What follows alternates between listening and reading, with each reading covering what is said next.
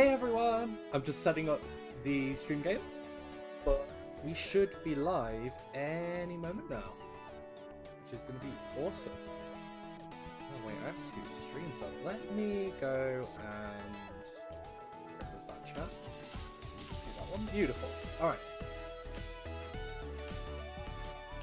So, my opponent's not contacted me yet. I've got to wait for them to make the room, as per the rules, but while I'm waiting, I'll go over a quick overview of what's going on and what this tournament is. So, this is the Blazy Bars Content Inferno tournament. So, specifically, this is a tournament for content creators, small content creators, and we are all paired against each other in a Swiss-style format that will go on to a top 16 and a single elimination bracket.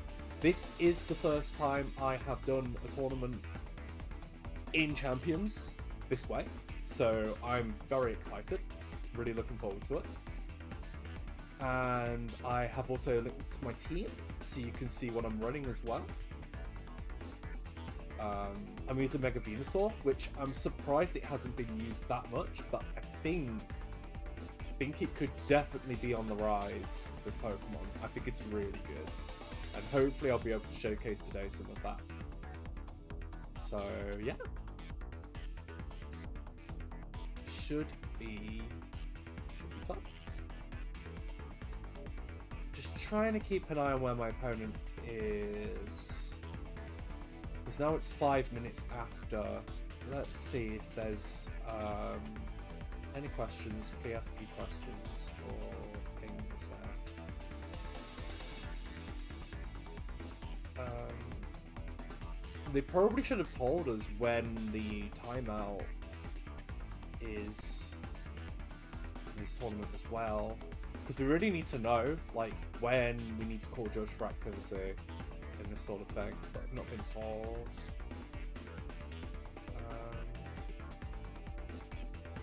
Just gonna double check that.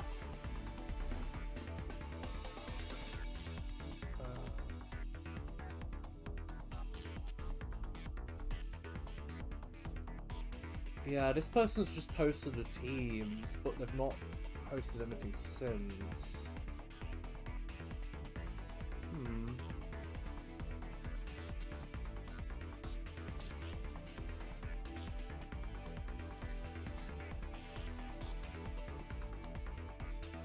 I'll just keep looking in the chat. People are still arranging matches, so I believe we go on private battles. Enter a room ID. So the specific rules for this tournament is I need to wait for the opponent to give me a room ID. If they are first, like the first player in the schedule, they will always set the lobby first. So, yeah.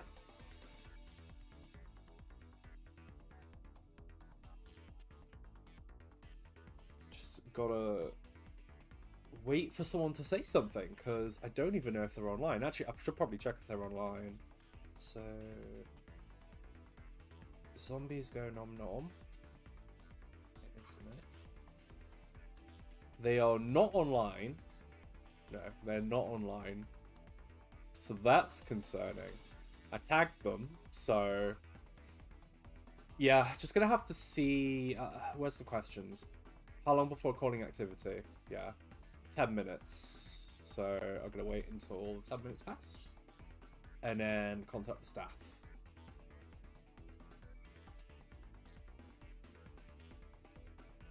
So it's simple enough.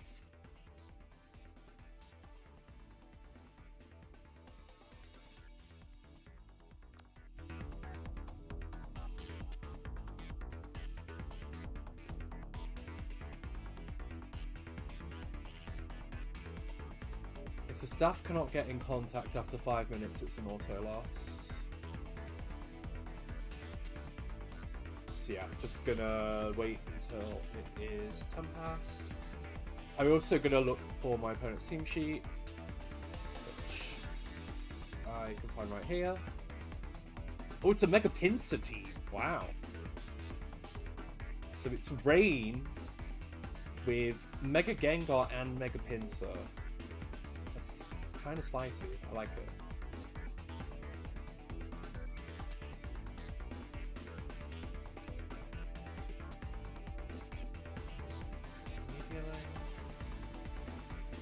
There we go. I have the OTS. I mean, it's an image, so I don't know how I'm gonna share this easily. But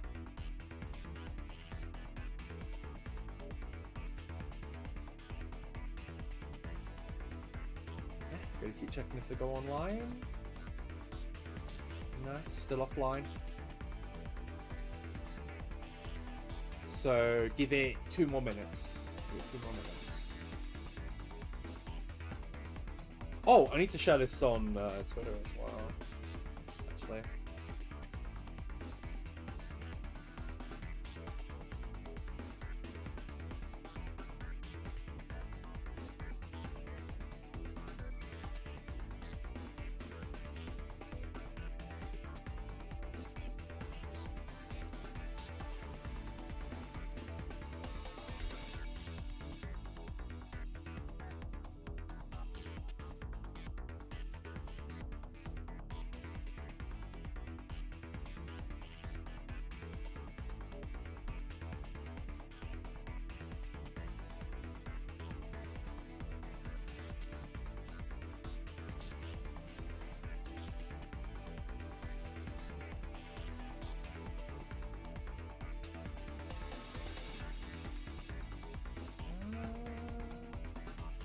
Oh.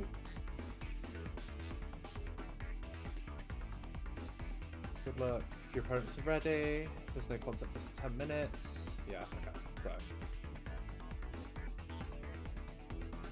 Same thing. Still not being contacted by Zombie yet. So, give it another 20 seconds, and I'm gonna ask judges.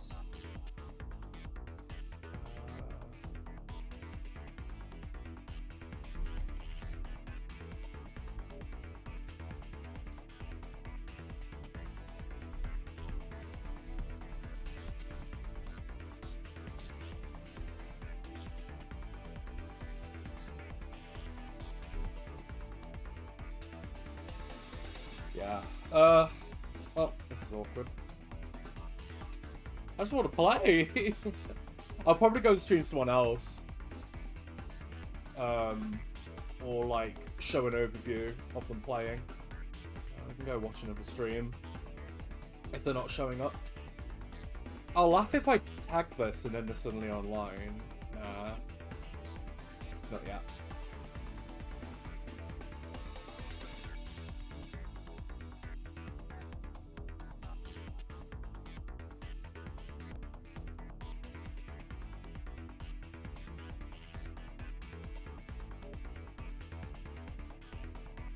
Kinda wants to play. The team does look pretty fun. Again, they're using Mega Pinsir, Mega Gengar. It's a fun combination. Very different.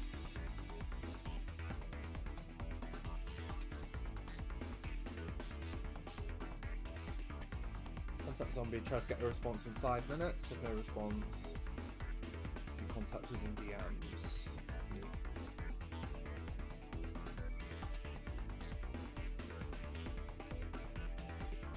Perfect. So we just gotta wait.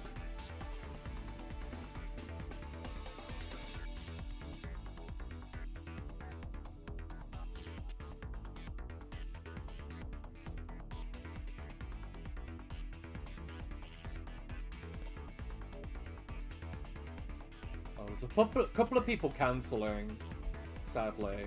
So the numbers might go down from what we thought initially would be active. Point of view links. Apparently there is a... I think there might be a couple of VTubers.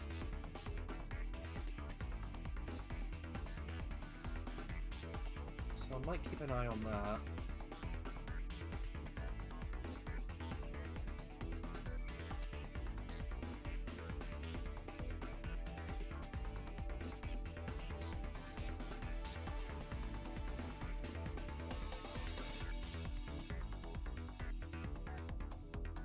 But shouldn't be too much longer of waiting. Yeah, sorry about the delay, everyone. Sadly, his opponent seems to be inactive, so it's fine. If this ends up not working out, I'll go and find another stream to watch. You can watch someone else's round 1. So that's no problem.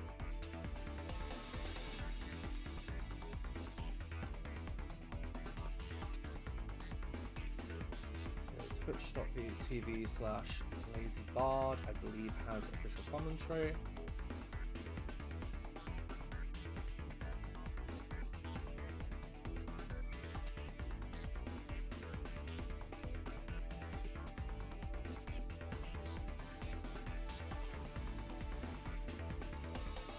Has 2 minutes to go.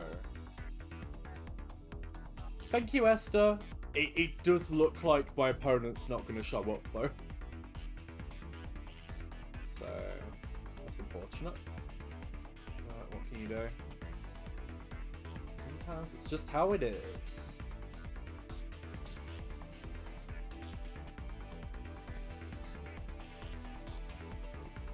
Oh my gosh, wait, was one of the matches finished already? Oh. Oh no, someone said their opponent's dropped, but they've not completed the match yet. Deary me.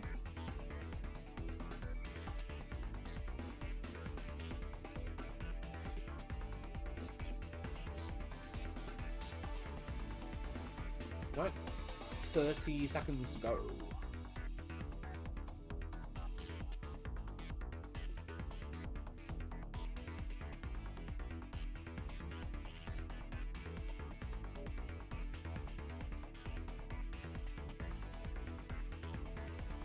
See if it's still inactive. Yep. Still inactive.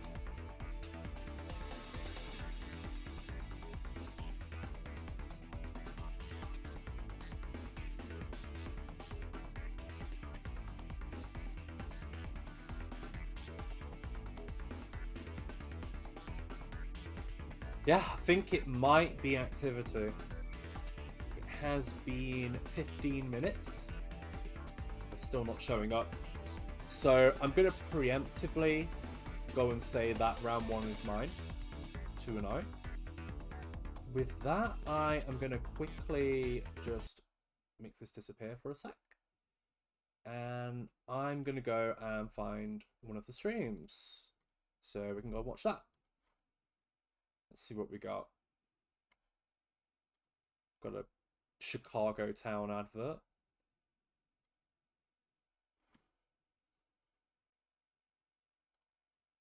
Amazing.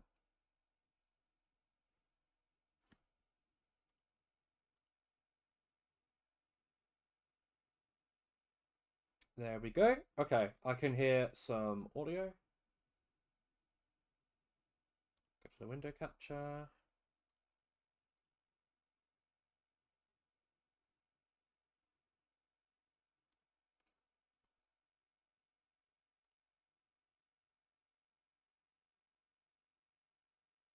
Next turn, so Red Panda in a bit of a dire position here, losing Whimsicott, so has lost access to that Tailwind speed control. Now Charizard is going to eventually run out of options to be able to outrun this Frostlass when it inevitably hits the board in a couple turns time, but still Red Panda going to have to select the next Pokemon carefully. It is that Dragapult, able to outspeed this Talonflame naturally with that Dragon Darts option, and since Primarina is a fairy type, let's just watch the official stream for a bit. Dragon Darts will be aimed straight into this Talonflame, but not before Dewinbeat will get to pick up this Charizard, or at least get some free damage onto the board. Yeah, it's going to need to either get rid of Primarina in this state, because even with Primarina on the board, if both Dragon Darts go into Talonflame, a Moonblast or a Dazzling Gleam could still be a significant amount of damage onto Dragapult. And we're starting to lose a bit of that power here. Both Tailwinds will run out at the end of this turn, and wow, the stream has a sponsor. sponsor. A single lick of damage. If no one DGC is able to protect him this turn, he could set up that Tailwind for free yet again. Okay. This time, Charizard out Typhlosion in. Talonflame does hit Perfect. to protect. Let's see what's which going means on. we are So, guaranteed that almost to is see Typhlosion the Tailwind next Galar turn, and Dragon on Dance a Charizard will team, so completely very and heavily effectively invested in Hyper Sun. Voice is gonna come I'm through. assuming the Whimsicott and the Typhlosion Sableye probably does have a Sunny whole Day as chunk well. of damage. I can't see the team sheet, Yeah, that's so not the I'm just type going of off damage you'd assumptions here. want on this They also have the Typhlosion, Floette, given so they have a that dual Mega team. Scarf Eruption And is still also so dangerous the in this position, and probably Dragapult, the only which is thing very left that Red interesting. Panda On has the to opponent's deal with side, is we Frostlass have in the back. Frostlass, However, as you said, which with is this their only Talonflame Mega protecting in the itself back. last turn, Talonflame, once King again an Gambit. option, and since it's still We not taking any have damage, also will be a priority thanks to that Galen's ability Garganacl, once again which is a guaranteed very to spicy go up choice. on this Love turn. to The see question that. is, will Nolan choose to Sneasler rip and another Hyper Primarina, Voice which and I am end also this running Typhlosion, Primarina, or will and it be I a think it's really Moonblast good in this into format. this Definitely Dragon a sleeper good Tailwind Pokemon, I comes think. back through, and speed will handily So, fall in favor yeah. of Nolan DGC. Oh, is that an Infernal Infernal Parade? will come Wow. back through, of course. Primarina falls down. And it's going to be some damage onto the Talonflame. Thank you to Dragon often Dance, see but not that. quite That's enough to really take cool. it out. The Tailwind's up. There's still 3 more Pokemon to deal with, and Red Panda's resources are starting to look rather scarce. Yeah, resources running low. Tailwind is up, and a chance for Frostlass to hit the board now and start firing off those blizzards. Obviously, Charizard still able to switch back in to turn off that snow, but I think the odds at the moment in Nolan's favor here to take this game 1. So, in Oh my gosh, Victory that Road also mindset keeps then, pinging. Sultan, while acknowledging that Red Panda still I keep could thinking it's going to potentially be come back into this reply. one, what are But the key adaptations we might want to see from his side moving into the second match? It's difficult to say. Whimsicott See, got off on that they game with are- very little yes, value. Didn't definitely manage still to not pressure online. those encores, or really a secondary Tailwind there. Just got completely called out by that Talonflame with those. yeah, try to get protect response in and 5 the dual minutes. wing If no option. response, we'll Frostlass contact you in does now DM. hit the So, board yeah. in this game. Just I think gonna the wait for big the thing DM. for Red Panda is to potentially lean into that Sableye with those dual screens, as well as that Thunder Wave to provide additional layer of speed control for this Okay, Typhlosion and Charizard. It's interesting that Frostlass is brought here because I feel like That plays out for him. if the opponent plays this Forward, correct. Mega Frostlass will be ripped Also, I up think someone's got the on the board. what's it called? The screensaver thing where it doors your screen As if this nothing's game been starts done. to wind Yeah, down there you for Red Panda, it's always an yeah, unfortunate I position. don't but think the opponent can essentially with the guarantee choice weather scarf, control, There could be an opportunity for Typhlosion to outspeed but the Queen of Snow herself. Whimsicott is gone. Not a slow character, but There Dual Wing is Beat a still will rip not into shit, freaking Typhlosion. Typhlosion's down. Even with We have all a of its tools Charizard in the available back. to it in the Tailwind, one of the fastest one in the game, funnily enough, will still be faster. Yeah, I mean, you can have as much speed control as you want. Red Panda didn't have any in that position, but still. Okay, I've gone through the Talonflame, first bracket. no Yeah, okay, damage so taken I'm here, 2-0. so still, Yeah, I'm those 2-0 priority still at the dual top. wing beats. We see Charizard Okay. hit the board once again, setting up that sun. But actually, Talonflame has taken damage. Ignore me, but still, Frostlass in this position is definitely going to be favored for another Blizzard, or might just aim a Shadow Ball into either one of these slots and will be a guaranteed KO in this position. Talonflame will be able to pick up the other with dual wing beat. For Red Panda, it's all about focusing on that game 2. It might be an adjustment to that Floette that does carry that Calm Mind option, or maybe So I'm Sableye guessing gonna be the Frostlass, Pokemon well, of choice to set up those dual screens. I don't know what provide a item the little bit more Dragapult bulk is. for that Charizard and that Typhlosion to be able to break through this team So I with don't know those if that dangerous changes fire type anything. attacks. Yeah, it just feels like at the end of the day there wasn't the right prioritization of damage. I think Red Panda was really hoping for Solar Beam to rip through Primarina in time Dual for wing it to beats. die. but Definitely picking I some think stuff up here. maybe, Yeah. it maybe even was a case of, instead of trying Oh yeah, of to course they probably have set your speed own control as Tailwind well, in so turn they can one, outspeed the going Dragapult. through and utilizing Whimsicott's Cool to see Frostlass be a attacking winner. move in that first turn to get Prima off the board might have been a better adaptation here, setting up Tailwind with that priority in the turn afterwards. Yeah, I mean, that's potentially a adaptation that could be made in game Oh, 2. Maybe Subson! Whimsicott might not be brought at all. Be interesting to He see. But in that does game a 1, bunch it of did UK just come stuff, I entirely believe. up Talon's recognize way. the He got name. every single read correct. Even that Charizard protecting on that dual wing beat turn to remove Very cool. that Whimsicott from the board, and it completely correctly called every single attempt at an encore. Every time the Whimsicott did not want to go for that encore, attacking with Marina, getting the damage down where he needed to ensure that come the end of the game, he would have enough chip on everything for Frostlass to be able to clean up.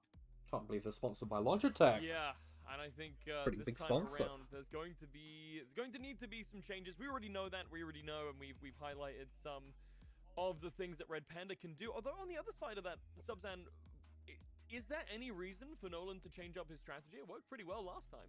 I mean, sometimes you just don't have to fix what isn't broken, but other times you can make a counter adaptation when you expect that your opponent is going to change the way they want to play the game. You can start bringing Pokemon to kind of punish that, and that Garganacl, I think, is the big way that Nolan. Oh yeah, I'm surprised Garg wasn't brought into Sun. He expects maybe I thought that'd be like one of the best matchups for it, especially if it has relying Wild entirely on like a Charizard Typhlosion lead to go full in on that fire type damage. You could just bring that Garganacl for that wide guard ability, or even just Salt Cure to get damage down on both of them over time.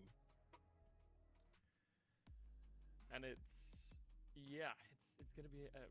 Sorry, I'm really excited, Subzan, and there's a million things going through my brain right now. The main thing that I want to know is how these two players are going to adapt. I think Red Panda has such an interesting team. I think bringing this Floette for a different mode, a different change of pace might be pretty good. He's got a lot of bulk in him, so could potentially tank up a few. We'll have to see how things adapt and change. Nolan VGC doesn't feel like he wants to change anything at all, but it's a big change from Red Panda here on the other side.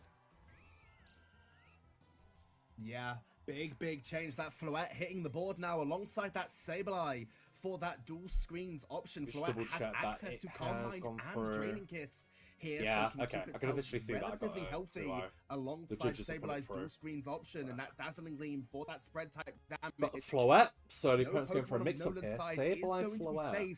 Once that flower starts getting itself set up alongside that really dangerous Fairy Aura ability.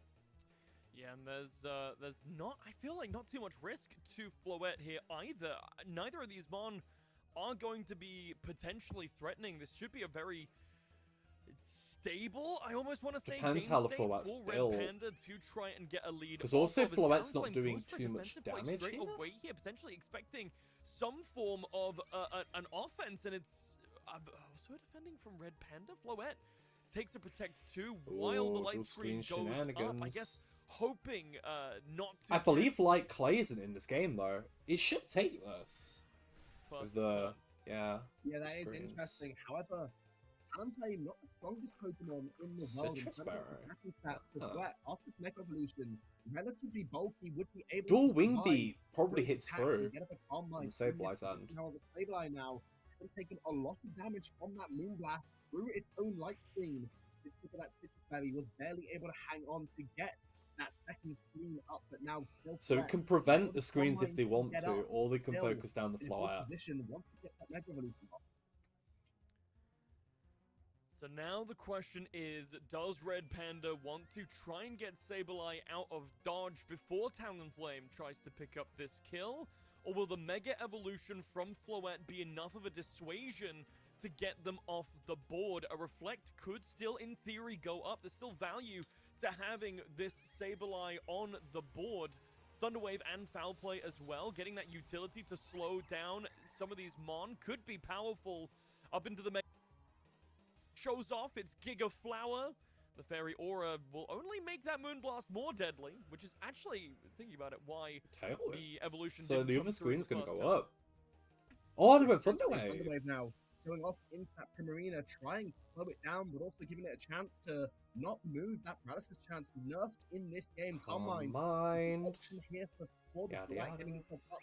Maybe it's Will-O-Wisp Light Screen, actually. That could be a moveset on a Sableye. Dazzling Gleams and these Draining Kisses to become really. This is not confirmed. On the board. Sableye hanging on from that Hyper Voice. Kind of scary. Chance to go for another screen or potentially even a Thunderwave. I'm guessing Sableye needs to be removed before Sneasel can come on the field. There's opportunities for it if to they get these have moves Wisp off onto its opponent before they're really able to deal with it. With hey, that Kaden. Thunderwave. So not sure. Good I mean, to see this you. is almost certainly the dual wing beat, but at this point, Subzan, I gotta ask, has Sableye had the value that it needed. It set up the light screen to allow Floette to calm. Oh, it's the Draining Now Kiss these stuff, Draining so Kisses, it's the even one on that a can recover neutral itself. target, Draining Kiss is not I noticed people have an started leaning especially towards Draining powerful Kiss move. now. That's still ripped half of Primarina's health bar. Welcome to Feriora. Welcome to the stupidity of this Pokemon. Ooh, that drop is big special though. attack drop here on that Primarina. Only a 10% chance That's pretty big. for Moonblast to get that effect now in Pokemon Champions. So, Floette only here bearing a single stage of special defense boost. That Draining Kiss no longer going to pick up that Primarina into Victory Road. So it's safe Okay, for one more should turn. Red Panda going to have to decide what they want to bring in as their third Pokemon here. It will be that Whimsicott for that Tailwind and Encore option. Whimsicott on the board, and now it is a question of how they want to react. Dual Wing Beat could still launch into the Whimsicott.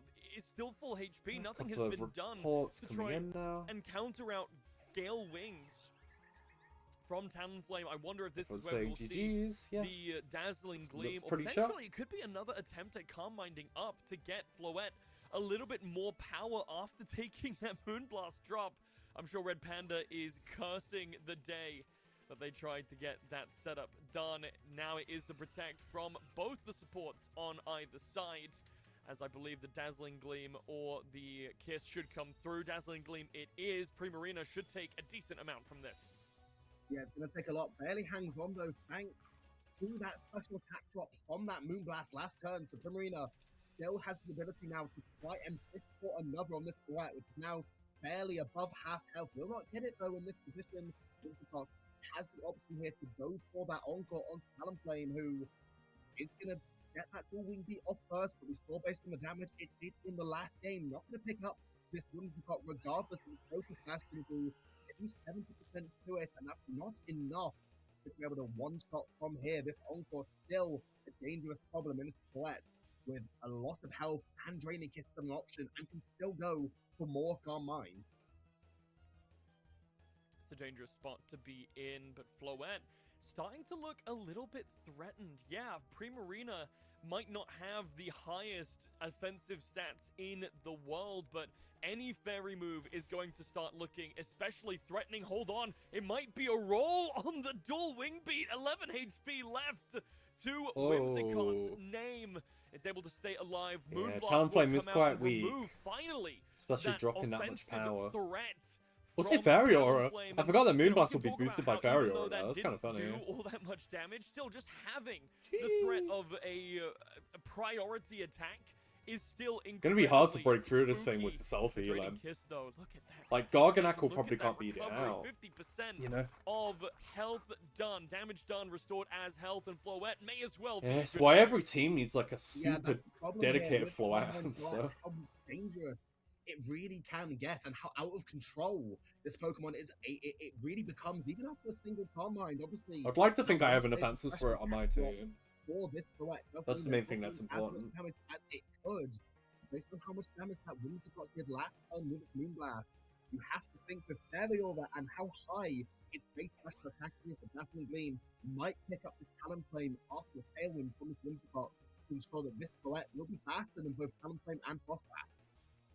Yeah, it's going to be important. Although Floette does have a lot of bulk to it, Subzan, I'm not sure that a Blizzard will rip through it enough to put it down for good. That being said, it is just neutral damage from Draining Kiss here, even though that neutral damage might still be incredibly potent. Aurora Veil is on the board and available for Frostlass to go for here.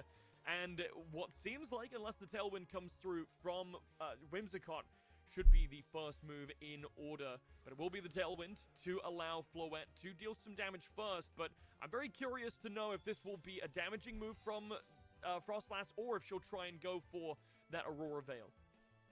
Yeah, and we're continuing to see it was critical hits on that Dazzling Gleam, but yeah, I know, right? In this game, the value of that special attack drop from that Moonblast earlier. Cool, right? Floette still above half HP. Love a Red Panda. Now, once one Calm Mind it got up earlier, it's making it really difficult to remove here. Both sides traded those Tailwinds, and we can see that Floette doing so much damage. Frostlass and Talonflame now both in range of another KO. Dragon Bolt now with that Tailwind up will hit the board, and with Dragon Dart has the option here, could remove both Pokemon of Nolan's side in one go. Yeah, there's no Ghost-type move here available to him, and the question's going to be, well, I say there's a question, there is no question, because Tailwind is up on both sides here. Wait, so what no doesn't have a will be Ghost able move? to outspeed Is it Frostlass or Dragapult in Dragapult this without the situation. Frost You're right. move? Though Or Ghost I'm move. curious, That's a Subzan, if Frost move. Frostlass Ghost in the move. snow would be That's able interesting. to survive one of those Dragon Darts. It doesn't matter for right now because the Protect will come through and the Dragon Darts will land into Talonflame, evening up the score, making us 2-2. And with both the Red Panda's Pokemon on full HP, it looks like Nolan is actually on the back foot here for the first time this set. Yeah, 100%, but still an option here for Nolan. Depends if Nolan bought King Gambit or Sneasler. Not King over, Gambit. and it is King Gambit, Yeah. the fourth Pokemon revealed for Nolan. That completely flips this game in theory. However, the Dragapult held item being that Culver Berry to reduce the damage from those two perfected Dark-type moves. This Frostlass Nolan might still be okay. By a Sucker Punch and will most likely fall to a Shadow Ball from the... Oh, is it Shadow Ball? Is it Funnily enough, Force? King Gambit can solo Probably this, going to be I think. KO'd here by the option I mean, that will come out from this Dragapult, and even if it doesn't, a Dazzling Gleam... They could try and spam Draining Kiss. Well, there is no Ghost-type move available for To this try and get out of Dragapult. range of Dragon Ironhead? Darts disable, U-turn, and protect. And in the snow, I was right. I was worried. Frostlass does not fall down. It's going to be able to move in Ooh, front that's a good play. Mega Floette this turn, and the Aurora Veil does go up. This could be massively important. It all depends on how much damage this does. And King Gambit doesn't actually take all that much. And with Sucker Punch not selected, this could be Ironhead. And this is going to do so much. Oh! Yeah, but Floette hanging on there from that Okay, Ironhead, does that's a really Sucker Punch... I mean, it depends on what item the Dragapult is. Because some of them are Dragon Fang for the damage, but in theory, if they Sucker Punch and Blizzard, that wins on the spot. It depends on some of these held items, because it's not clear what they are. All the Sucker Punch with this Floette now in a dangerous spot has to make a prediction here on if King Gambit will attempt to Sucker Punch into it, or if it will be another Ironhead. It's going to be dangerous. It's going to be a difficult 50-50 to play here, and if Red Panda can get it right, potentially a game-winning one at that. Can Red Panda do anything here? Down to how much damage this Gambit is going to take. The Protect comes through, and the first option from Gambit, we don't know just yet. Protect comes through from Floette as well. If it's Sucker Punch, it does not go into the Floette slot. That is important. Wait, what? Because Disable has just come through, removing the Sucker Punch pressure. Wait, what? That was the only piece of the puzzle that could have potentially taken Floette off the board before it gets to move. In terms Wait, of does Red Panda win with that? Frostlass It has Disable? to the next That's Dragon Dart, crazy. Gambit looking like he's in a rough spot. Snow is only up for one more turn. And in What a terms crazy of the Aurora play. Veil, it's still got a little longer to go. So Gambit has an opportunity here. I but think how Dragon much can Darts Dragapult really is do super to it? safe now. I don't think it's a matter of how much Dragapult can do, because right now Dragon Darts, the fact it will get this KO on Frostlass means this Draining Kiss will Now, not be the options for Draining Kiss might... KO'd by an Ironhead regardless. Instead, now they probably just have to Moonblast. Oh, it does think it does more, yeah. Which is going to do significantly more to this King Gambit. Doesn't quite. Yeah, I think that's in KO. Dragon Darts However, range. It will mean that after another set of Dragon Darts, Dragapult very likely to pick up this KO on think King Gambit. none of them might have done it. At a game 3, it's see. No, Oh no, Panda might have done it. Sorry, no, that's what I mean. I think Panda might have found the owl. That's crazy. Yeah, I think Disable might win it. Probably be enough to take out this King Gambit.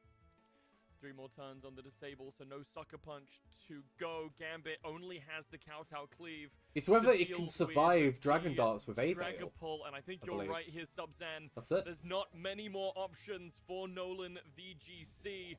The Protect goes through regardless, and while this is a clear body Dragapult, so no Infiltrator to get past that Protect, I'm not sure that it's going to realistically matter in the long term. Infiltrator does not. Infiltrator does not go past. Yeah. I was going to say, that would be broken. For sure. Unseen Infiltrator. Unseen Fist. I mean, I love that thing is nerfed. By the way, it will go through A-Veil though. Oh my gosh, wait, that does nothing. Damage here on this Dragon Dart, hold on. because of how long this Sucker Punch will be disabled It should have for, Kowtow, it will right? not be an option in this next Okay, turn, it so does. Nolan gonna Nah, have I to think take that's... defensive. We do know Oh, it's Table Belly Cobra! is Wait, here for the what? Dragon Pulse, so this Kowtow Oh, Cleave so it's... isn't all that much damage. It's I still see not that, over! but almost knocked out in one hit.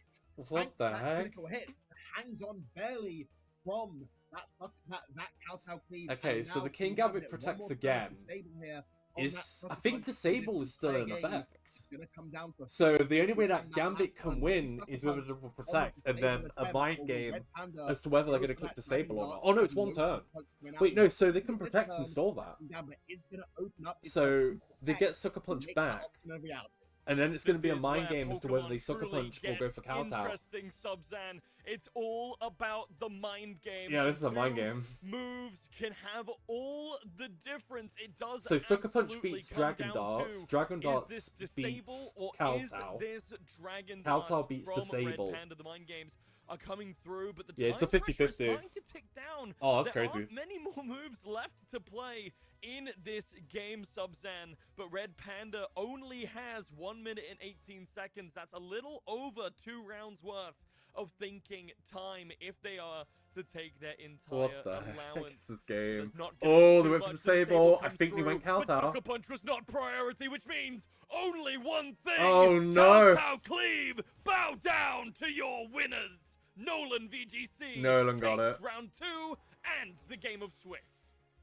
Yeah, it's a Oh, such a that's a difficult scary call position to to make. be in. Those Sucker Punch mind You got games it. have just been so brutal throughout VGC's history. One of the best moves throughout the history of this game, and unfortunately for Red Panda in that position, lost that mind game, went for that disable, assuming it would be Sucker Punch, but Nolan said no thank you and went straight for that Kowtow Gleave, got that prediction correct, and we'll be moving on 1-0 in our Swiss stage. It is so awesome that we got to see such an incredible late game, and it's almost disappointing here because it feels like Red Panda could have very much made a run here in game number 3. The adaptation in game 2 was so strong. We ended up in such a competitive board state right at the end, but this is why you can't count out King Gambit, if you will. There's so many options that he can go for, and those mind games at the end just cost him a little too much ground lost in game number 1. But that is going to be it for this one. Folks, round number 2 will be coming up shortly, so don't leave your seats and make sure to check out our competitors' live streams as well. You can find them all around the Pokemon Champions category.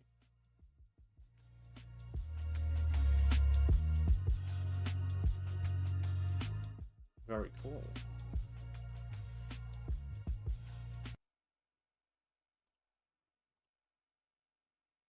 Alright, so with that, go back to here. And we're just gotta wait for round 2. All we gotta do. Hopefully it's soon.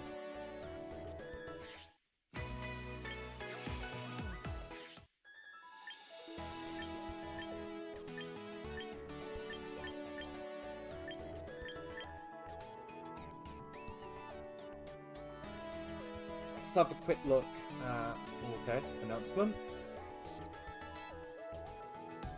Whoever did not show to the first bracket are now here.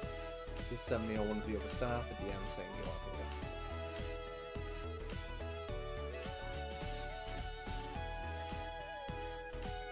here. People are really nice here.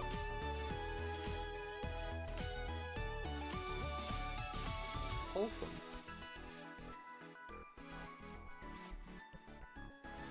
So yeah, for those of you who don't know, this is a top 16 tournament. Anyone who gets top 16 will go through to the next stage of the tournament.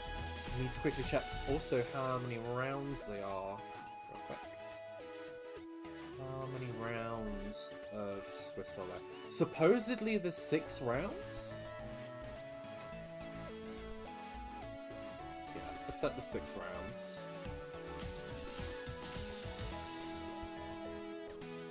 How many matches have we got left? We have 2. Yeah, Red Panda VGC's done.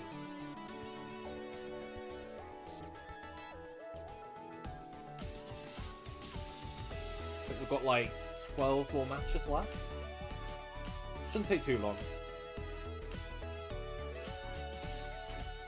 I'll quickly go and see if there's any other streams on actually while we wait.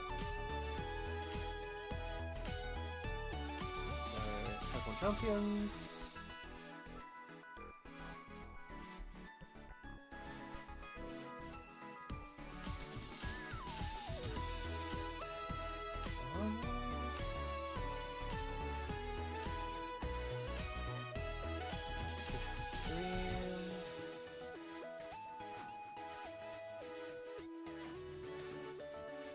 Let's see if there's any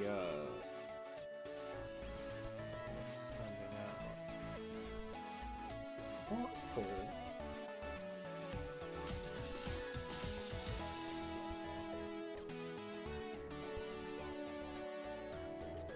It's a cool model. Let me share this one.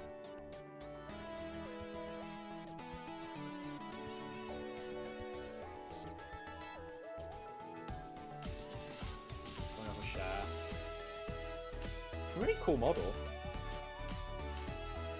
Ooh.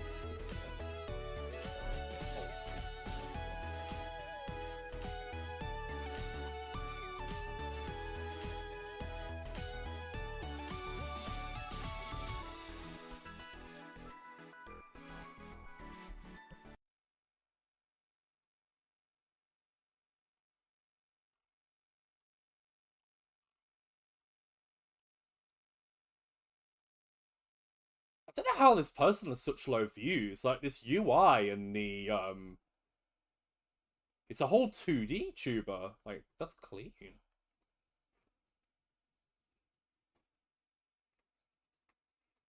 Oh wait, they're facing Medicham as well.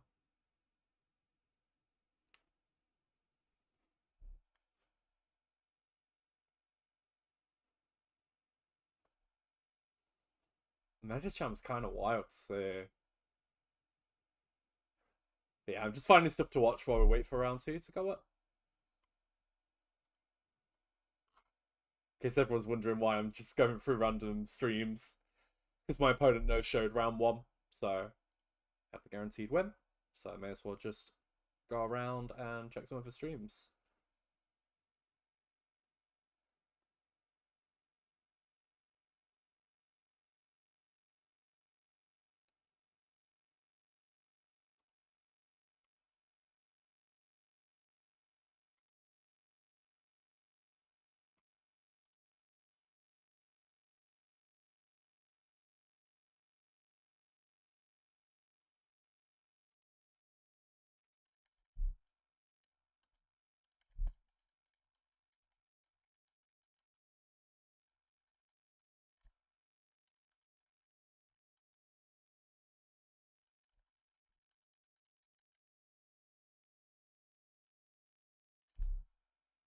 Yeah, sadly we caught like the back end of this one.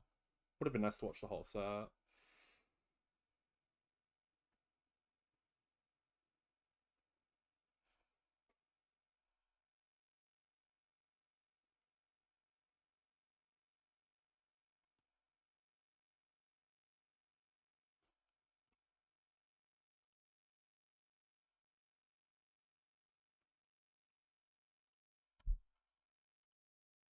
Gonna refresh the bracket again, see how many more we've got left. So we are currently on 1, 2, 3, 4, 5, 6, 7. 7 more.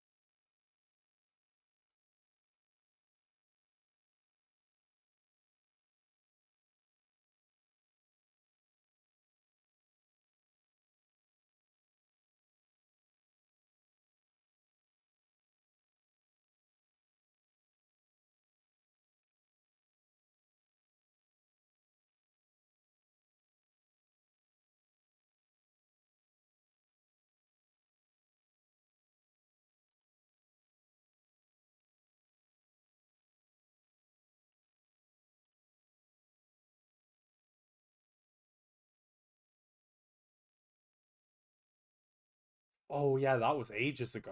Yeah, I forgot about that.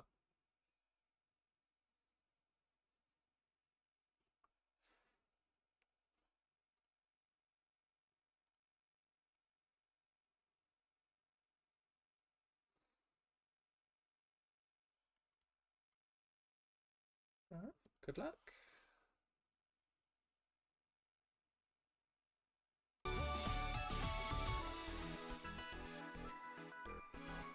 I think the only thing that's going to hold up the bracket right now is... I think there was one match that started 15 minutes late. Let's see if that one's still going. Yeah, it's Trash Paws versus Carbone. That one is the only one that could take an age. So... That one might be a little scary.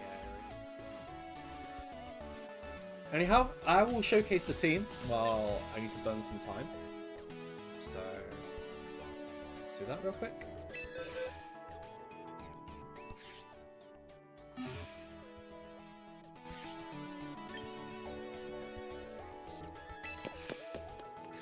Where is the team? So, rest the teams. Show you battle teams. View details. Boom. So yeah, this is what I am running today. To do it myself, so I am more in position. There we go. So we have the Mega Venusaur stuff going on. Really tanky Pokemon. Good at trading out. Just generally hard to remove. There's not much competition in the Grass and Poison slot. Because Amoonguss doesn't exist. If Amoonguss did exist, I probably would be running it. But this is sort of a good placeholder of sorts. Venusaur Corviknight in general do have very good synergy with each other. Corviknight is very good. It has a bunch of matchups where it almost solo wins by itself. Like, there's a bunch of stuff like Floette plus Sinistra that is really good into. A day ago, I ran it with Bulk Up. Like, for a week, I was running it with Bulk Up. But then I realized that the speed tiers in this team were a little bit lacking. So I wanted to have Tailwind as an extra option. And I found that I was just going to play without Bulk Up. Instead, keeping the Roost, so I have the survivability of the leftovers in the Roost. But I'll eventually just be able to win out by War of Attrition versus threats such as Floette. So that's what I'm generally going for with that. Still have to try not to let them get too many Calm Minds set up. But yeah, yada yada. That's how that goes. We have Tyranitar, really good weather control. I was struggling and not getting much use out of any other items, so in the end I opted for Focus Sash. It enables me to have certain double ups that aren't available without. Like, for example, you can stay up in front of a Sneasler and threaten something next to it. You're not immediately forced off the field when it close combats you. I've also made it reasonably fast as well, so it has synergy with Tailwind. And yeah, looks like knockoff low kick, solid move coverage. And the only fighting coverage on the team, which is needed. Garchomp as well. It is Haban's Berry, so it is an anti-Garchomp set. It goes well against other Garchomp. Assuming they're not also running Haban, but I do have other answers for it. In general, though, my team, it was hard to build without a weakness to Garchomp. So it's sort of a tech item, a little bit extra for it, to make me feel a bit safer in different board states. It is Adamant Garchomp as well, so it hits really hard. And always trades out with the min-max ones. Really cool stuff. Rotom as well, so you have Corviknight and Rotom. Both of them are flying above the ground, so Earthquake has good natural synergy with them. Rotom has Thunderbolt, Overheat, Volt Switch, Electro Web. It's very fast. I made sure it's faster than Bastion Legion. So you can Thunderbolt it, you can Electro Web it to enable the rest of your team. All sorts of good combinations there. Yep, really solid piece of the puzzle, and incredibly good to spam Electro Web next to Garchomp for good spread damage coverage. And finally we have Prim, who is also a really nice component to have in the team. Having the fairy typing and the water as well resists a lot of the format, and is just generally a good stat stick.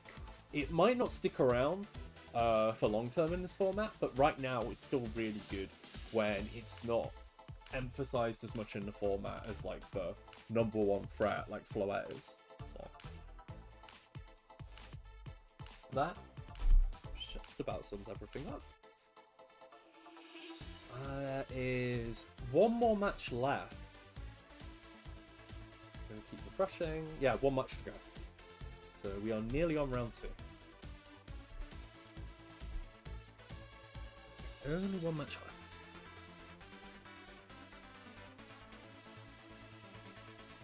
So we're nearly there. Yeah.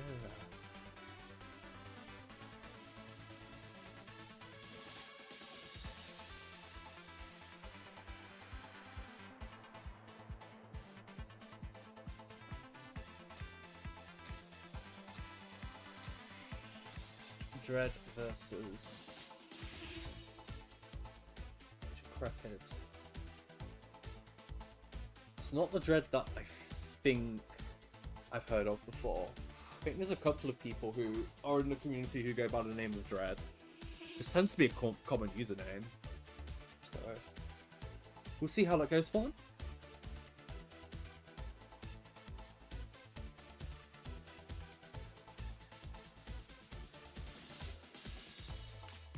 Hopefully it's concluding. I wonder what could be... Let me look for them in the bracket. So I just want to see when they last sent a message, because that normally show when they battled.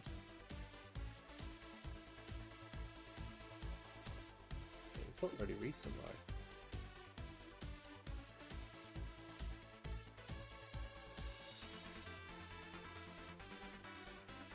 What's going on? Oh, they were a late show. Wait, he showed up at like past. What?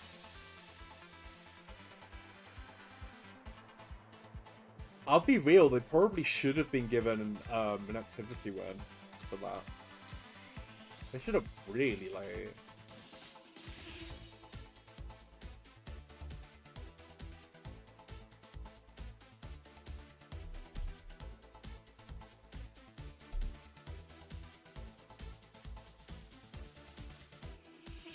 Yeah, just woke up.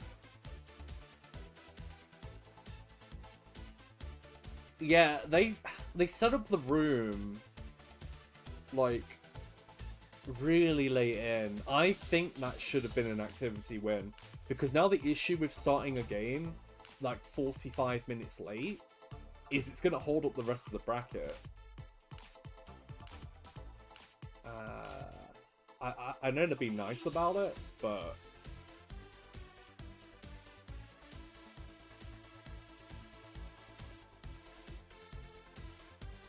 yeah.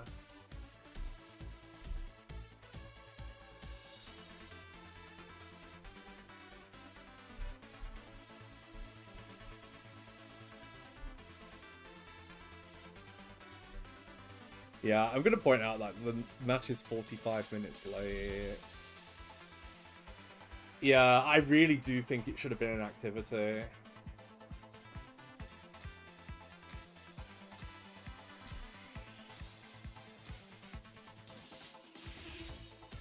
I really, yeah, if it's holding up the tournament that much, we could be here for like another, like, half hour for all we know. Oh, dearie me.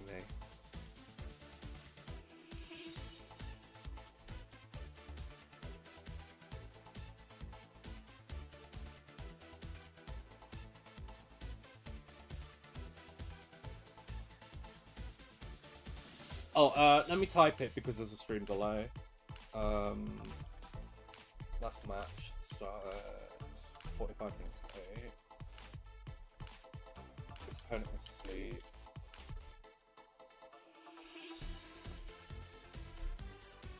And one player didn't report activity. So for some reason they're playing it out.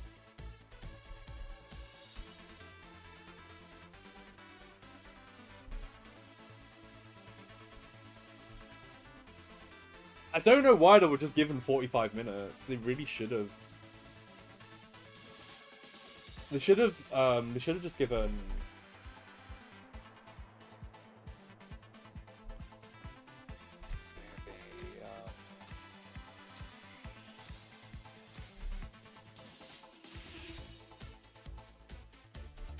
to the active player after 15 minutes.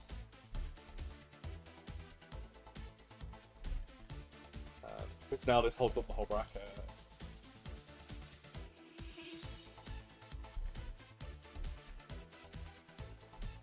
Yeah, I think it's a bad call. The judges should have enforced that, but I'm not gonna be like saying that in the chat. Cause yeah, I'm not the host, I'm not the organizers. I think it was a bad call. Because again, you gotta think, a match of 2 people is gonna be holding up like 70 plus people. So yeah, there's been a lot of inactivity calls, so yeah, they shouldn't have been allowed to play.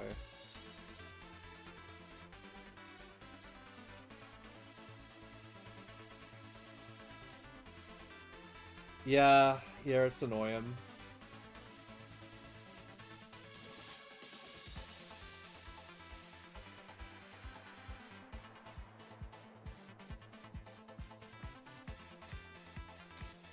I'll say,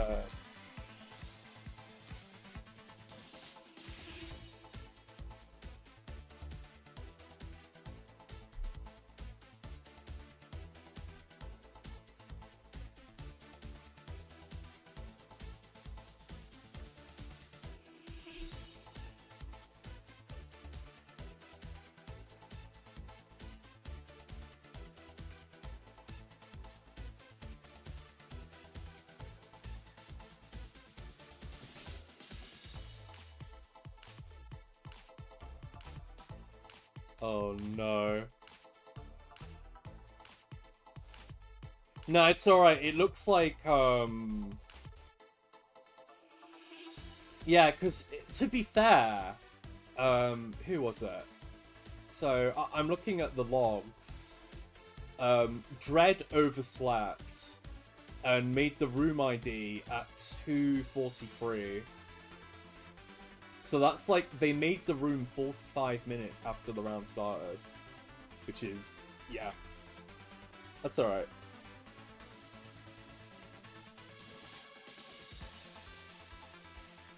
Yeah, I just don't want to be too rude and say too much. Let me. So when did the opponent or like the person who was active message? So wait.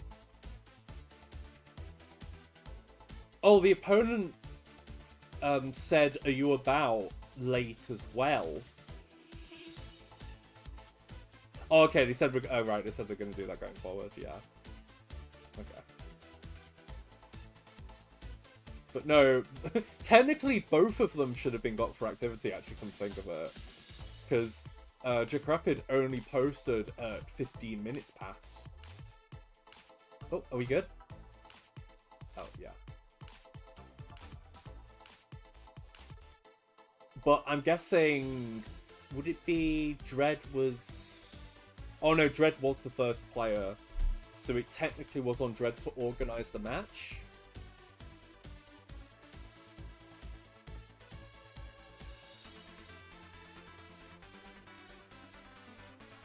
That's alright.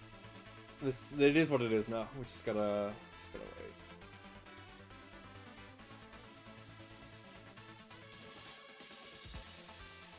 wait. You'll be rude for me. Thanks, I appreciate it. Also, thanks for jumping in as well. Yeah, there was fault on both ends there. I do think Jackrapid should have posted activity way sooner. Because I think he only posted like half an hour after. Which is strange. But he was streaming. Like, he had a stream active. Oh wait, it means we can watch the match, actually. Hey, we can watch the match. Let me load it real quick. It looks like they're going to be aware of it in future, but yeah, probably should have been on top of this. Because this is the sort of thing that will hold up brackets.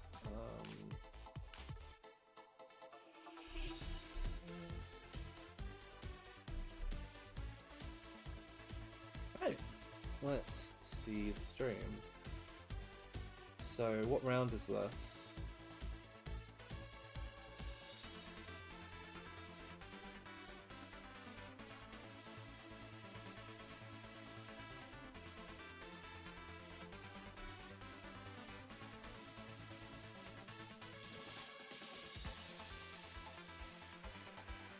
Oh, it's game 3. Oh, we're on game 3. Okay. Woo. Well, I will also stream this.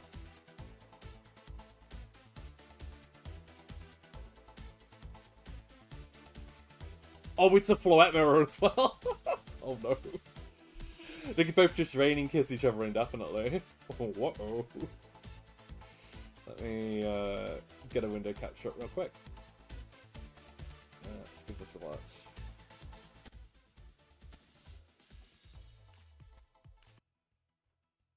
Just mute the video capture.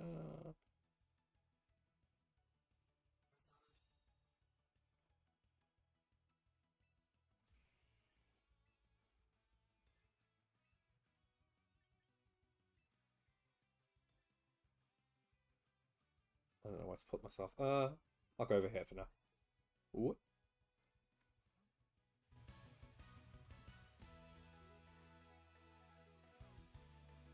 Whoop, whoop, whoop, whoop. I probably don't know so. Special. Yeah, she's special time. And as long as we learn the things. Because there is always a chance of things with air slash. Which is what we do.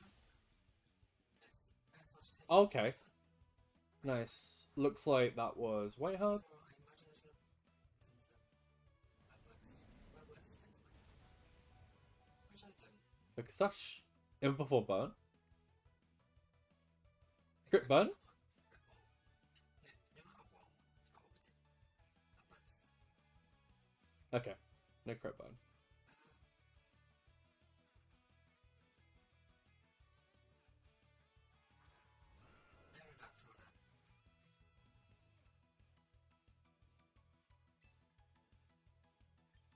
Yep, Aerodactyl is pretty strong here.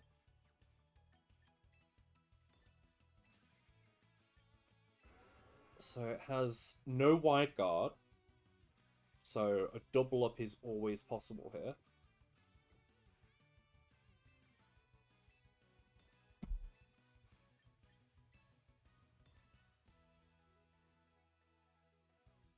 Oh, the opponent's also got the Habban Berry Guard Chop attack as well. It's kind of nice. And Rock Tomb. Whoa, hang on. This opponent has like 3 rock moves. Oh my gosh. Rock Tomb, Rock Slide, and another Rock Slide. That's a lot of coverage.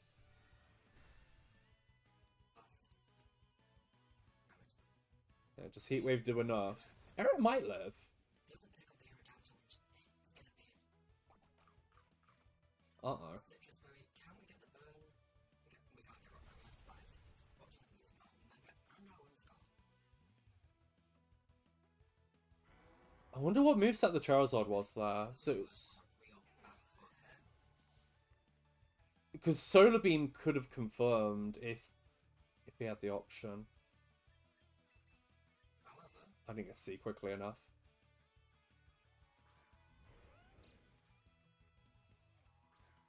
it's not over yet. Because we have a Scarf Jump. Oh, they're gonna rock themselves into Rock Slide, aren't they? They're just gonna click Rock Slide until they win.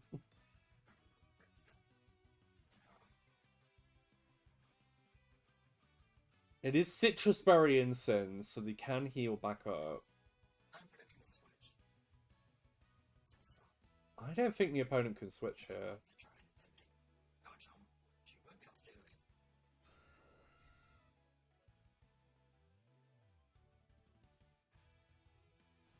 Rock Slide. Yeah, opponent said he predicted a switch, but I don't think you can just take the damage. I think it's too risky. I think you have to play with a healthy Floette. No quite. And parting shot. Ooh. Yeah, that flinch might win the game. Because otherwise they could have parting shot out into Floette. It's always Floette in the back. Like, Floette's matchup here is really good.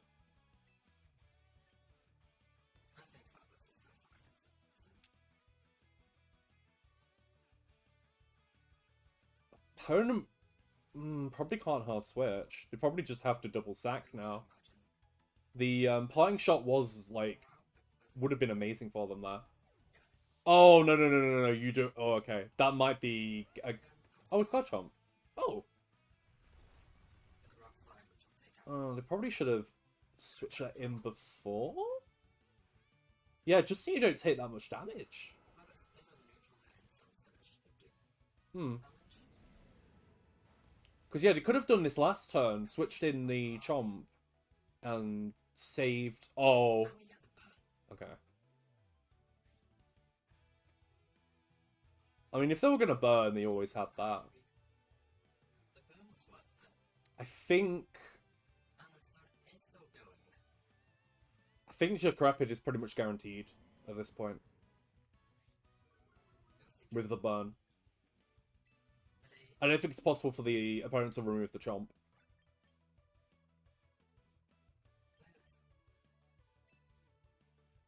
Yeah, that burn's kind of crazy.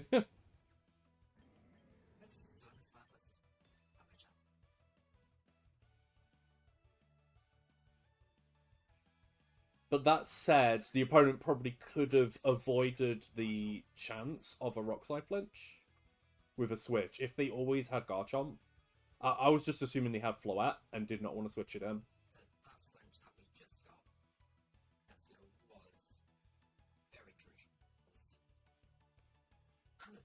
It was a flinch and a burn. Like, that's a lot to go right.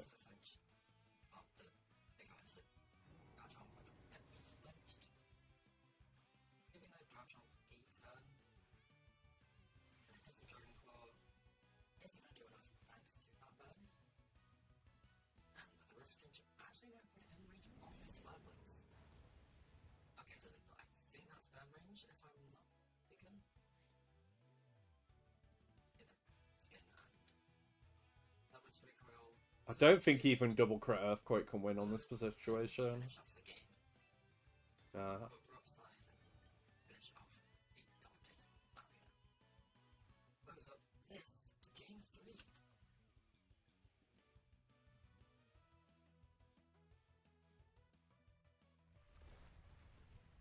Yep, GG.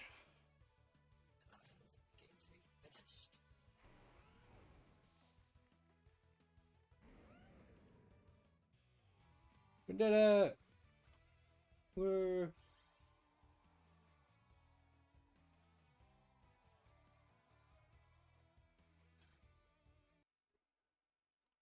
Right.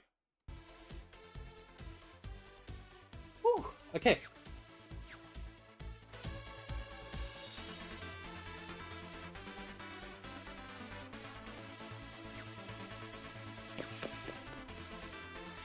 It doesn't help that my opponent also didn't show up for round 1, so there's no real analysis or anything I can do as well. I'm just waiting for this next round so I can play.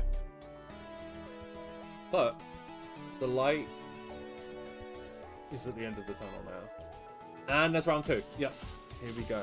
So, Happy-Kulo 24. Happy-Kulo 24.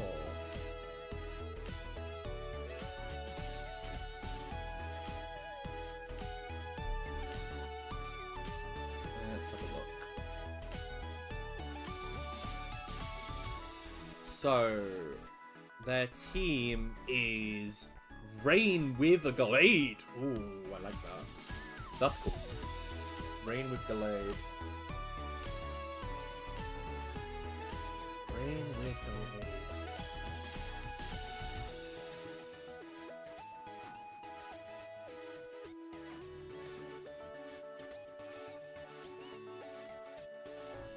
It's like, yep. It's got Whimsicott. you know, Pelipper, Basculegion. It's Scarf, Adaptability, and Rain, so that's going to hit like a truck.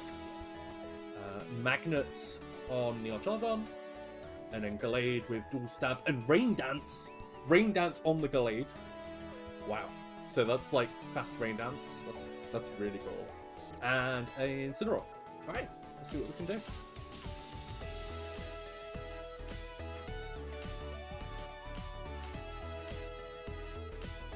Oh, Lee's on stream as well. He's someone who hosts Birmingham locals.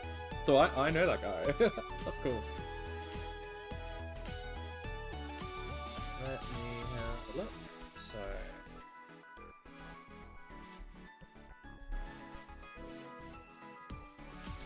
send me a code.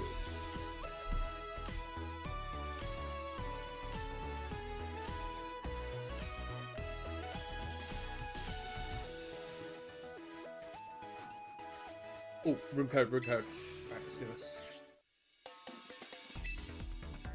Oh wait, not rank battles. What? Privates. Enter a room ID. 4, 6, 7, 5. 5, 2, 0, 7. B-Bot. Is it B-Bot?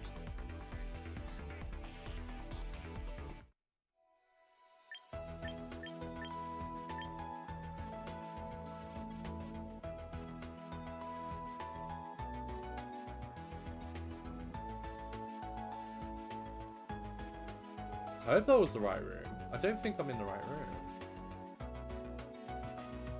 Wait. I'm gonna double check. I do not think that was the correct room. So I'm just gonna copy the code, put it in somewhere separate so it doesn't swap. So 4, 6, 7, 5, 5, 2, 0, 7. It's B-Rod. Okay. So they just have a different name. Right? Oh yeah, it's B-Rod. Yeah. There we go. Okay. Right. So how does this... Right, check rolls. Double... Yeah, that's good. Okay.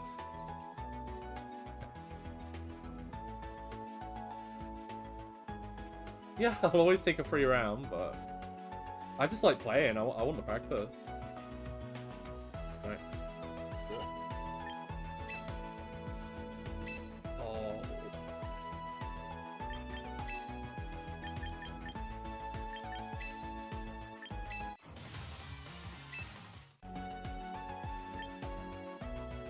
Team. Let's do it. Alright, focus time.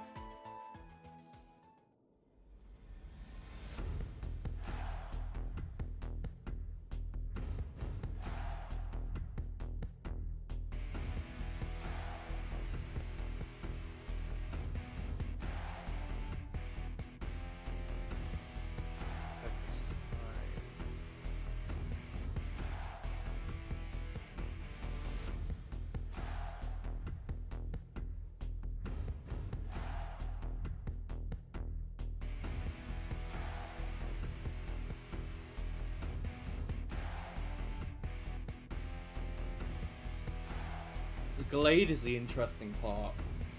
Gallade is specifically really annoying. I'm not gonna lie. It's the only thing I see that makes me tremble in fear.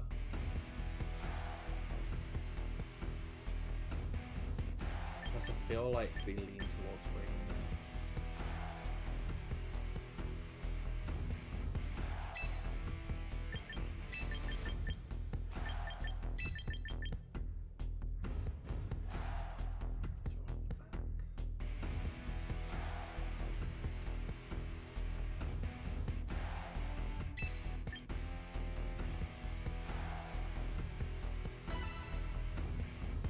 Try that. Good luck, have fun.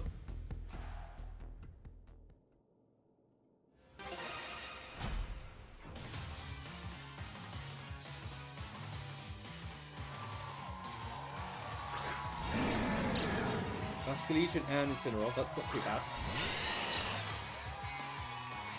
Venusaur's looking kind of cool. I've got to consider the board state though.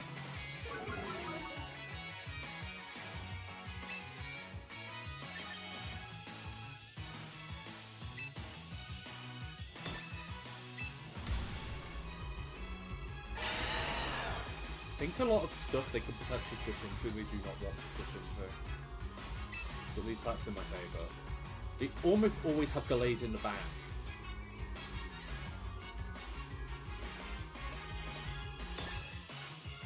Gallade, really good into my team.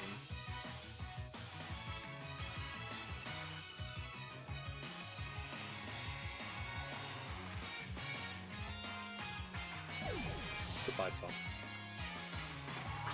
That is Pelipper, so they might be trying to destroy the core. I think that's fine though. I don't mind that too much. They have to like full on send it with like Wave Crash, yeah. So that might KO, but then I trade out Bask. And I still live, so I still get the Tailwind. Okay, that's incredible. That's an amazing turn.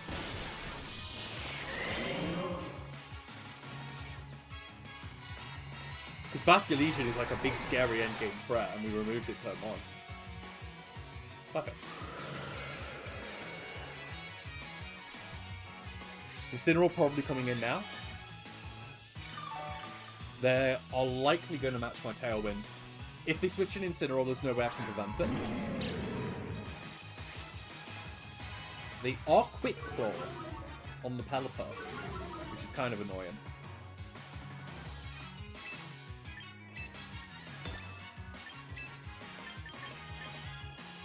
They have Weather Ball. We do have Weather Ball.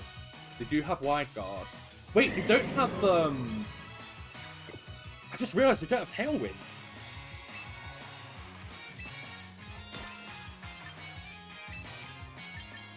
That's kind of crazy. Yeah, no Tailwind. The main thing I need to think about is shuffling the board state to be good for Gallade.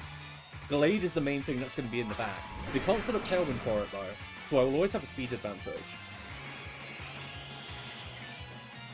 Yeah, what's important right now is just shuffling my board.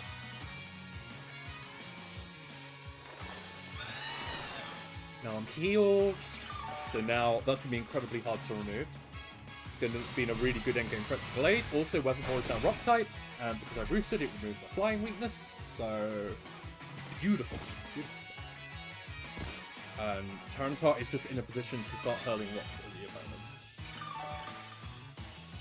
In fact, I think it might be in my best interest because usually the Incineroar will survive a single attack.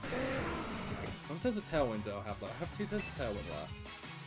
I think it's in my best interest to Brave Bird for the chip and Rock Slide. That should hopefully be enough to get rid of it instead. There's a chance if it's physically invested. I don't think you can do anything with Quick Claw. Oh, okay, it's Quick Claw Protect. Okay, that's fine. Yeah, I wasn't targeting that way anyway. I was going to try and double onto the annoying cat. Okay, yeah, good. It might live. It might actually live, you know.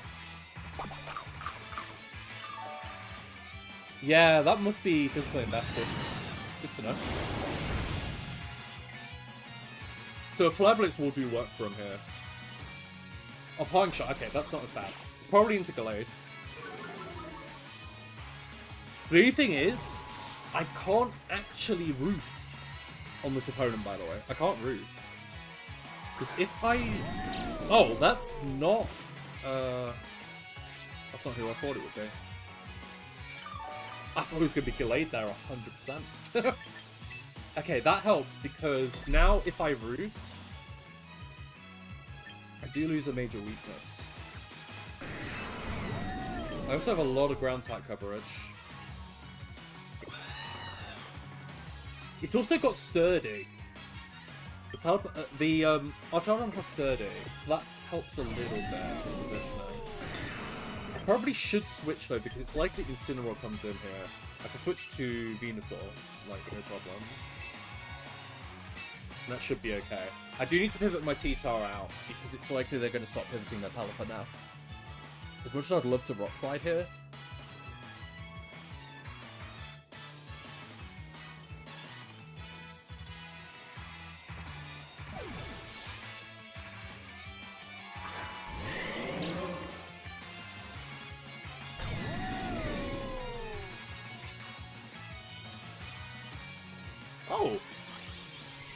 just double protect. We double protected. I'll take the free heal. I'll take the free heal on the reposition though. We're stalling out the Tailwind, but I still don't think they're in the best spot. They might be in a situation where they're forced to go for, like, Raw Hurricane.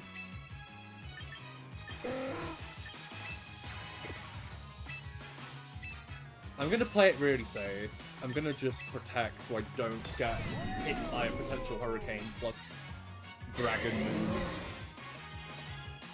That's my only fear right now. Oh, they're going for it. Okay, that's kind of cool. So they're going for the Raw Electro Shock and the Blind Hurricane. It does mean we can always target the Archelon on here though, so that's cool.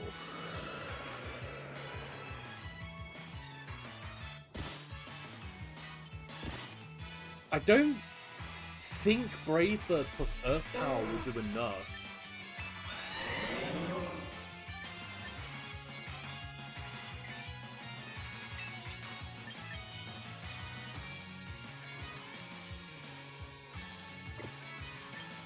I don't really have a switch in.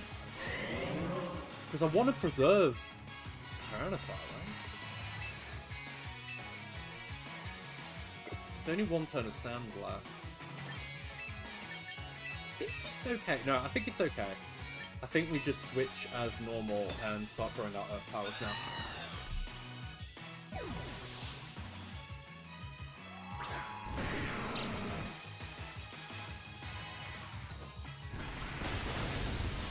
Oh, I think Brave Bird would have done enough. So it might be a fast set. That's good for future reference.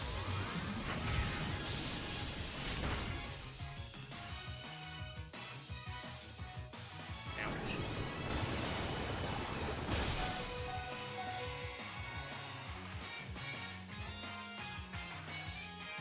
Sandstorm is up. I want to Rock Slide, but there is a mischance. I think it's still the best way to cover Incineroar in the back. And we can Wide Guard as well, I guess. We can also...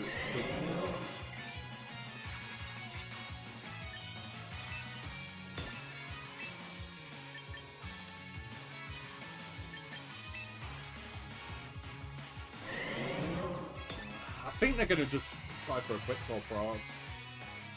Realistically. If Incineroar switches in, I really need to cover it coming in. Well, there we go. What are you doing? Oh, okay. You always get the proc on the protects. It's kind of funny. Protecting again. Well, that's fine. I believe I have another turn Tailwind still. That shouldn't be too much of an issue.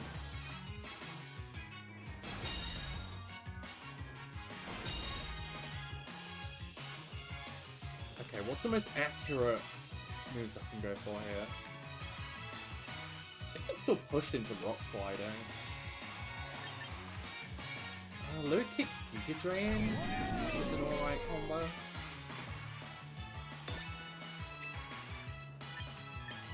Low Kick Sludge Ball?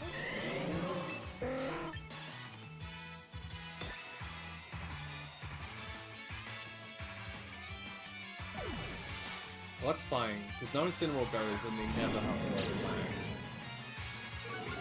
So that's okay.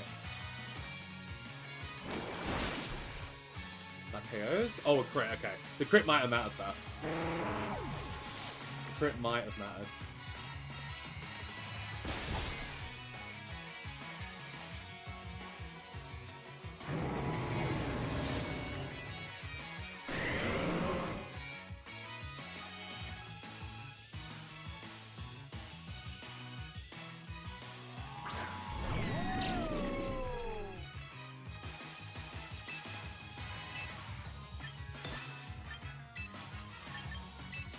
I don't want to reveal my last.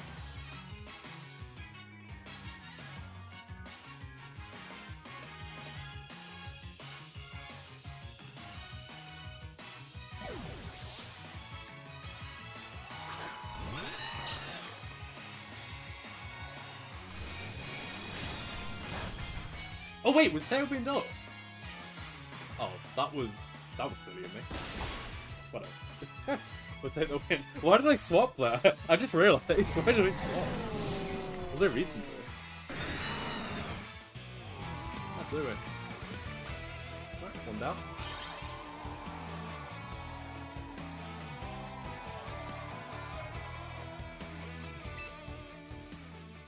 Alright, so let's think about how the opponent will adapt. AKA, they need to bring Gallade.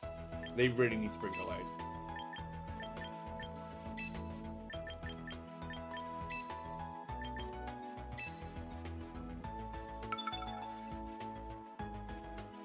Like, I was terrified of Gallade. Knowing they didn't have it, made that a lot easier. It's just how do they shuffle the team around? It'd probably be they have to bench Incineroar, because Baskia Legion is just way too strong to drop, I think. So it'd be something like Gallade, Baskia Legion, Pelipper, or Chaladon. That's what I'm imagining in my head, like the opponent does.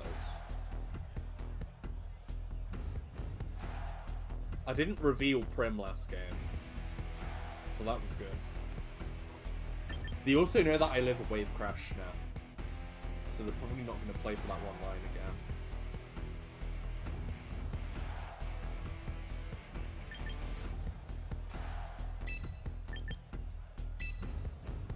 I want to see how they adapt to this. This is what I want to know. I want to see their adaptation. I'm going to leave the same again, because in my mind, it covers the most possible combinations of what they can do.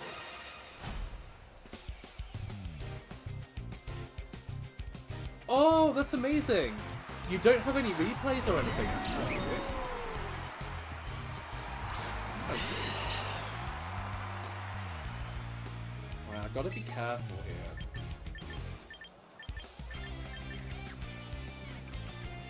The big question is whether Pelipper comes in here or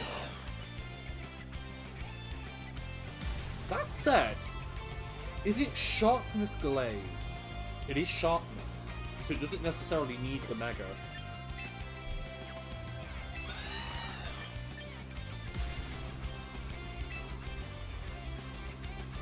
But they can't go for Electro Shot and attack at the same time.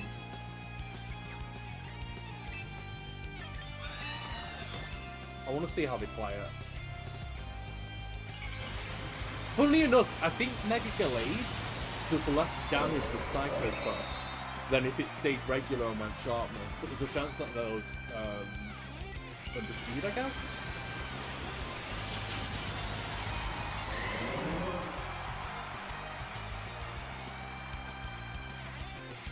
I think a double up would be guaranteed though. Oh, that's kind of cool. Okay, that's kind of cool. That's kind of cool. I like that. That was kind of cute. Manual rain dance into Electro Shot. Maybe by some miracle we live. I doubt it though. They're Magna or Chaladon. We should care.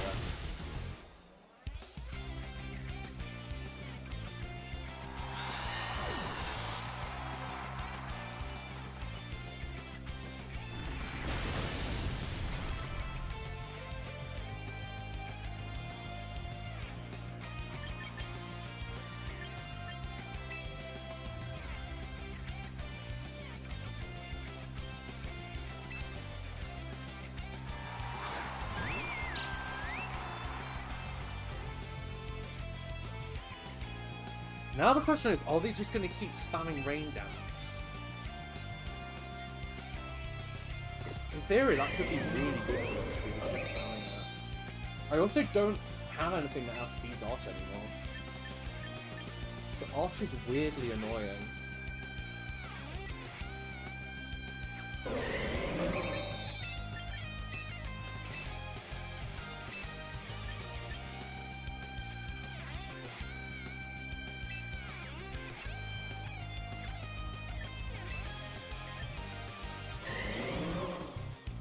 This is very possible to call out, but I'm starting to think I don't have any choice. Yes! Okay, good. They didn't see Tyranitar coming in. Good. I think it's more important that I try and knock out Gallade here than go for the Artada.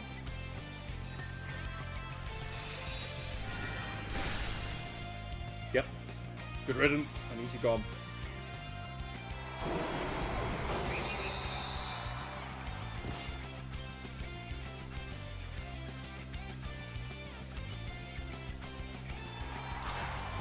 Oh, Incineroar.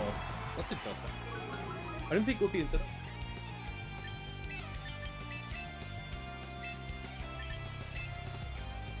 So we know Electroshock's probably going into the Prim slot. I know it's also likely they have Pelipper back and not Bastion Legion, I guess. Or maybe they relied on having the manual rain to set up. So maybe they have Bastion Legion in back still. They do also have Draco Meteor, which is a little scary. If they switch in Pelipper though, my question is, can they actually win if they have Pelipper in the back? From my perspective as well, I need Venusaur alive to win, because otherwise I can't get past Bastion Legion. The opponent also has Throat Chop. I don't know its speed tier compared to Prim. I think it's Bastion Legion in the bag. I think it's Bastion Legion in the bag.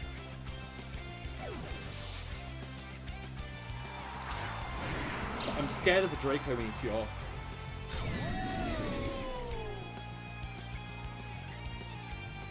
Okay, I am faster than their Incineroar. That's good information.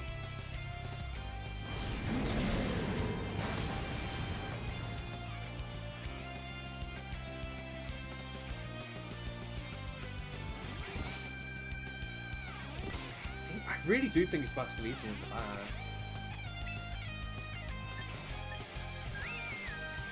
But regardless, if it's Pelipper, then I always want a Rock Slide here. If it's Bastion Legion, I probably always win.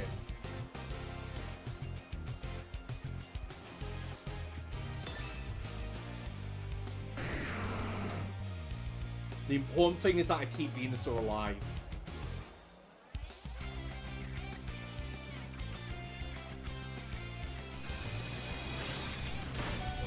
Oh, we live? I can actually think we'll live that. But yeah, it's definitely Bastion Legion in the back, I think. Oh, that might be okay, because if this knocks out, then I still get single target Hyper Voice, which does way more damage. Might still be okay. Yep. And now it's probably Bastion Legion in the back, which you should always win out.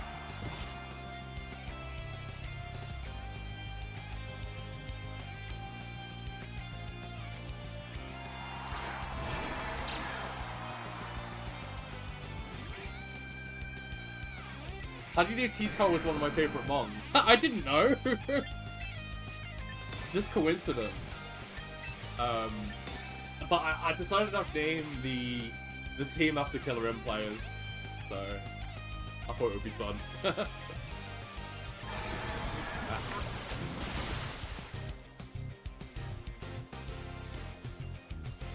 Ouch. Goodbye, Kate. You did your job, though.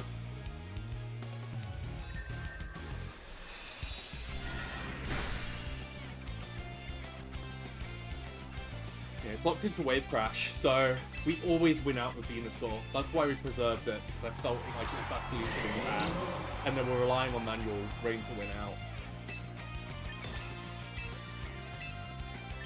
Beautiful.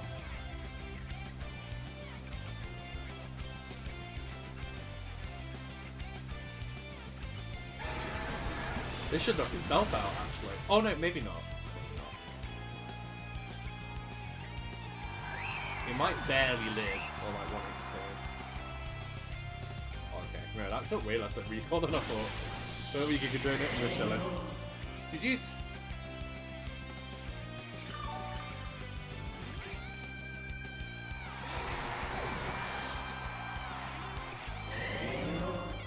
Very good Venusaur showcase.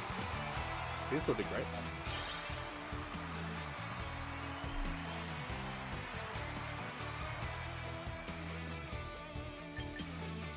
Right, so it's quit battling, and then it should show a log in the lobby.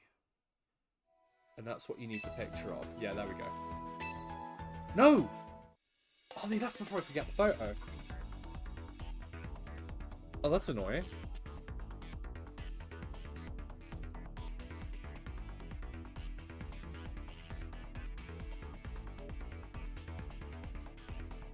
Let's see.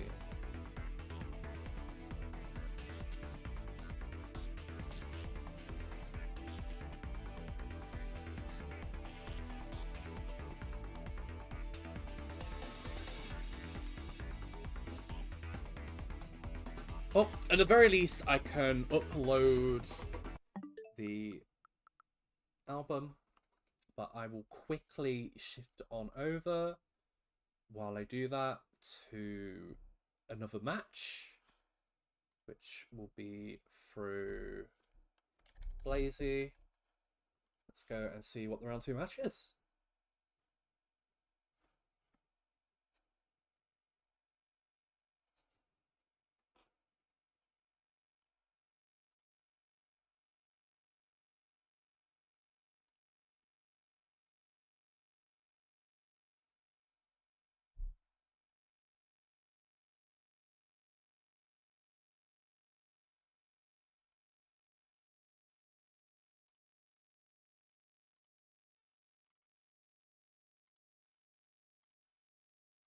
Though I guess the Archelodon will probably just clean up with another Electroshot. Going to +3. Oh, it's Lee! I forgot Lee was playing. 33 health, it might be a lot for this Electroshot to work its way through. At Get the stream up real quick. Yeah, okay, goodbye, King Gambit. Yeah, he's, he has been Legion still has one more Mon. This Archelodon, not looking... Oh yeah, good. Mega Lopunny as well. What the Right now, heck? finally going to end. And no one else to bring it back at this point. It comes down to this last one here, Zap. Yeah, really, what... Okay, it is Leave it up like this? Sneasler as the Right, last let me hand in Pokemon. these results. And, yeah, that's a pretty frail Pokemon. I think, you know, For the maybe fake out? maybe you survive a close combat from Mega Lopunny.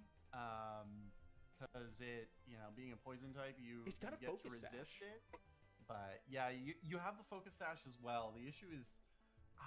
Sneasler's still going to be slower, and you have no Maybe- spread moves, so you can knock out Maybe go for the Archelodon. close combat onto Lopunny and try to KO it, expecting a defense drop. But as the Protect gonna come through, we should have seen that one coming. Oh yeah, double Protect, of course. How could I be so foolish? Interesting. That's Dire Claw. Okay, so we see that the strategy is get high rolls and pray. Seeing the Dire Claw there over a close combat, I suppose. But I think you are correct. Is that the play is try to close combat Mega Lopunny, hope that's enough to get the knockout, and then you outspeed the Archelodon after surviving on Sash. Now the question is, does the Mega Lopunny go for the close combat? It could instead select Triple Axle, which if that misses, then there is hope for Lee. But I think a Dragon Pulse and a close combat here would get, or sorry, it'd probably Flash Cannon, Yeah, and probably gonna be the Flash Triple Cannon. Axle would guarantee the win for Sheep Herder. Thinking about it, man, Legion's such a tough place. It is going to be the Triple Axle selected here. Good Risky. God, that does so much damage. Not enough for the full KO. There's still another Mon to worry about. Close combat goes in for Archelodon. That's going to get the KO. Keeps Sneasler around for one more turn, but I don't know. Like you said, he outspeeds. Really hoping for him to just miss a Triple Axle, but close combat is sitting right there too. Yeah, I think close combat in this case is probably safe. Sneasler is, even resisted close combat is 120 base power, and a defense I drop. think plus the defense drop as well from the other close combat. And that will clean things up, and Sheep Herder will take the victory in 2 games to continue to be undefeated throughout this tournament so far. But we are early on, so there's lots of time for Lee to also try to make a comeback here. And that Archluton being able to just set up 3 special attack raises was quite disgusting to watch. I'm not going to say it's the reason the Sheepherder won, because frankly, he just played that match very well with choosing what mons were in on what matchups at what time. Is this why we're sponsored by Logitech, right? We use logic and technical skills to secure a victory. We'll call that a promotion. Oh no, they There did you go. not. I was going to try to think of a pun with the content Inferno, but in this case we saw rain instead. So Yeah. I didn't have a great opportunity there, but it was Content really interesting to see. downpour. There you go. It was interesting to see how Fake Out played such a pivotal role in that game, and even though I don't even know if a Fake Out landed in that game number 2 there. Because there was so Right, many we're gonna attacks, but keep just the looking threat for of it people to itself watch. was what gave room for that Let's Archelodon go back to go on for Twitch. Electroshock or maybe Archeludon. Have I've we heard got- debate on which the correct pronunciation is. Put it down in the chat. Have your argument of which it is. But anyways, Is it this one? It's like, again, there's VR Oh, no. tour happening today. It's already happening. I'm playing in like a content creator clash thingy doo doo. And then there's also a limitless limitless TCG online. They host VGC So tournaments that's as well. already done. So yeah, I want Pokemon Champions. Yes, there's please. a lot. Because like this format that we're playing right now, it's gonna be in Indianapolis and NAIC, so it's Let's kind look of for the expected. tag. NAIC is the last tournament of the year. Is Yuka still playing? No. Anyone else?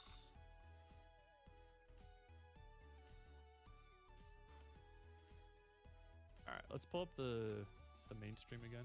I'm just looking for the hashtag.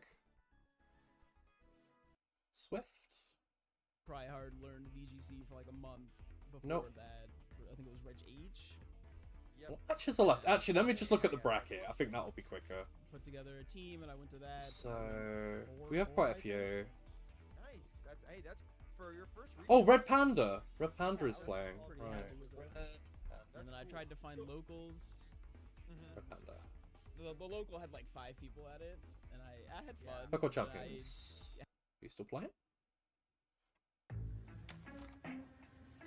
Not the ads. Anything but the ads. I hope you all love the British ads, by the way. Because for those of you who don't know, ads are usually localized. Register to vote by the 20th of April. It's quick and easy. Just go to gov.uk/register to vote.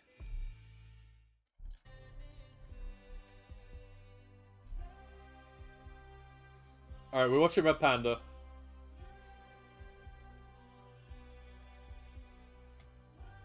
Red Panda Gaming.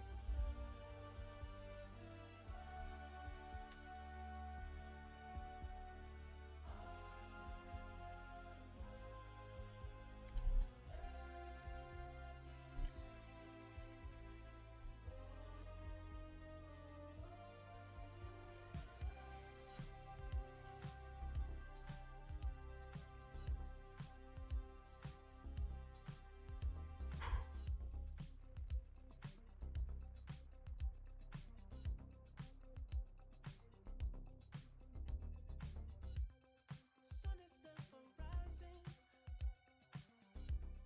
I don't know if it's day or night, and I can't find the horizon. I'm running out of time.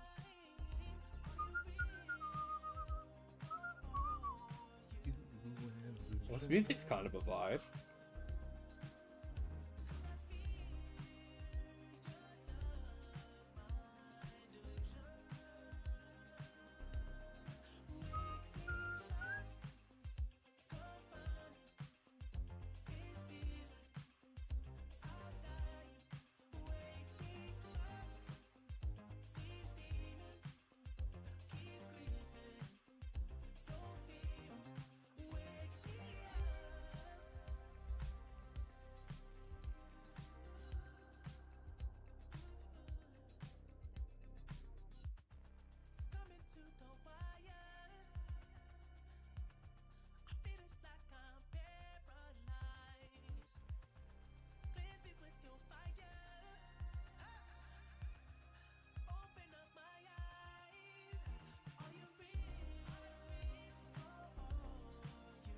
Right, I will be right back and grab some food.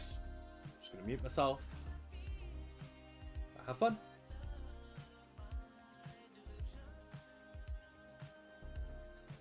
Wake me up.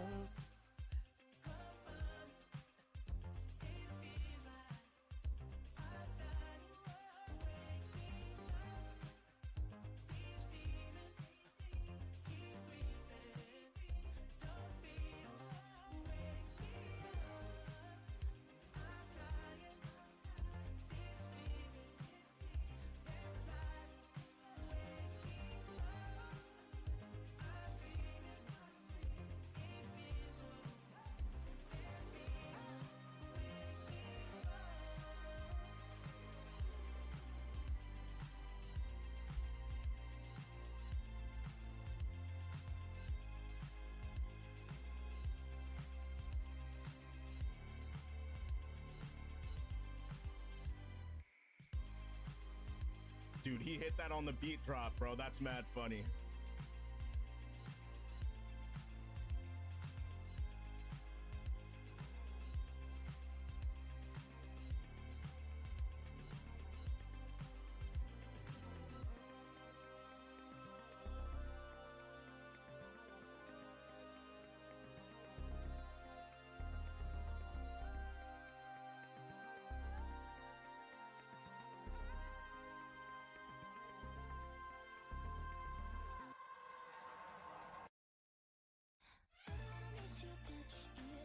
You off work today? I'm working at night today. I'm playing in a tournament.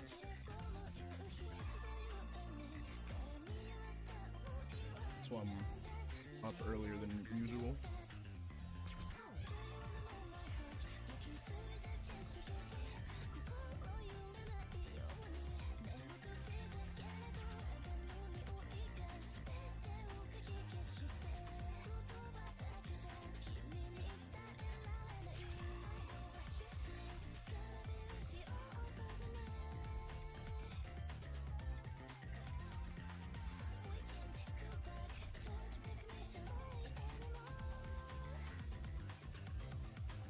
Oh, I'm actually faster? What? That's not max speed? Yo, if that was max speed washing machine, I'd be dead. Alright, tail one's over. Alright, let's go. Took it. You got the 4K? Hell yeah, yo, yeah, you're actually a DDD demon, bro. Oh my gosh. That's insane. I clutched game 3, that was very good.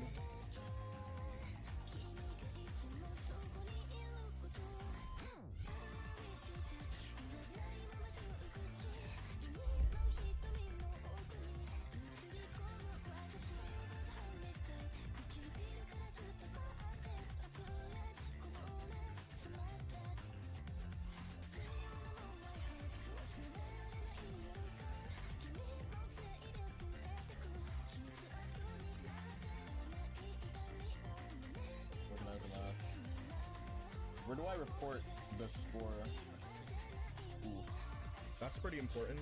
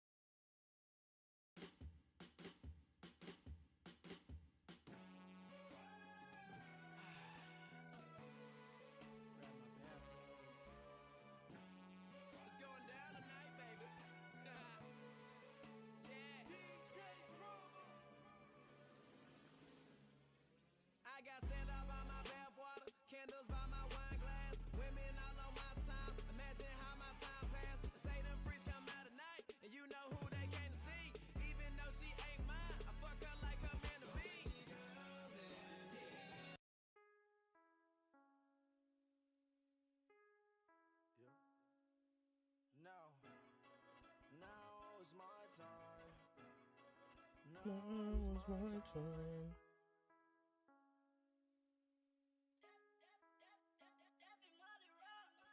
Everybody rock with me because I'm up now. Took your girl and I'm scoring like I made the touchdown. Swerving in a Lambo, doors go up, not on the bus now. Used to want a G-Shock, now I'm walking with a bus down. Pull up and I flooded with a iced out watch. Whip it look like butter, baby, pecan drop. Pecan drop, put that phone in sun drop. Stab my nuts, count a lot, saw a lot. Got them rocks, diamond rocks, whip the pot. Suicide, 1600, that's the block. Hit your girl that's check free. She ain't used to text me, now she want caress me. She keep tryna neck me. I gotta tell my bestie, someone call my bestie. Think I found my bestie. Link up. Hold on a second. Was my match reported? I'll be honest next week. You know I had to let her go, cause she can't arrest me. Walk up with my toolie, what they do? Meet me in the alley with the troops. I got red shooters, I got blue. Let that thing down and Hello. Alright, I'm here. I made it. I've got something cooking in the air fryer. Everything's good. Let's see how many are left in the bracket. 1, 2, 2. Nice. I think Red Panda's just finished, so that's going to be handed in really quick. So we've got one more match. Absolutely wonderful.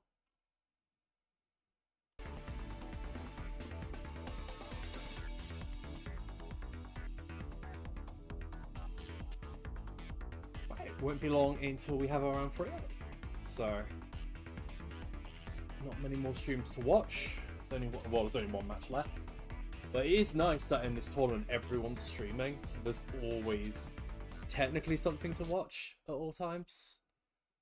Also, wait, why did my game just switch off? Likely round 3 post before the hour, yeah. So, like, any moment.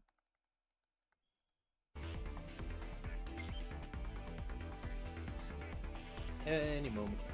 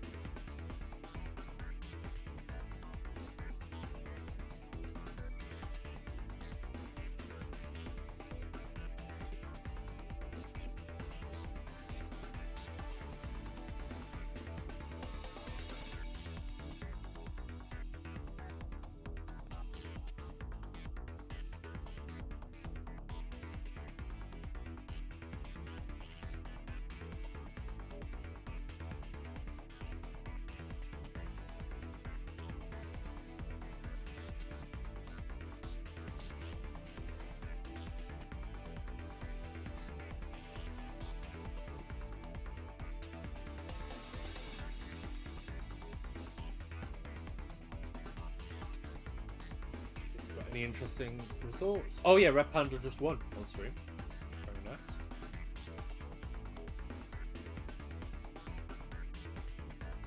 So yeah, one more to go.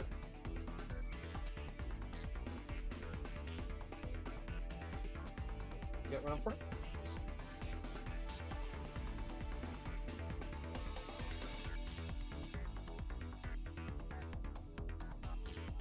Oh, every single match is handed in. So, any second now.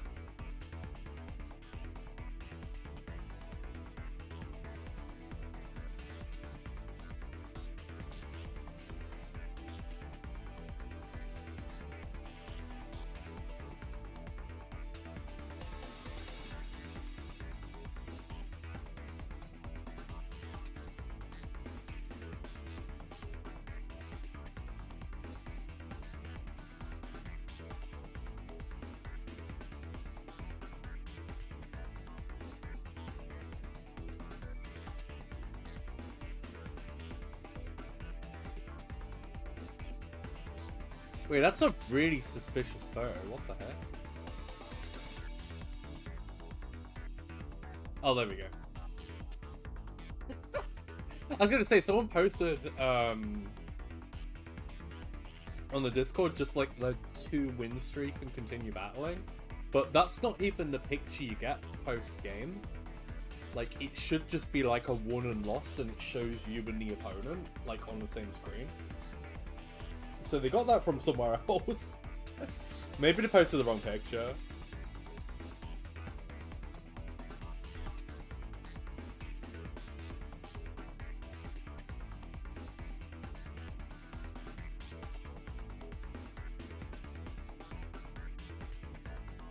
It's alright, I'm ready to go.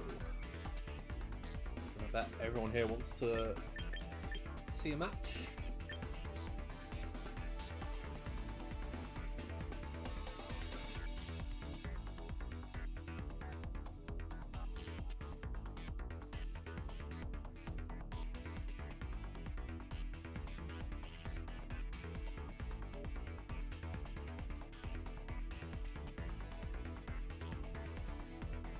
Also, the more I win, the more and more likely it is I'm going to be a stream game. So that's fun.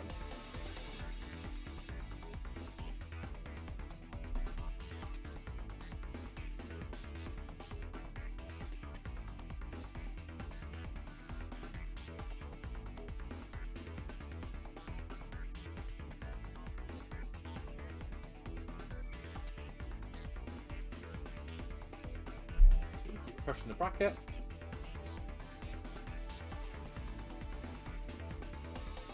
I need to see how many people are at 2-0 actually.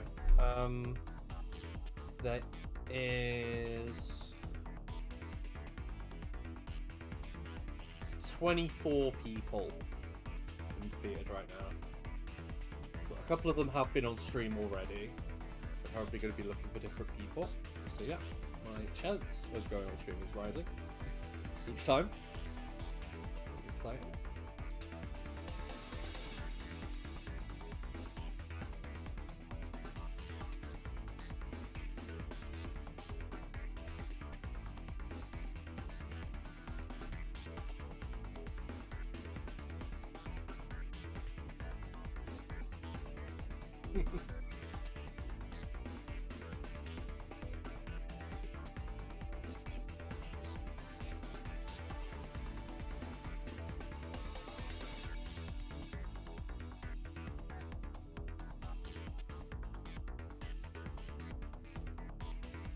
Yeah, Red Panda's on the comeback.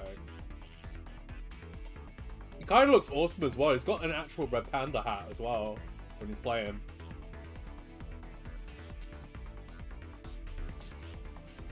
Really cool.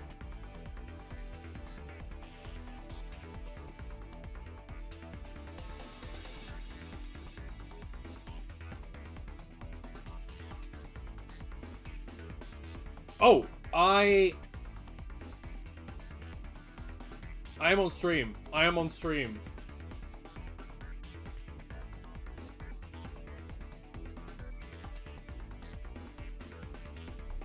I am on main stream. Woo. Okay. Oh, this is gonna be interesting. Give it a go.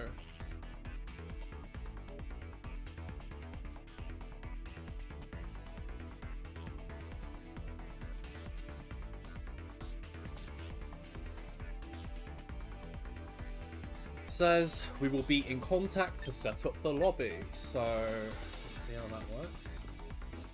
There we go. Go to main broadcast. Please use this code. So enter room ID 41741273.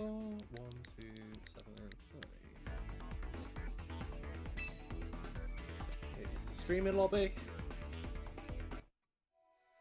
So if anyone also wants to see this from the main stream perspective as well, have a look at Blazy Bard's stream. I'm going to quickly link that.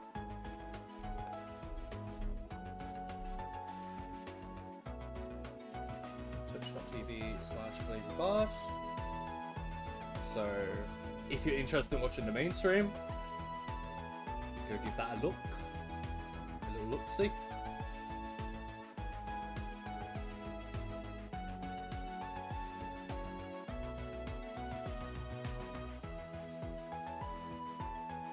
I need to find my opponent's team sheet as well, real quick. So, yeah, Willy Hoon.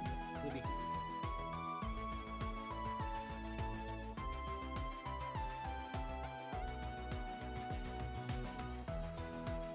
Look at the sheet. Team sheet. Oh, it's a hard trick room team. Oh no.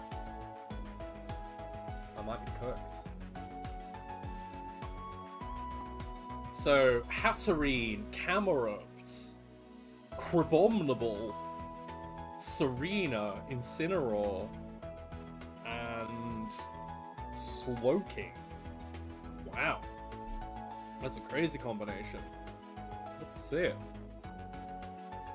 But it's also going to be pretty tricky to fight.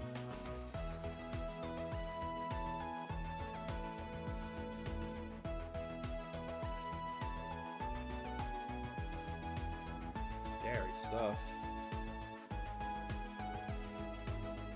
Just need to wait for them to join. Hopefully any moment.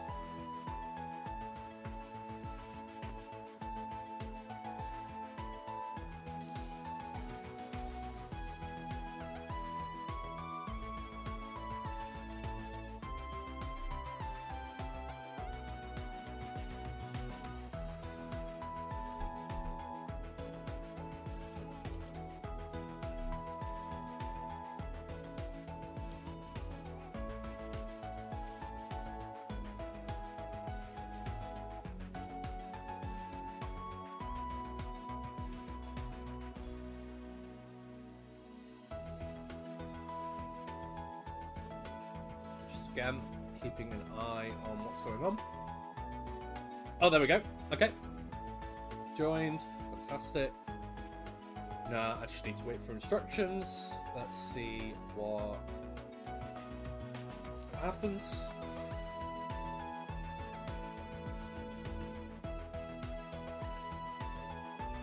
Probably need to be looking at that stream, actually, just to have an idea of what I need to be doing. I need to see if they're like doing a presentation on what we are and stuff like that. So that might be happening. We might need to wait for a go ahead.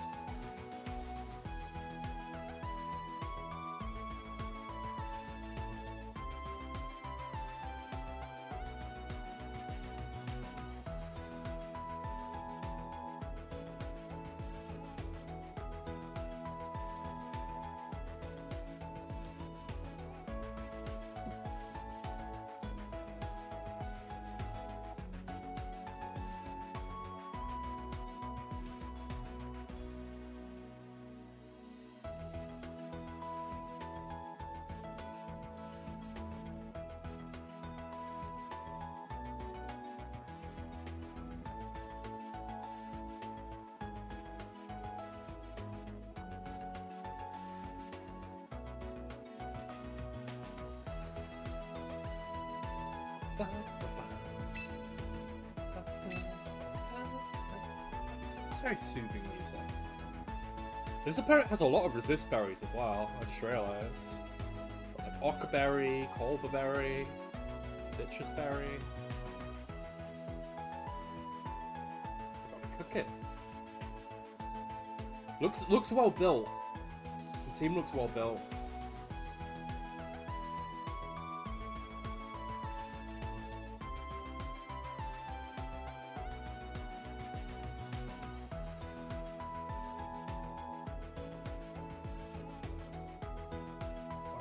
Preparing a court, right? So I need to be given instruction. Oh yeah, because they are player one. Okay, so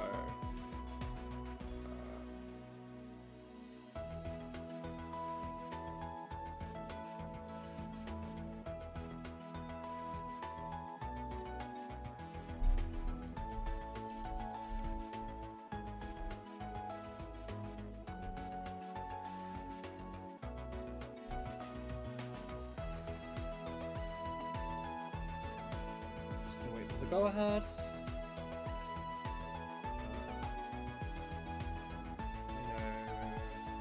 It's ready.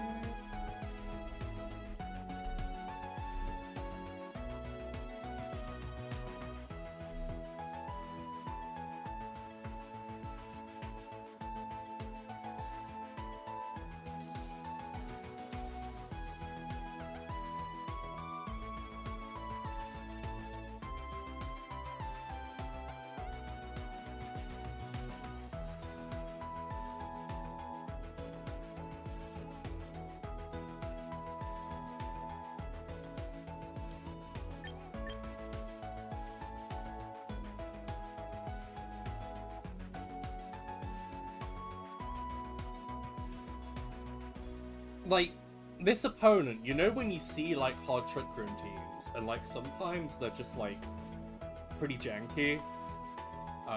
This one looks janky, but it actually looks like there's some really solid, like, synergy behind the team.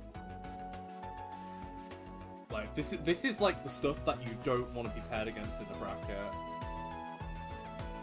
Oh, they're trying to figure something out. Okay, so I've got to wait.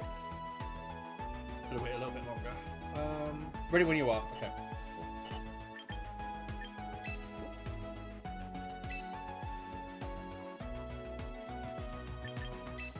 Alright, what do we want?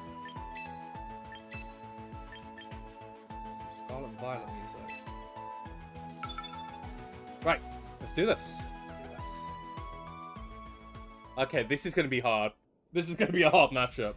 Like, their team looks crazy, so it's gonna be difficult to win game one, but I need to figure out the information quickly. Yeah, I need to figure everything out quite quickly here. What do I want to bring to this?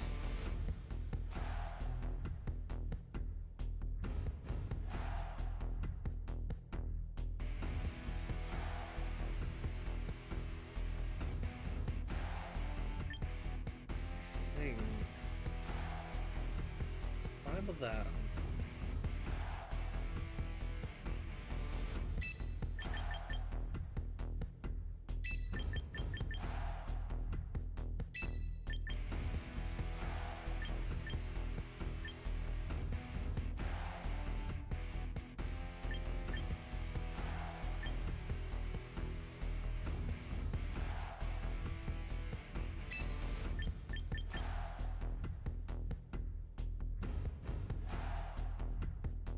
One thing is for certain in this matchup.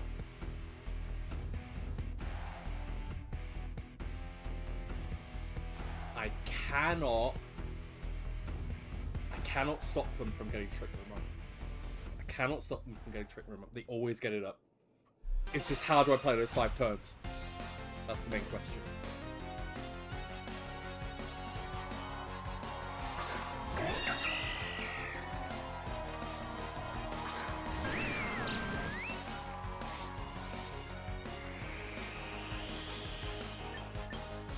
Hey!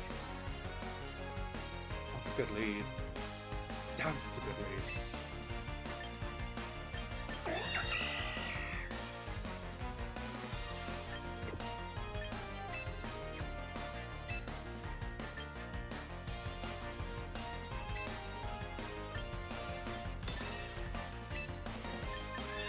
I also don't know the speed tiers here, so that's something we've got to figure out as well.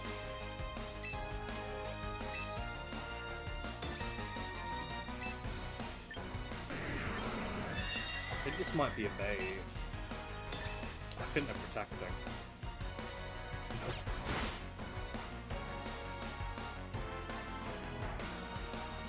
It's fine. We did get rid of something that can do a lot of damage to it, so that's not bad either. That's not bad. There's worse. Oh, they didn't click Trick Room! Whoa, they didn't click Trick Room. That's surprising. Especially with how slow the team is. Maybe they thought the Serena would be faster. These are pretty invested Pokemon.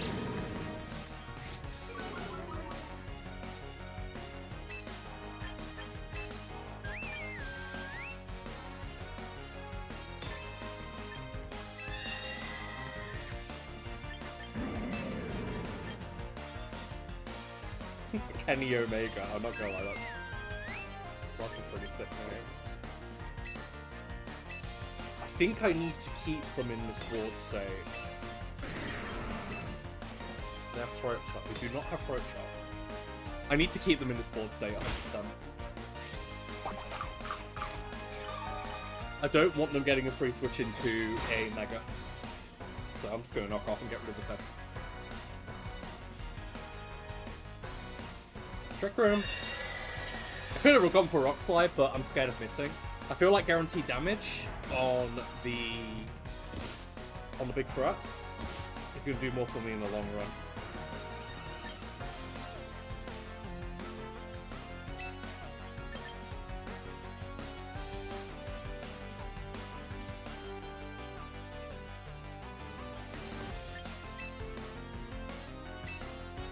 I'm gonna have to play smart here. If Camerupt is in the back, it's gonna be very difficult to win without Prim. The opponent should know this.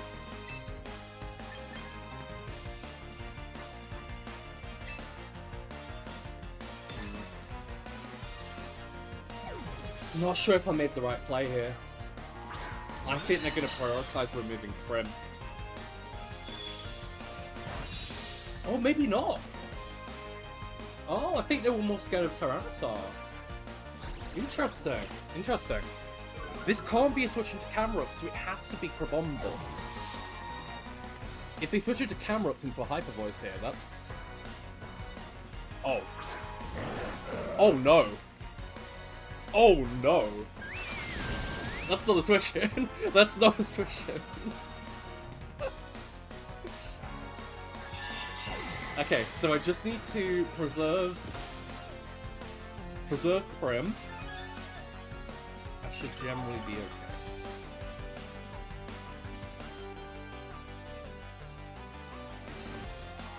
How many turns we got on the counter? I think it's like 3 more turns or something. Get the Intimidate as well, so the Instant is weak enough. Okay, we cannot let this thing go down. 3 turns of Trick Room, 2 turns of Sand. This thing does not have a Rupture. It does have Heat Wave. I might live a Heat Wave, you know. What matters, though, is that I keep the Prim alive at all costs. I might live 1 Heat Wave. Maybe. If I get my Venusaur in healthy though, that could be a way out.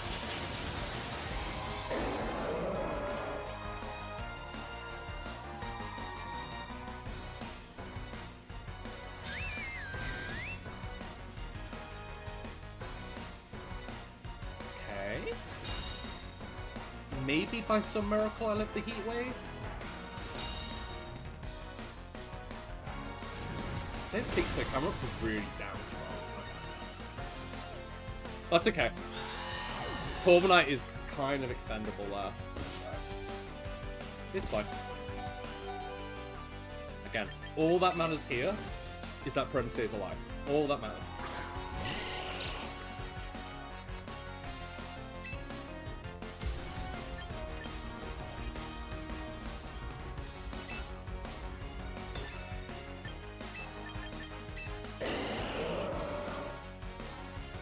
Giga Drain and Switch, they should be unable to knock out both at the same time. And then the next turn, I can take it as attack.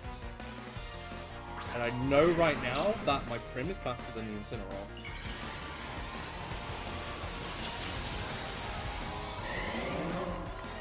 Just need to preserve Prim. It's the biggest thing of major importance.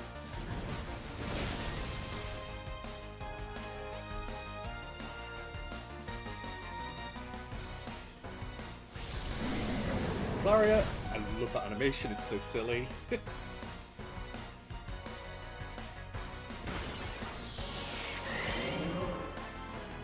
Beautiful.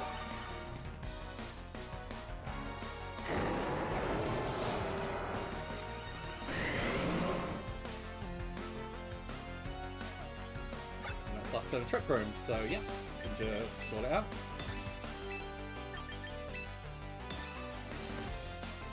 Should be a GG.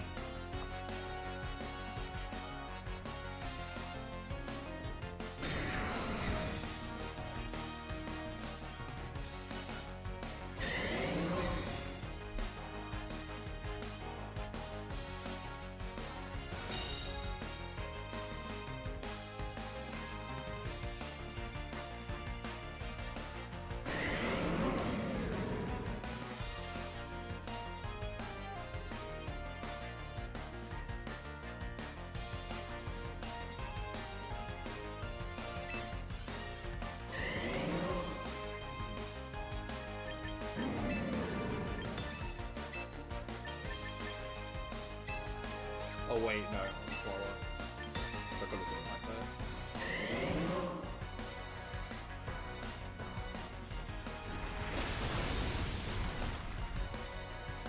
So it always gets the Stitches Pokemon. It might lift this double up, it's bulky enough.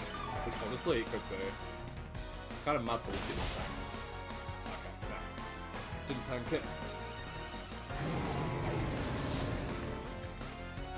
One down. I wonder what's going on with the stream as well. There's like a really weird effect going on.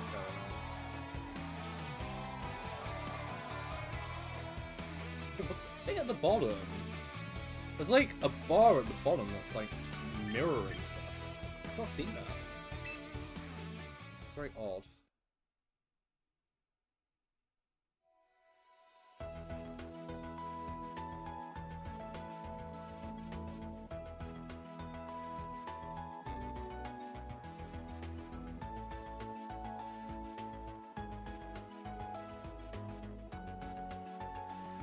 It's really bucking me.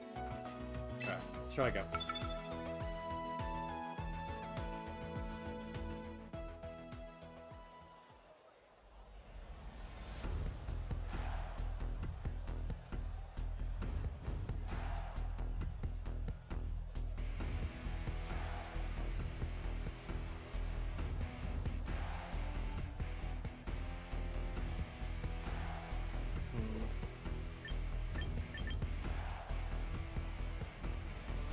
What I'm a little bit concerned about is the mix-up, because I don't think Serena was right turn one there for them.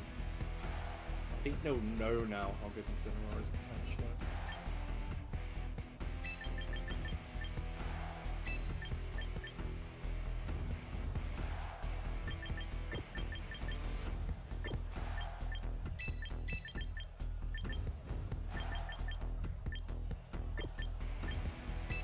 I know I need to preserve Serena. I know I need to preserve Prim like so hard in this matchup.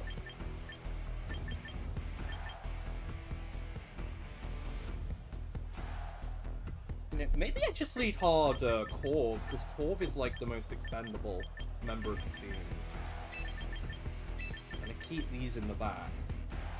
Because I really do want to Mega Venusaur early.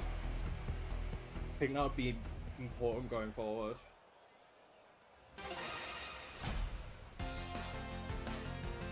There's always one Pokemon slot here that's kind of mid. Oh, whoa! That is... It's okay.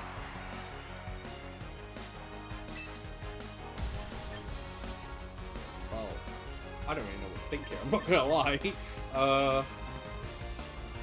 Right. The only thing that I can definitely remove...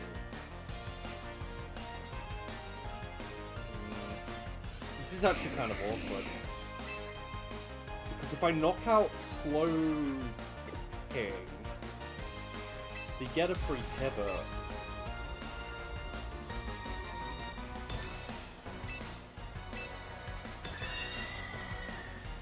They get a free pivot into camera.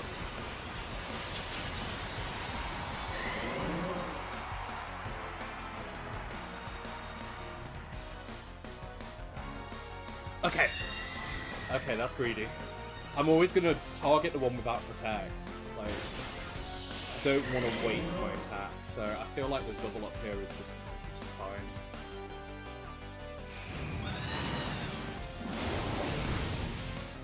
Ah! How the heck did it live that? That thing took like nothing from that Brave Bird. What the hell? That's built different.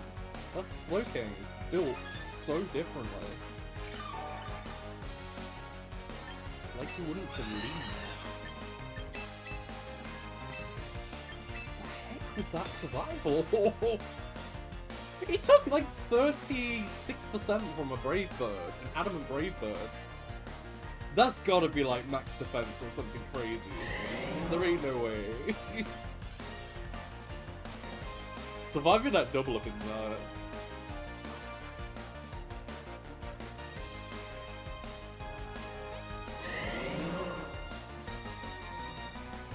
Corviknight is a fraud, I guess.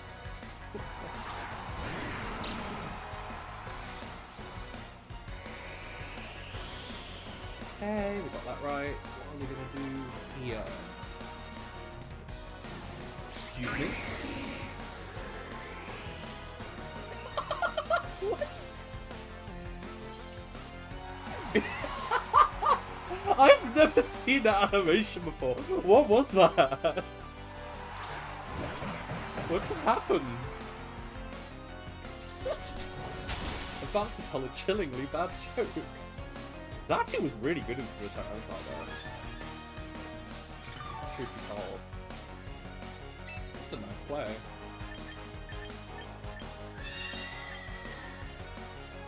It's so goofy.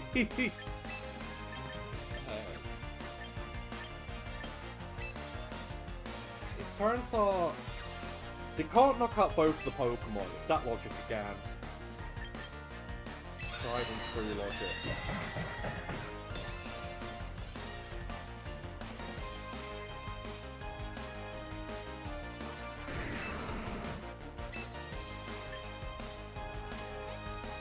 I think they have to Dazzling Gleam. Because the Sash is carrying me here. They have to commit to one. They can't knock out both at the same time. Dazzling Gleam is probably the best move they can do on the... It doesn't KO. Now they have to make a call somewhere. Also, oh my gosh, that's a very frightening Pokemon. Ice Hammer. Woo. We get a low kick though. That's nice. I mean, it probably increases in weight, so it's got to take a fair bit from a low kick, right? Oh, not even. What the heck?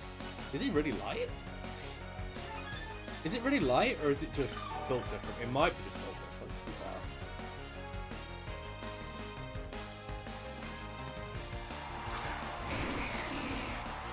Oh, not you again. You're a scary one. Alright, 2 turns of Trick Room. So, I can stall this turn.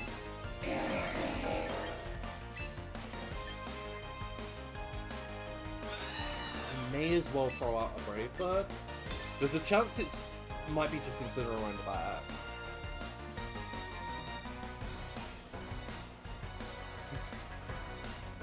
Look at a chillingly bad joke. Ah. That's a Thunder Punch.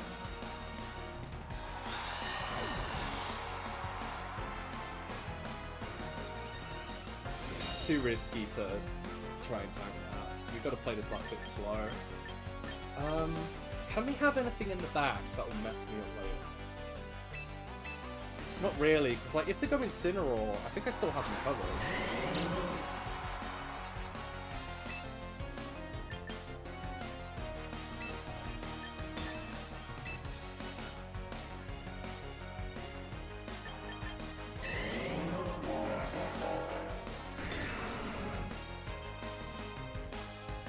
As long as I keep the last 2 healthy, I think I'm generally okay.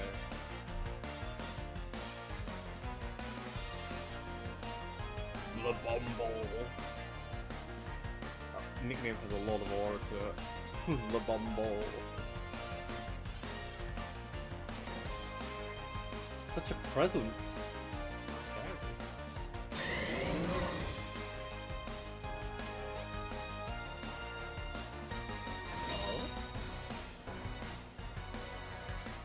Ouch. Goodbye, Silencer.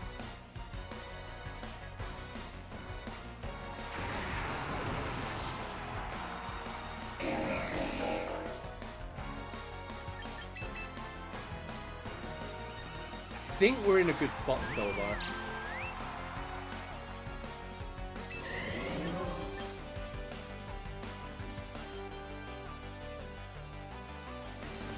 Does Hyper Voice Sludge Bomb should do enough to Abominable. And I want a Hyper Voice just in case they go for a hot switch. No, I think... No, Moonblast Earth Power is safer. 100%.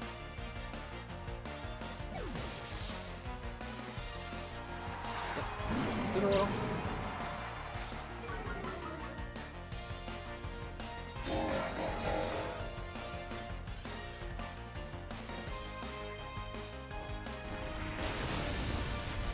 Go for the move that covers. But it's fine, because next turn I can just double protect, so I'm still safe. Still kind of safe here.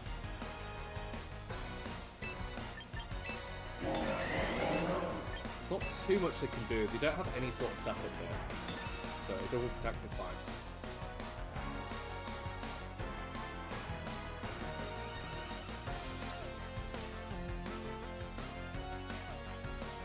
Yeah, the Slowking Crab is kind of neat. I do like the chilly reception. And the fact that it just, like, Slowking just seems unremovable for my team. I thought the double up would get it for sure, but just tanked it like a beast. Crazy stuff.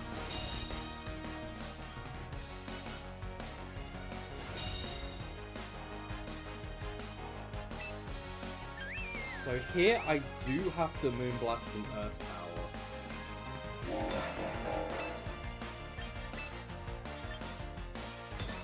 Still don't think there's a way I can lose. I do think Incineroar takes the Earth Power here. But I think even if they go for like all this and then Parting Shot, etc., I don't think there's a way for them to win still. Because I can still always cover, so it's not that bad.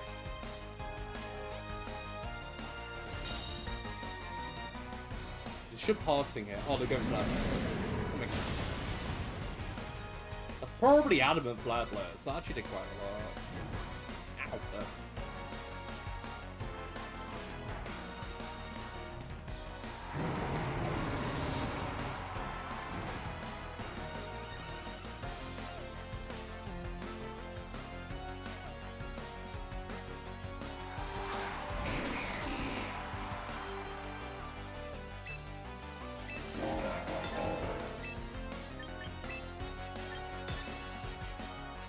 I think we should be okay.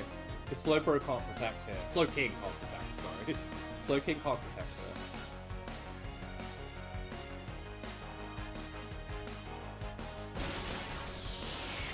here. As long as Moonblast knocks out Abominable, which it should, I think we're chilling. But not chilly as in chilly reception. Just generally. Beautiful. Yeah. Stall out the Trick Room, and then it's a lot easier to deal with everything. It's all about the defensive play there.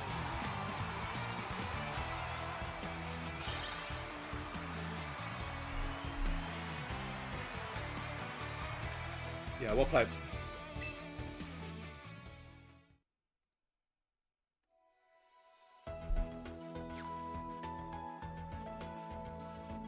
Just in case, I'll grab the log. There we go. Good stuff.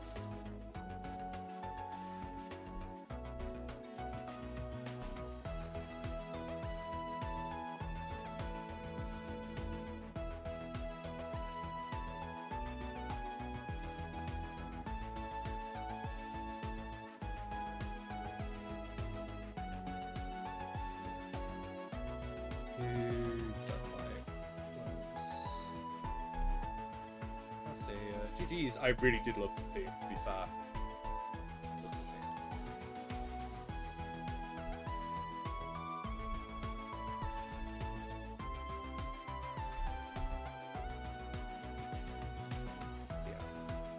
Yeah. Genuinely the first time I've ever seen Shelly Perception. I didn't even know it was in this game.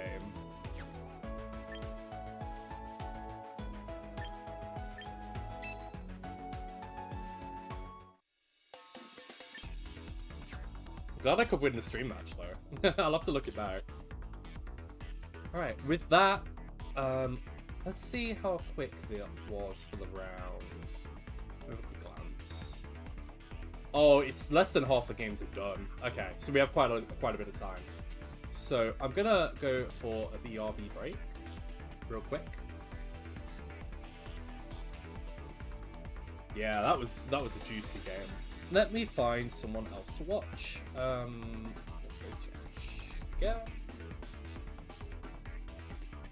We'll keep looking at people. Who we got? Who we got to watch?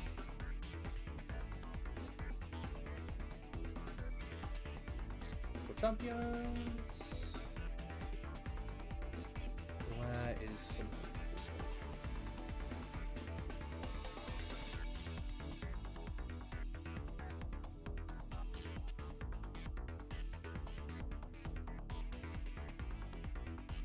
Oh, is Yuka playing? I want to showcase all like the PNG tubers, VTubers, that kind of thing. Let's have a look. Nope. I keep catching them after they're done. Disaster. Anyone else going? Anyone else?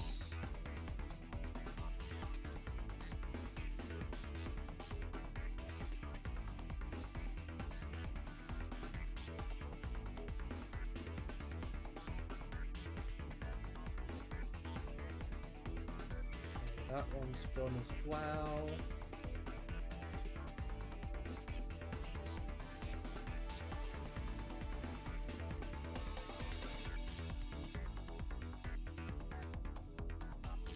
If is Sleepy Rin still playing? Oh, Sleepy Rin is still playing. Perfect. Yep. Let's give Sleepy Rin a watch. Although it does look like this match is nearly done.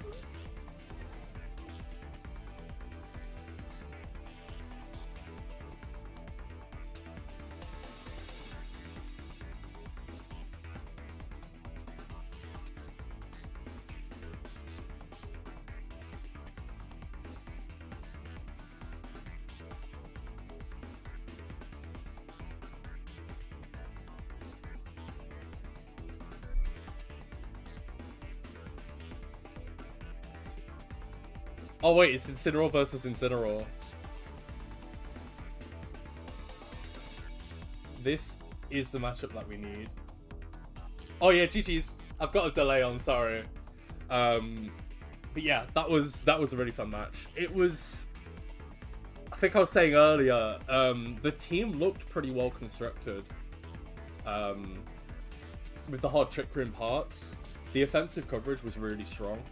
So I was pretty scared that I wouldn't be able to survive 5 nights in Trick Room. The meme. Okay, 5 nights. Yeah.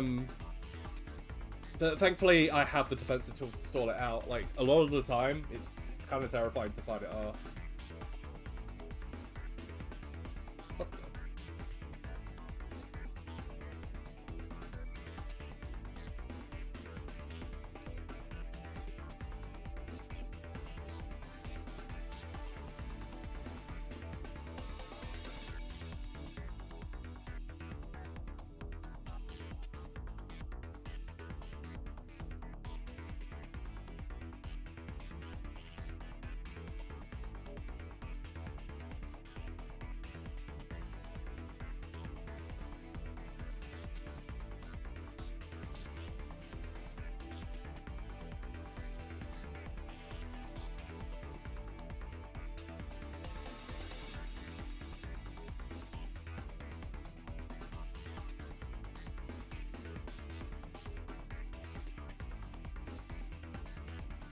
yeah, I am just going to take a break. I'm going to grab some food, and I'll be with you soon.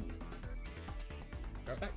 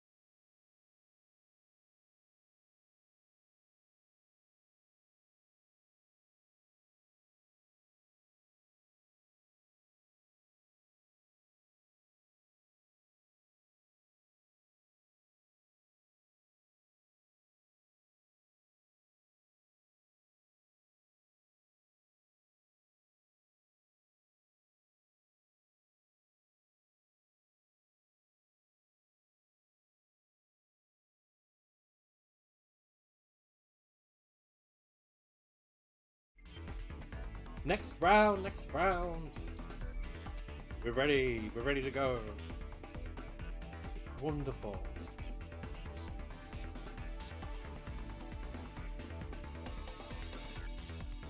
Alright. So, let me see who we are against.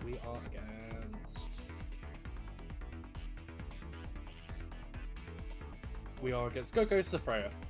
Go-Go Safreya. Let's have a quick look. Oh, I'm hosting.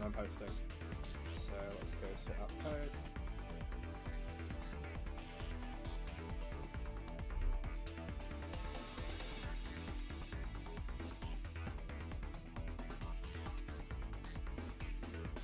Open battles, make a room.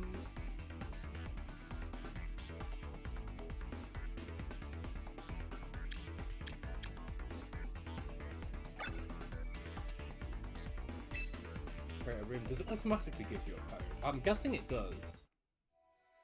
Oh yeah, no, room ID. So 2, 5, 8, 7, 6.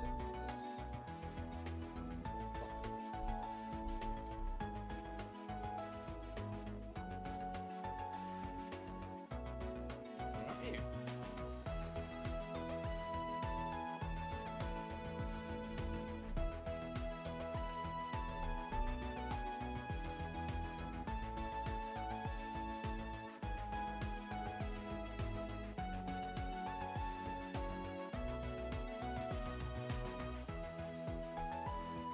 Perfect. That was quick.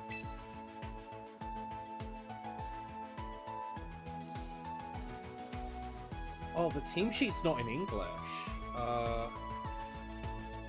Oh, the upload of the poker paste. Okay, the poker paste works. Yeah, that's fine.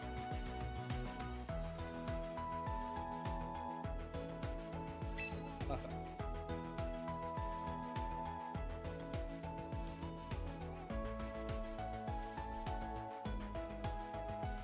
Right, so we're facing Mega Guard War with Trick Room, Mouse Hold with Focus Sash, Frengard, Super Fang, Encore, Vasca Legion with Citrus Berry, so possibly a bulky one there, with Crash Last Respects, Aquajet Protect.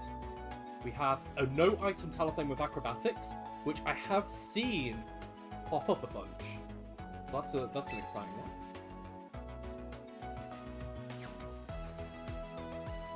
King Gambit with the Troppleberry, Ironhead, dual Dark Coverage, Protect, and Garchomp with White Herb, Earthquake, Dragon Claw, Rock Slide, and Protect. So very strong, generally strong looking team. Base God War has Telepathy, so we can switch into potentially their own Earthquakes. So there is 2 things that they can Earthquake next to. Talonflame looking very cool with the no item, and it probably being correct, because Acrobatics does a ton to Sneasler, which does threaten the team, so that's a really nice little bit of synergy they got going. Yeah. Team looks really, really cool. God of War is a bit of a pain, but dealing with it is quite similar to dealing with Float. Except, I guess the Trick Room, or the threat of the Trick Room, is a bit more threatening. So that's something to bear in mind as well.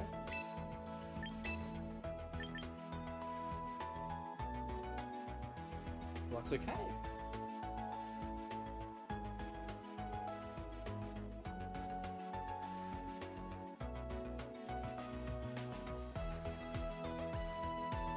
Oh, cool team concept.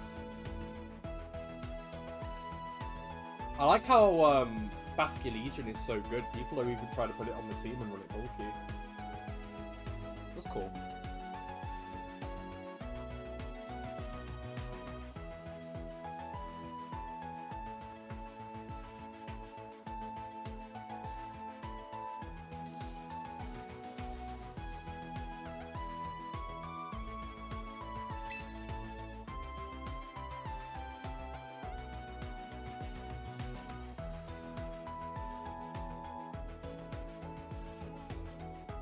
Just waiting for the go ahead.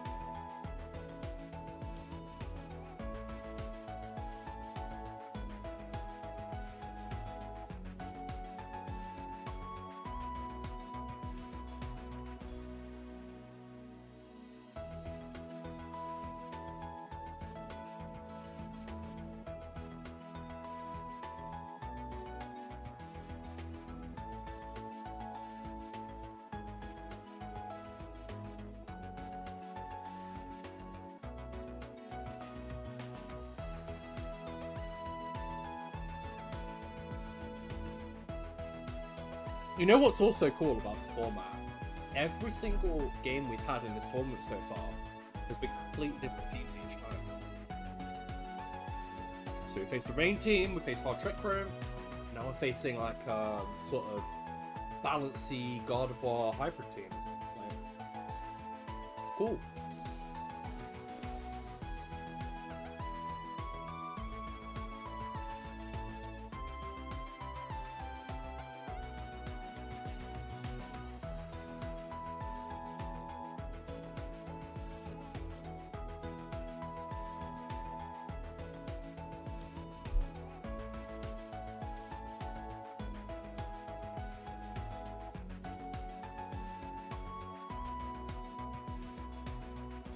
See them queuing up, so should be ready to go any moment.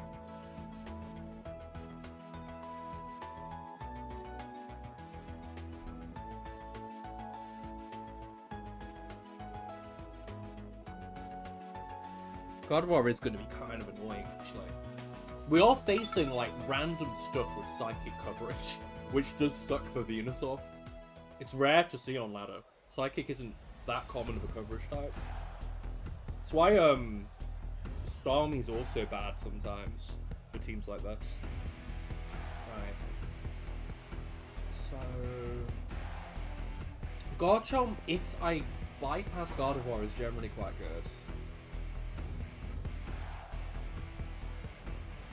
Talonflame has no fire coverage, but it does have Wisp. Wisp is kind of annoying on a bunch of stuff on my team.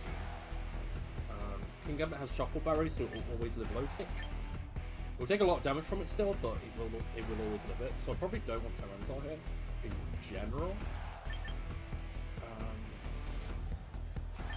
This could be a Rotom game. It depends if the opponent leads Bastard Legion or not. Prim is generally safe for scouting. I'm leaning... maybe...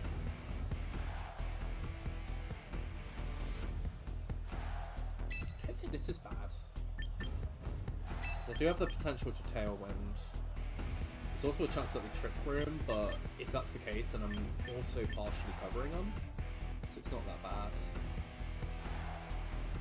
I think I really do want Garchomp. It's just gonna be a case of trying to isolate the Gardevoir. This isn't an easy matchup though. It's Talonflame. It's Talonflame that makes this like super fucking to bypass. Like Talonflame lead with, yeah, this is what I was thinking of. Like, this is why I left Prim.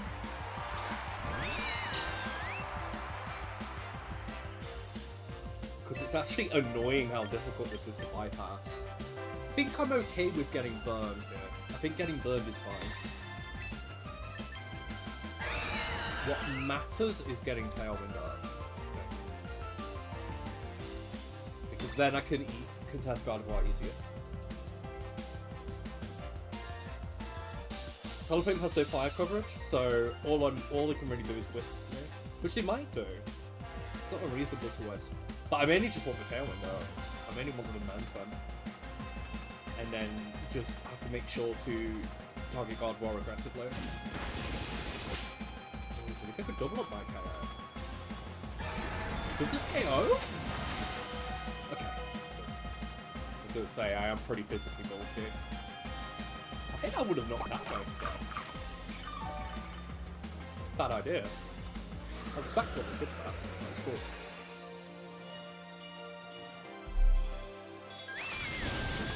But we got up pretty painlessly on the cord there. So we do still keep that for Gardevoir. The way they played and the way they ignored it, it makes me think they've got Gambit in the back and they can wall it out. If they have Gambit in the back, that's smart. Garchomp. Might be Garchomp Gardevoir.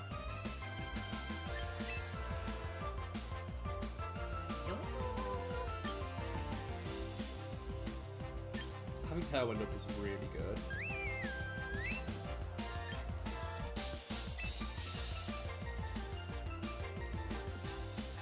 I risk being extremely outplayed here.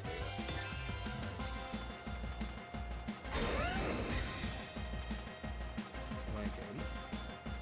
I'm a gamer! Oh, let's go. Yeah, I did think they'll be a bit scared. So, capitalised on it. Fascination's pretty tanky though. This doesn't know. Okay, good. We needed that. It should be Gardevoir in the back.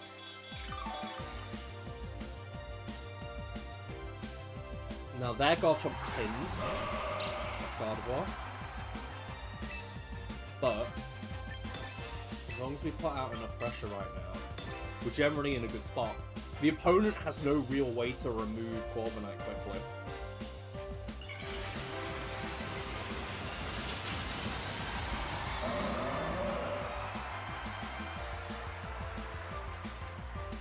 So cool. Ooh, we missed that. Maybe Garchomp CV to live Moonblast, but this will be good info for later. So. Okay, does not live Moonblast, that's good to know. Is it crit though? No. We do normally just knock out Moonblast. Okay, that's really good info.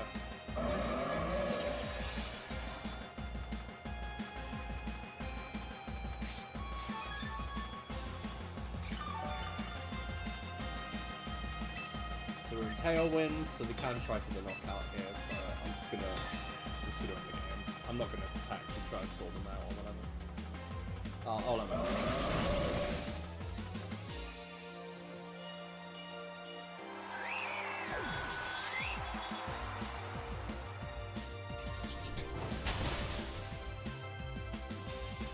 Okay. Game on down.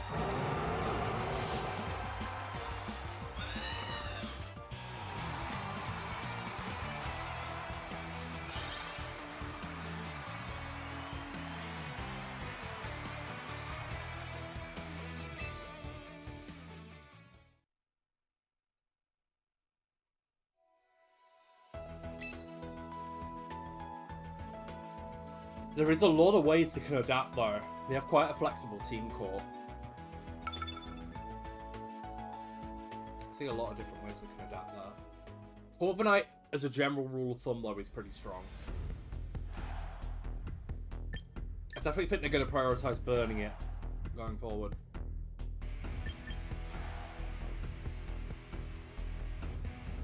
I've got an interesting mix-up idea though.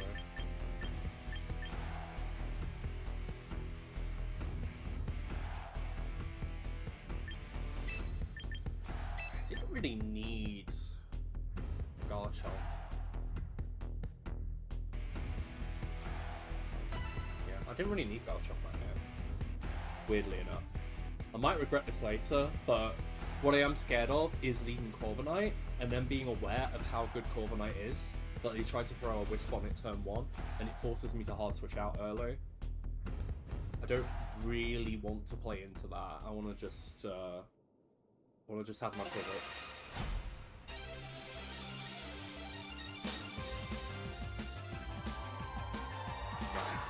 That was a good lead. I respect them leading this again.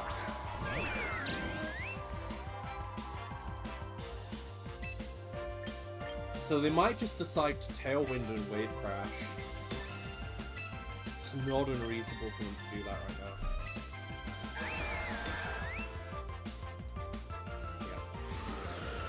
As long as we trade out Talonflame without getting burned, I'm willing to sack Rotom to make that happen. I'm still faster. What?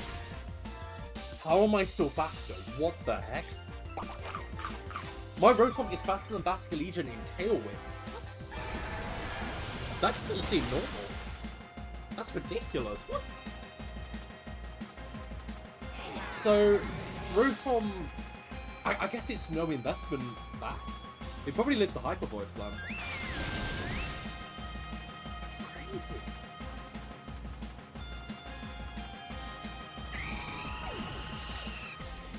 Genuinely cannot believe that I outsped it there. But we have freed up one of the threats, so that's good.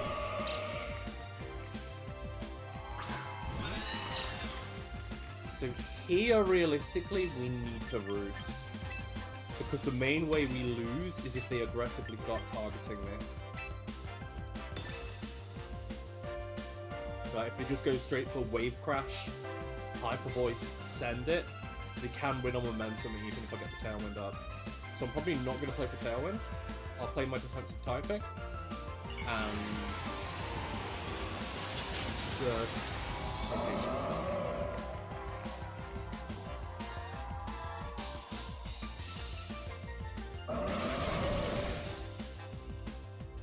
Oh wait, last respect? Oh, I didn't think of this. Okay, no, they went right.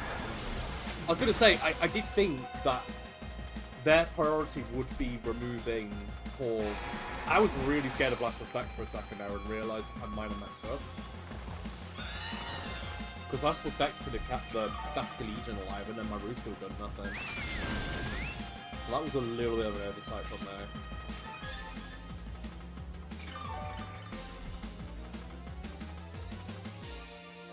Is it still Garchomp? No. It is Mouse. I think that's okay.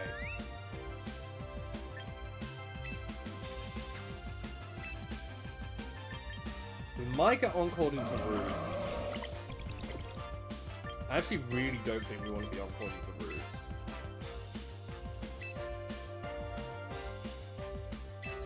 Good adaptation.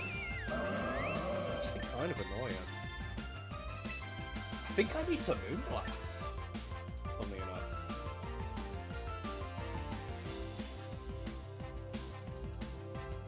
Because...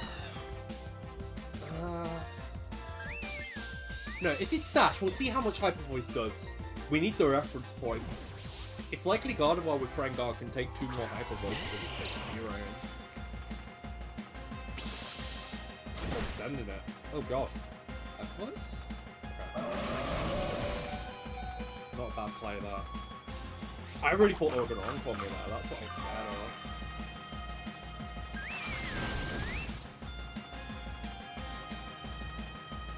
So is it one more turn of Tailwind? It is... I don't think they can win if they Encore me.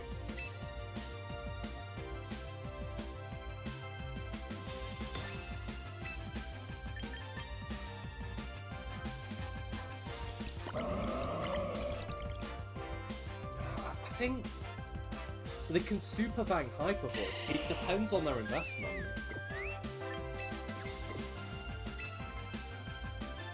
Do you not want to get double KO'd here? I think instead... just throw out a Hydro Cannon. It's not going to connect, but... because they're going to Hyper Voice, right? So I protect here, but if the Encore, it's not that bad. If the Encore here, I might... if the Encore next turn, I might win with 4. Ah! Interesting.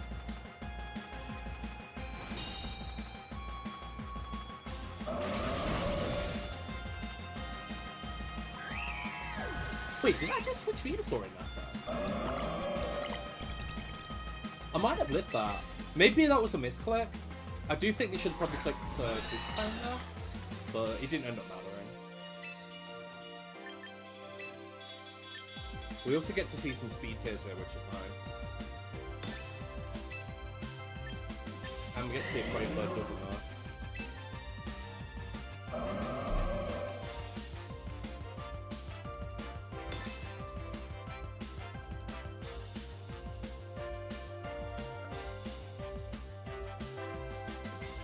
Wait, maybe I should have Iron Headed. I'm just really scared of Tag.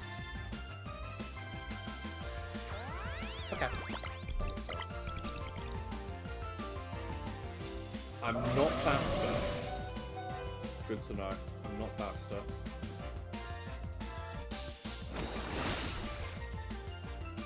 Live that. So that's got some ball.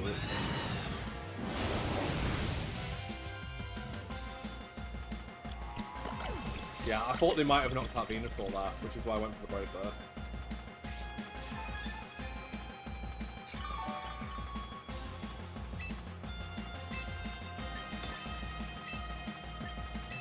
understand it.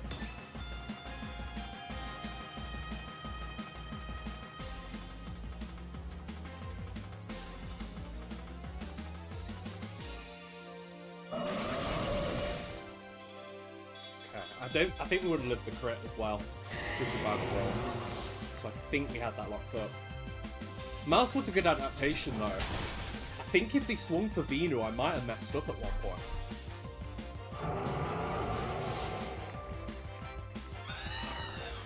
Yeah, well played. I think I forgot to screenshot the other one. I need to get a picture of the lobby before it gets removed. Because some people just leave immediately.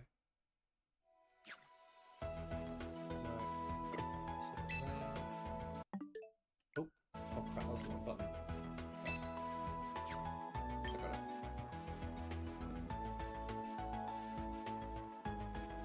Yeah, GG's.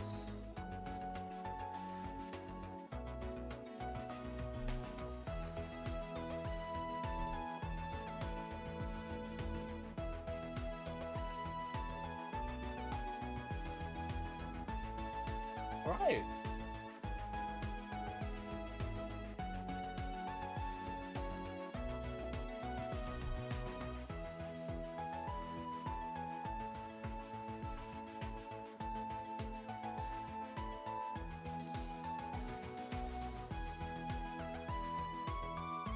Love a bit of mouse hard. I just quested so hard in Killer In that I paid for those. Free. Wait, what? What the heck? That's so silly. Right, let me go and see if there's any other stream matches on while we wait. Have a little bit of a spectate. So, goodbye that. Let's see if the main stream is still on.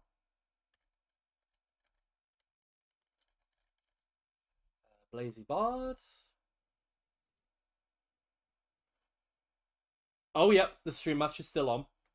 Perfect. Find you. The sun is forever. Let me go video capture.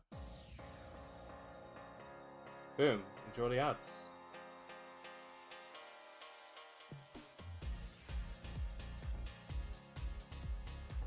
Enjoy the British ads. Easily going to be able to knock out this Flowette. Flowette could try to protect itself on this turn to stick around and have Rotom deal with the Sneasler as best it can, but that is a big question mark. Sneasler is a fairly frail Pokemon, but at the higher levels of play, it's not uncommon to see a little bit of defensive investment here. Rotom actually goes for the double protect, which is a bit of a surprise. Sneasler will just get the Oh, we got the Floette gaming. Oh, Floette and Scizor. That's really cool. Newer players got the Blastoise team. So the Tailwind and the old Water Spout. Love to see it. And Swiftike really swiftly here takes this second game and the whole series.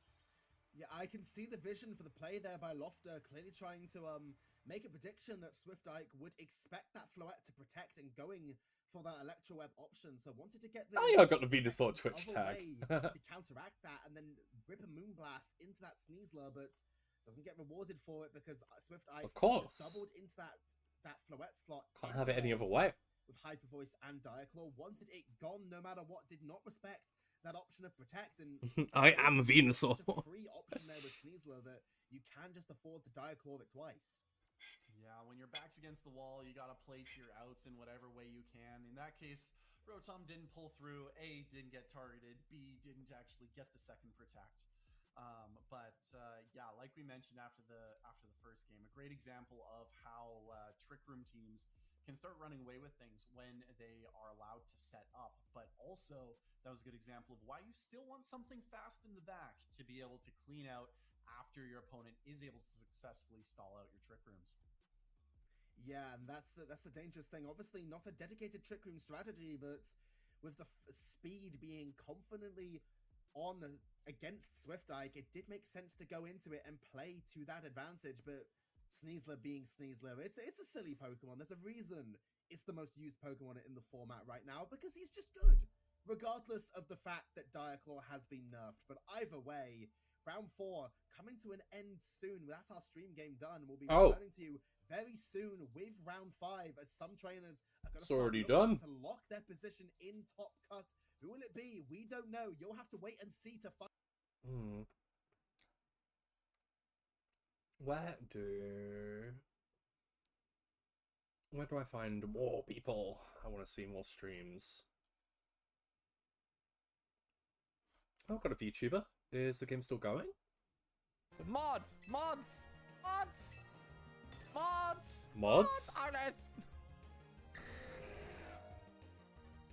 Why was stream elements censored on my end? The fuck? What? What the fuck? Yo, Chippy, thank you for the sub to Wonchi. Welcome in, welcome. What did he do? I probably lose now anyway, so I can look at chat. I can look at Oh, yeah, I did forget to report the results. What did he do? That my opponent remembered. Oh, you played the new Tomodachi live. You played the new Tomodachi. How was it? I saw that yesterday. Chibi's. I watched a little bit of Chibi's Tomodachi because I ran into her. But how was it? What did you do? What did you do?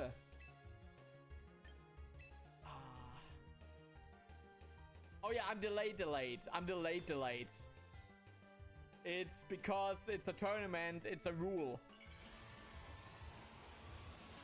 It's a rule, sadly. So I'm delayed. Sorry. Ooh. I'm not 3 hours in the past. It's over. It's over anyway. It doesn't matter. I'm looking at chat. I'm not even looking at the game anymore because it's over. Wait, did Crabominable just smack something? Oh, it's a different Crabominable team. Wait, there's multiple Crabominables going about, apparently. Damn. Crab on the loose. Fuck.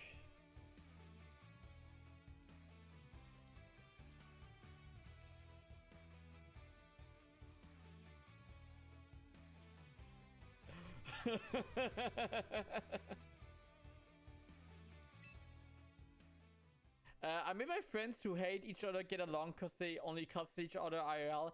But that's just how people show their love for each other, you know? It's just how people show their love to each other. I always tell my mod, Artless here, to go kill himself because I hate him. But I love him at the same time because otherwise I wouldn't tell him to go kill himself. That's a bit much. Of course. I'm probably just going to cut to Dragon. Ooh, you're so true. Break. So, remove. There we go. Yeah. I don't know, there's not really any streams that are catching my eye.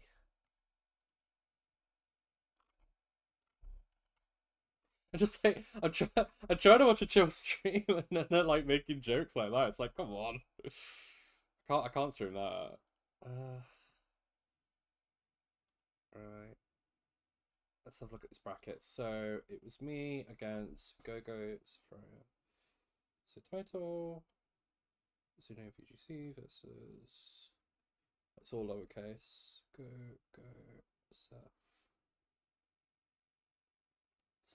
Sapphira. Yeah, there we go.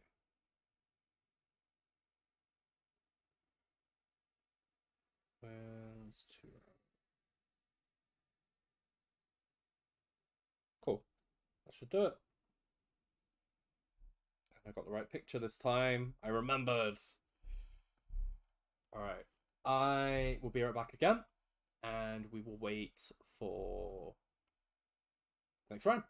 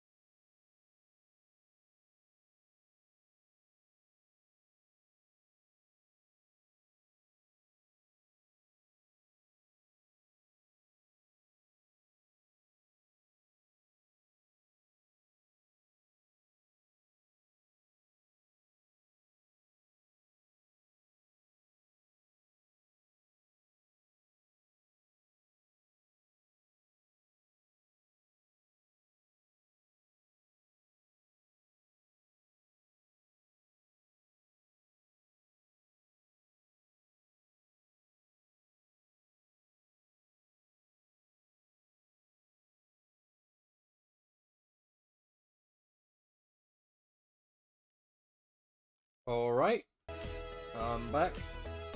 Round 5 should be up in a moment. Not long to wait now. There is one more match going. It should be going on to a round 5, which is going to be pretty scary because all undefeated players. And at this point as well, I believe we are fighting to get that top 16. So it looks like it's definitely going to be all X2 should make it, from what I can see in the bracket. But it would be really nice to lock in a win here, so there's a lot less pressure.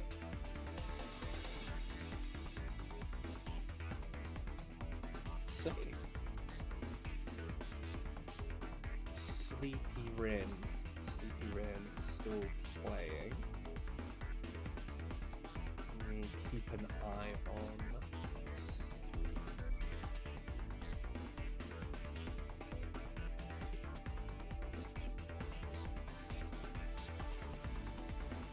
Oh, that's not fun. There's multiple Sleepy Rins.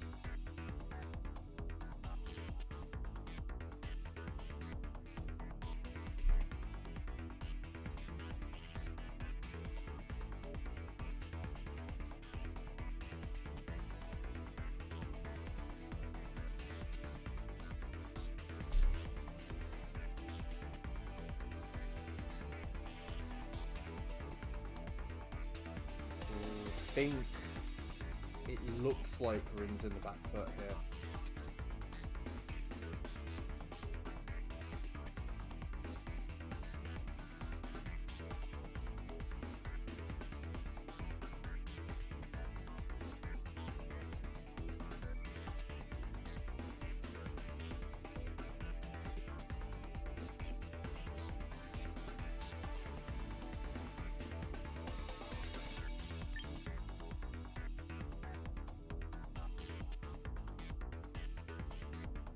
Oh my gosh, there is a Serral Edge in the final game.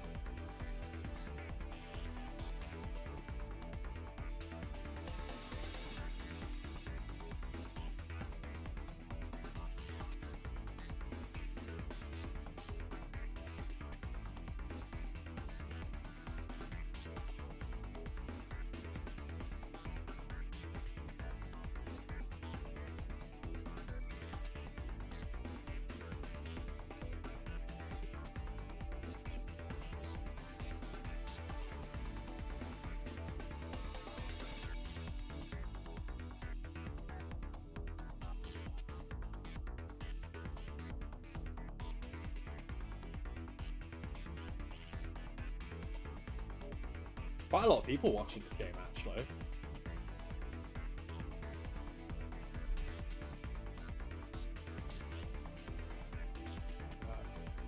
Hopefully when this gets wrapped up, we can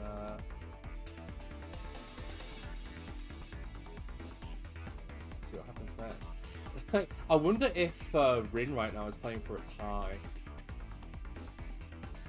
I think there's too much time left in the game, though, from what I can say.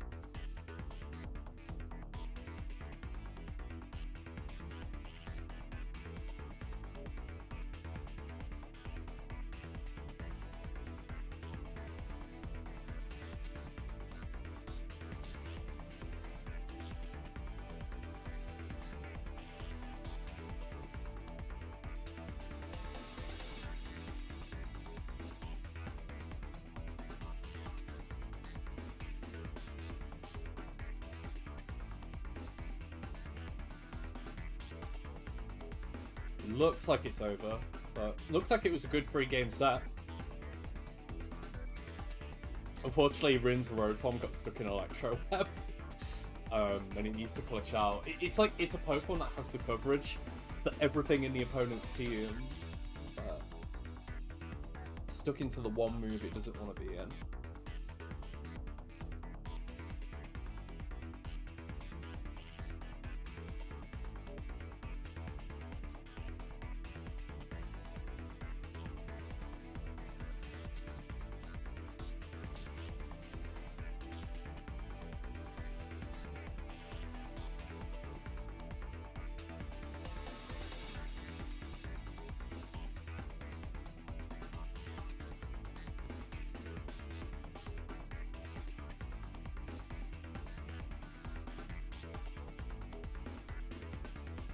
Alright, now the question is, does this Ninetales have Freeze Dry? Because that would speed the game up considerably.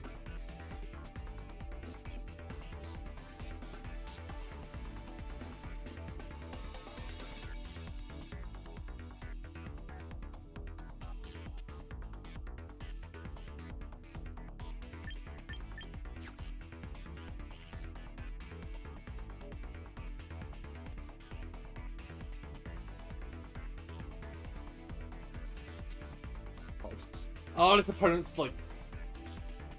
Yeah, the opponent's been kind of taking up time now. Yeah. They're like clicking A Veil and stuff in a 1v4. Oh, why?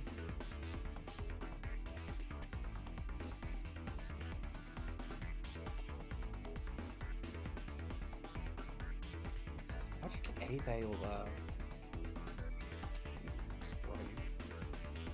Doesn't Ninetales have Moonblast or Freeze Dry?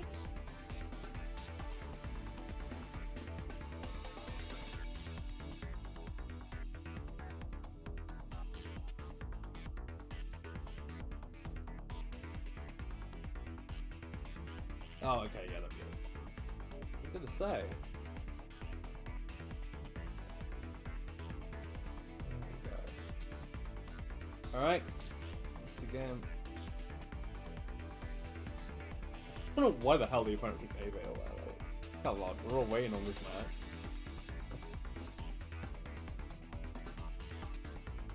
Very silly. Hey, that should be every game, so round 5. Any second now. Like, for real this time. For real, for real.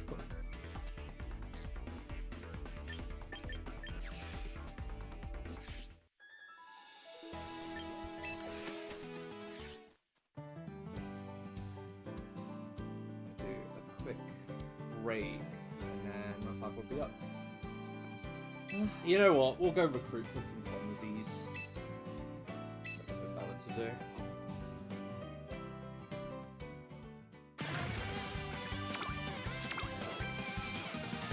Small whistle.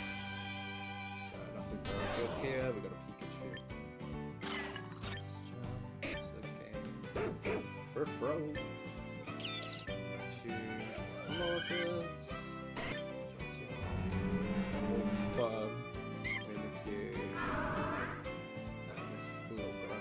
Okay. I just noticed that moveset as well. Alright, we'll take the Pikachu. I think from what I remember, Pikachu is like the only not evolved Pokemon that can be... Whoa.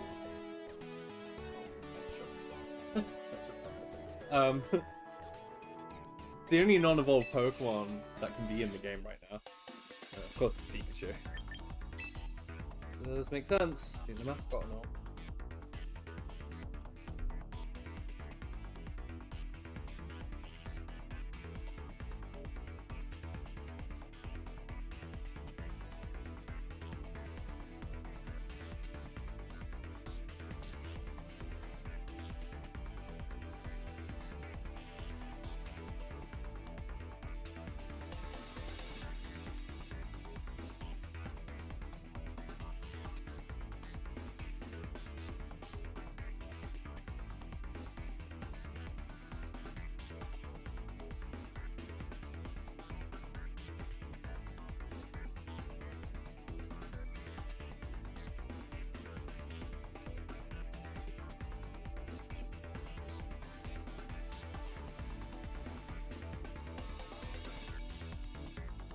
Hatsune Miku.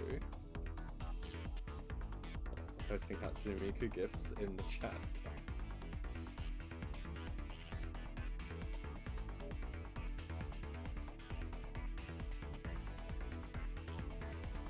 Yeah, there's 6 4-0s right now.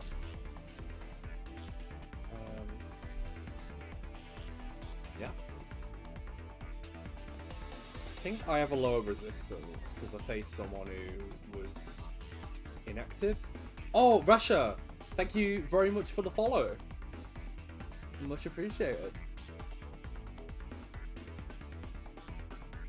Hope you're doing well. Hope you're... Well, I see you're doing really well in the bracket. Woo. Good luck. Good luck in your next game. So I've got my opponent's name. I believe... No, I'm not hosting. My opponent's hosting. Okay.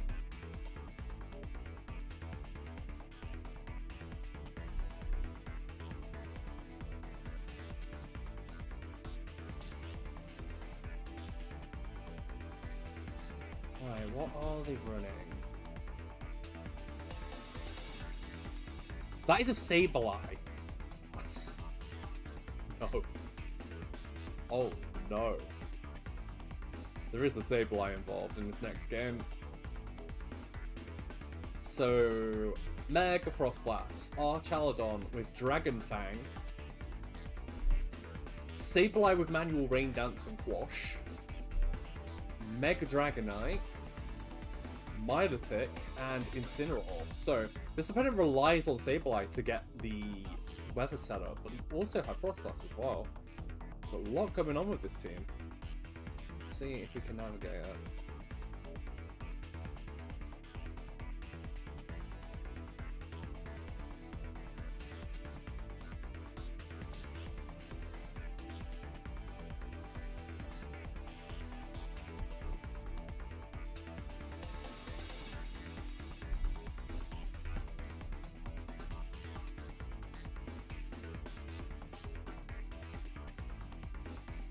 I need them to organize the room. So.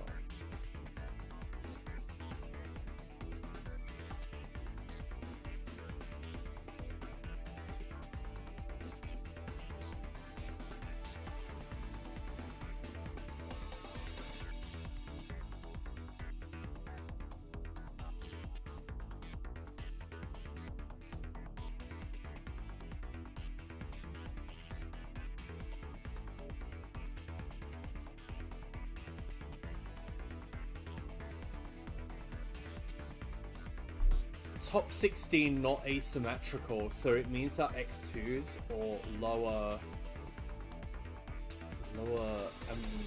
rating X2s might not make it. So I definitely want to go X1 because I think my resistance might be lowered because I had someone AFK.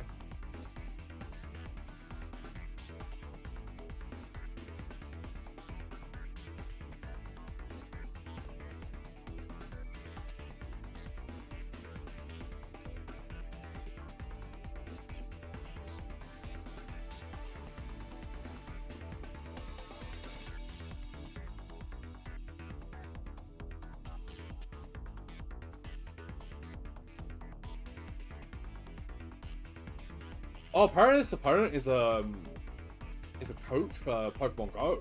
Whoa. Okay. So they're broadening their horizons a bit. Alright. Not bad. I like how spicy the team looks as well.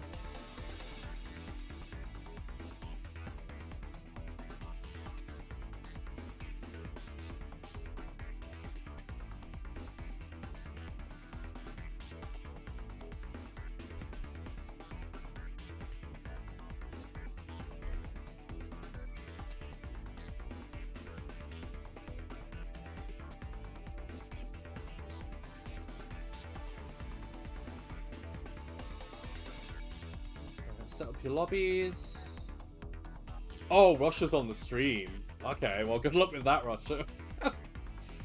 Oh my goodness. Jacrapid's back on stream as well.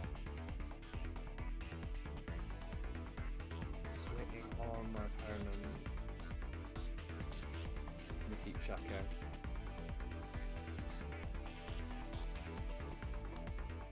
Give it 10 minutes. This should be around really soon.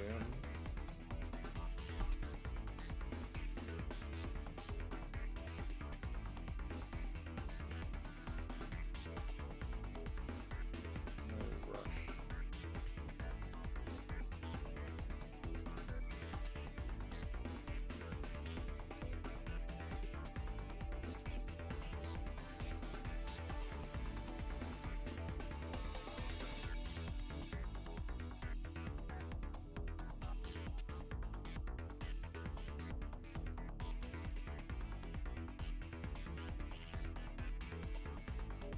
Oh, got a ping.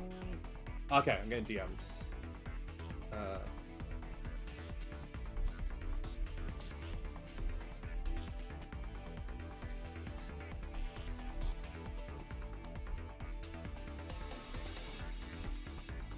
Right, should have a code any moment.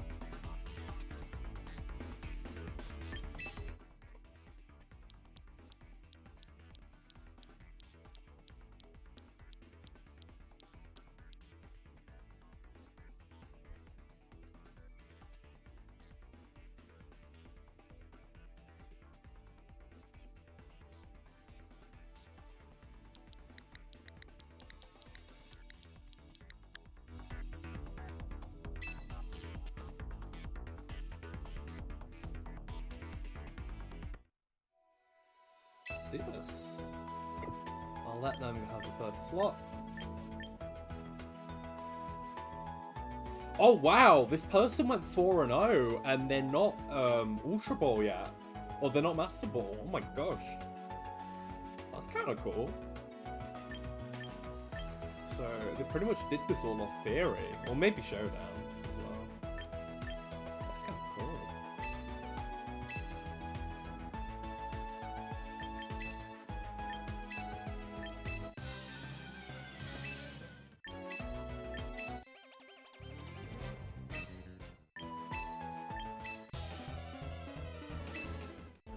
Give me some classic Pokemon Showdown music.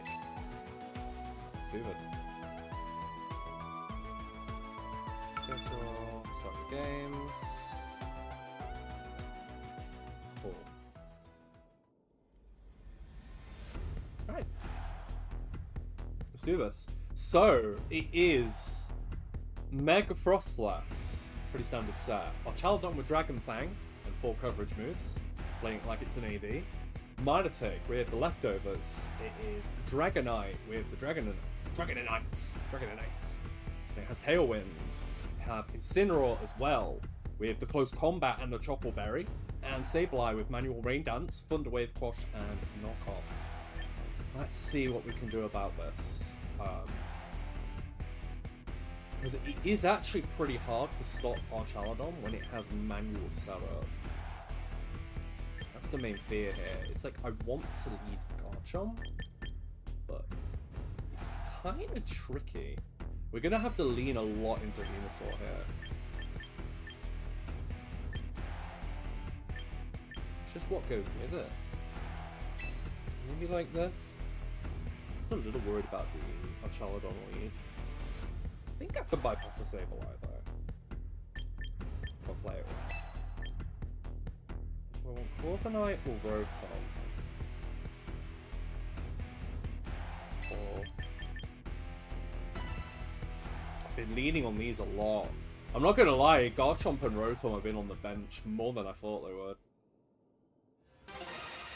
Kinda shocked.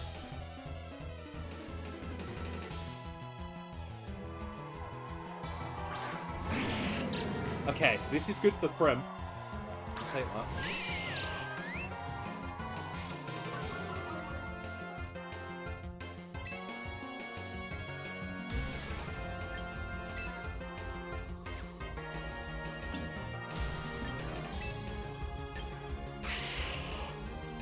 Need to do as much damage to Sableye as I can. Stop it from rain dancing. I'll tell them to way less than crap. I might also play for Thunder Wave. That's not out of the realm of possibility.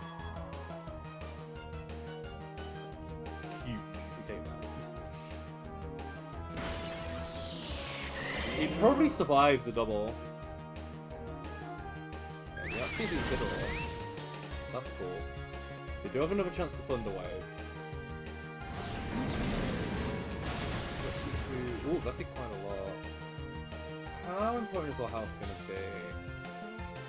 Important-ish.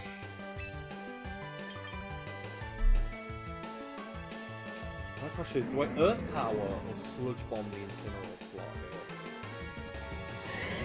What's the better option? Do I think our Charizard's coming in? Or would it be more likely to be Dragonite? Not sure. I'm gonna Sludge Bomb. I think it's the most...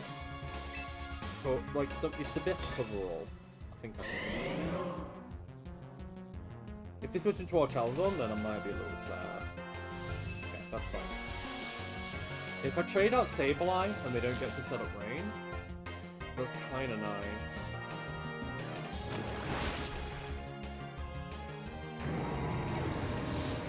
One Hyper Voice and I should be sad. Okay, good. Sableye didn't get much from that. And no Rain set up either. So if our Charizard's in the back, it can't run after a shot.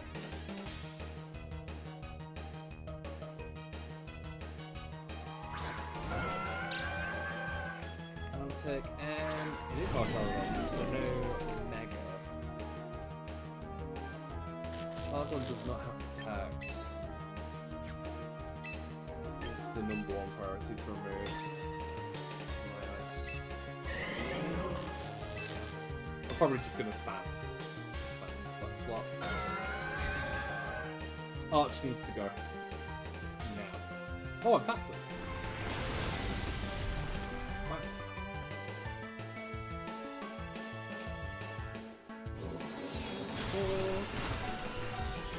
Almost. That's quite strong. Scary. I'm spamming into the Arch slot. If Arch goes down, then chill.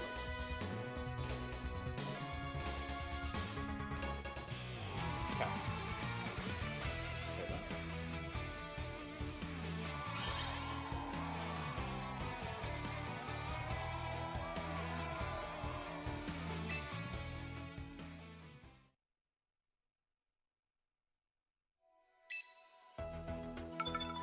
The team does rely on getting Rain Dance up with Sableye quite a bit.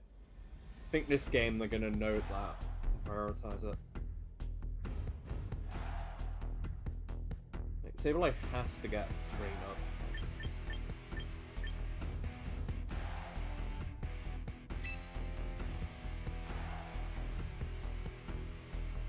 That or they lean really hard into Frostlass.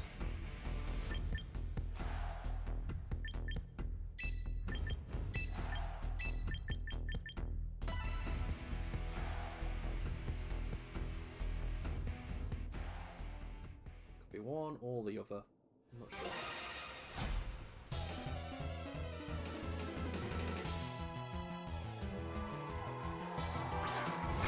It is. That's no longer.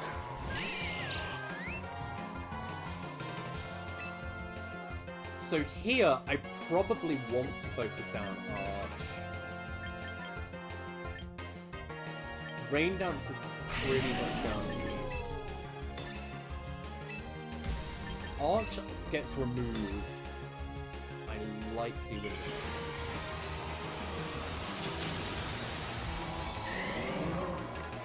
I'm lucky that Arch doesn't have Protect here. It'd be a lot more difficult to focus it down if it didn't.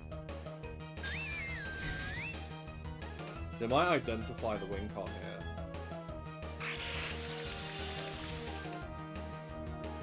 That's fine. Now I've got to ask myself how... Oh, I'm faster.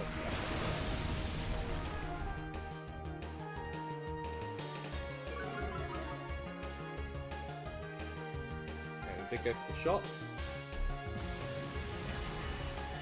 So they know that they need to Thunder Wave now. Did they say black?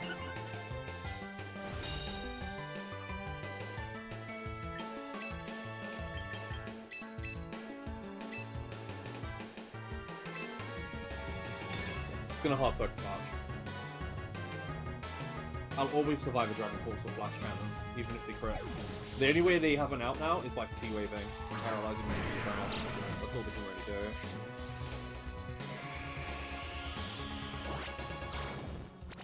Squish. Squish. Tiny baby install.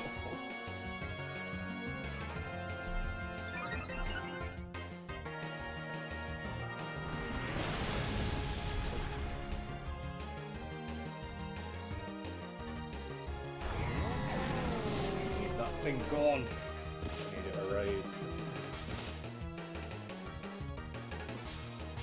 Sableye has Sash gone now as well, which is neat. Cinnamon. So it's Chocoberry. It does have close combat. This thing does have close combat.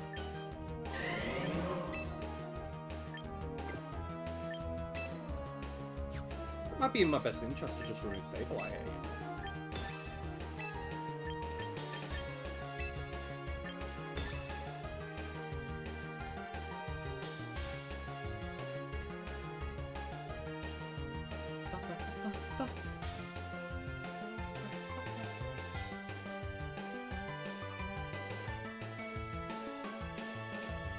Yeah, Sableye might actually survive a double R. It's pretty chunky one. Might still put it in sand range in a couple of turns. So it doesn't have the best stats. Oh, they do go for the fake out as well. Yep, get the rain back up. Makes sense. So that means I'm gonna have to pivot around my Tyranitar. The way they played that, it's very likely it's Dragonite in the back, by the way.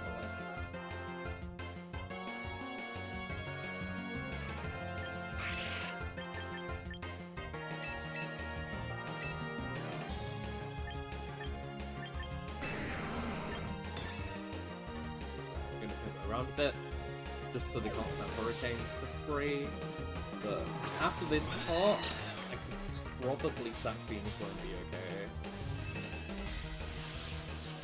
As long as I'm able to remove the Sableye right now, so they can't get rain back up. And that's a close combat. Ouch.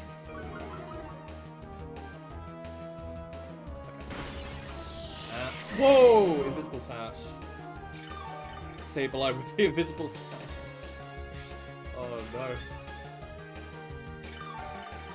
That's awful.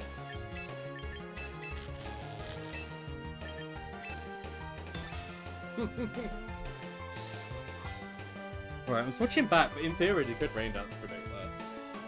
So I think momentum's going to be pretty tricky from them at this point.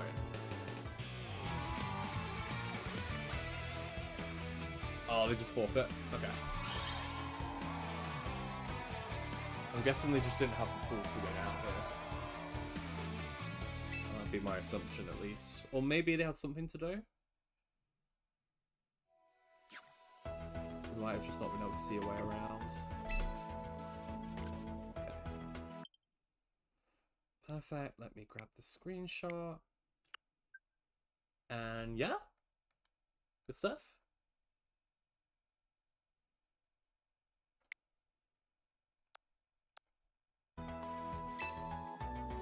GG's.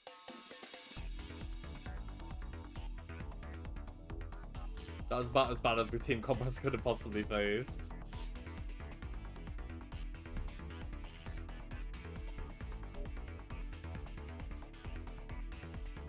Yeah, Tyranitar did carry that.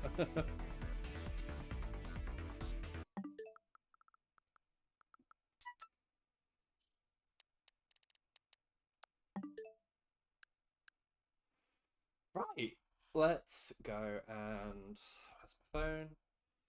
You know, this is quite a short round, so I might do something silly.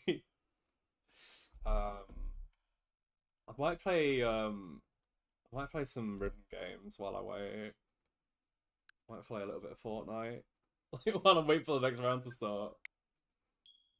I'll see what tracks are in.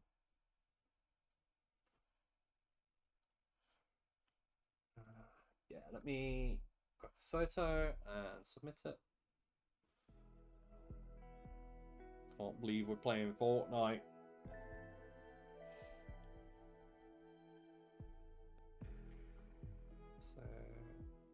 5. Yeah.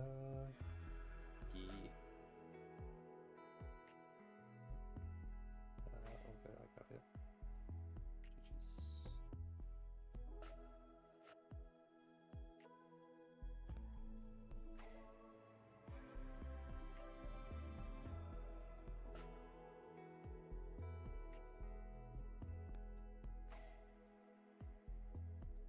Nice. Okay.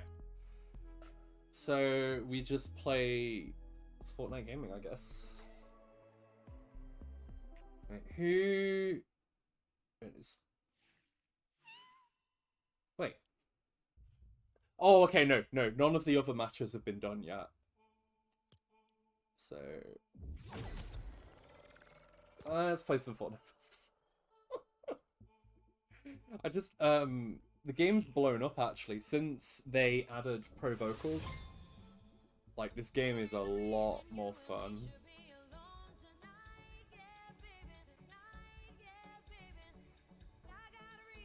Alright, let's see what I can do. Freaking Nintendo Switch version. So, for those of you who don't know as well, sometimes there can be in-game freezers.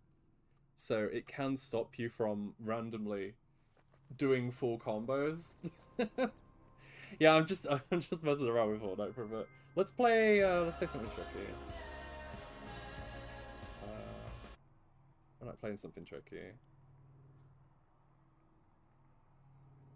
What have we got today?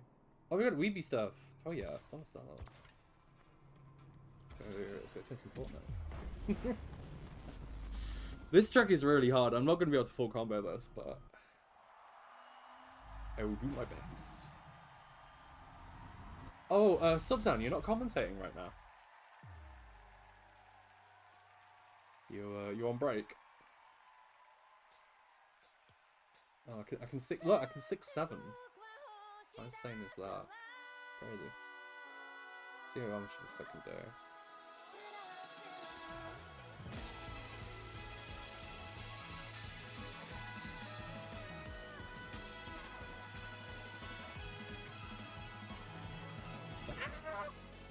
Nearly.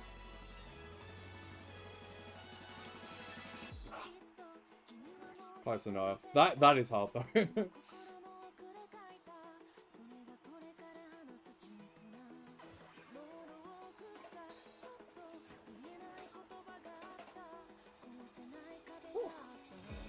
Jesus.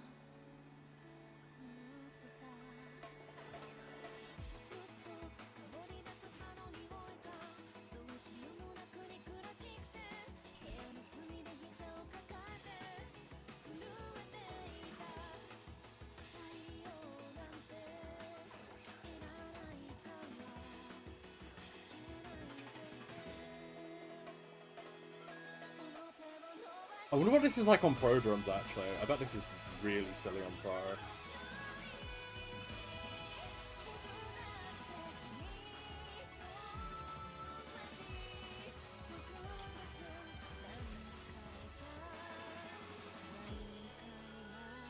Oh, messed up that pathing.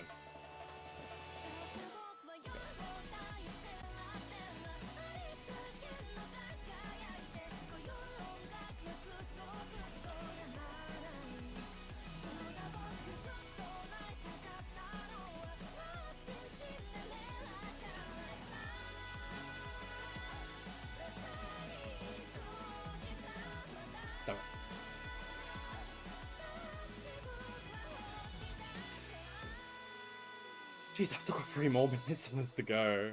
This is such a dumb track. It's really hard.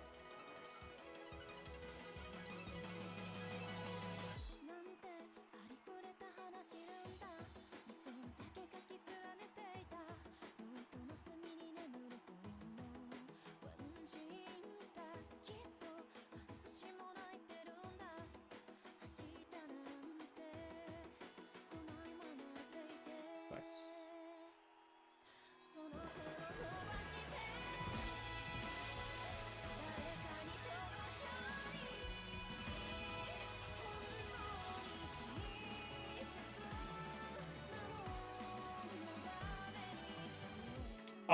God, my phone went loose there. Oops.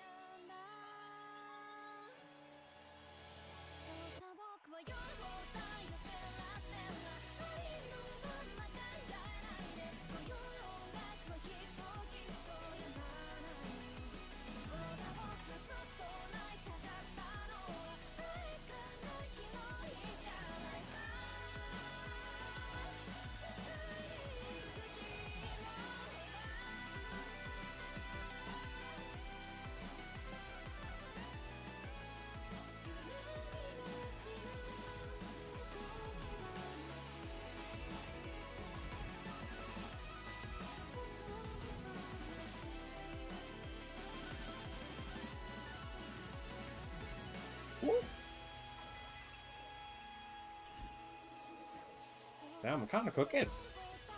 Some parts of this.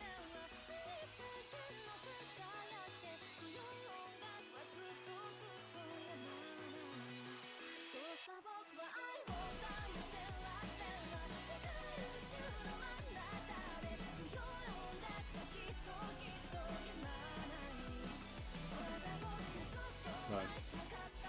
Not nice.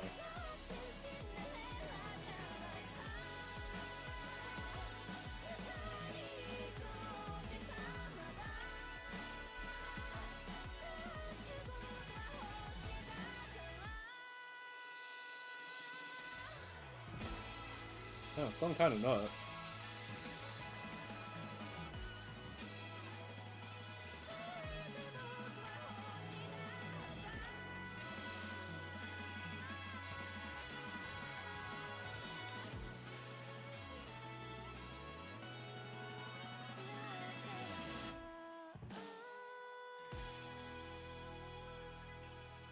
Not even gold stars, damn. I wonder how high score you need to get for gold on that, actually. It's crazy. It's crazy difficult. Keep checking for rounds.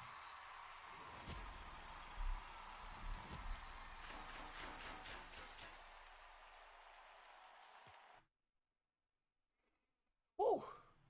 It's a little sweaty.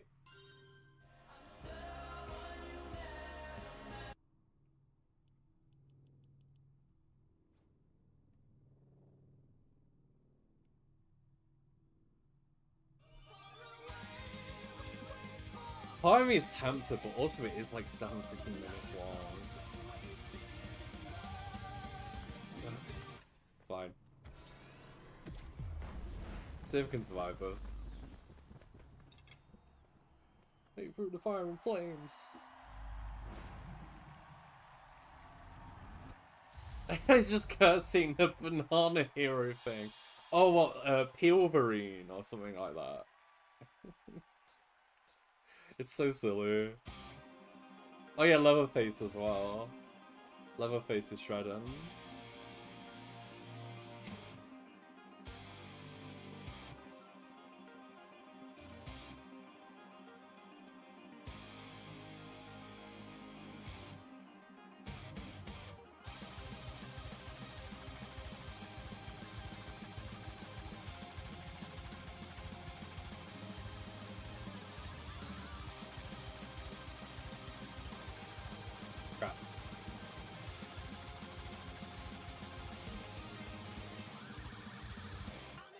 Okay, we are having a take 2 of that. That is doable. That is so doable. Come on, I know I can do it. I know I can do that. It's super doable.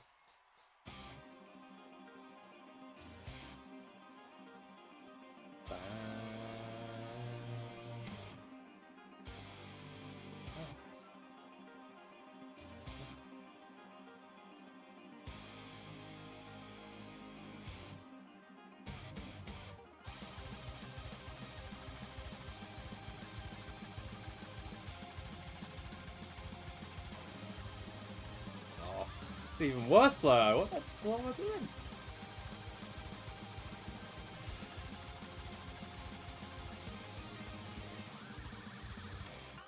Nailed it.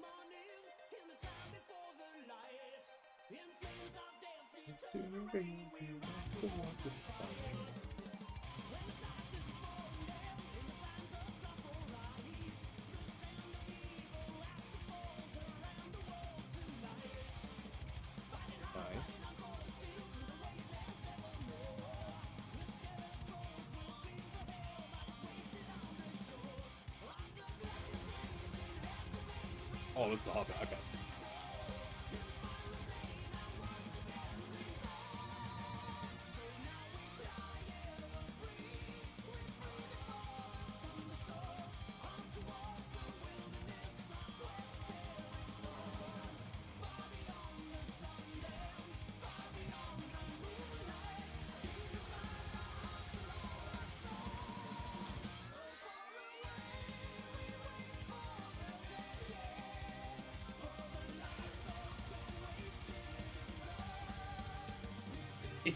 It's the buttons you have to press that makes that so hard. Because I'm playing this on a Switch controller.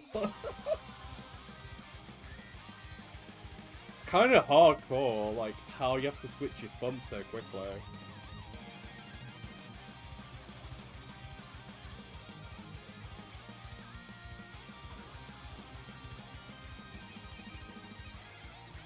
Okay, that's better.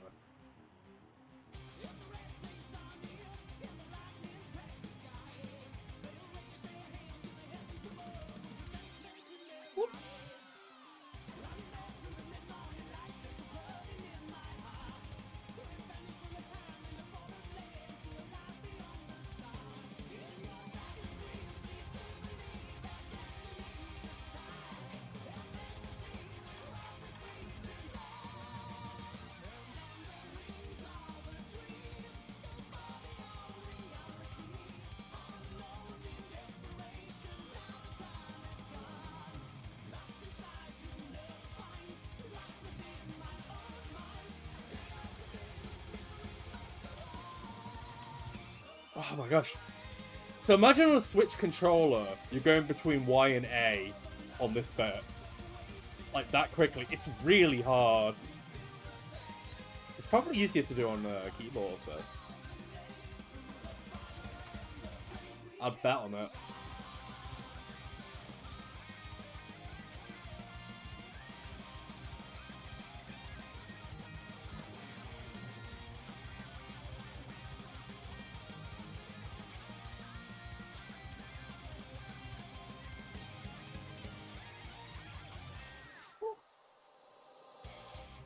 Whoa. Whoa. It's probably won't be a gold star run, but at least I'm surviving.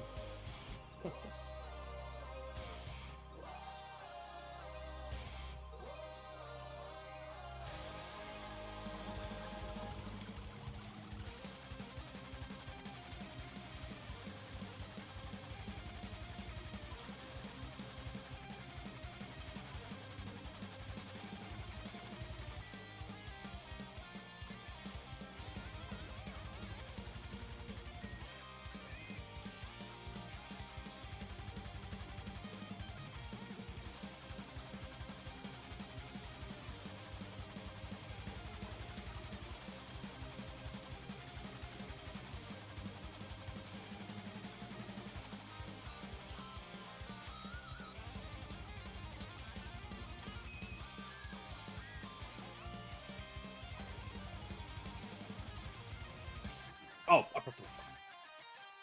Close.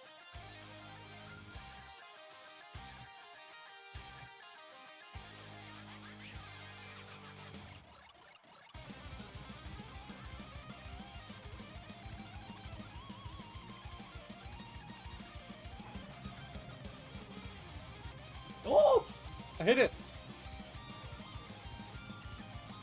That was tasty.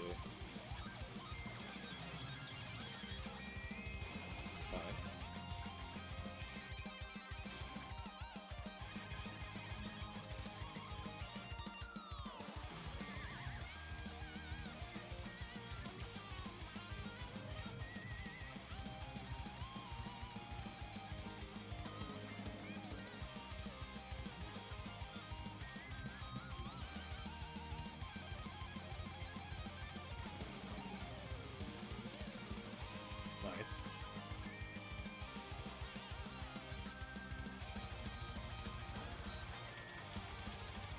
Not nice.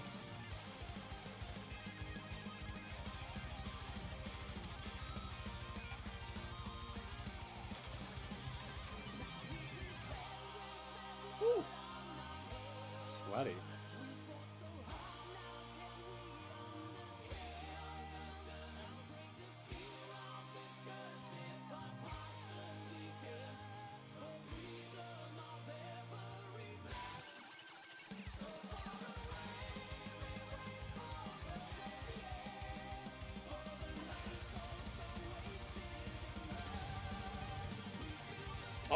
That was so close.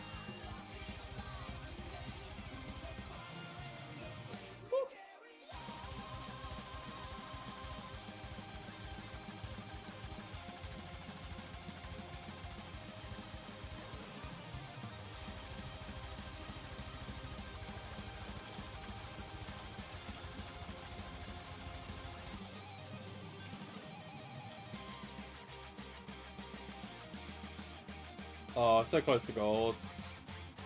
What a shame.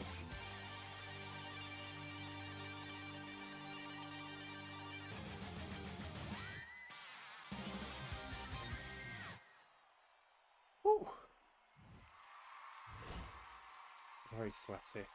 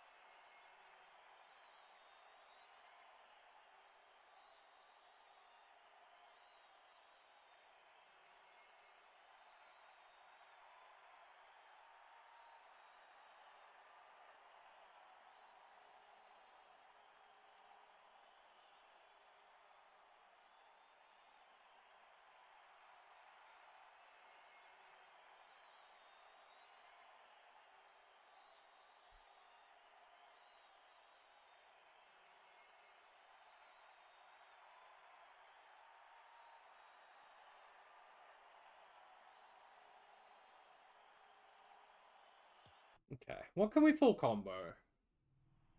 That's the real question.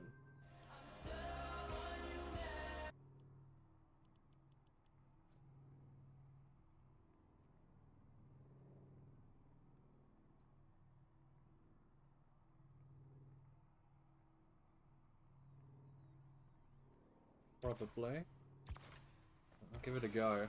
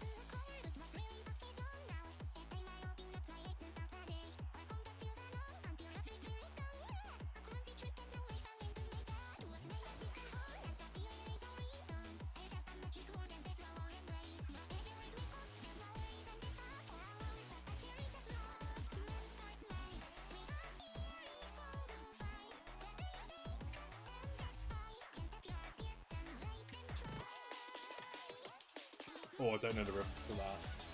I'll learn.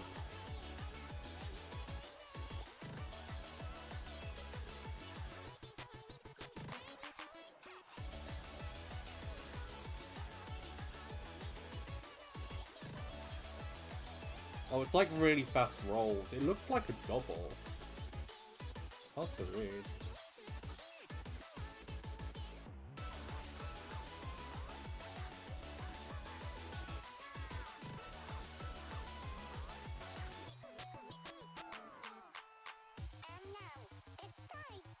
Butterfly?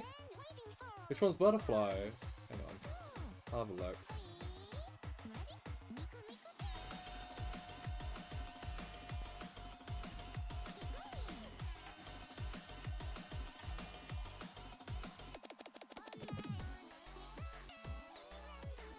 I'll have a look and see if it's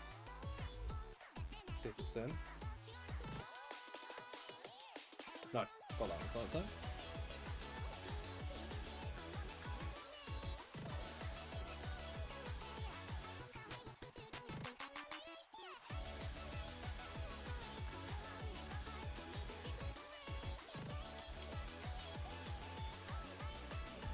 This is definitely full comboable. I'm just not used to that roll pattern.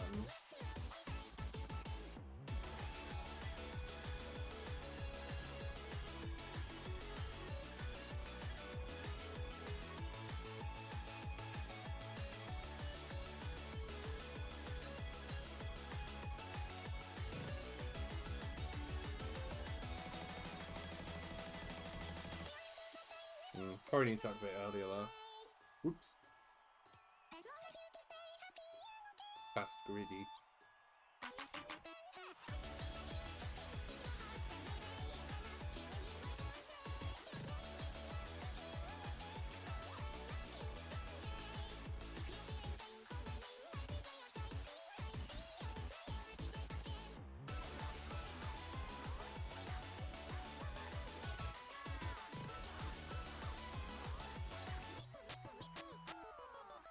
Cool.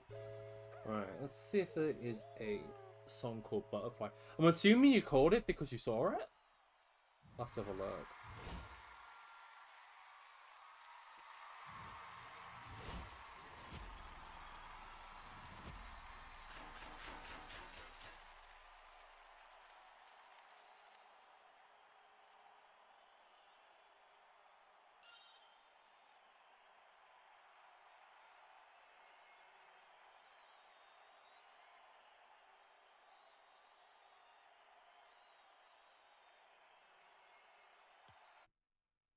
Right, is it...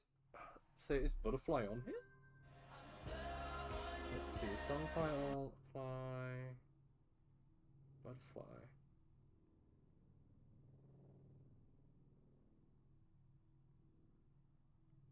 No, there is no Butterfly on here. If it was, Clone Hero or Yarg, I could probably find that.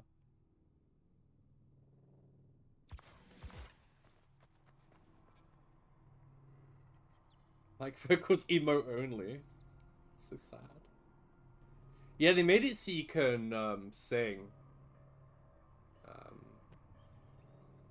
Which is kind of fun. That's why, again, a lot of people are playing this now, because they added in the ability to sing along. Great fun. How many matches are left? 1, 2 matches left. One of them is a undefeated match. See how that goes.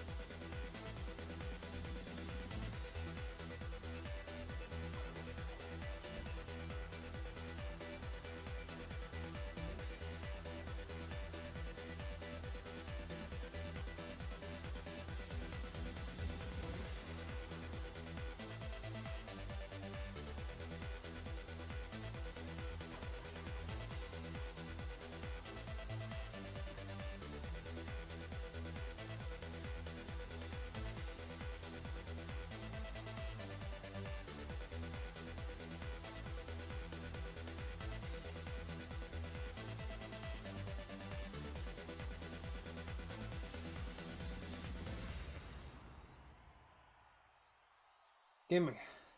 Got it.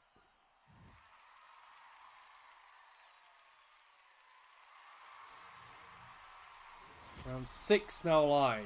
Ooh, okay, right. Round 6 is up. Oh, I got Decrepit. Nice. Wonderful. Okay. That's gonna be an interesting one.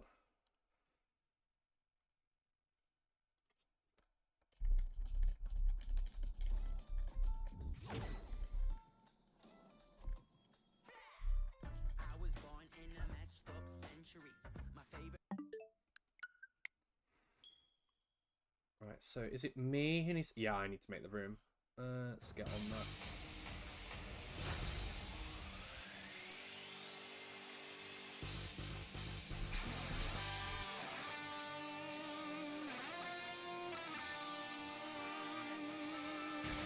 Gonna make this room. Oh yeah, Decrepit was on stream as well last game too.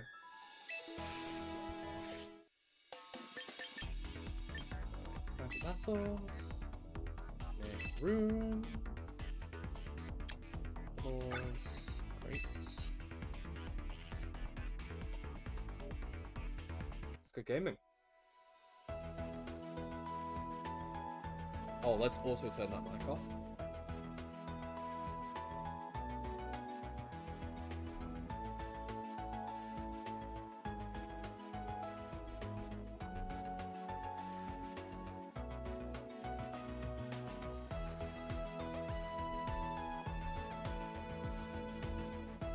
So it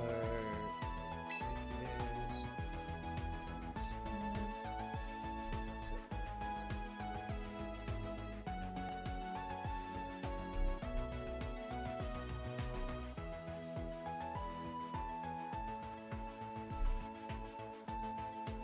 All right.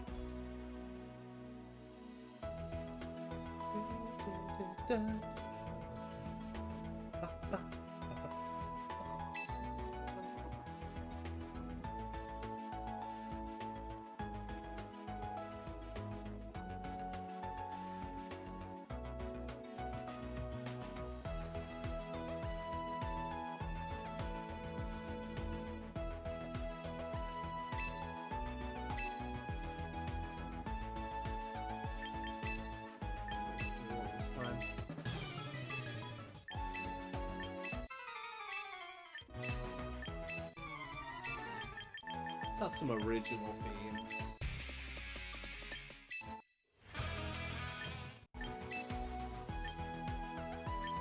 For the battle arena. Okay, we just need to go ahead now. Can we go ahead?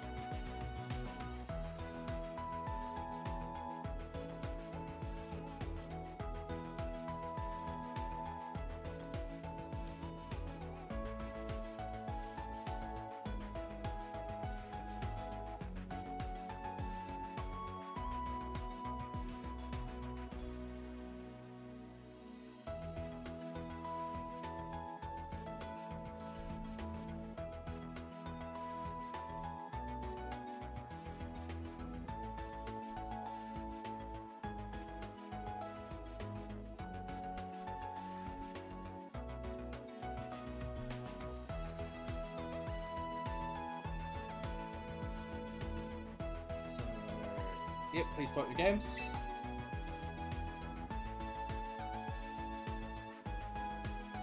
Wait, what? Oh, whoops. I forgot I need to just select. Oh yeah, I need to load the team up as well. Oh, I forgot. Oops.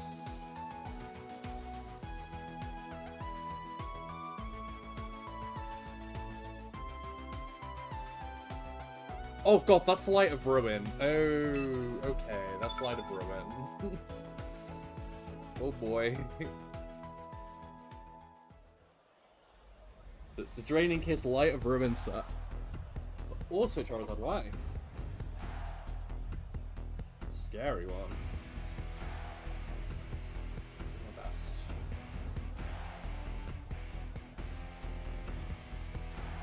Very fast team. Very fast team.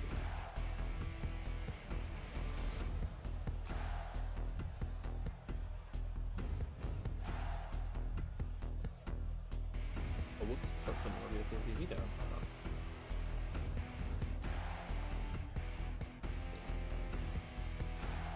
That should be way better.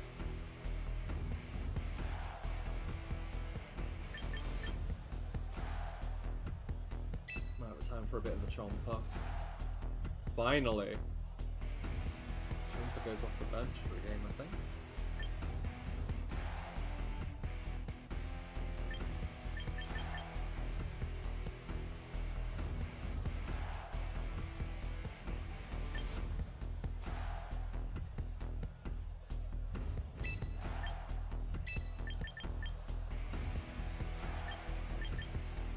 Also, really random side note. But I've noticed that it is a lot of Charizards that have Air Slash. I was wondering what the coverage was for. Something I noticed. Because I remember a lot in like VGC 14 and a bit after that, they always ran like dual fire.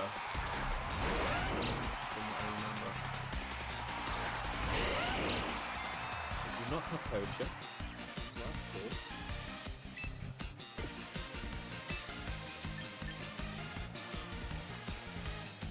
Choice Scarf.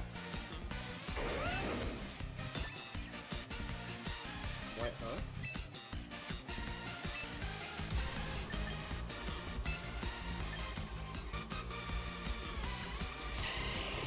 The most important thing for me.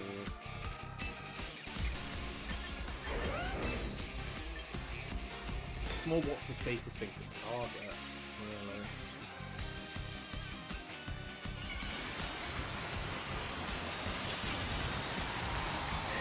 This might be an I'm clicking Rockside lead as well. Gotta bear that in mind.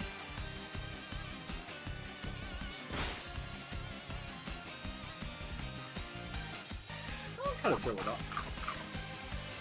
Depending on the set, this might KO as well. That's definitely an adamant hit. Nice.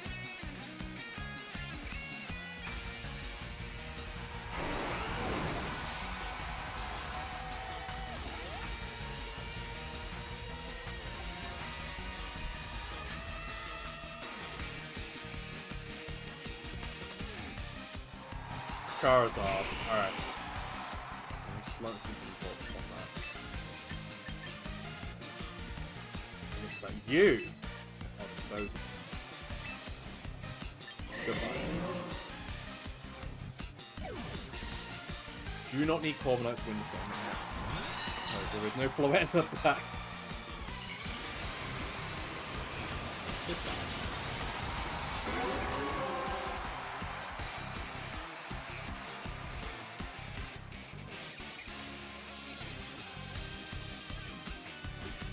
Combat is a White Herb sat though, so that still works out for them. Oh, they're just air slash. Should love that. It's just a flinch, really. The flinch is the only issue here. No flinch? Good.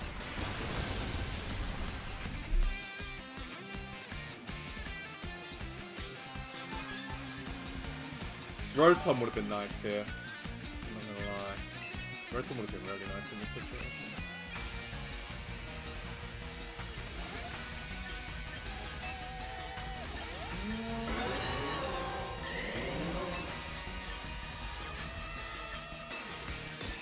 If I Tailwind, I could probably win on the spot, but I don't think I get it.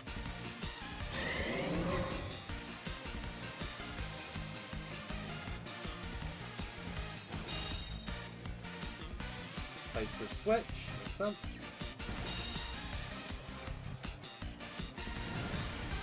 Goodbye, Corviknight. Definitely a bad bring to this matchup.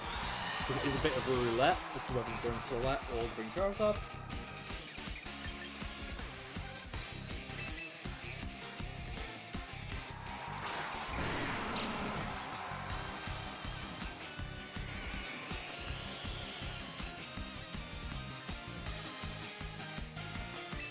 I think all I could do is just dodge Heat Wave.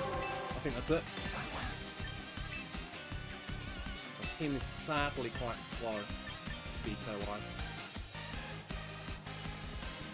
So Earth Power is generally better. Unless you have Whimsicott is bad. I don't think we do though. Oh!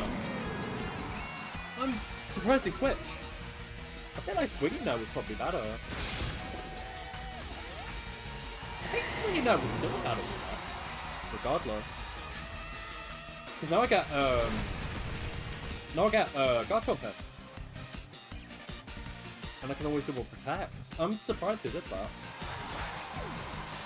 Like, they get the weather back up, but this game plan relies on them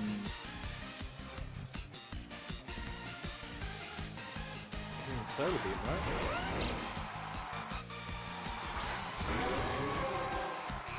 Or unless they're timid Charizard, because I am out of them. But that would also be good information for later, because I know that they always get knocked out by Rock Slide. So, like, it's kind of win-win in terms of information game here. So that's cool.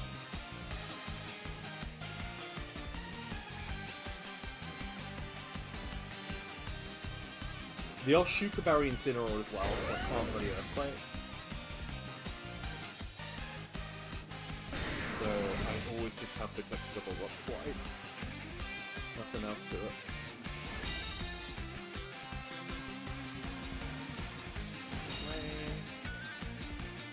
Probably knew that I was going to protect that. And now we just throw rocks and hope that was one.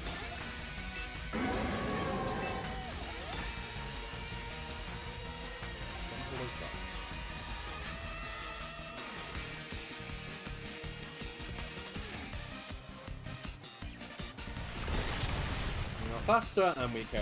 Yep. I'm really surprised they switched. I feel like they should have sent it. In my opinion. They sent it and hoped. We missed, but I don't think it matters at this point.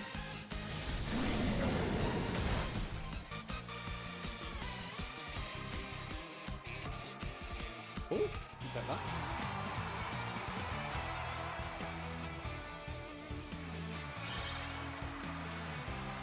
Good start.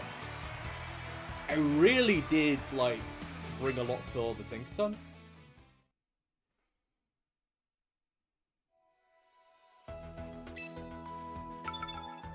Wait, did I say Tinkerton? I bought, I'm so out of it. I bought enough for the Floette. So I bought the, Corviknight, but if I bring Corviknight, it's kind of bad into the Zard stuff. Actually, I've got an idea. I think I know how I can lead this battle. Yeah, I've got it.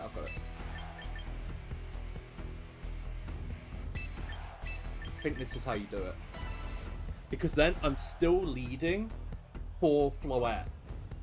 But also, if they lead Zard, then I have a lot of counterplay to what they're doing. And if they lead, like, Sneeze for Chomp, then it's fine because I'm trading out early. So it doesn't matter.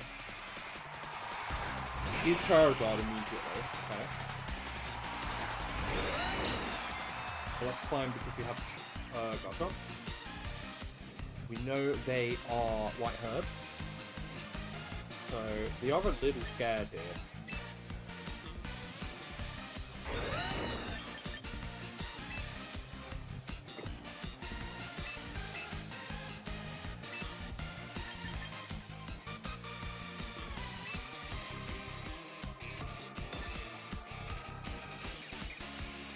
Still think we bring Tyranitar in despite them getting stun up here. I think it's still correct. Probably not.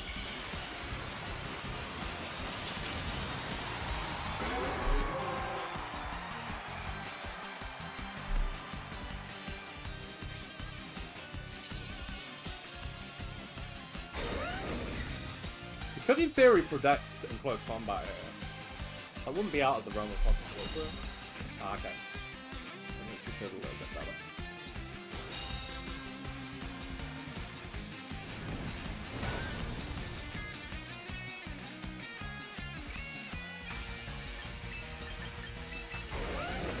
Here and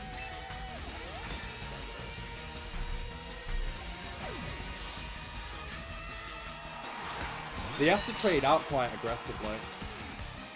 I think I got that call right. They're probably going to ignore Tyranitar here. Yeah. Makes sense.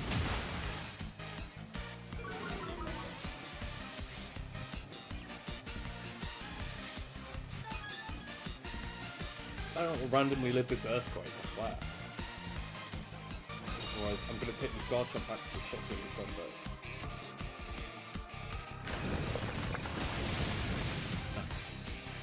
Okay, major threat gone.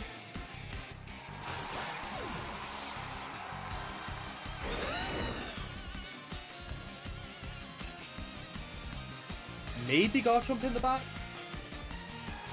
Yeah.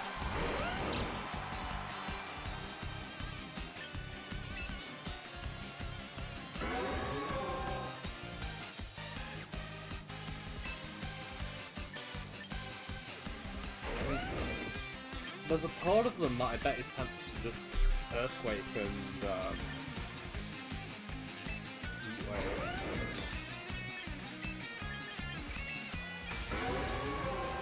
I think the only way this gets punished is if they double up on core. Trying to get Tailwind up here is huge. This might be my opportunity. Oh, they do Earthquake, okay. So that is going to result in a single target Heat Wave. But I think because it's not Sun Boosted, I think I have a chance to live. It's not a camera up Heat Wave, like by any chance. So I have that going for me. The only way it would KO if it's like modest, really high investment, I think. Damn! Whoa! Okay, that's high investment. I did not think it would be that high investment. That's rough. I don't think I can win now.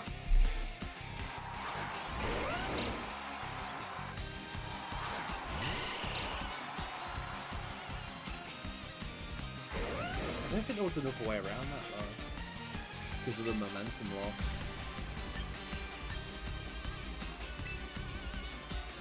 Really, the question I'm asking myself now is it possible to win without Floette?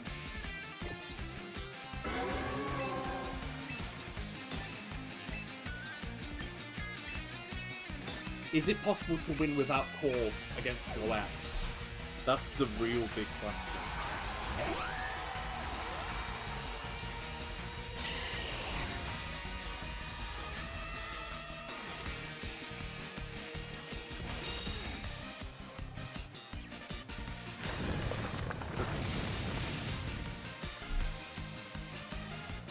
So they revealed Whimsicott in the back, so that's good to know. They didn't have Whimsicott last time. They didn't necessarily need to show that to me, so I'll take it. They really do want to win the Weather War. Like, it might be ingrained in them to win it. So, bear that in mind.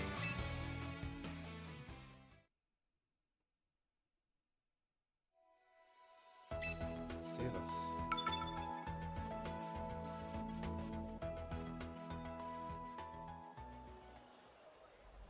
So we definitely adapted that. It's good. Yeah, now it's my time to adapt. I know how to do it.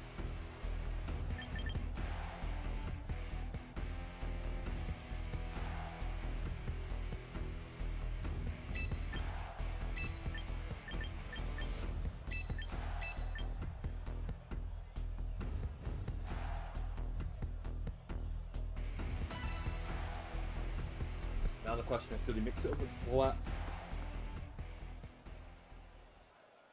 But even then, I think I have ways to play it out. Even if it's Floette. Yep, Charizard. Good.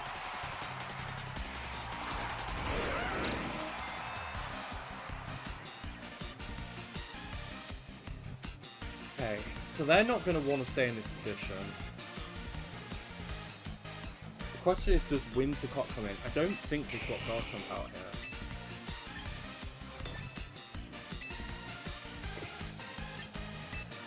I think they lose too much ground.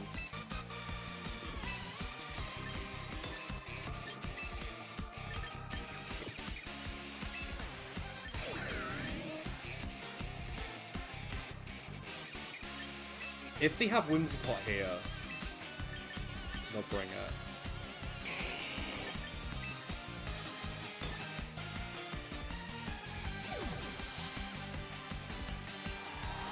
Sneasel. Did I say Sneasel? It's, yeah. Okay. Well, they're gonna Rock Slide to win.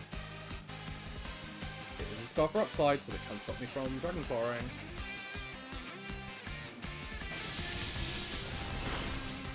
If I Dragon Claw though, I'm probably set.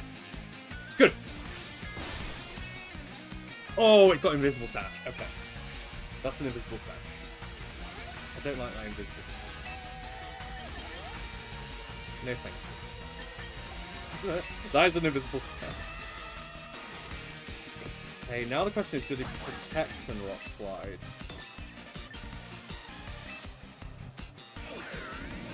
Fake out Rock Slide? I don't think Venusaur's health matters as much as everything else on the team at this point. We've established we don't really need it.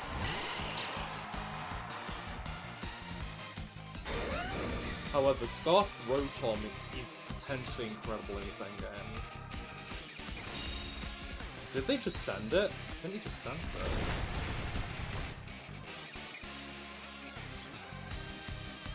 Huh. I don't think that KO's Garchomp. What they did.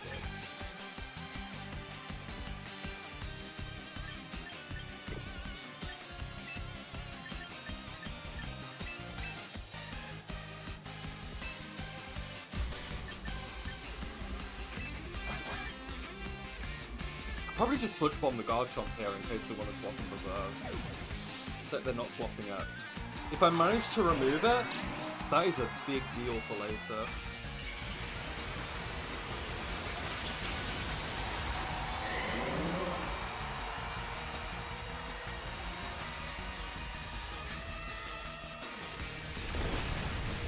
The issue is I think they're going to click Rock Slide Dire Claw, and I hate the fact that it's just literally playing into them clicking Scarf Rock Slide. Because if any point they flinch, I'm pretty screwed. It's one of those.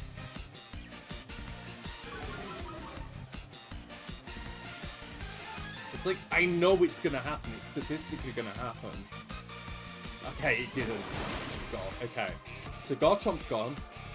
Thank goodness. So that frees up Charizard a bit.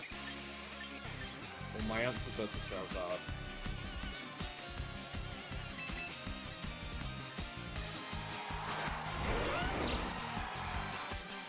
There's Whimsicott. I think that's okay. Moonblast, it's Focus Sash, so there might be a chance of them being heavily invested.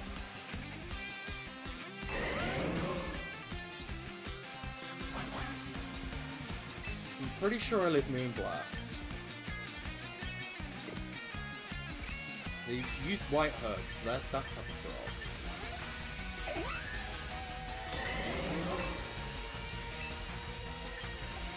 I guess I just gotta hope that something survives. Okay. No sleep? Good. This might not KO either. Okay! Perfect!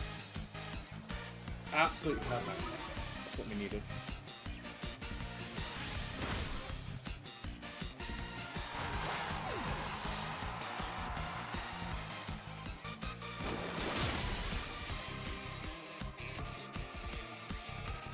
Maybe poison? Doesn't look like it though. It doesn't matter anyway. We have Tyranitar to confirm it. Or not, because they didn't Mega, actually. I forgot about that.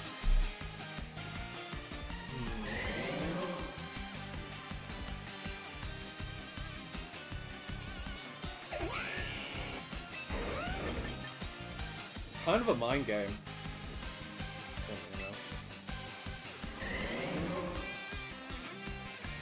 It's right to just double protect. Despite them having Encore, it might still be correct.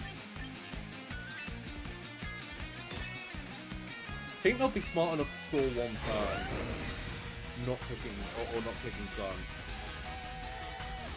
It's annoying because I could technically put Tyranitar in that turn, and I could have knocked out Winds.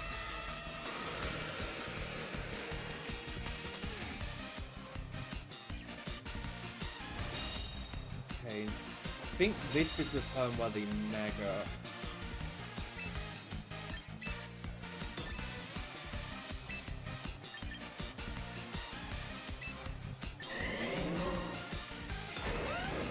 Because it would play for the hard switch in. If they don't Mega here, that's insane. Because it would mean that Winterpart would get knocked out by the Tyranitar switch in. Which I don't think is ever... Yes! Yes! Okay! Okay, I think we've won. I think we've won. We managed to win the Weather War by what we did. Okay. So that means that Tyranitar can solo carry the same game.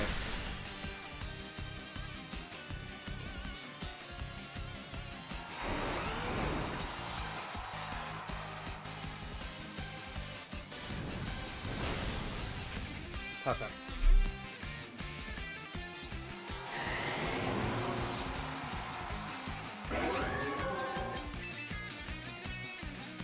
The Whimsicott does not have Sunny Dag, so we always have Sand up for the rest of the game now. That was a tough call to make, because I could have brought in Tyranitar like the turn before, but it's so risky because if Zard calls it and immediately Megas, then I'm cooked.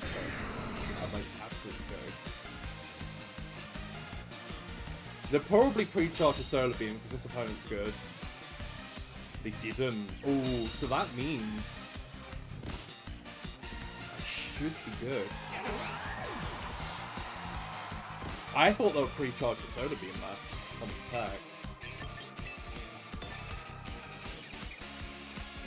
I guess now they're just playing for Heatwave Burn. Or me missing like a set amount of times. Okay. Goodness. Oh, dear. Nice. That was an uncomfortable matchup.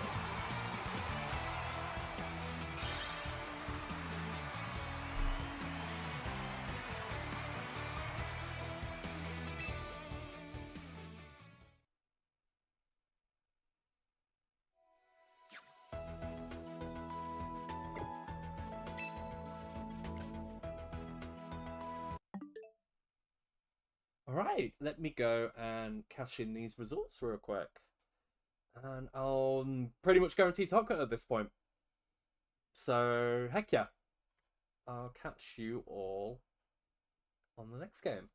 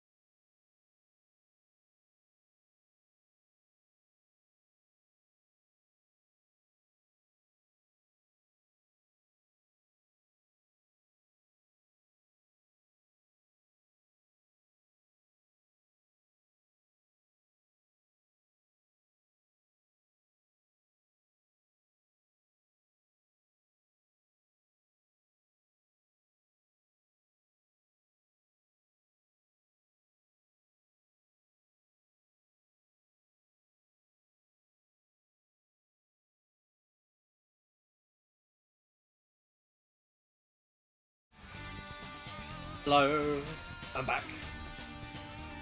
Alright, we got spicy game. Have I been tagged? I don't think I have been tagged yet.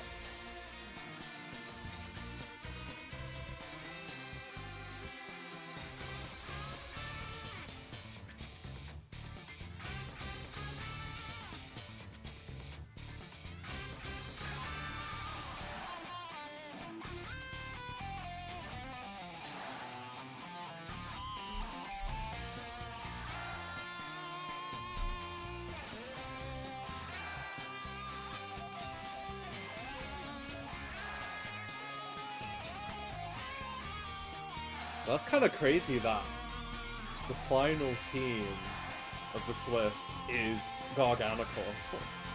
Garganical. It's kind of mad.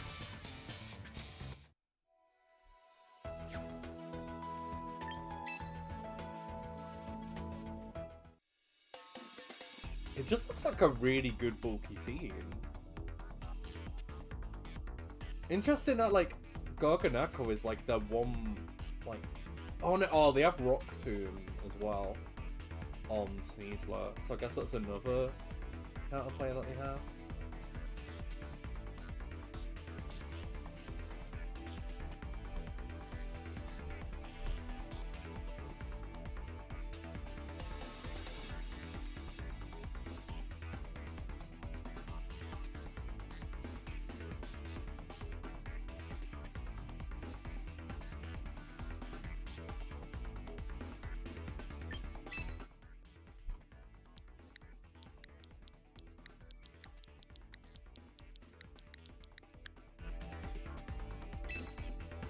Alright, we are joining.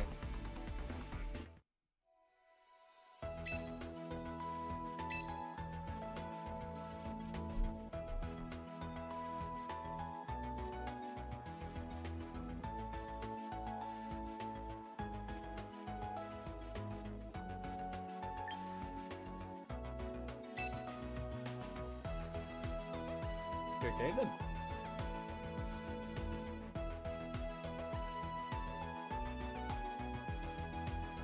Go game, let's go.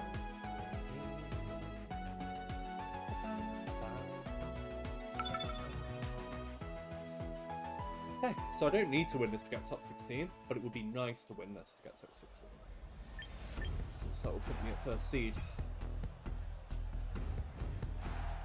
It's a Garg. It's a big Garg.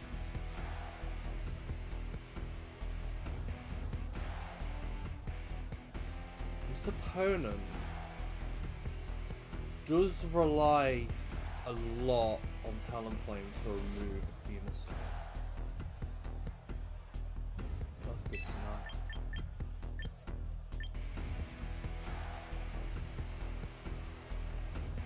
Talonflame is also sashed. Rotom's generally good.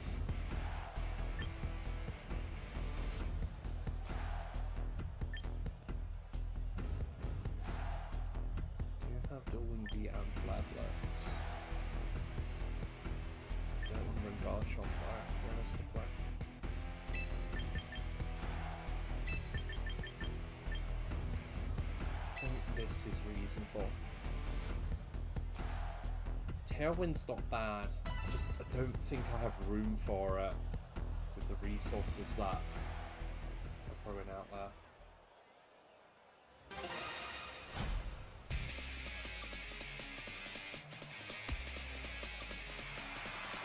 Let's do it.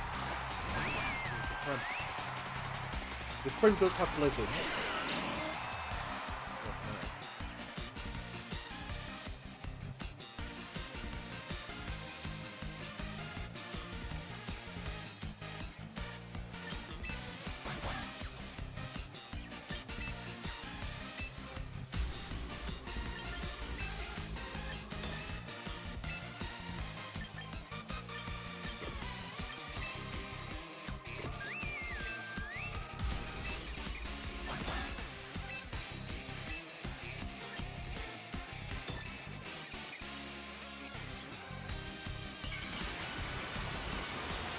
technically a safe play that they can do is stay without Hyper Voice.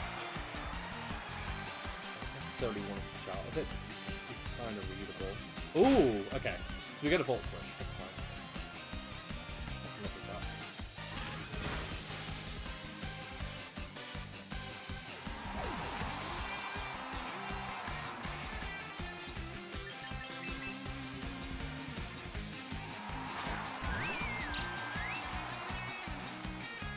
Voice, smaller right.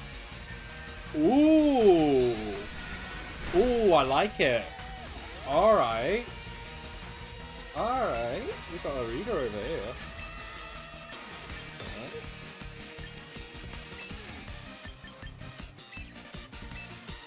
Respect. This person's thinking ahead.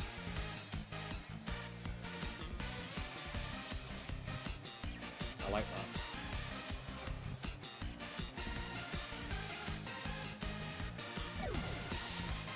Sees the goes, he might be worried about Earth Power, which makes sense. You also know that I'm probably going to play defensively on that wall situation. Lots of plays that just make sense on the opponent's side. Did they go for the Hyper Voice call? That was another question. No, okay, they went for Blizzard. That's good. That's extra good if we avoid it. Okay, so he's still kind of pinned Talon a little bit.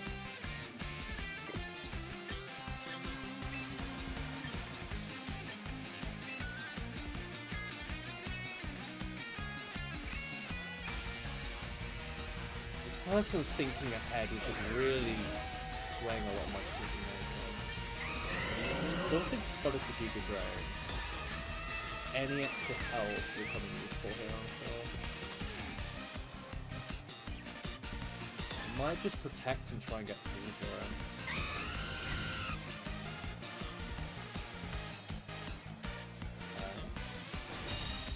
So we knock out Prim here.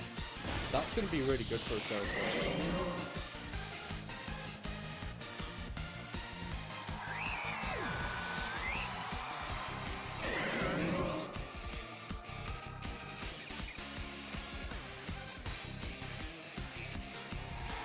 Caesar comes back.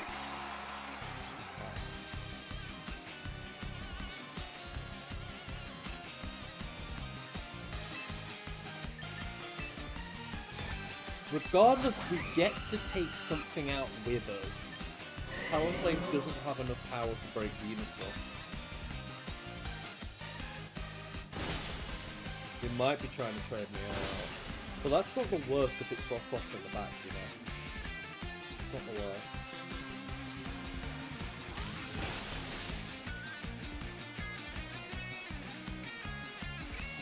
They might go for a close combat read, but I don't think it matters.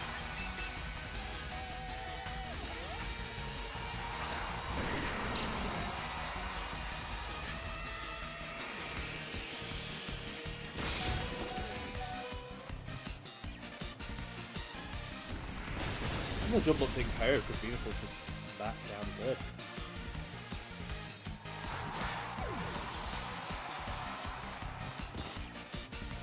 Oh, that wasn't enough! Are you kidding me?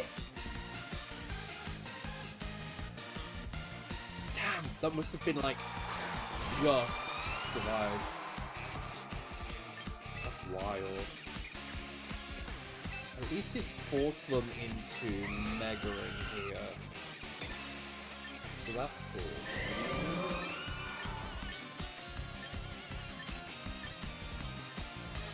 Probably a game where I want Rotom last. So I probably need to preserve Venusaur. Just so I can cycle it correctly.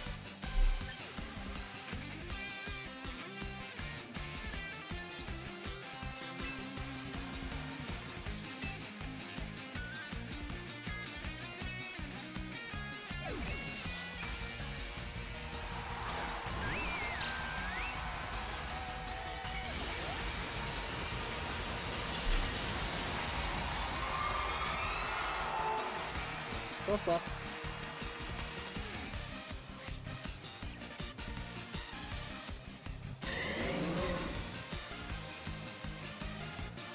This is readable. Oh, wait. Okay. It's not bad.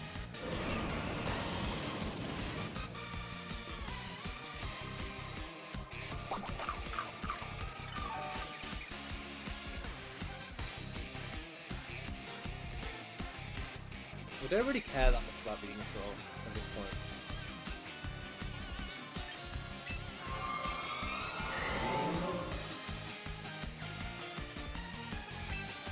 I guess we just sack it and protect.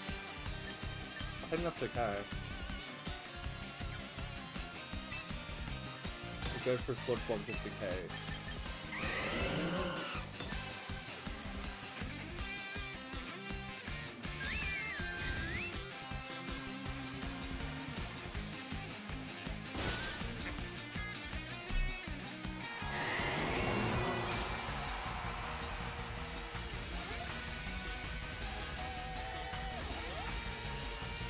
As long as we get Rotom in slowly, we're alright.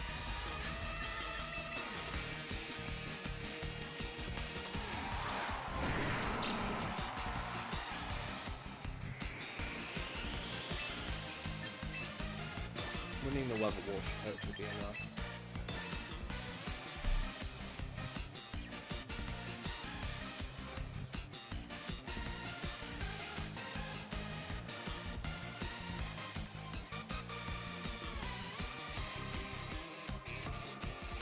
Oh, that's unlucky. I did go for a double there. But that is unlucky. They should have had that.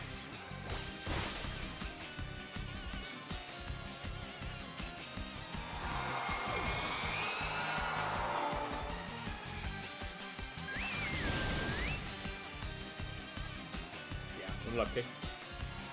Still think I was guaranteed regardless though, because of what I had in the bag. I think I was okay.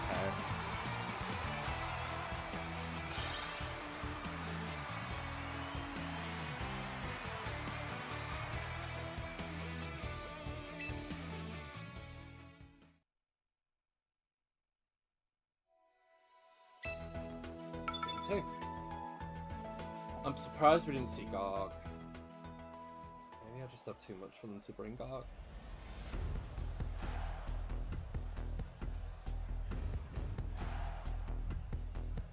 Also surprised I didn't see King Gambit actually, come to think of it.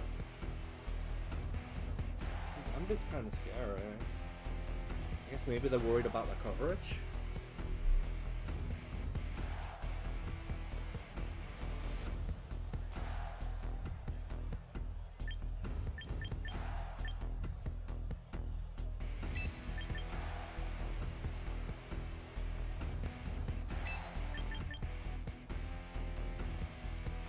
You know, maybe I don't need Venusaur. No, I probably do. I actually didn't need Rotom, funnily enough. I think I can deal with King Gambit without Rotom.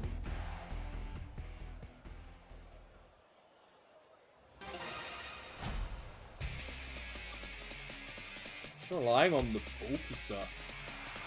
Give it around. Well, Dodge is fantastic here. So, that's good.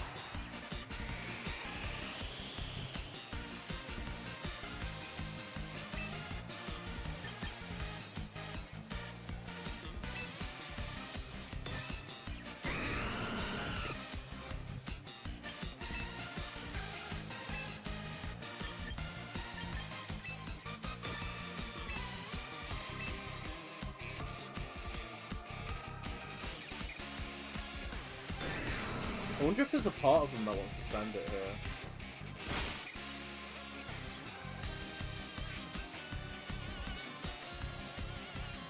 Interesting. Okay. I still think the offensive duo is pretty scary. So they do have that going for them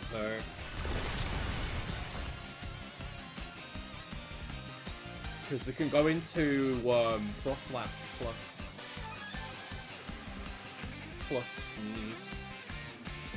And now he's a pretty strong duo. Not gonna lie. Maybe I shouldn't have enabled that. Maybe I need to store this leaf for longer and keep Talonflame up. Couldn't think of it. Frostlass might slow me down.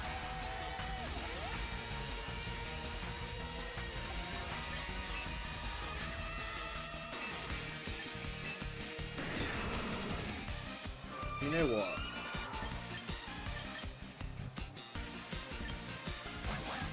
I think this opponent is a thinker.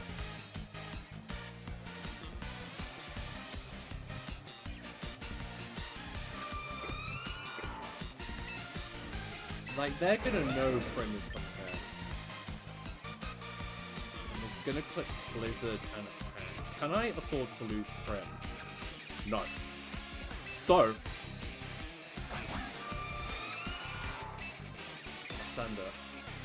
this looks crazy, but I think it's correct.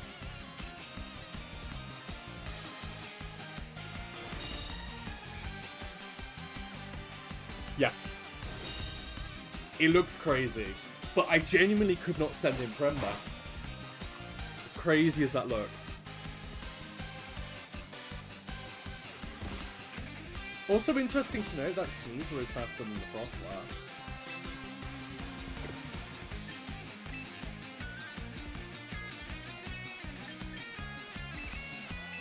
Pivoting this turn is awkward though. TLDR, it's going to result in me sacrificing Garchomp at some point in time.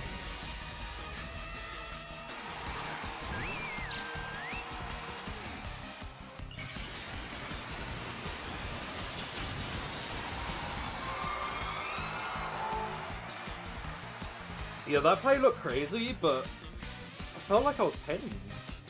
I felt like I couldn't actually swap Tyranitar out. And this opponent is playing, like, super well. So I think they're going to read into a lot of stuff. Yeah, like there. That's what I thought they were going to do last turn. Which meant I couldn't swap Prim into that slot.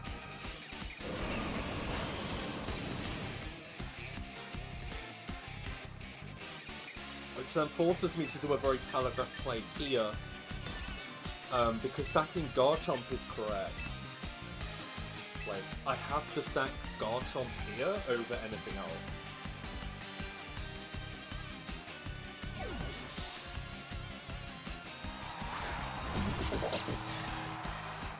Did it bring Gambit? Yeah, I was scared of Gambit, to be honest. I think Gambit's strong. So Garchomp goes.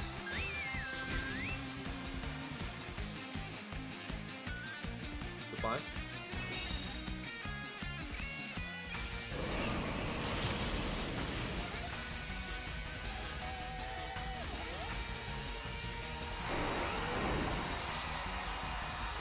It's the only thing I can sack to attempt to pivot.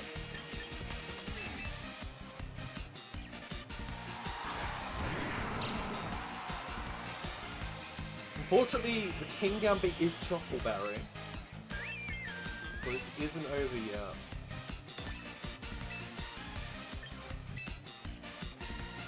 However, it is looking good for us.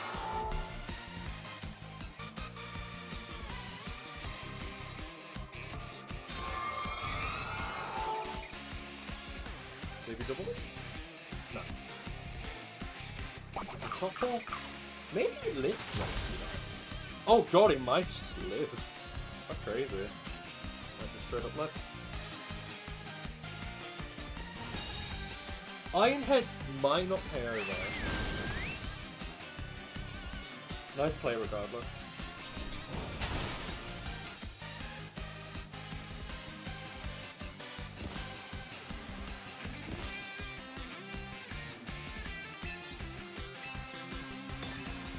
Probably want to switch to Sneasler and sack Gambit? Yeah. Yeah. Swap in Sneasler and sack Gambit, I think is right.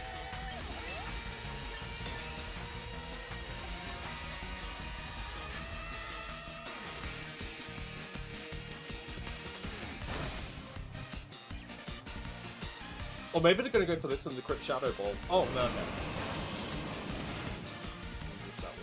we were up to. Should have probably kept up the sand turns, actually. I think there's enough turns to clutch it out. But now I'm second guessing myself.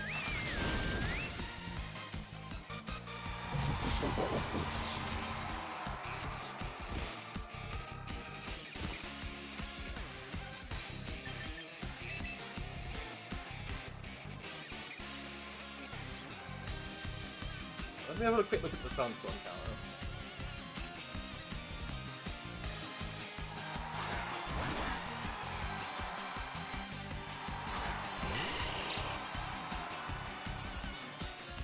Oh, loads. Okay, there's loads of time. That's fine then. No problem. Sort this out.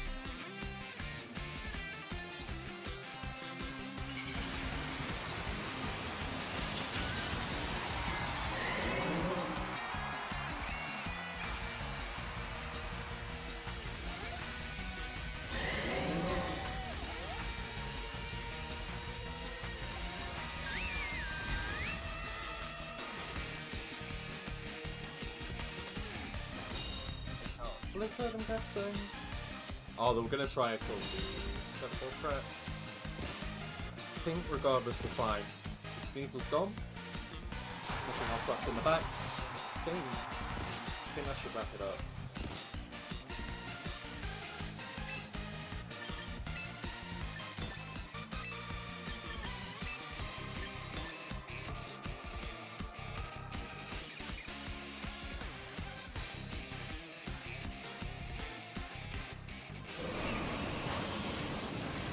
We may as well go for the freeze. Bust out. Go freeze.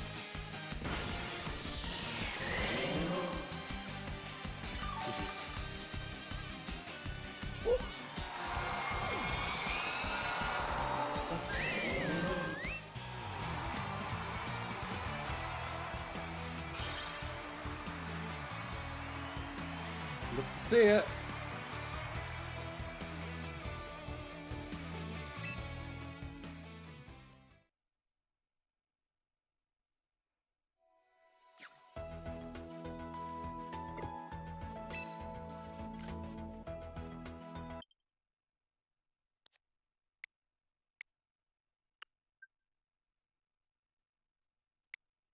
Oh crap, I meant to cancel it by accident there. Whoops. Didn't mean to do that.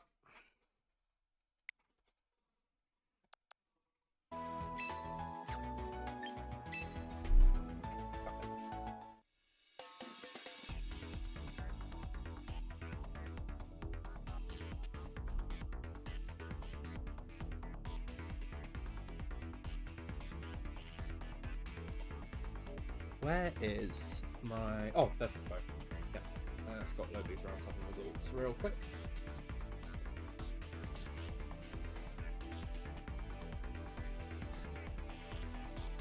Beautiful.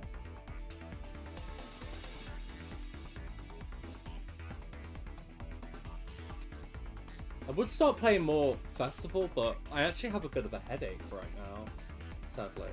Oh, hey, Ducky! Thank you so much for the raid! Much love. Love and support. Yeah, we're 7-0 right now. Yeah, we're top 16 for sure. So we game it.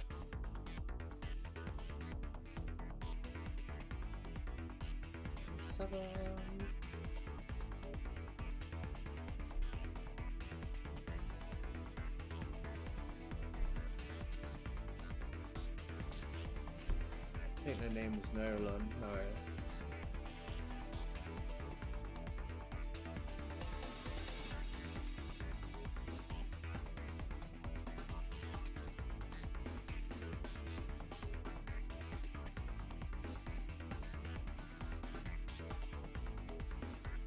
Go. Okay, that's all posted, so just gotta wait for top 16 now.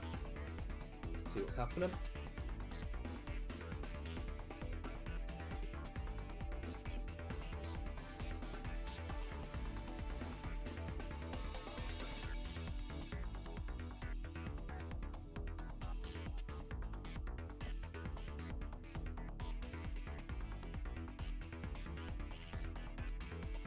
Why are you hooving?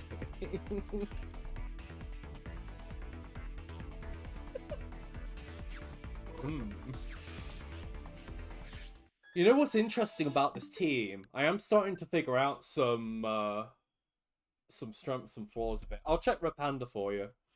Where is Red Panda? Red. 4 and 2. Ooh, 4 and 2. Wow.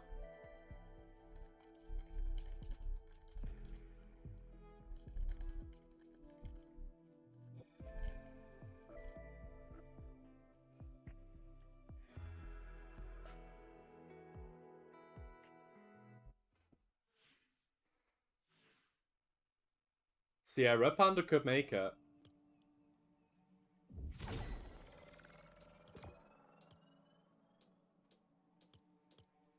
Hey Nick, 6'7", I just bit right on the highway. I've been dealing with some things like every human being. Yeah, I've got a little bit of time. So I'm gonna crack a Pepsi and try and relax for a sec before I face the horrendous top cut. What songs are there? Songs are there this week?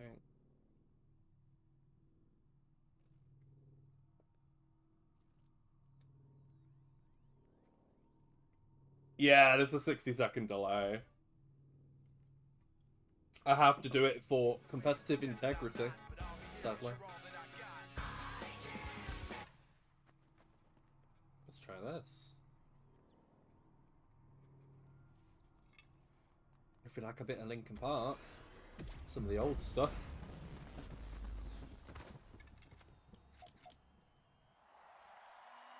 Beautiful.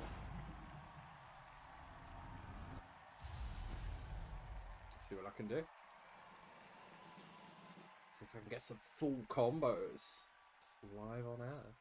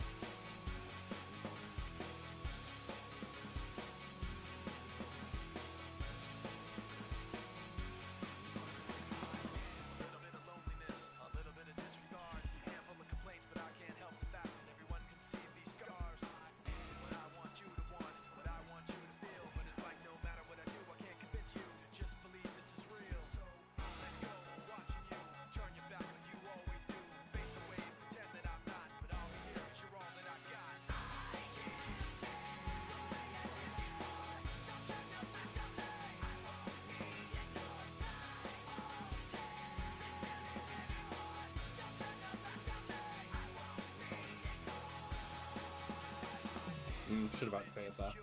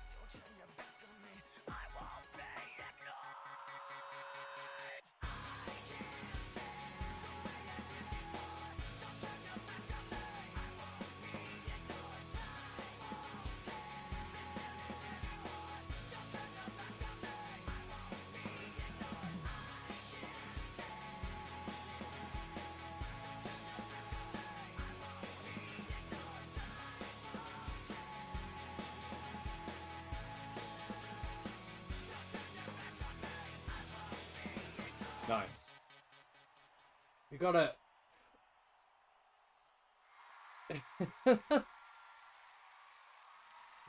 One night mods need to take the 6-7 emote. No! My 6-7! My 6-7. Nah. It's all ironic.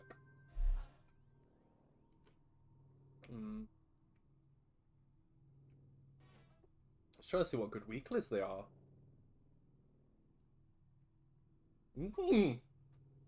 What about this got released? I believe in a thing called love.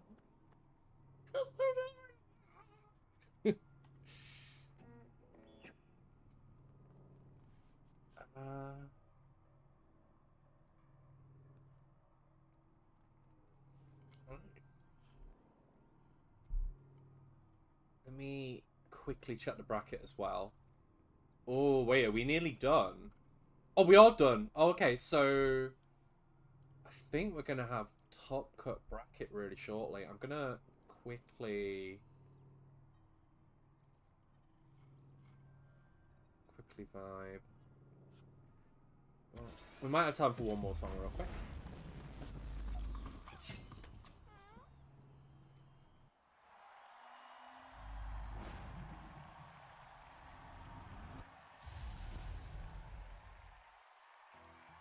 I believe in a bingo.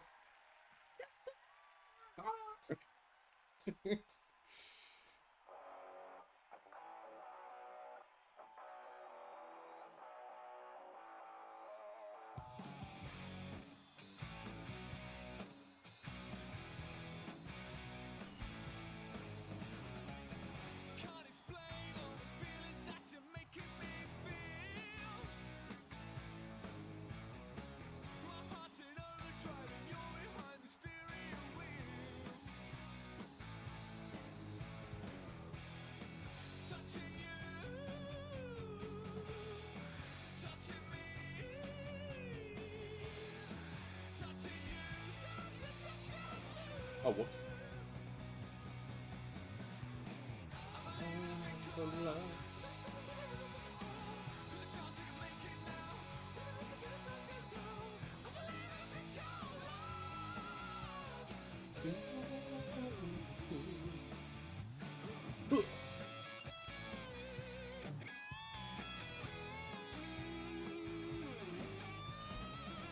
I thought it must have fixed some of the visual stutter in this update, you know.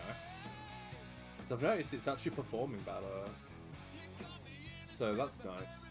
There used to be problems with Festival where it would randomly like freak out and pause midway through songs.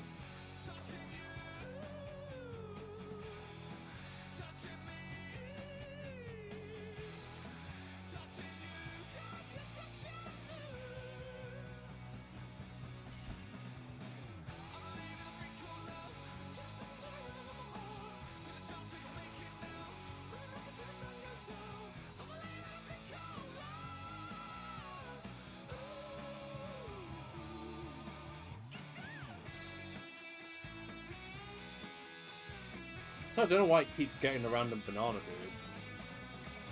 Of all things.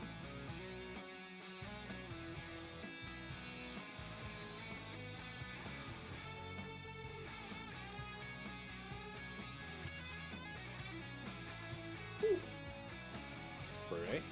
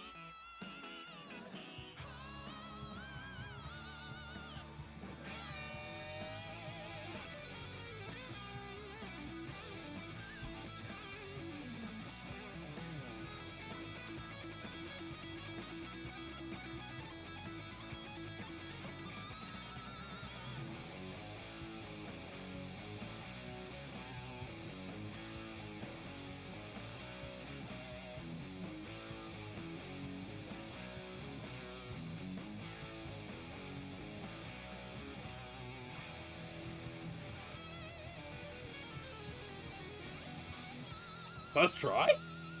Excuse me? Don't know how I got that on a sight read. That's crazy. Oh, Raiders! Oh my gosh! Sorry, I was so distracted. Hey, Trash Pulse! Wonderful to see you. Thank you so much for the support. Thank you for choosing to come over here. Yeah, we had an amazing run. Don't mind me just playing Fortnite while I'm waiting for the next round to go. Right, should have a bracket in a sec. Last match has been resolved. More info to follow. Top 16 announced soon. So, just got to keep a general eye on what's going on. But, once again, for everyone here, I'm going to quickly show off the team real quick. So, let me just do that. 4 and 3! Oh, that's awesome. That's awesome. No, 4 and 3 is great. Like, positive in a tournament like this is good. For sure.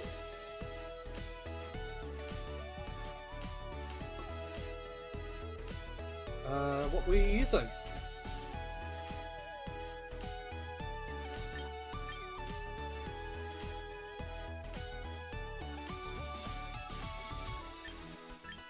Ooh, rain.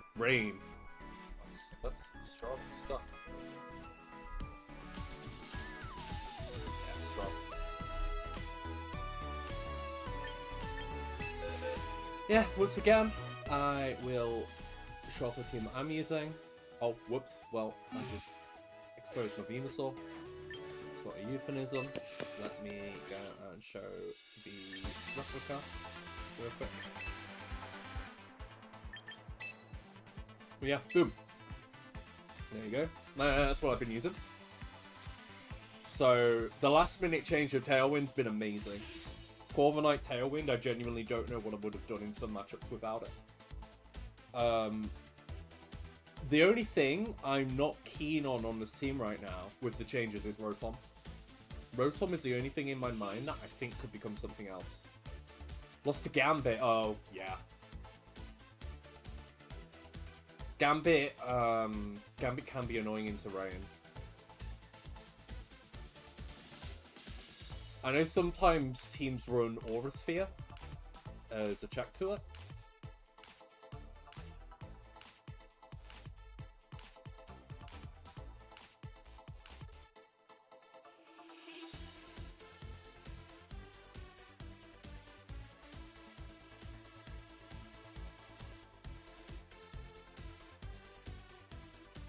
Just gotta keep an eye on this. Final stage, is that it? Oh, there we go. So yeah, first versus 16th. I'm guaranteed to be first in the bracket. So let me have a look at these standings, see what they look like. What's my resistance?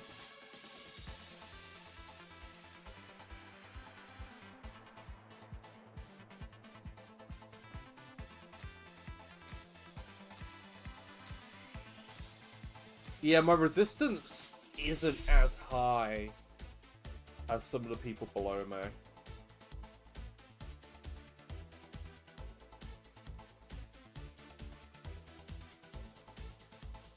The person last round who I beat has really cracked resistance. So they're going to be second seed.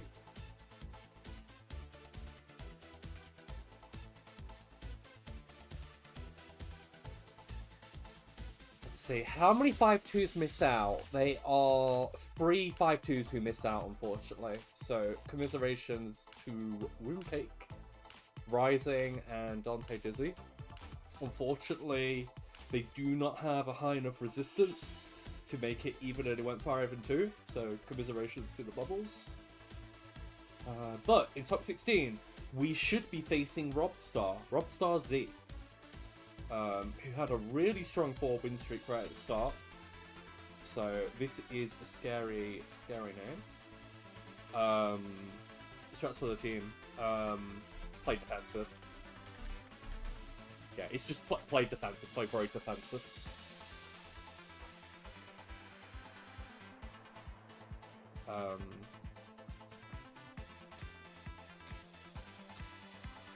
Top players never have high resistance.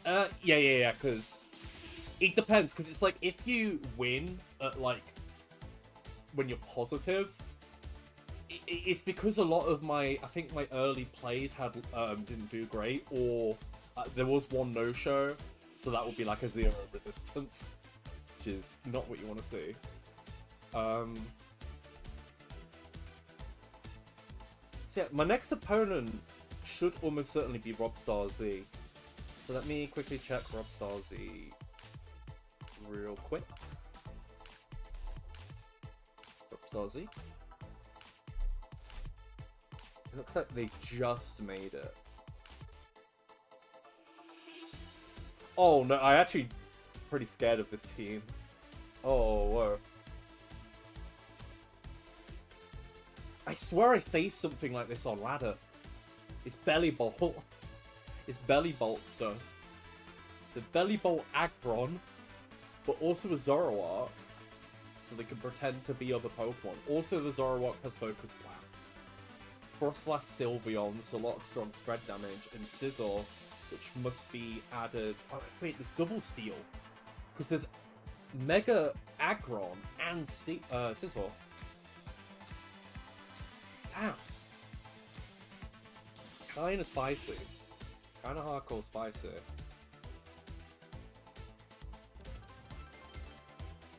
Hey, I just reached a follow goal. Thank you very much for the follow. I believe that was Dandaman. Thank you so much. And thank you for wishing me luck.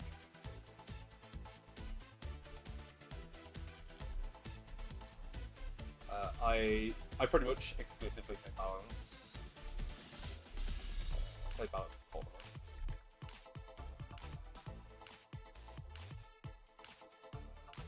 tournaments. Block lags. Fuck.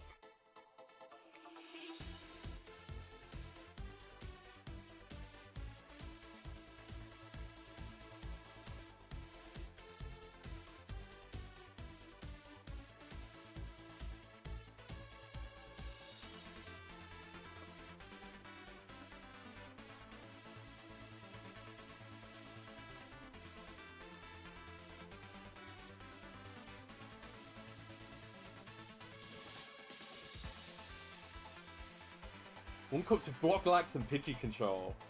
I'm gonna assume you are the only one having fun playing that. I don't know. I don't know too much about TCG. I played a little bit of Pocket, but that's not the same. And also I kind of gave up on Pocket as well. But that's fun for a little bit when I played it. Just, you know, I always get worried I'm going to spend too much money, and honestly, I prefer Hearthstone. I just prefer Hearthstone as a card game, so I'll lean towards that.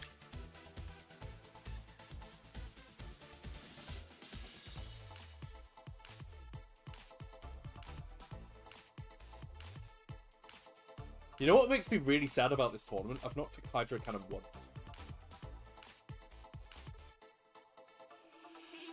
I really wish I had an opportunity to click Hydro Cannon, but it's never come up. I did click it several times on ladder though for practice, so... So that's cool. That's cool at least.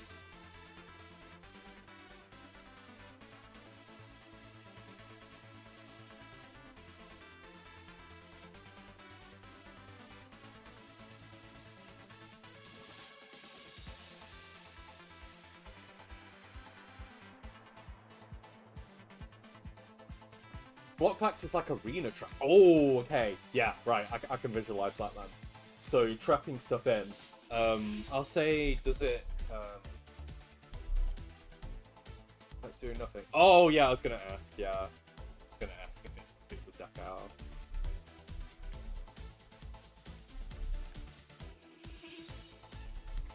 Hello.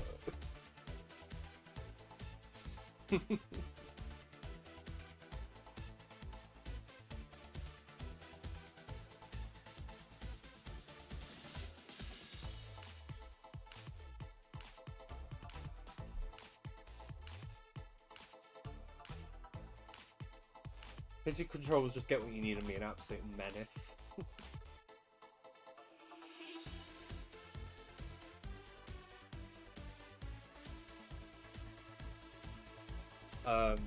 Did Pidgey have an ability?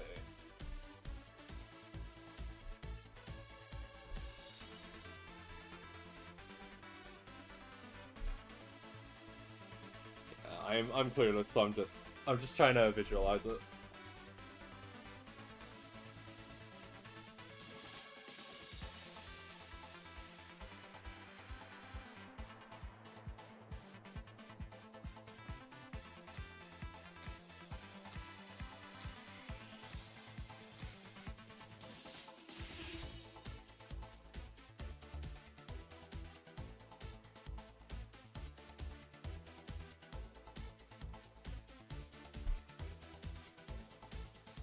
It does look like I should be playing... Oh, wait, no!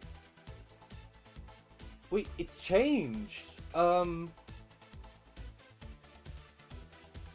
maybe someone dropped... Oh, there's still matches going. Wait, there's one more match. Oh, I am completely silly. No, there's more people. There's more people who need to be announced. Aye.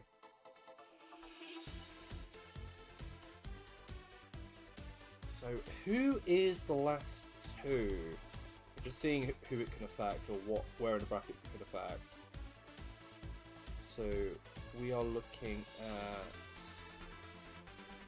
Oh no, it has just finished. Right in front of my eyes. So, what are the standings? Okay, so my... Oh, it's Shimon.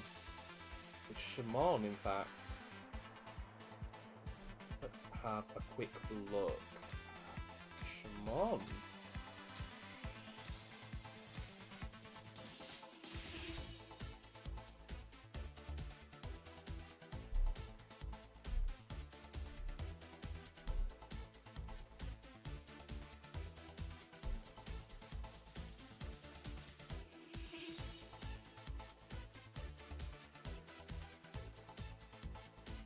Wait, where did Red Panda end up? Red Panda. Oh, Red Panda lost. No Red Panda. Just rooting for Red Panda. So, we want Shimon.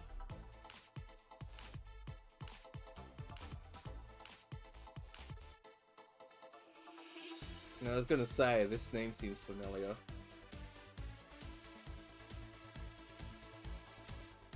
Oh no! Why is there a Quick Claw? Guys, there's a Quick Claw in top 16. Oh no! What's that doing there? Interesting team. Gardevoir, Sinistcha, Aerodactyl, so dual speed control modes with Gardevoir. Incineroar, Rotom. Rotom has a lot of support moves and the Quick Claw, so it can randomly meme on Scarfers with Wisp or Impulse, and Aegislash with the Spell Tag and the Poltergeist hitting really hard. Yeah, damn. So that is likely going to be our next opponent. We'll have to see. Let's see.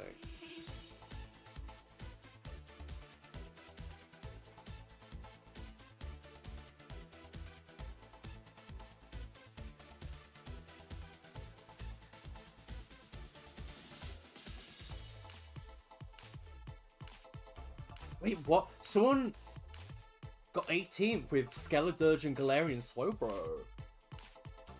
Whoa. It's kind of wild. It would be interesting. TCG is really open right now, so there are lots of types you can learn. Oh, yeah. There's probably, like, at least one viable team, right?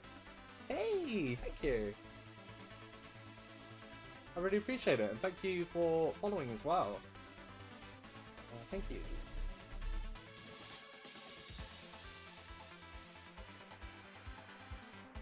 So 30% of the times it's better than a choice score. Why is it 30%? I thought it was 20. Is it 30? Oh god, no wonder it procs so much. That's like Skull Burn. I'd rely on Skull Burn.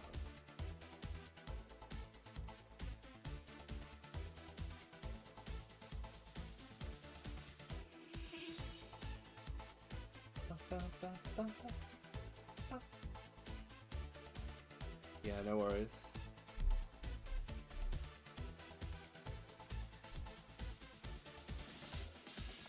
Go, go, go! I appreciate the support as well. And thanks for chatting a little bit about the TCG. What a nice to have a chat.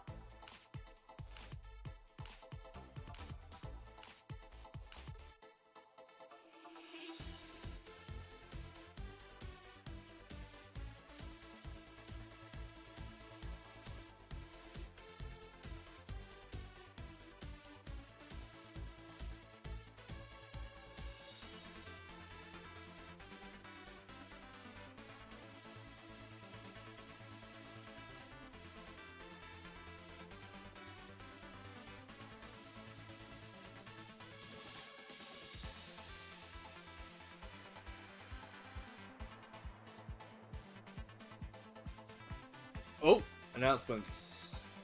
Cup 16 are being calculated off the results with tiebreakers of points scored, win versus tie participants, and medium ultros.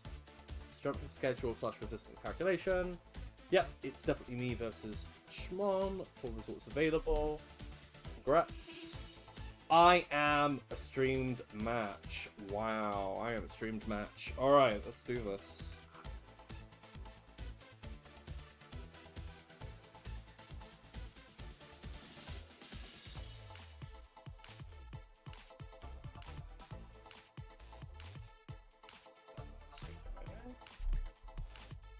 Alright, I'm on main broadcast, everyone.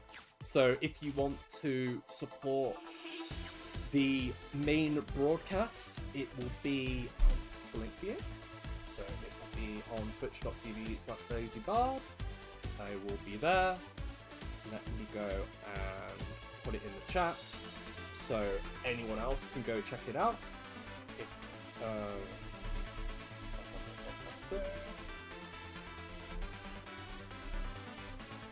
so people know. So let's go join this group. It is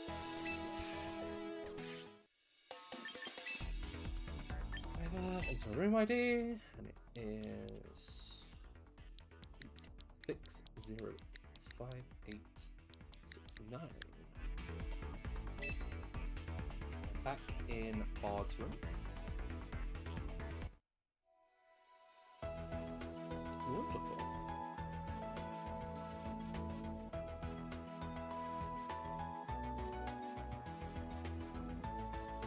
We made it.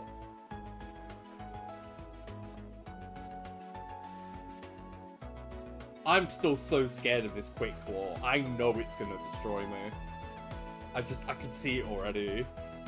Like, it's Quick Claw, Will-O-Wisp, and Eerie Impulse. So theoretically, they could just click that, and I don't have Lum either.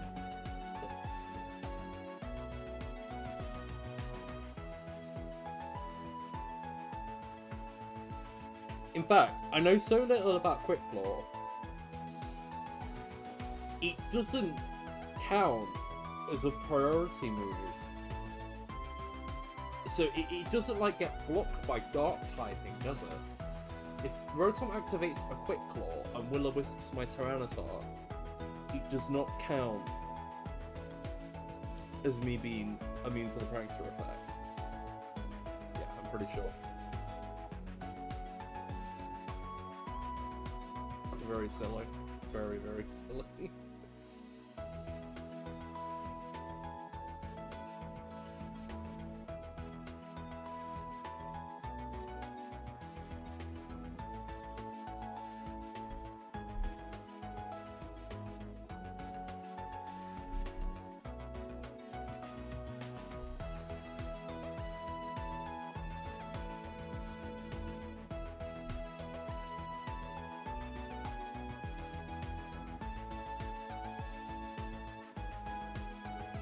Go game then.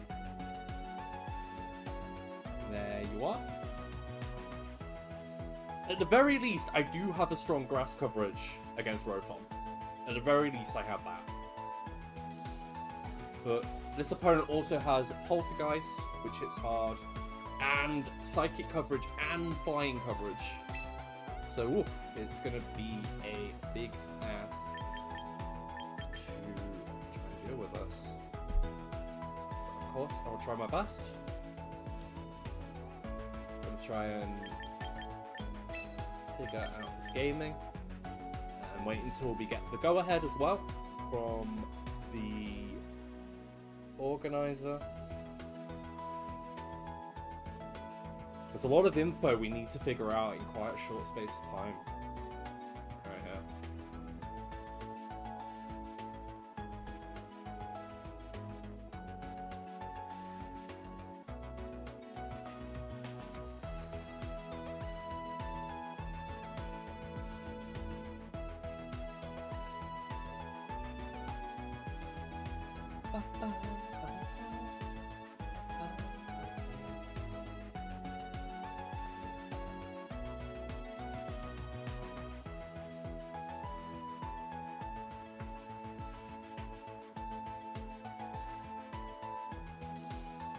I wonder what my main way to bypass this is going to be.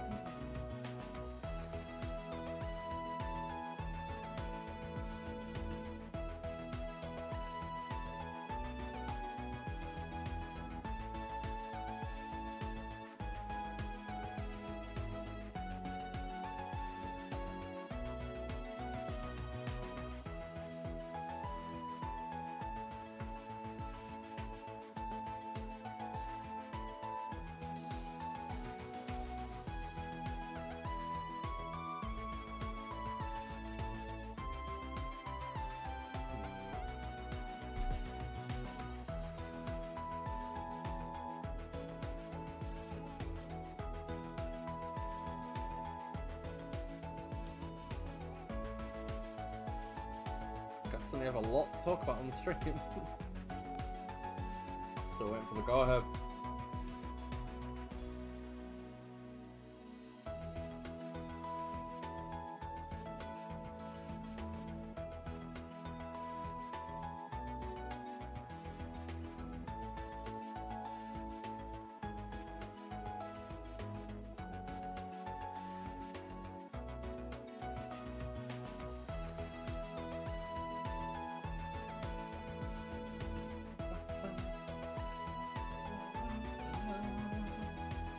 Are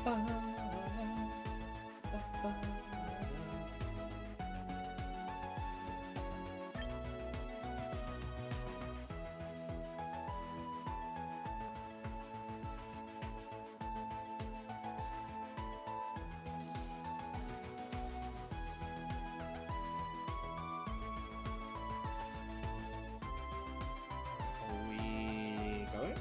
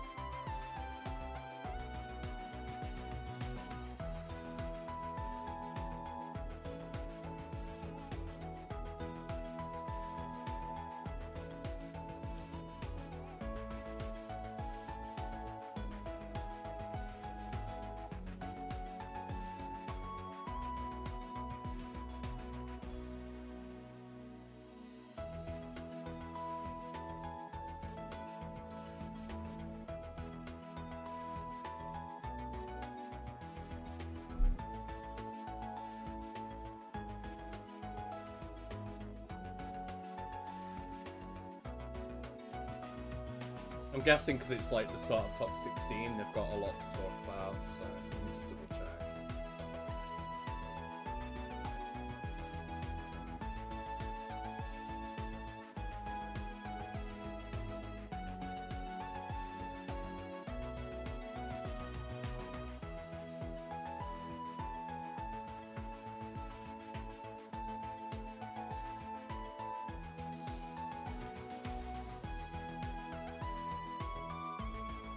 Just they're hyping stuff up. Alright.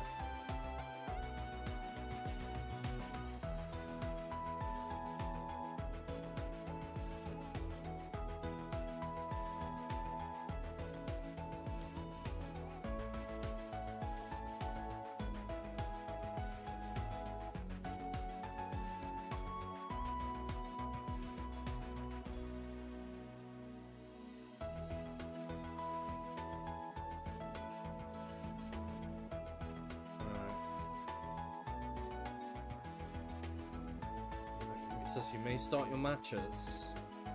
So we should be good any moment.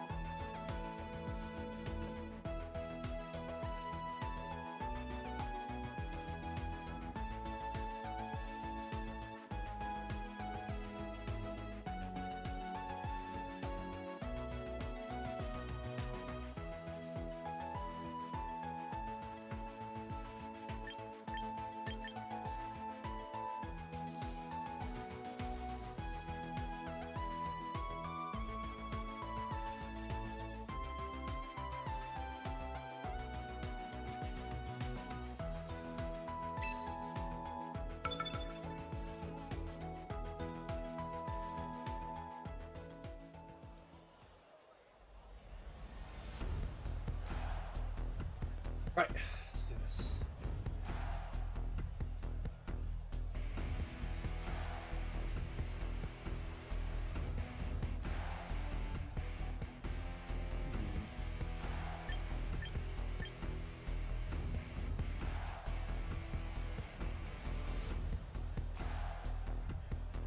Garchomp is deceptively good here if I can play it right.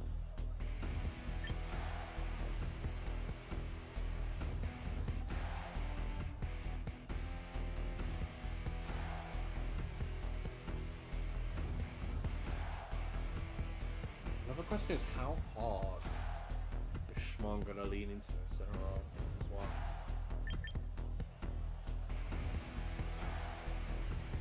Hard to know.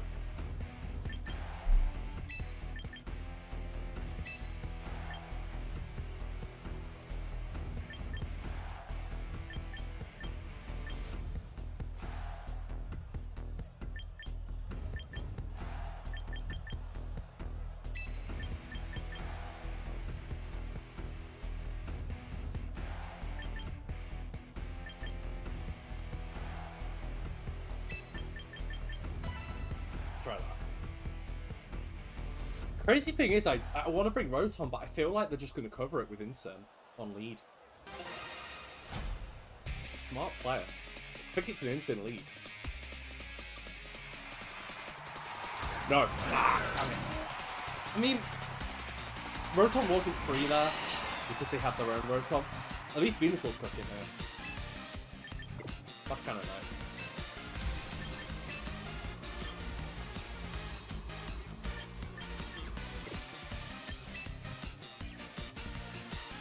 Probably going to be relying on area impulse here.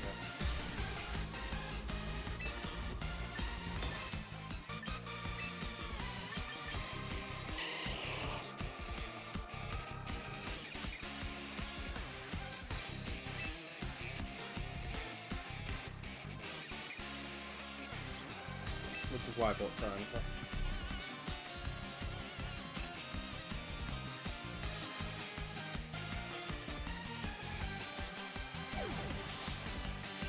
Being quick core, it suggests Rotom is low speed.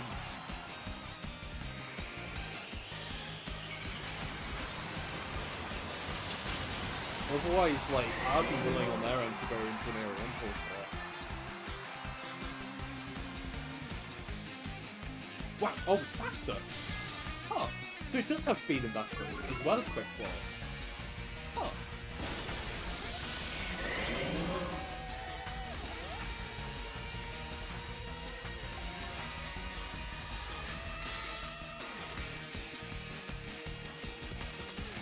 Oh, they're okay. They're full on focusing. Makes sense. They want it gone. Gone. Do you have the Shadow Sneak?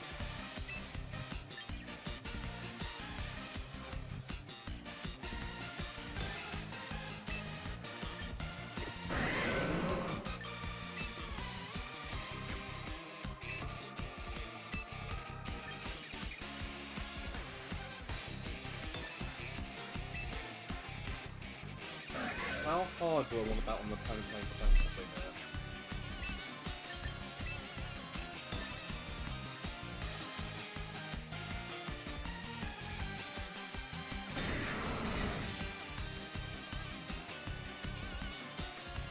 They're sending it. They're actually sending it. Very brave.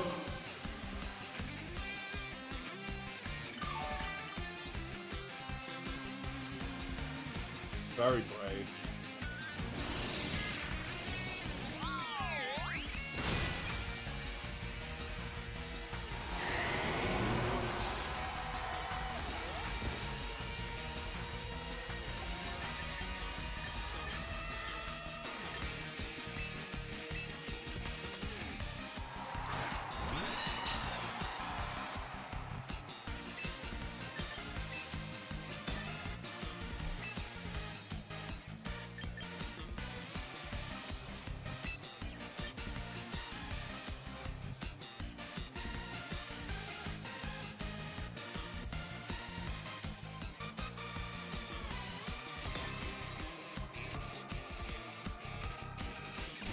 That's so brave. They really are not playing like I'll hit into the Aegislash. Oh, okay, it's also really fast.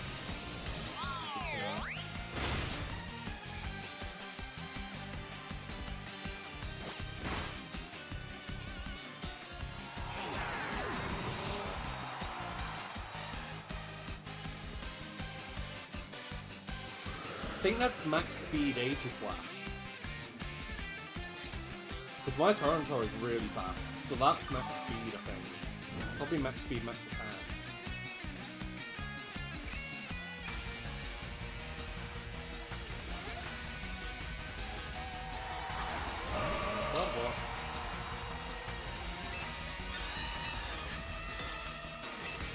The good news is, if they play defensively on Aegislash here, they do actually pin themselves a little bit.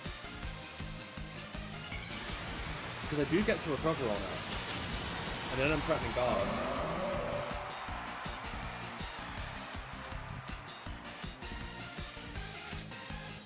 Okay, yeah, that's fine.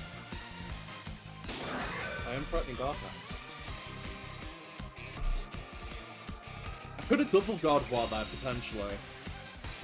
But I prefer to roost. It's safer overall to click it. It's a trick room, but that's generally okay. Because when that runs out, I know that, like, Aegislash is one of the fastest things they have. Like, Aegislash, for all I know, could be faster than the Gardevoir. It's really freaking fast. Turns of Tailwind do I have? I have 2 turns. Do I Roost? Probably not.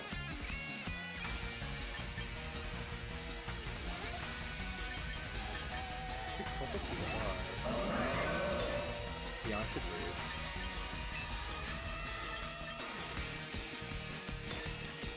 There is a chance they're going to play around me clicking Iron Head here.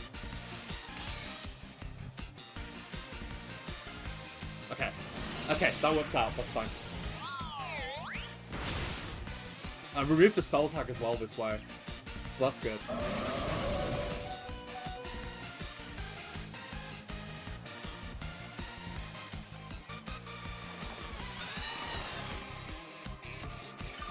Yeah, that's a key ruse. I needed that. And that's the spell tag gone as well. So now I take less damage.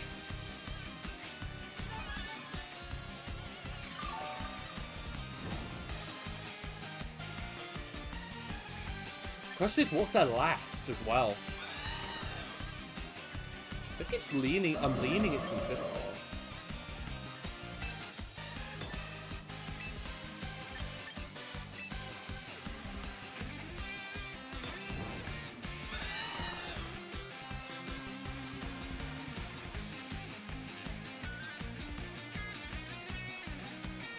Yeah. With spell tag removed, I might live.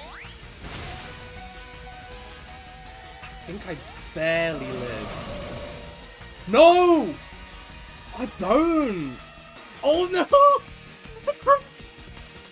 I was gonna say, I think I lived, judging by the damage on the last roll. My goodness me.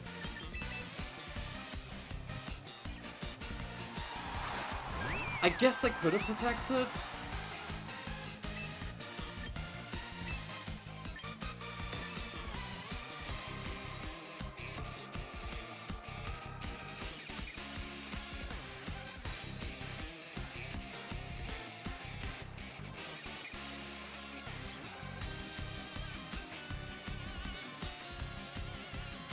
That was the last turn of Tailwind, I think, from what I remember.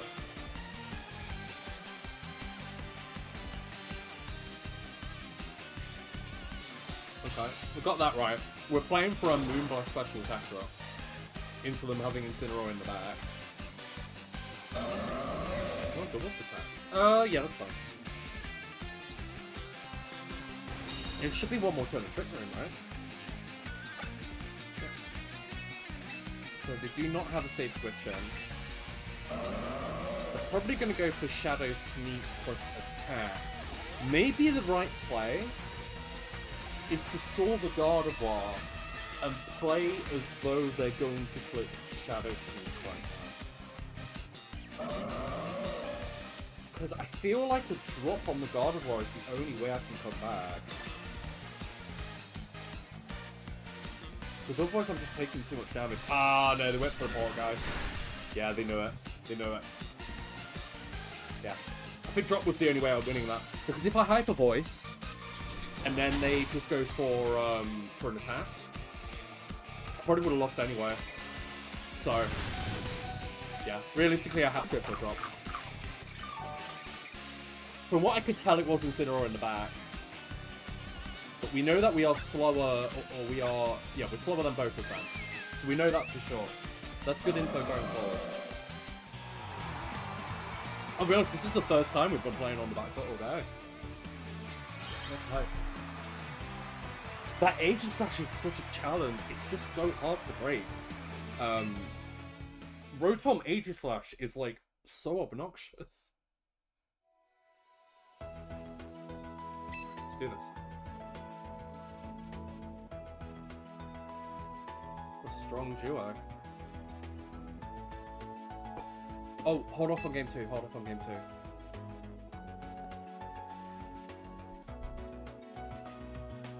Oh, that's not a good time for,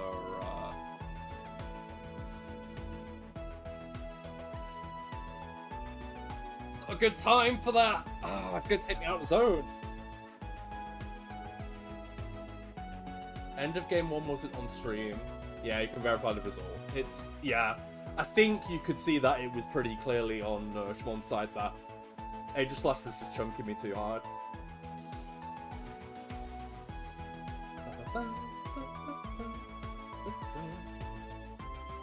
It's cool, we learn. We learn and we improve.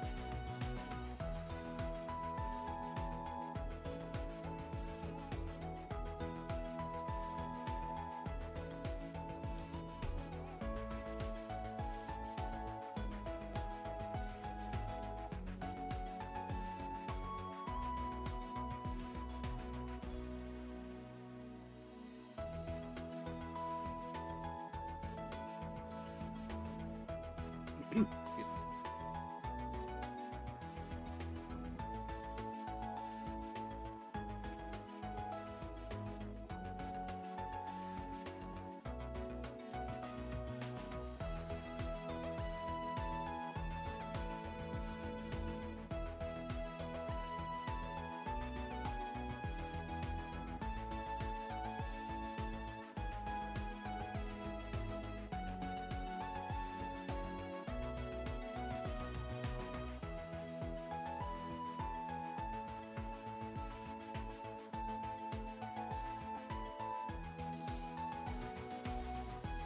It's unfortunate we have to wait for mainstream.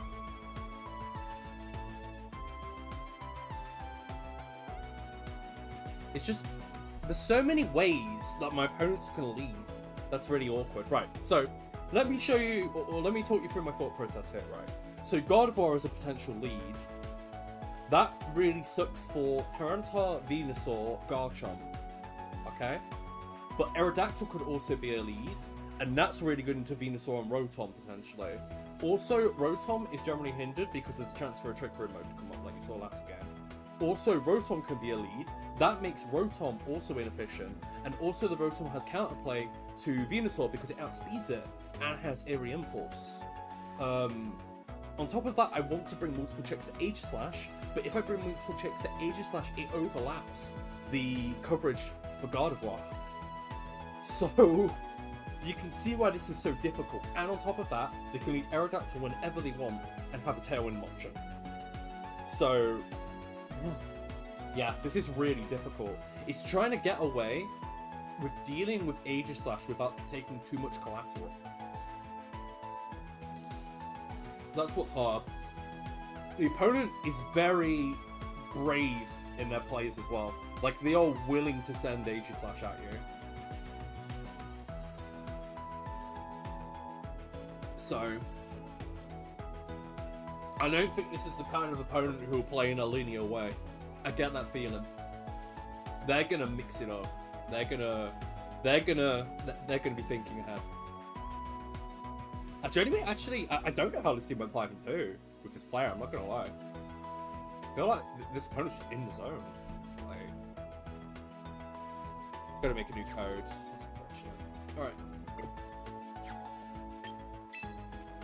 So, new code, room ID, 8446267.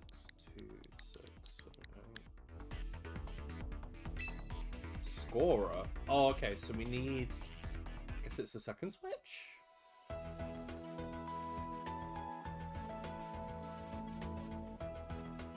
Yeah, new spectating switch. Let's see if Shmon gets that as well.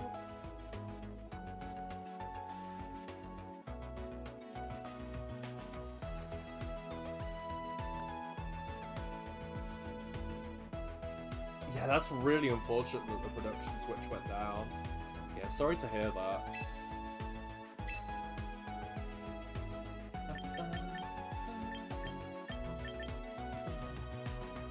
Okay, are we good to go ahead? I'm guessing we are. Okay. looks like we're good. Right. Take 2. I'm not gonna lie.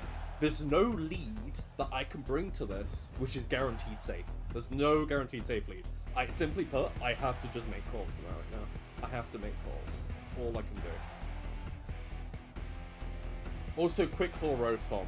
You're evil, Schmon. You are evil for using that. It single-handedly makes me not want to lead Rotom, ever. This is a chance to get shenanigan. Ay. Not making this easy.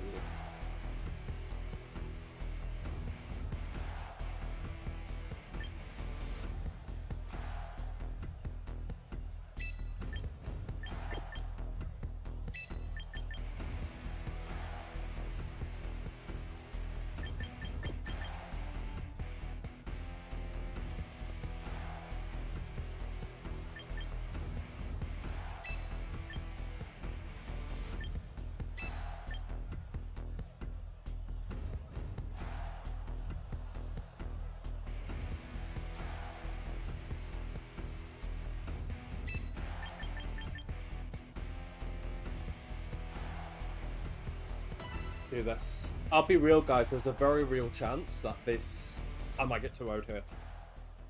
This matchup is really bad.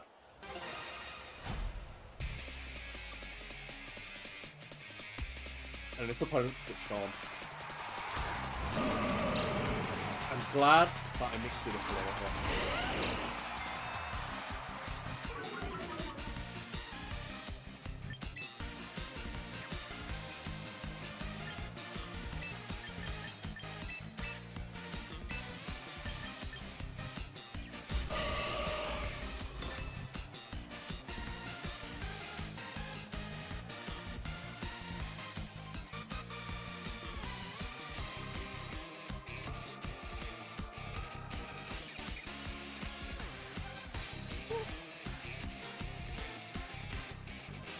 Do worry, I'm playing this to save. I feel like this opponent's the type who actually punish me doing this. This Fred blitzing Garchomp is a bit crazy.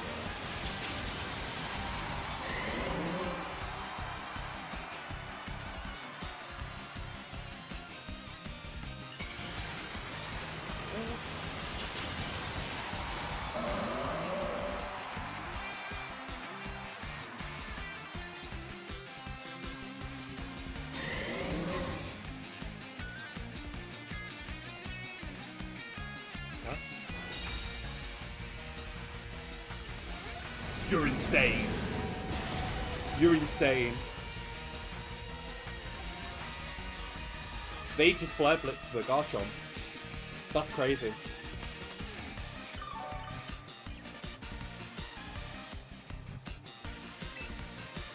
That's actually crazy. Yeah. What do I even do about that?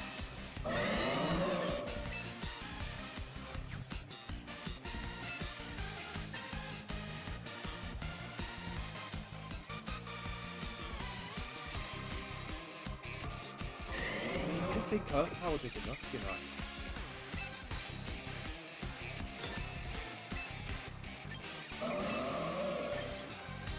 I think it's still in my best interest to put pressure on the Gardevoir. Very mid.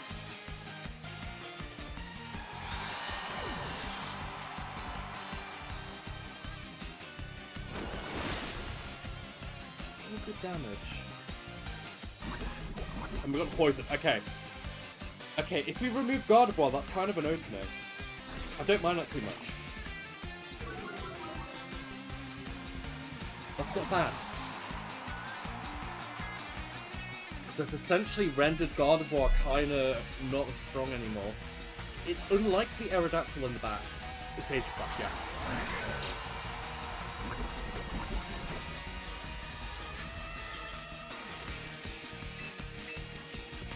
Garchomp can come in here.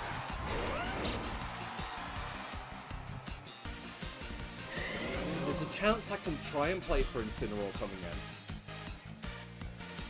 But also they could just play super defensively here as well. Sack Gardevoir and then try and get Incin on the board. Which makes me really reluctant to attacked. Sad, I might not have much of a choice.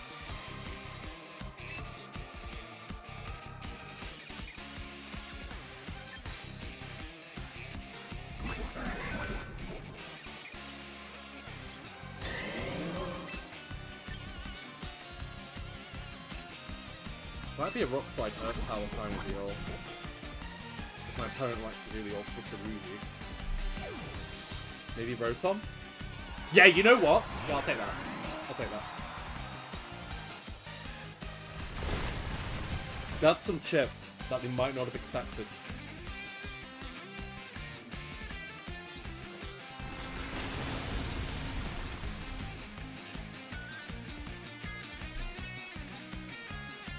Yeah, that's why I did that line. I'm not gonna lie, that is part of why I did that line. Kinda needed to. Alright,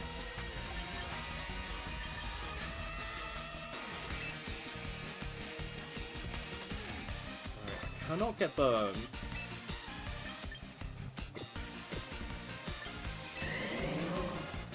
Being burned will lose the game. Actually, no, wait, no, there's a hedge. There's a hedge of sorts that I can do here.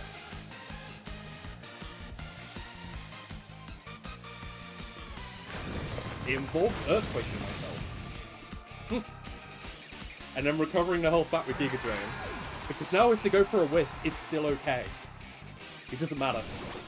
Because now I Giga Drain, and now I should be ahead. Even with the self-earthquake. Because I still go for the Giga Drain. Yeah, this is good, this is good.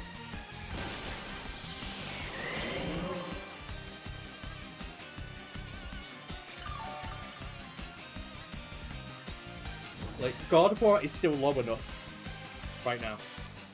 And they can't really hinder Garchomp anymore than they already have done. I don't think there's any way they can get Gardevoir on the field for free anymore. Unless maybe Incineroar goes for like a party shot or something? No, they can't because it's poisoned. So that's not even an option either.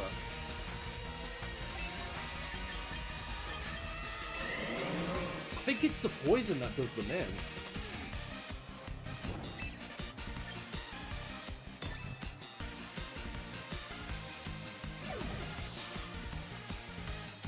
I think it's just a cycle intimidate, so I'm not hitting like a wet noodle.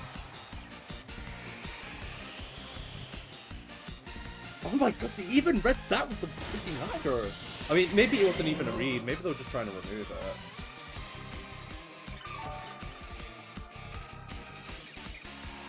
It's just kind of cracks, I'll be real. They're good at the video game.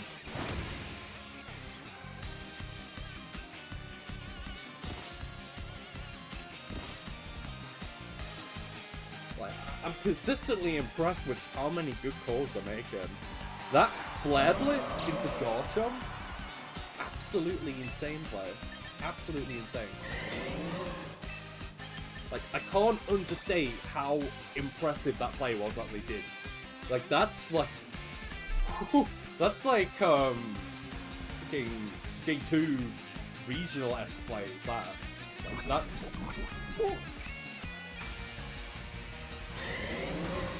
This opponent's damn good, I'm telling you.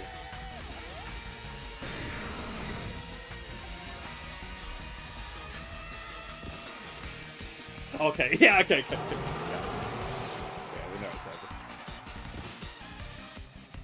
over. They're doing it for the stream. It's just... Oh, wait, they have a Chop Balls waiting. I kind of have to rock slide. Ah.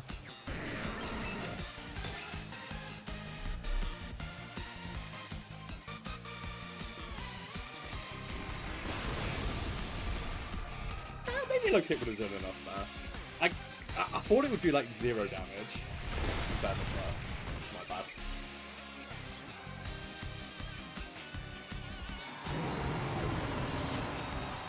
Okay, King 3. Well, this is an amazing set regardless of the outcome right now. I'm not gonna lie. Can't believe I'm still in this. This opponent's just... Let's make this some godlike calls.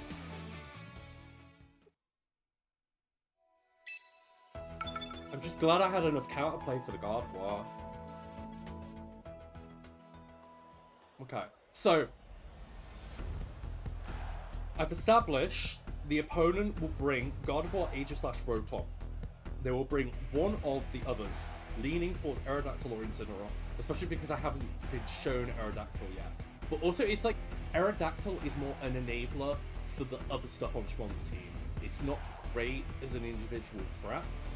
It plays very hard into be leading like Venusaur or something. So I've got to consider that when I pick.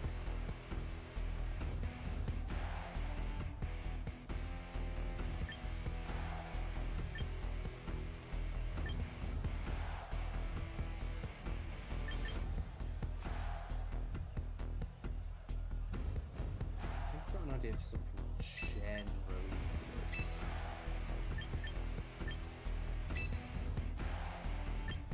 Definite Corv.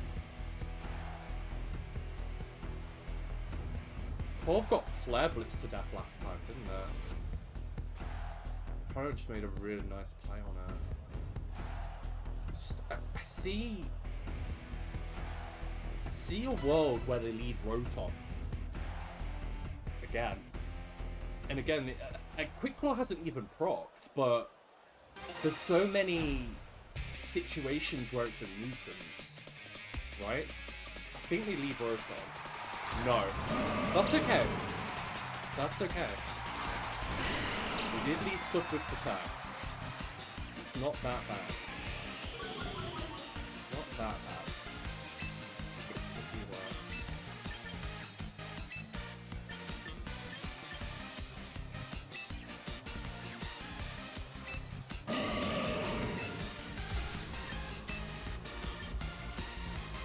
The opponent's making calls like they do. I'm not going to play defensive. No. They've conditioned me to not give them free turns to do stuff.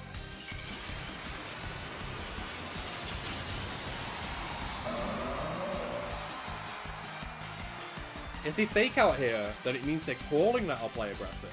Okay, that's good. That's good. I might have a KO on Gardevoir here.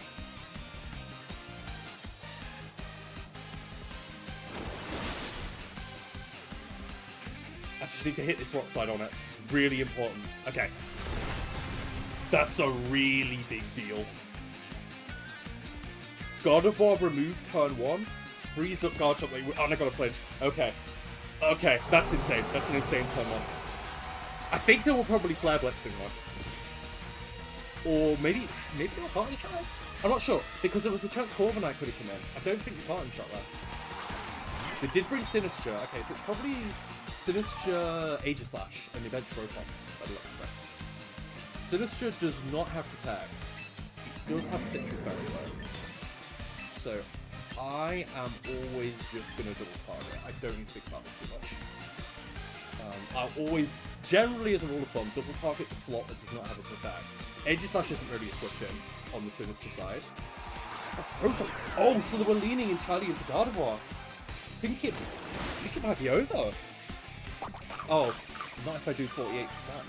Or leave them on 48% to get the recovery and then the knockoff and go through. Whoops. Oops.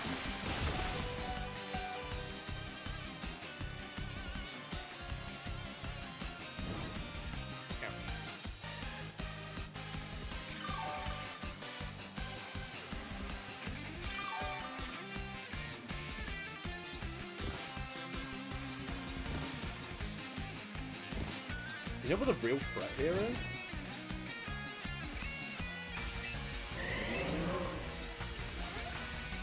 That Quick Claw, it's coming with me. I'm not letting you Quick Claw for free. I'm getting rid of your Quick Claw, whether you like it or not.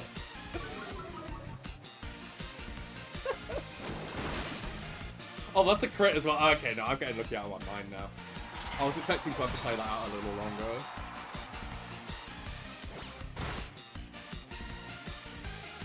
I'm saved from the wrath of the Quick Claw.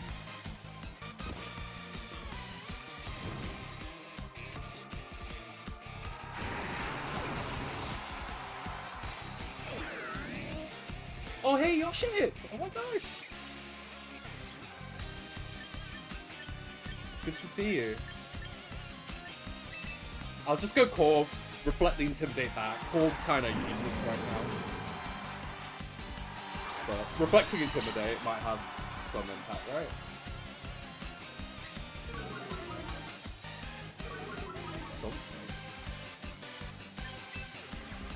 Yeah, just gotta chip Rotom enough to have Garchomp finish it off. If I outspeed the Rotom as well, I can always just roost on it.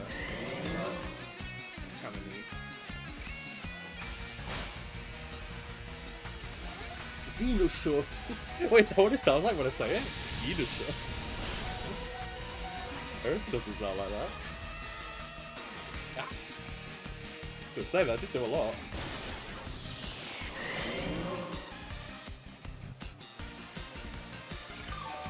I'm just glad I removed that quick wall.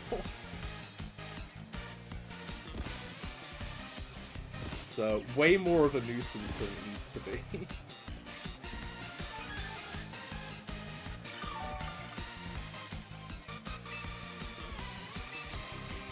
I don't really need to Tailwind now, actually.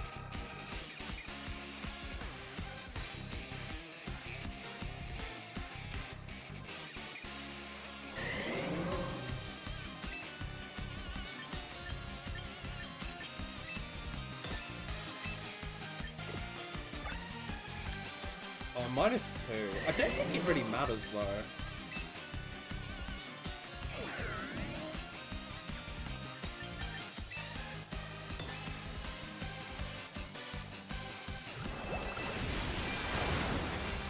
I think they were playing for Garchomp touching him, maybe? Makes sense. No! Rotom! The heck is this Rotom? Obviously, it's built so different.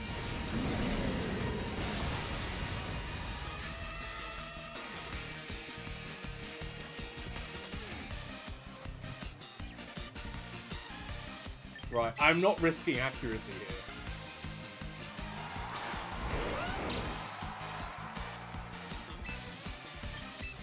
I'm gonna Self-Quake and Giga Drain.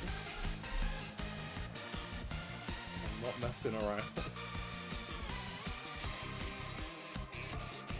Love a little bit of Self-Quake.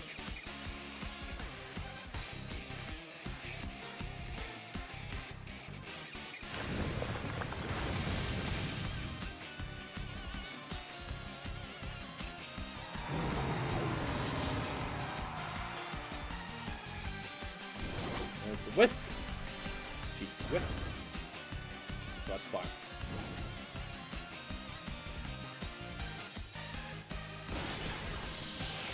GG's. What a game. Wait, what was the pun? I don't understand the pun.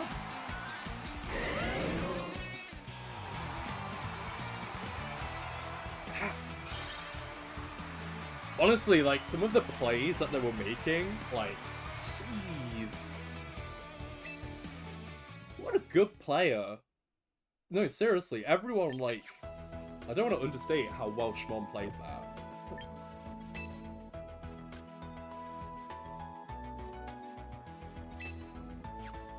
Like, that was so difficult to come back. Rotom, yeah, it genuinely does. Rotom's just such a good Pokemon right now. Like, seriously, it's unbelievable how good it is. Oh.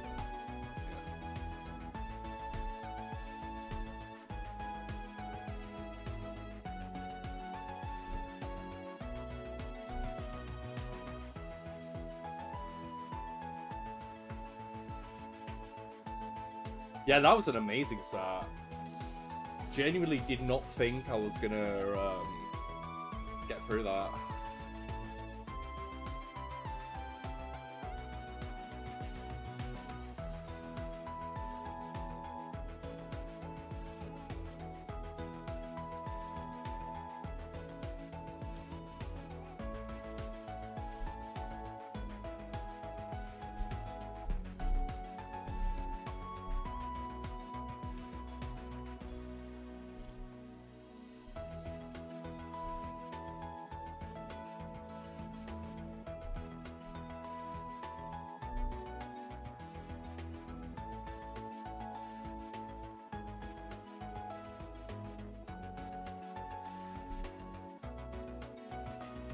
Oh!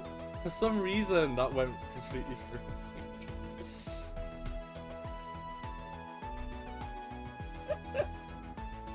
That was so silly. I don't know how that didn't register. Oh. It's 2-1. 2-1 streak there.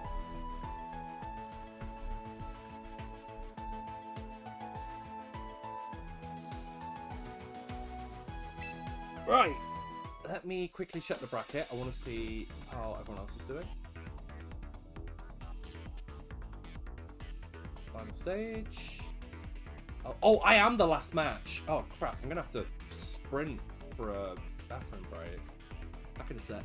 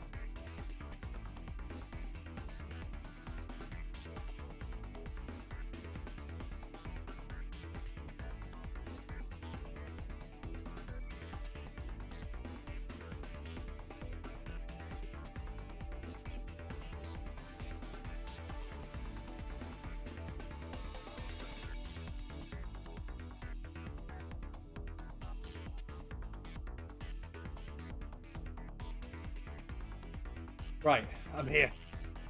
The sheep herder. The sheep herder.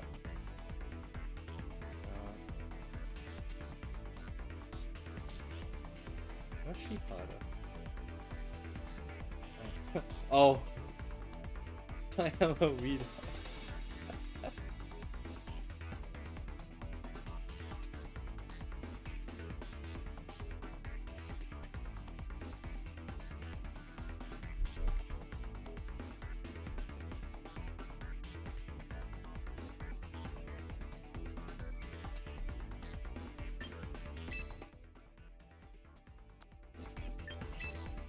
Alright, let's do this thing.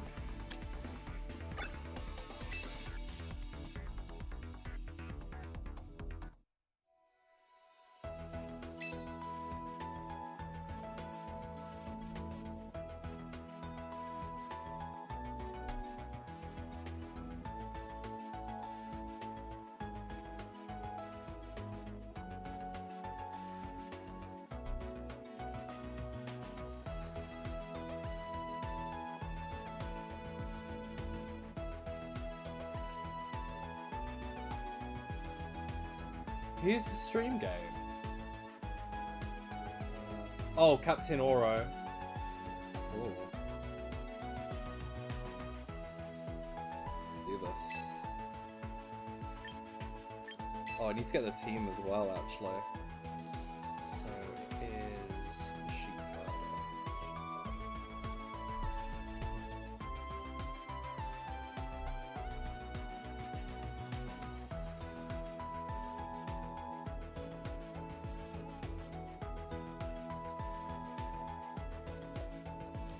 Team sheets.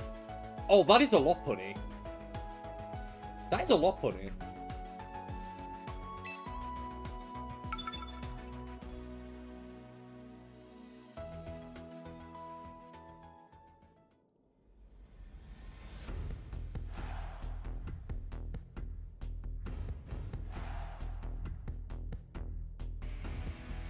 Yeah, that's a lot, Punny.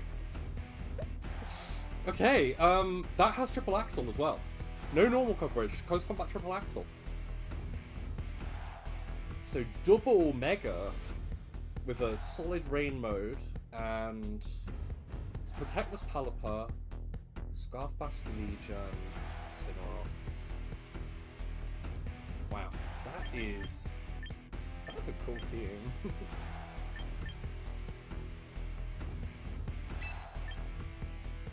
So what I have to ask myself is, what can I need with Venusaur? I think they go into Lopunny here. Over the floor app. Because I do have a lot of answers. How do I play this? Like, part of me wants to go for... thinks I need to go for Rotom. Triple Axle Ruin Scarshine.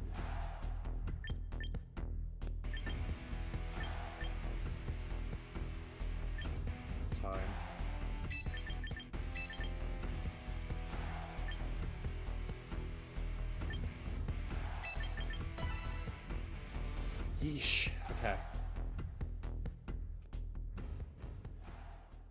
Hard one. I think Lopunny's coming out over Floette. From what I can tell. Sort of, though. Yep, I got that right, at least. This is a generally good lead.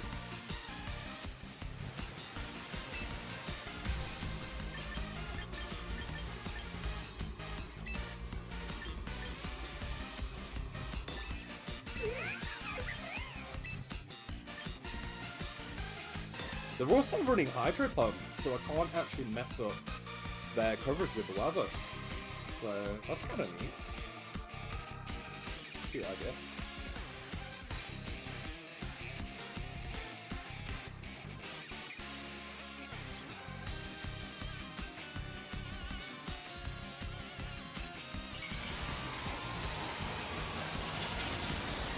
I think it's likely they're going to fake out the Prim. Had to guess. Which is why I'm swinging this so aggressively.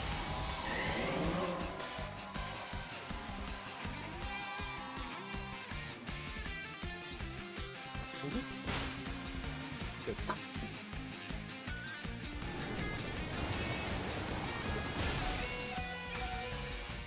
Might be modest?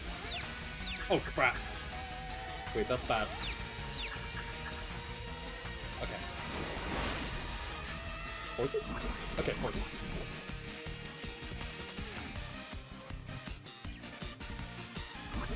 Small victories.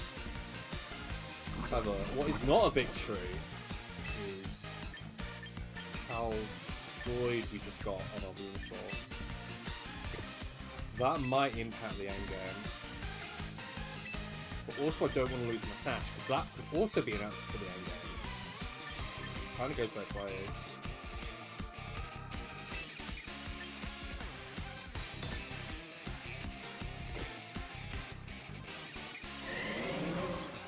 I think they're probably going to maybe tear one of the attacks. It's not a terrible idea.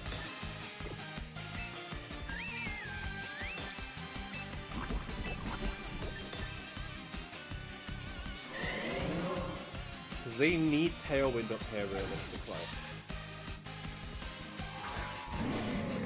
Oh, that's Incineroar, hang on! If they Tailwinded, I might have got an Earth Power off. Wait, that's good. Oh, I actually got a good punish there. Nice.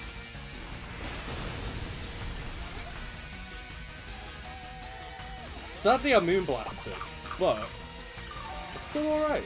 It's still alright.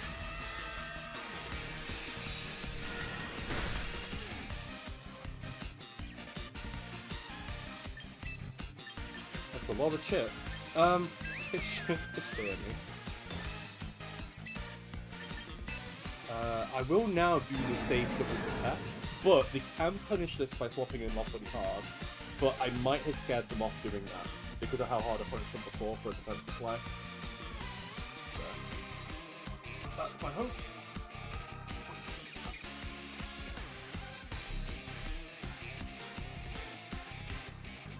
Yeah.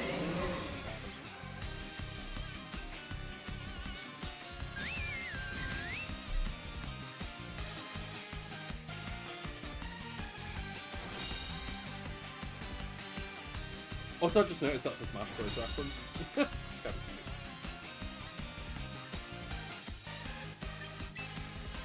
So they want to go for a Wave Crash.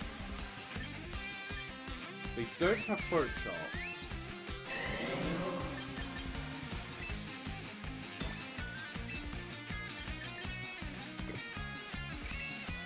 Yeah, I think I just clicked the buttons. I think clicking the buttons here is similar. Goodbye.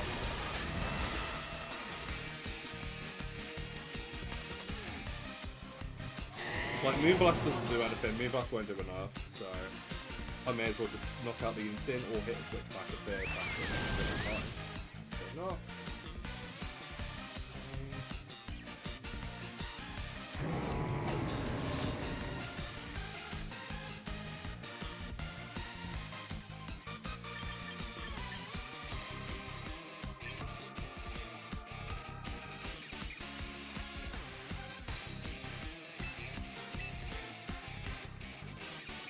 I think I have to go into Speed Farm.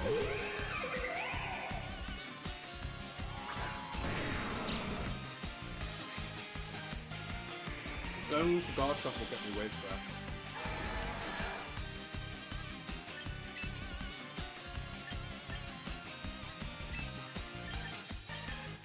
Do you also have Triple Axle?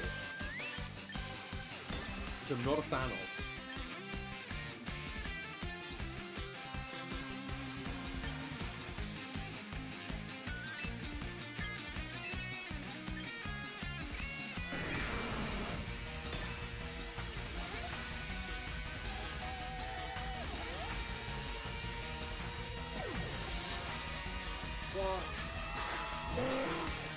Get damage on something here, so that's okay.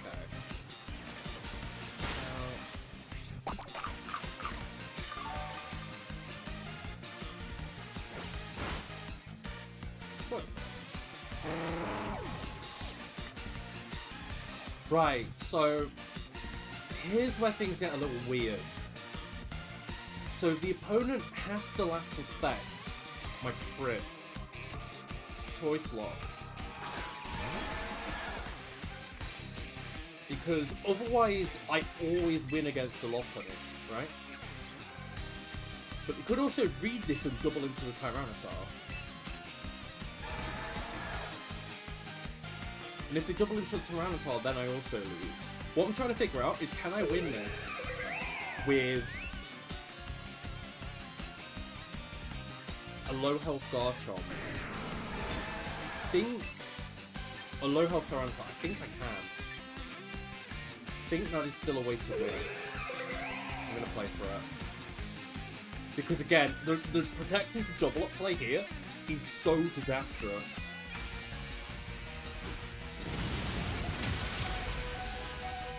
Focus Dash saving my life.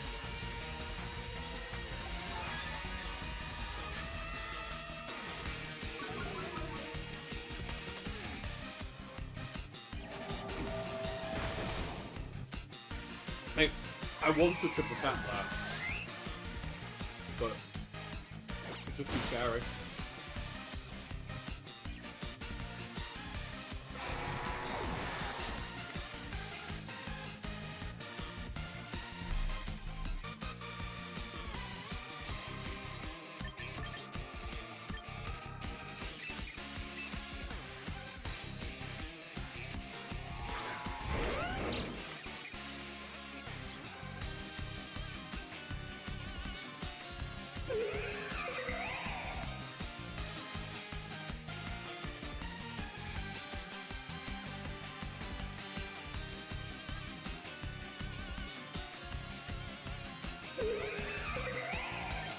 Low kick is still my best shot at damage on this thing. I've also got to remember that triple axle can do a lot of self-damage here.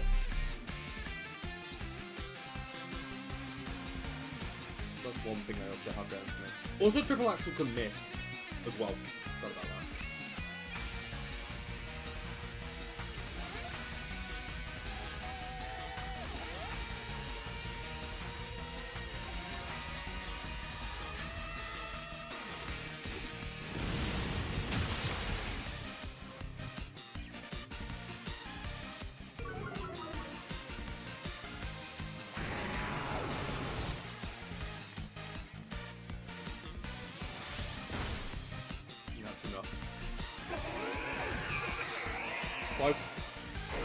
Saved by Sash Chomp. Goodness me.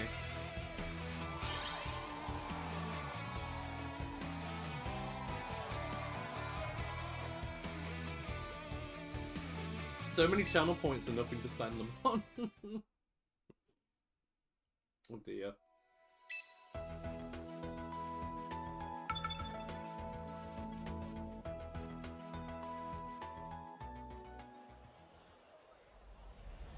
Right.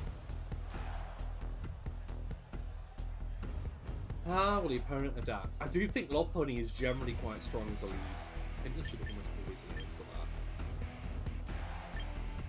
that. It's Archaldron I was surprised not to see. I guess Corviknight. Corviknight might not be as bad as I thought. It's generally good around the board, I think. Hydro Pump sucks, but I do really want Prim. I think Prim's important.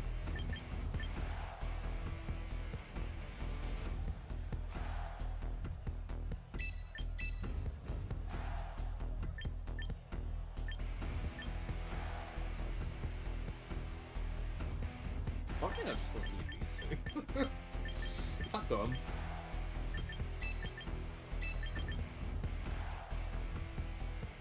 Do I bench Garchomp as well? I think Corviknight's better than Garchomp, weirdly enough. If I play Weather well enough, I think I have enough to deal with Arch. And it looks like for some reason the opponent is leaning away from Arch as well. I'm hoping that doesn't suddenly change.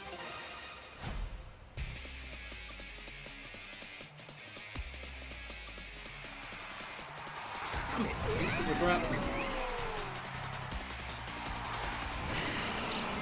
Still, it wouldn't have been good to lead Chomp here because he did have Lockdown still.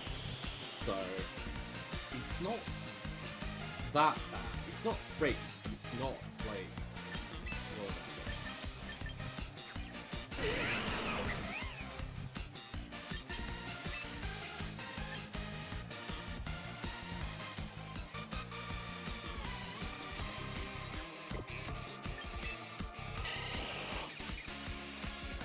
there's a chance he also just hard switch here as well.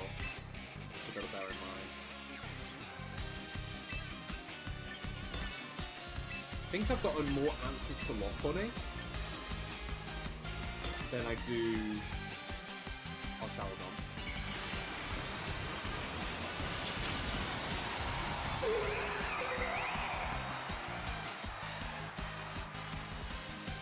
Which is why I'm starting to aggressively target on the arch.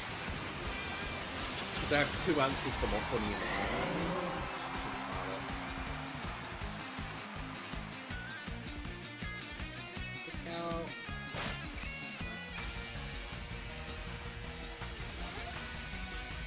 Oh wow. It's good confidence that. It's okay, like getting an up power on Arch is just really big. It opens up. Like, oh whoa, okay. That's probably turbo if it's taking damage or a crit. I should not be doing that much damage. Somehow that was just out of sturdy range, which is funny. They're gonna be scared though, surely. If they're doing that much. At least you think.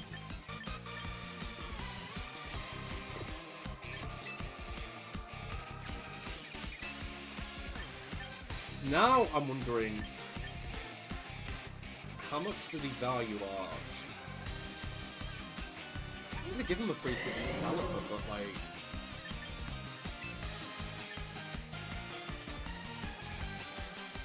I think a drain good enough.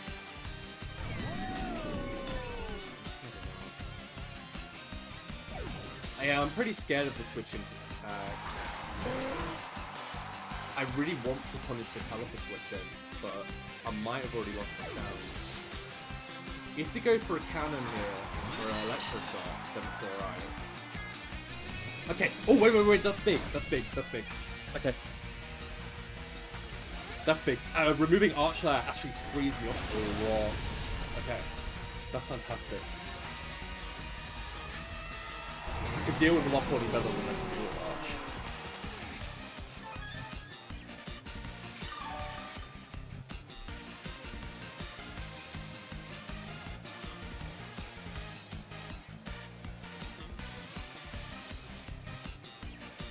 I was really scared of the protect there. So it's Lock Bunny plus Basque Legion, I'd like to say. It's Basque. Toronto has been shit though, so it's easy to wave crash.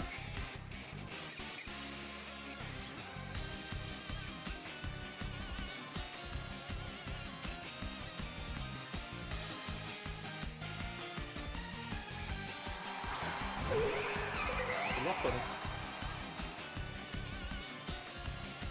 Hurricane did come really close to knocking me out. That's one thing that concerns me slightly.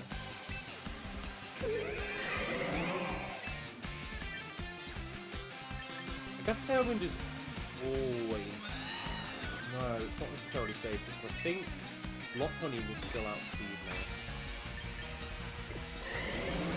I want Venusaur to be able to take some endgame shit. So part of me wants to switch in Tyranitar now and not give the opportunity to take free Hurricane. Even then, if now they make a read and they go for a double up and they go for like Hydro Pump and Fake Out, then I think it's still okay. I think it's still recoverable. Yeah, they did go for it. Okay. So this is still recoverable. That's okay. At least Venusaur didn't take unnecessary damage. And break the Sash of the Caliper as well.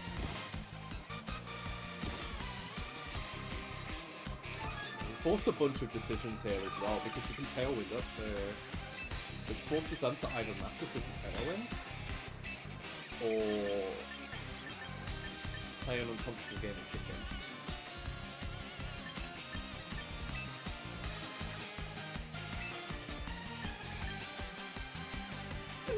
I could relatively knock off if I wanted to. I don't want to.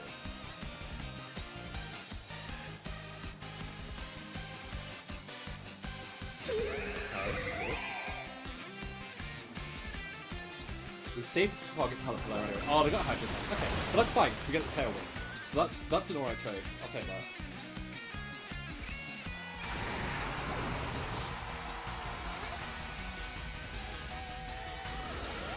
Good old tailwind.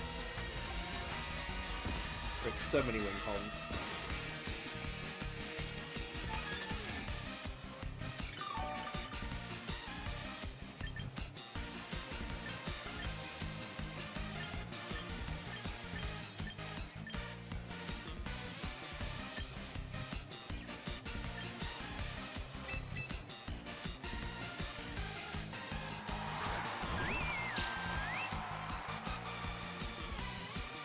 Now the question is, do I want to...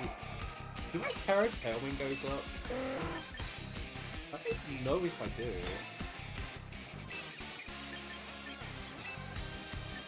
All that really matters is Basket Legion goes down. So I'm willing to double up the slot just to make sure it gets knocked out. I think that's reasonable.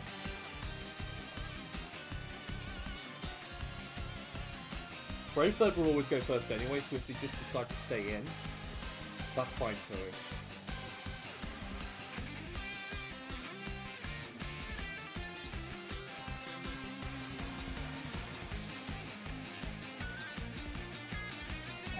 Oh, they swap that way around. Oh, that's okay though, because I get a Bravebird, then the Moonblast. Makes sense on the Weather Pigs thing though. Let's combat. It's fine, because again, I've still got the Tailwind up. So, I'll live the Bravebird recoil, that's fine. And 2 Moonblast should put Basket Legion in range. Also, Basket Legion does not have a full power class respect yet. So, bear that in mind too.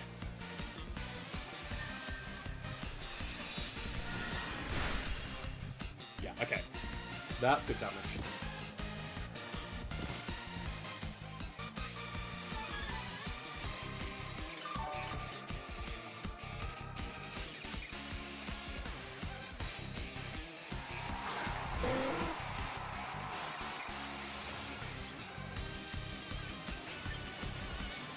I think Last Respect knocks out Prim. But I also think I'm okay regardless here.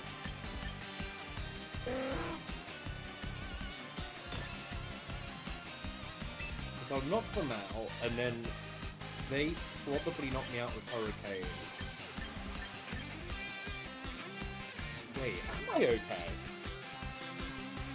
Am I not hit? Oh no, because I should live Last Respect. No, what am I thinking? I should live Last Respect. I hope the tiny bit of chip doesn't offset it.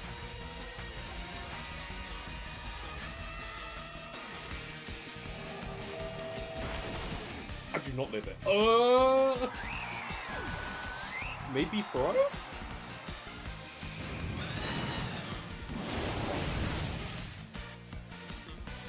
Now I'm scared. Did I just throw? It's like I wanted to make a read, but like there's potential to get it wrong.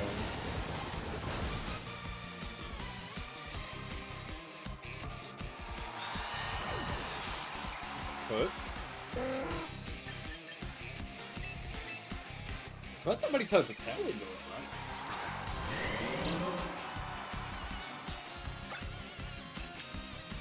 Oh no, it's one more right, one more turn. I need to switch one poison. Or to just KO outright.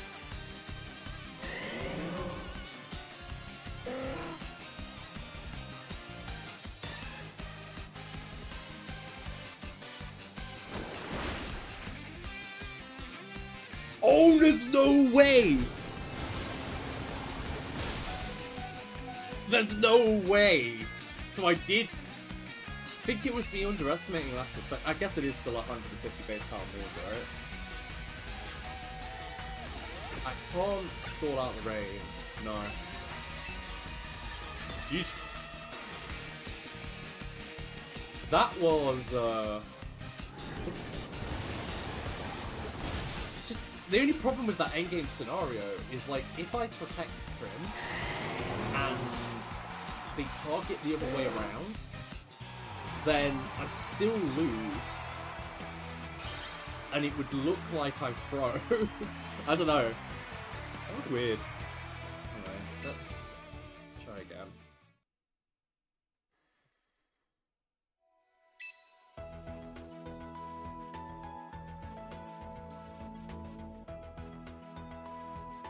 I think I might have another idea.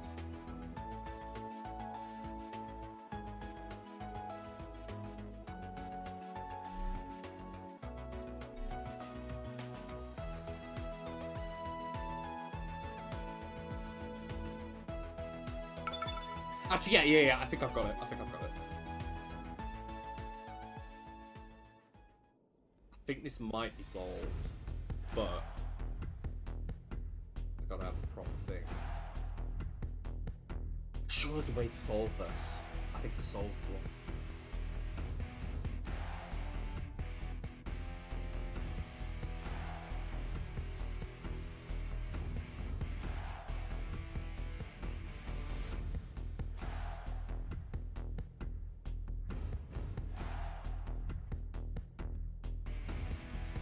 I think it's this. There's one thing that would mess me up,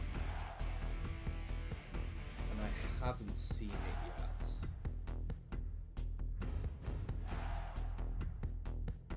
Oh, the only problem is this opponent might randomly throw the flare at me. But I have led Venusaur like every other game. And I think Lopunny is just generally like quite effective into my team. Oh, this is a Light of Ruin set? It is a Light of Ruin set. So it can just make something explode as well if it wants to. Which makes me kind of uncomfortable.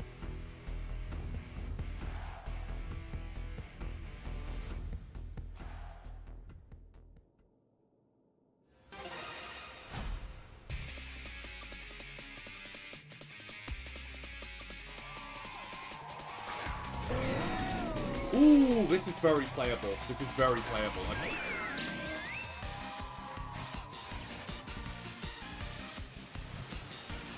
They do not have a ground. I think I get away with this, like, really hard.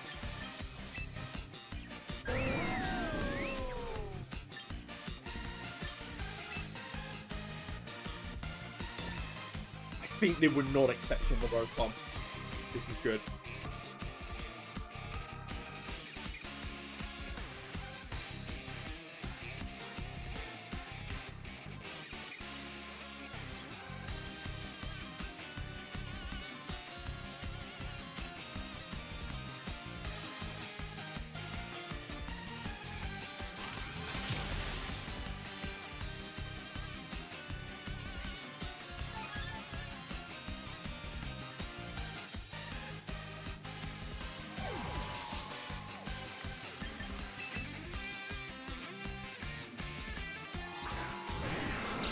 I would have liked to have Moonblast if I knew they were staying in there. I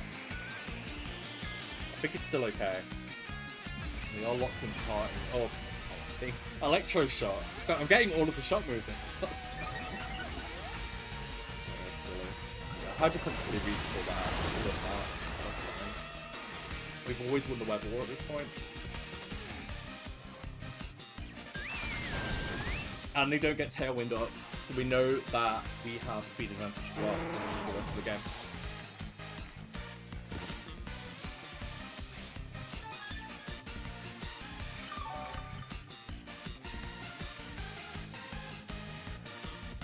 Should be Lopunny.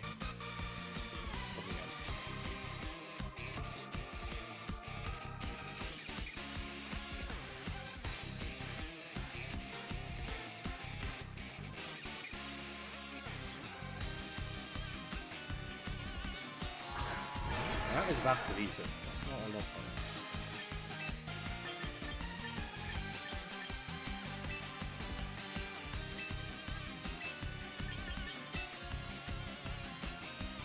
I think they're setting up for a flip turn.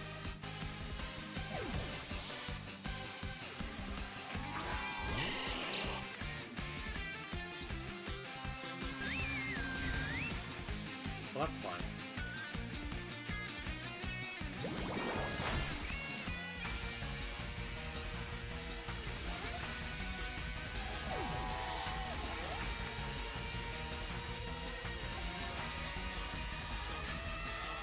We do have Draco means. Oh, that's a Floette.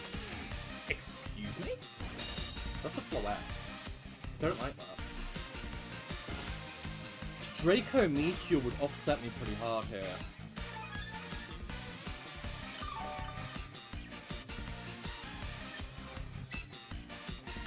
Can also just throw a Light of Ruin at me.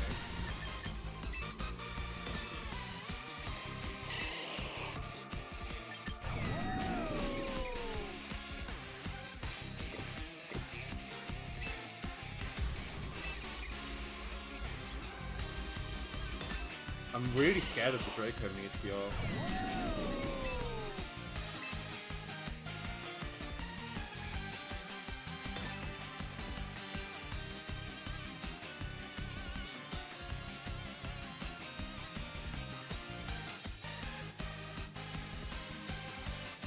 They could just Light of Ruben send me as well right now, and that would suck.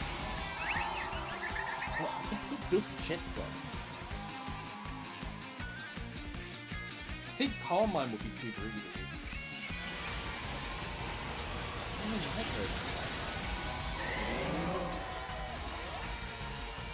Hoping I get hard punished for not just hard switching in road from here. Oh! Good, good. Okay, I needed that.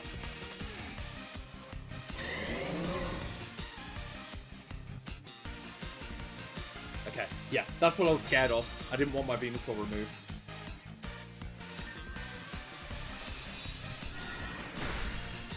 And that just KOs because it's very not bulky. I don't know if that mattered because of how much it took on Earth Power before. Like, genuinely, I think it might be min-max speed. There's a chance it could do.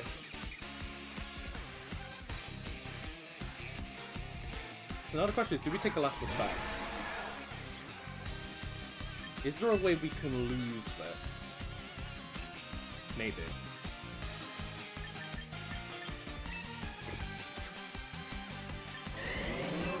I don't want to risk the chance of losing Venusaur to last respect, so I think I can shuffle my board a little bit and be in a better spot.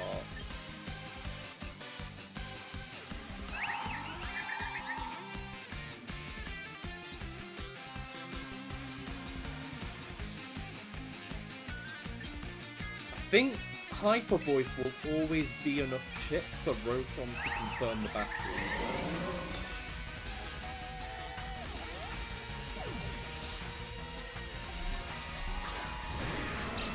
If they light up Ruin, then I think it sets them up for disaster later. So that's okay.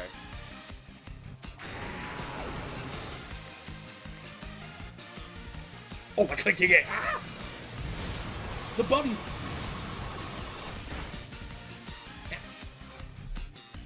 You click the button. Easy.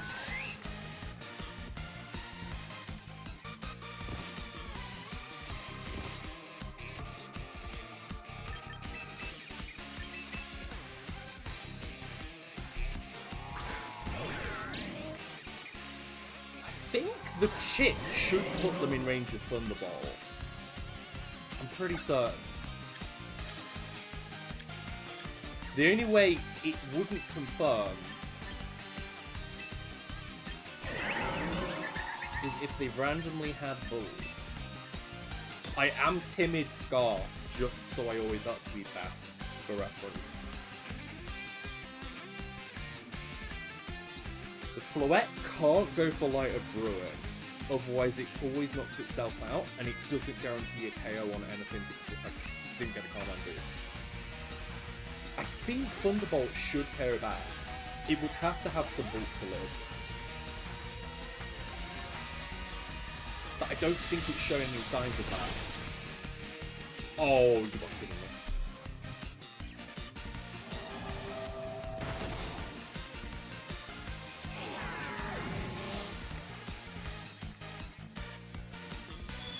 I might have lost.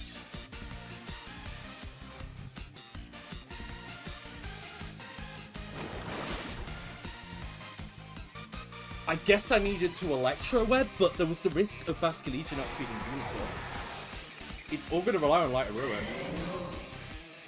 Do I survive a Light of Ruin? That's it. Do I survive a Light of Ruin?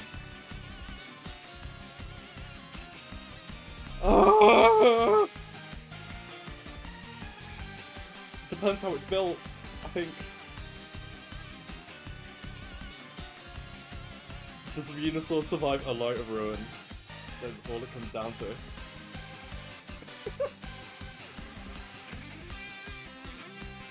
Oh no. Please! Yes! Oh my god! Oh my god! I genuinely thought there was a chance I would get knocked out there.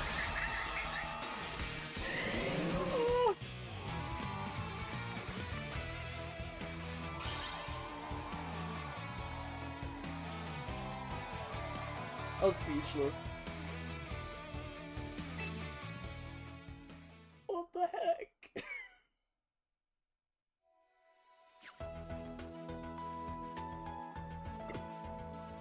So damn close.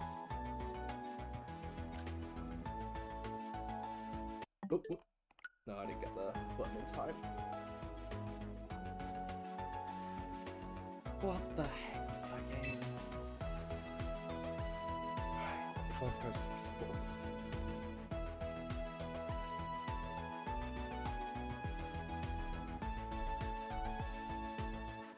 Absolutely ridiculous.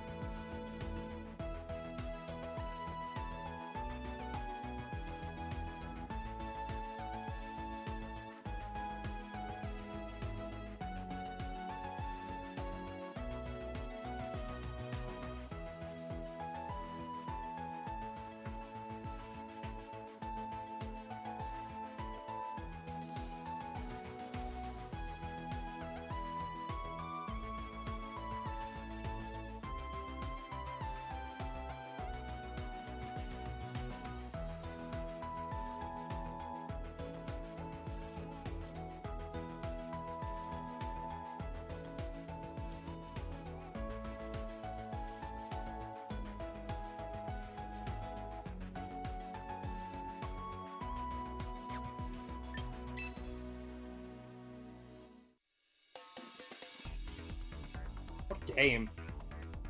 Well, at least we end this tournament strong. Into your top 4. So Arctic picks. Who is Arctic picks?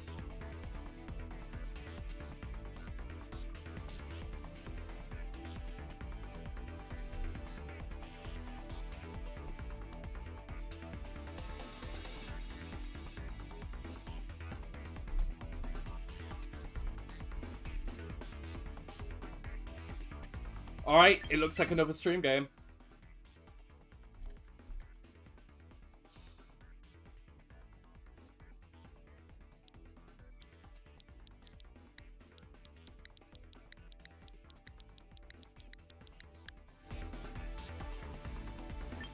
Main broadcast again. Jeez.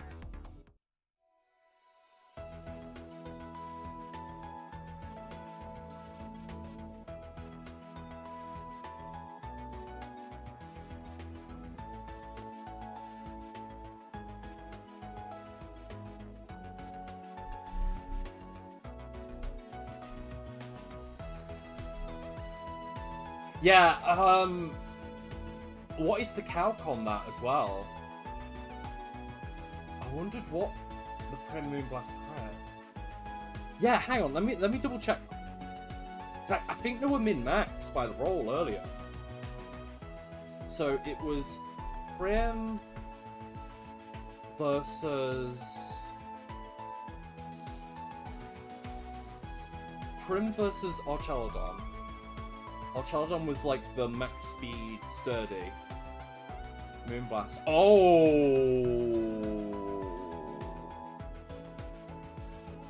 They were guaranteed to live. I didn't even realize that.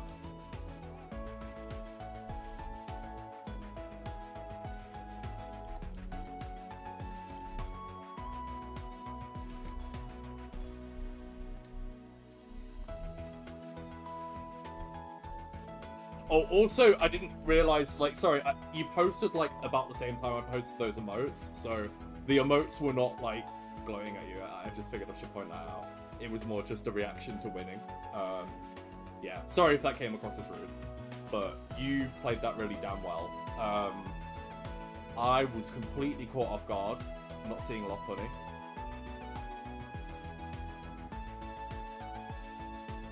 Oh, I am not 32 HP.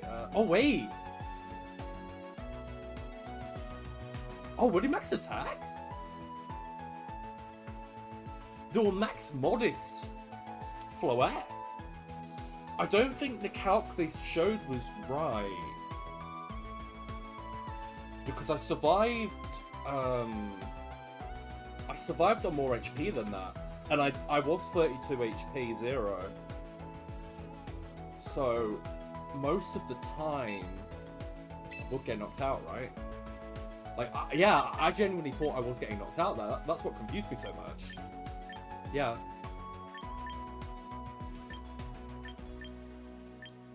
Gosh. Oh, on a freaking stream.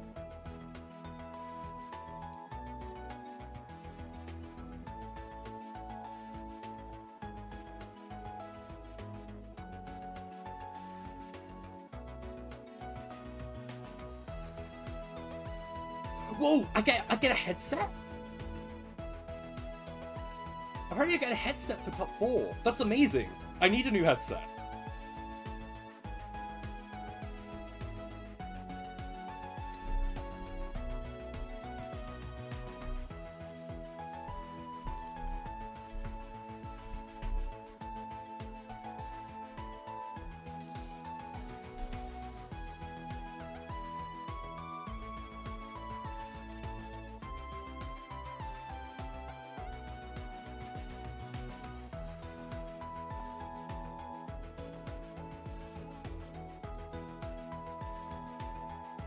Okay.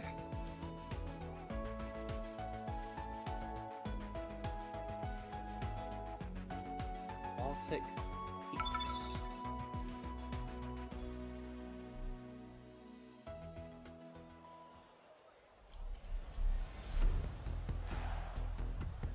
Again when ready. Oh, whoops. I need the apprentice. Huge. Ah! Huge.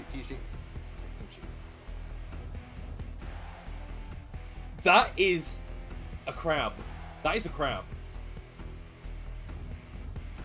Hey everyone, everyone who just raided, thank you so much.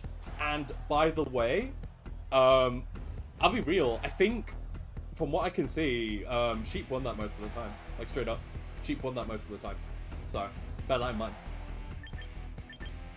I think I also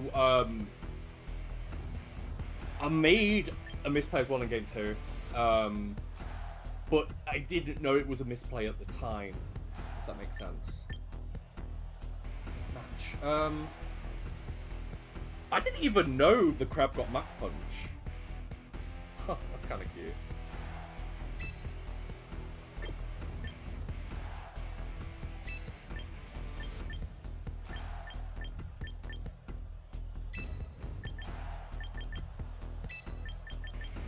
God, I'm so out of it.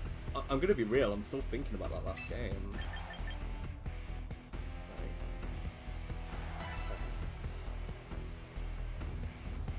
Dear me.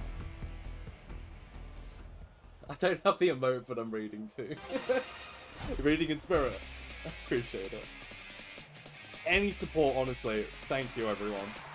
I can't believe I'm this far in the tournament, and now I'm playing on the main stage. Well, the main stream, not main stage. This ain't a regional. Okay. Looks like Toronto's generally quite good here. They are Focus Sash. I do need to preserve the health of Prim. That's going to be important in the end game. Because I need a way to win versus the crab. Big crab. So they have Throat Chop. They do not have Throat Chop. That's good as well. I got into Tyranitar, that makes sense. But either way, it was get a knockoff or get a hyper voice. I'll take either.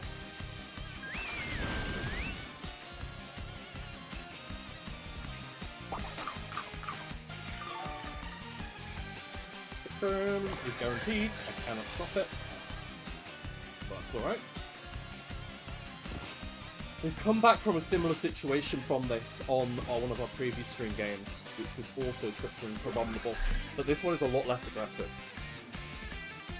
So, there's no way for them right now to remove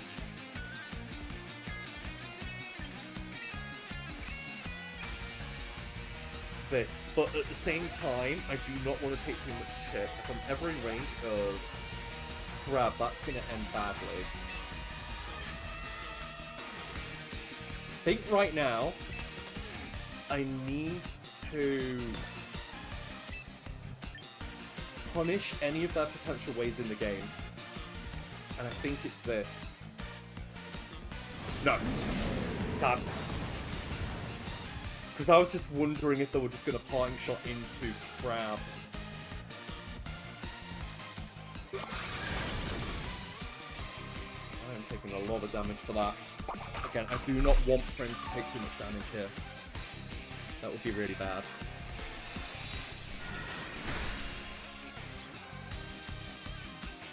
I really thought it was going to be a crab switch in there. That's why I played so hard into it like that. Hi, John BBC.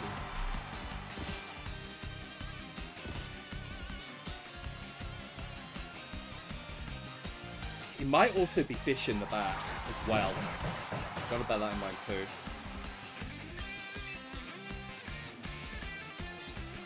Crab is a very aggressive mob. Also, it's likely both of their Pokemon undercut mine.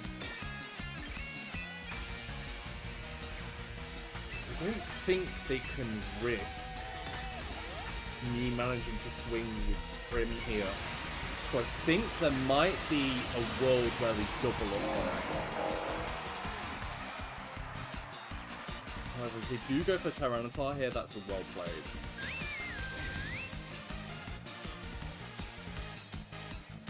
I knew it! I knew it! I knew they couldn't risk it. I'm so glad I trusted my gut there. Yeah, they're hard targeting down Prim. I know it's the wing comp. I know it's the wing comp. Good stuff, good stuff.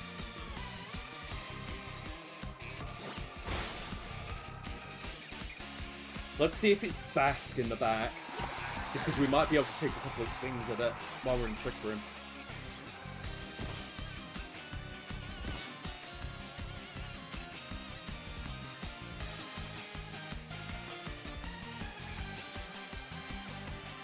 If it's Basque, oh, it is Basque, so we've created a pin. So it's either we get to knock off Fish, and it's very sad, or they close combat to stop me, and then the game goes into a 2v1. I believe I should always win. Yeah. So either knock off the fish or Moonblast the crab.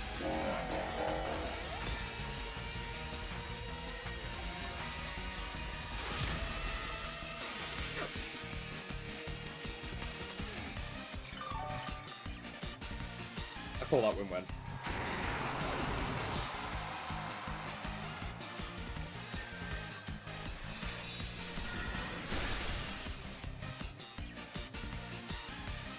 So Last Respects knocks Prim out, for sure, but we do have another turn of Trick Room.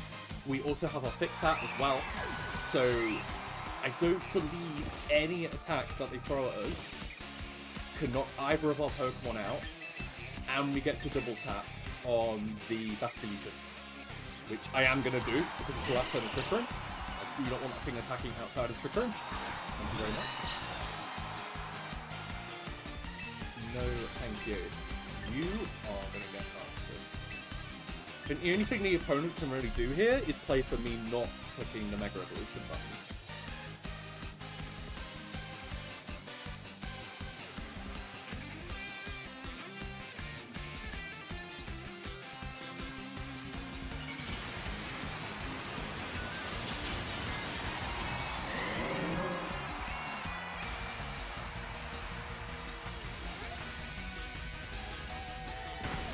Okay, he lived that.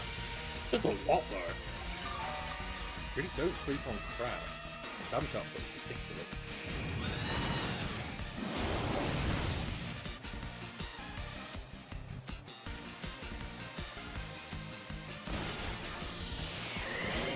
I am not letting that fish live. I'm gonna turn it into fish sticks.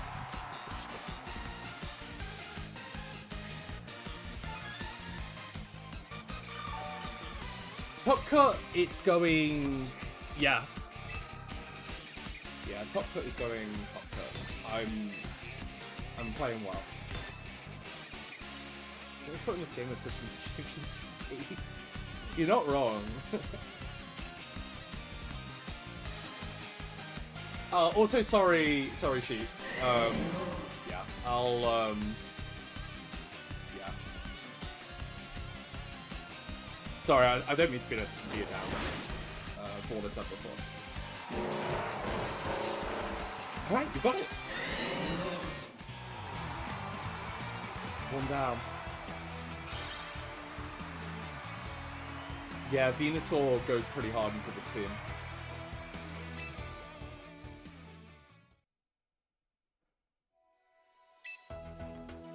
Another one.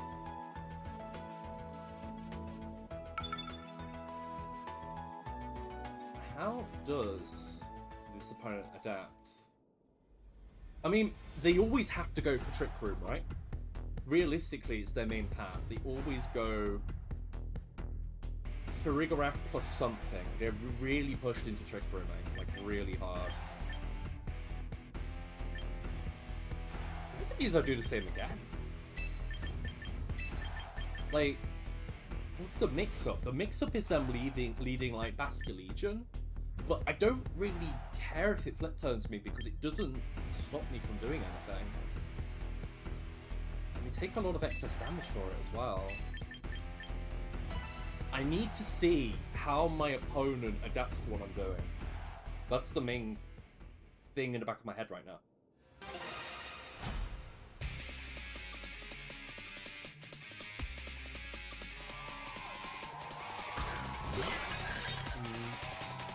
Oh, Sinister. That's a nice adaptation as well. So the Kamacha here. I am guaranteed a big knockoff into it. I think knockoff plus Hyper Voice should be enough.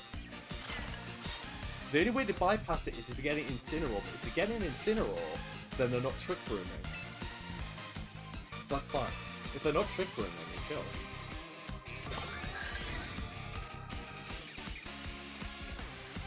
Okay, this is good, because they might just end up losing that for free, unless it outspeeds Prim. Doesn't. So they might have just lost that for free. Which would be great. Yeah, fantastic. Okay. Okay, that's really good. Again, I'm usually... When stuff is given out in front of me, I will usually aim for the Pokemon that does not have Protect. As a general rule of thumb. If the Pokemon does not have Protect, it will get focused. Here's John Regis. I think at this point they might not want Trick Room on. Pick it up. Oh, one of those games. Also, do I preserve Sash? It might be really important that I preserve Sash here in particular as well. So I might go out of my way to preserve it just to have an easier endgame into Basculegion, where I don't have to do it first. As weird as this looks, I think losing my Sash is like really bad in that potential endgame scenario I'm thinking of.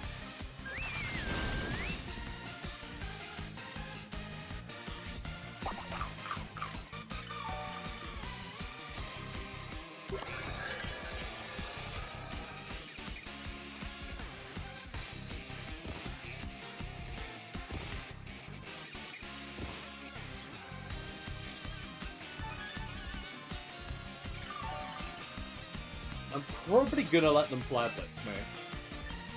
I think that's fine. The way they played this, it makes me think they've got abominable skill in the back.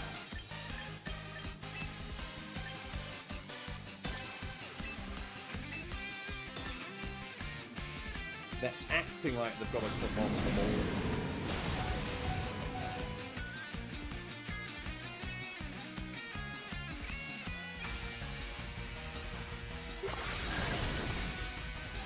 Yeah. Before we lived that. Oh, good.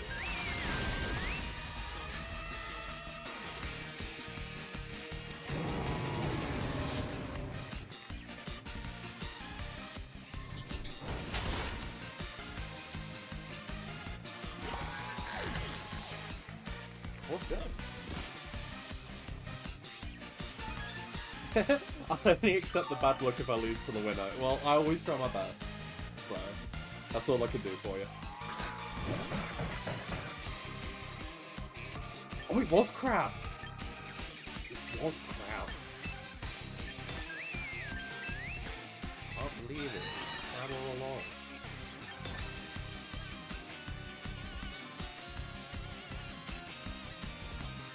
Yeah, I do think my matchup here is pretty damn good, I'm not gonna lie.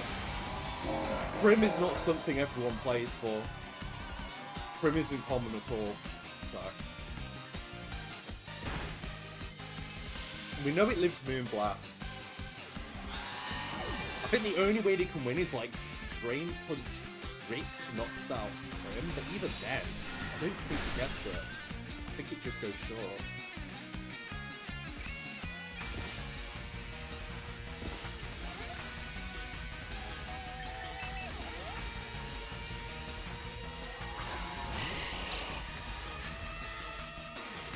I'll save time as well, not doing the animation as well. Yeah, that'll be nice.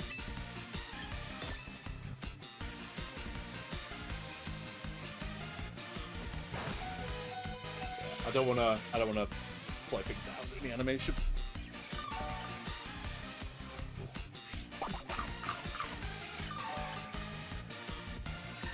Yeah, I think I would have lived Drain Punch Crit there. I think I was good. Yeah, well done to my opponent though. They've obviously like torn the bracket up with the team that we use,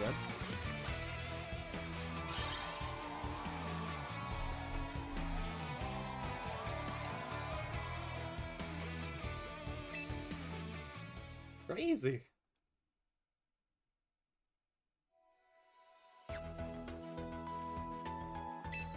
Oh, whoops! Oh, I didn't get a picture of the room. It's fine. It was on stream, so I think we're good.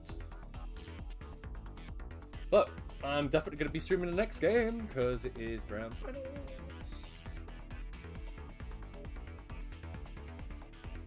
Good stuff. Oh wait, why is that in front of me?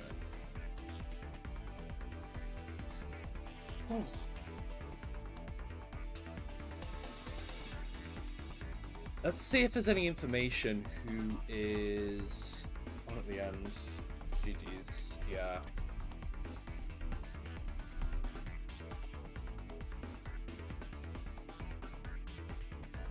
Yeah. Prim was just really tricky for my opponent.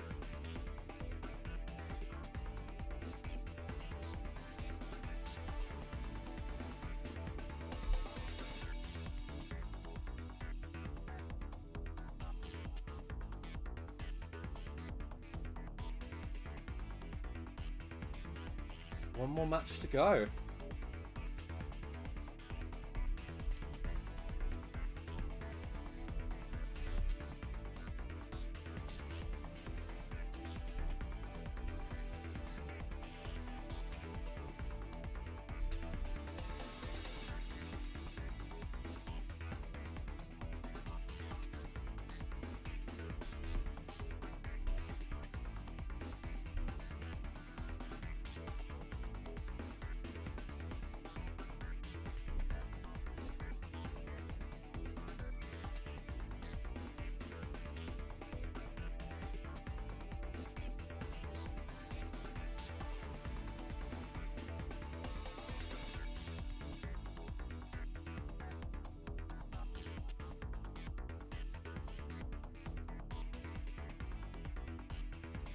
Right, what is going on with this last game? Let's have a quick look. It is still playing. So, who are we against? It's either Zori, who I don't think we faced yet, or Mongoose 19, who we played in the final round Swiss, which would be a difficult match to replay, from what I remember.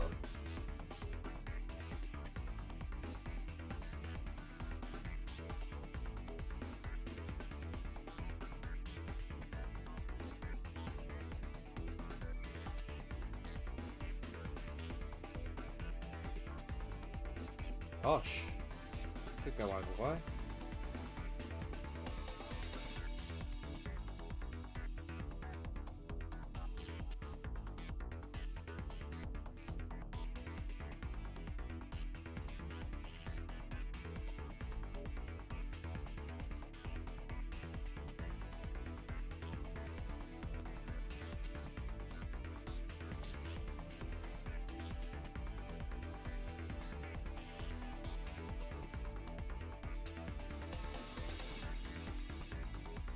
I'm being tagged. I think I am being tagged.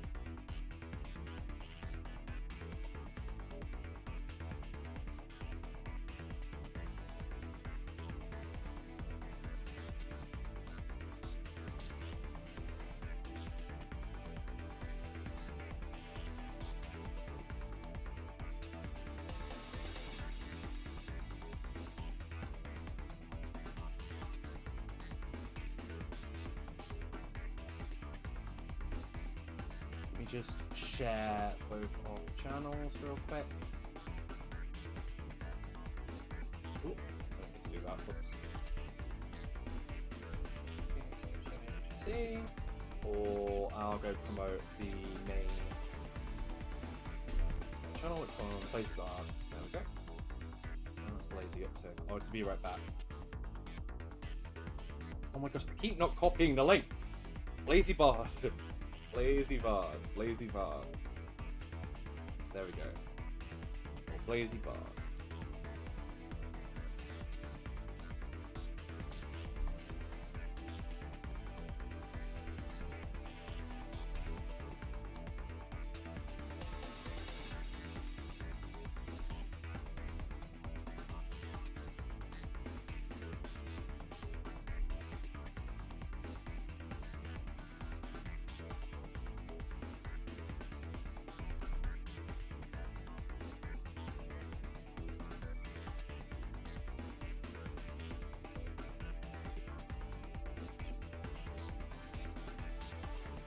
Oh, sorry, I'm not talking much. I'm just kind of in shock.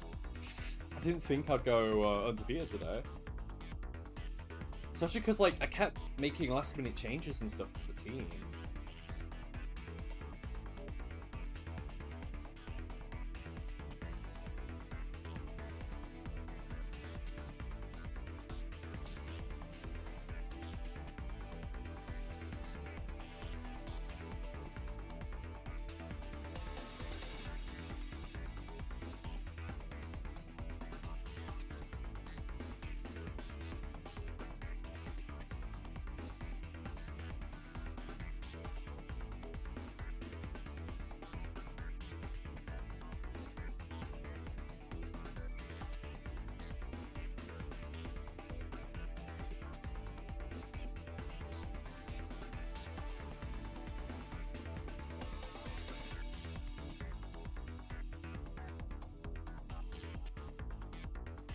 I'm guessing this match is going to game 3.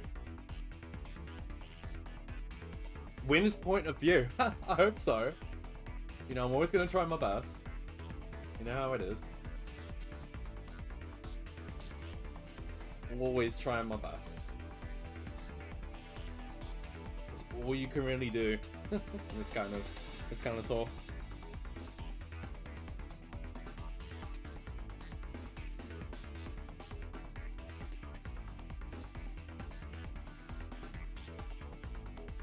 Again, all the way through, if you ever want to look back on this video as well, I make sure to explain my thought process of stuff as well. I make sure to try and give you a little insight into what I'm thinking. Because often when I play the game, and a lot of people also, I feel like when they're playing champions, this is like the first time they've picked up competitive Pokemon because it's so easy to pick up and play and build your teams, and I think that's amazing for the community, to be honest. So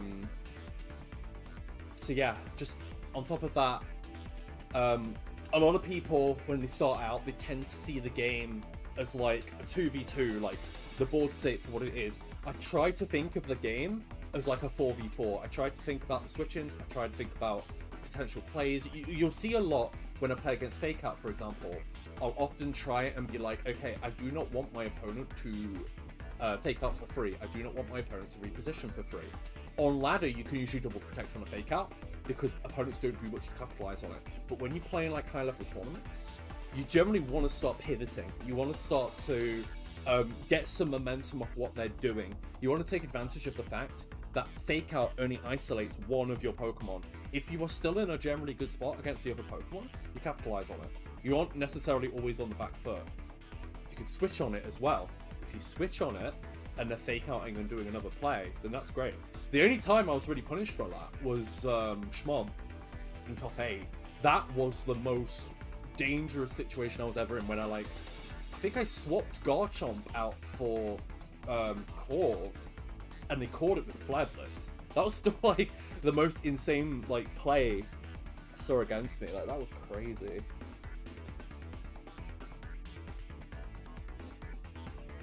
But yeah, generally, I think something that I note as well is a lot of people think like, again, when they see the board, the state in like a 2v2, they tend to see a lot of my plays as weird.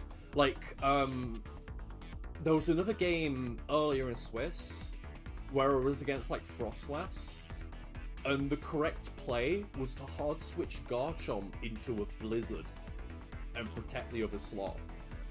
Like, it was just correct. It preserved the health of my other Pokemon so I could win out in the end game with them.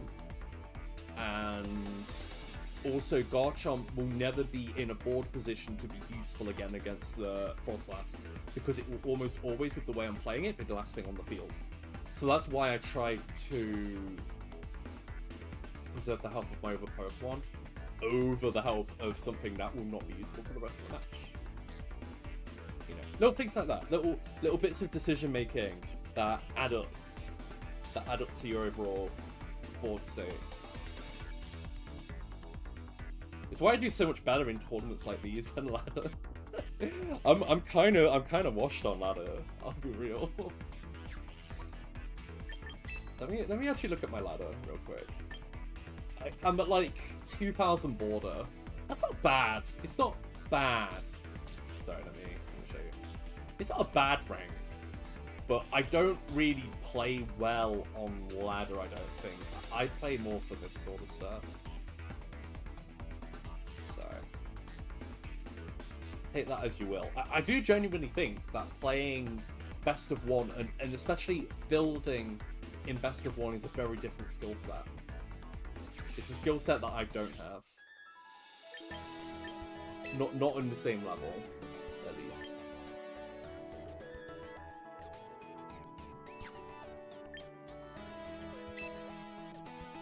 I wonder. Oh, I forgot there was like that screen. I've never beaten on that screen before. I'm wondering if I should buy like one thing, like just to change my appearance for grand finals. Can I get some cool glasses?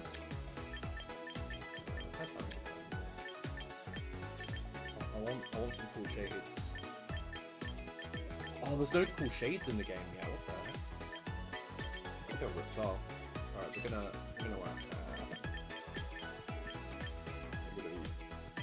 undercover. I wish there was some kind of like Pokemon it is, or cool shades. Yeah, it's crazy. 2,000 isn't. No, you have to be like... You have to be like way over 2,000. I think it's like 2,100 is the cutoff now. Actually, I'll type it just so it goes through in time. Best of all... What is it? Master Ball 1 equals top 1,000. Champion equals top 300. And there's achievements as well. Let's see. Champion. And clients. It's kind of hardcore. Like, champion rank is actually really hard because it's like global. You have to be global top 300. It's crazy. Alright. I've got a headband. This is going to be the source of my power for grand finals. There you go. I got a headband, everyone. Got a freaking headband. Pointy hat is Rouse code. Oh yeah! Hang on, is there a pointy hat? I better Rouse hat for grand finals. Where's the Rouse hat? Oh yeah, this one! Fucking green beanie.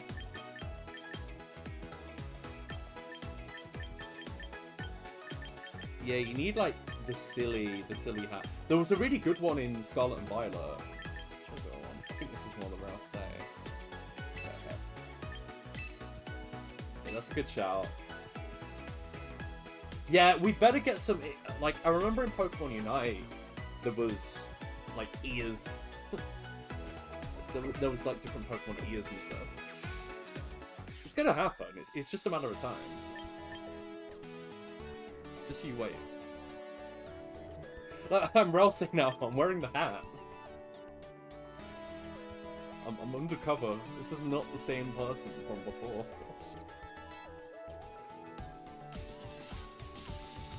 This must be a heck of a grand finals, by the way. Not grand finals, a semi-finals. It's gonna be a heck of a semi-finals. Let me see what potential teams I'm up against. So, let's have a look-see. All of the teams are public. So, oh wait, this. Oh, it's up to the day, bro.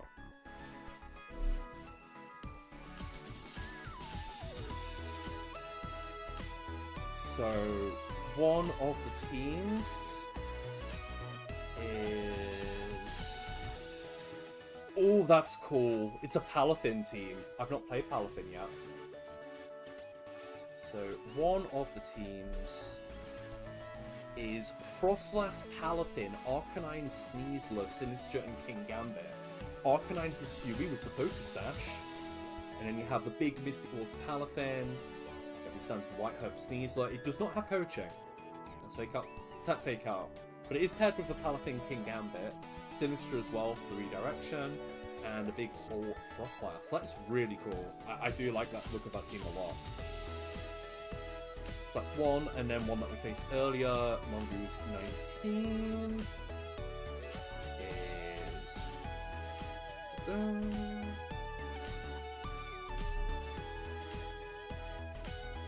So, we have seen this team before. This one is...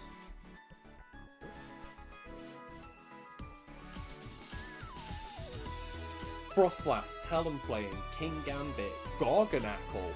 Still the Garganackle that we never got to see in our other games. We also have the Sneasler, and we have the Primarina. So those are the 2 options that we could face.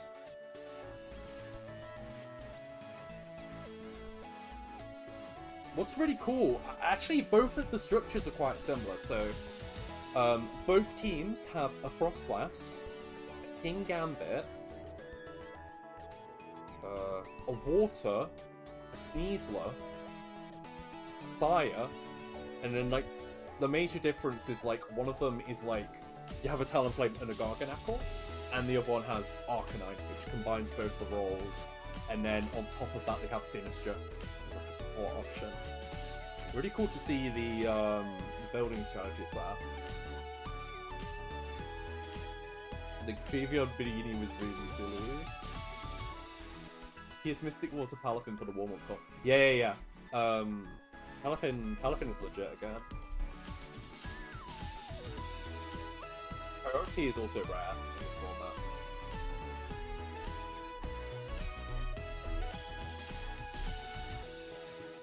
Yeah, let's see how much time I have. I'm gonna refresh the bracket. I'm alright to do this, okay. Right. So, everyone. Here is what the teams look like.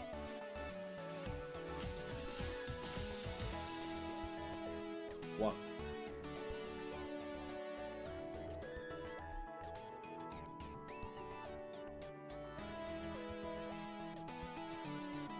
Team 1.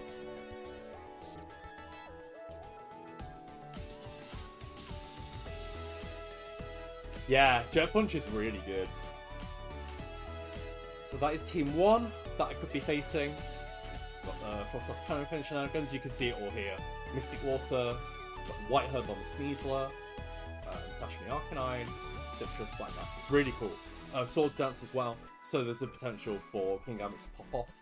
I do like Haze, so that makes this pretty scary. Again, I've not faced this team yet. I have dodged it all bracket, but it does look scary. I do think Palafin... Luckily, I have Venusaur for Palafin. Venusaur in general is really good versus the team. Like, that is the one thing I have on them. But well played Palafin into the rest of my stuff with Mystic Water Boost and a Sneasler next to it, comboing out. Yeah, it's not fun. Not fun at all. On the other hand, we have Nolan, which we have already seen before, but it turns out it is not Nolan. Nolan has been knocked out. It was a close 2-1 match. We will 100% be facing the Palafin. And the Swords Dance King Gambit, which I am most scared of.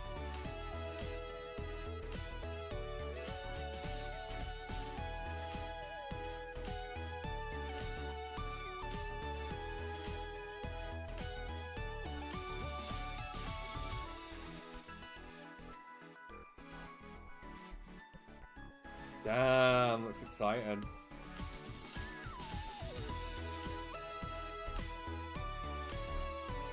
Right! Let's do this.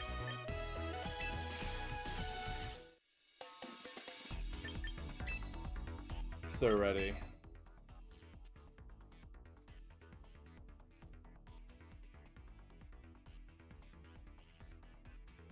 We will be in touch. 6-7 in the code. I'm sorry. Why is that like the first thing I noticed? It's freaking 6-7.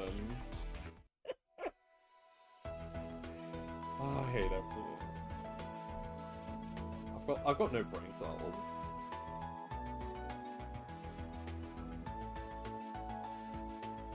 Inspired the birth of my first stall team in Champions. Oh, I'm so glad to hear that. What an achievement.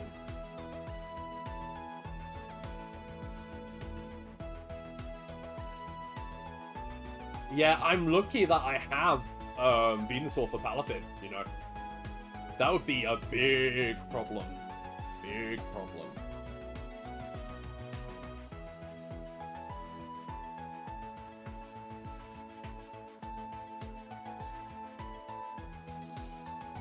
Thank you!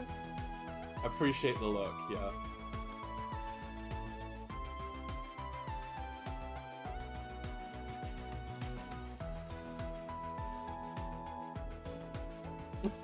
Someone just said, I'm gonna see the sun for the first time today.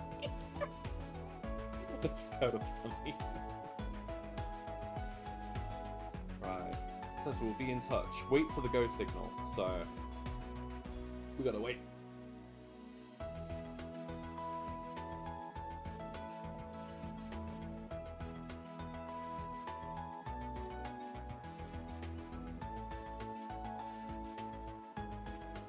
Yeah, I've gotta... It doesn't help that, like... You know when you're, like, on, like, the last round of a regional? Like, imagine day one, and you just, like, your energy is just purely, like...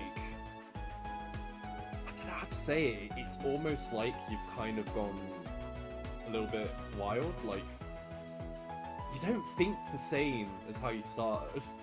I guess, like, it's like an experience that changes you. Yeah, I got the cover.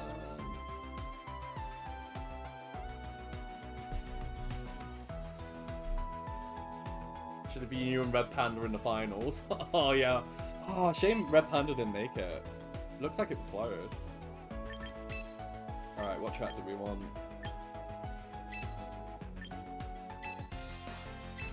I don't want a generic track. Strong Trainer, yeah, Strong Trainer. Give him that. He wants the sun, never heard of it. Oh my god. Never heard of it. Regardless of what happens though, I got 10 wins. 5 minutes? Yeah, sure.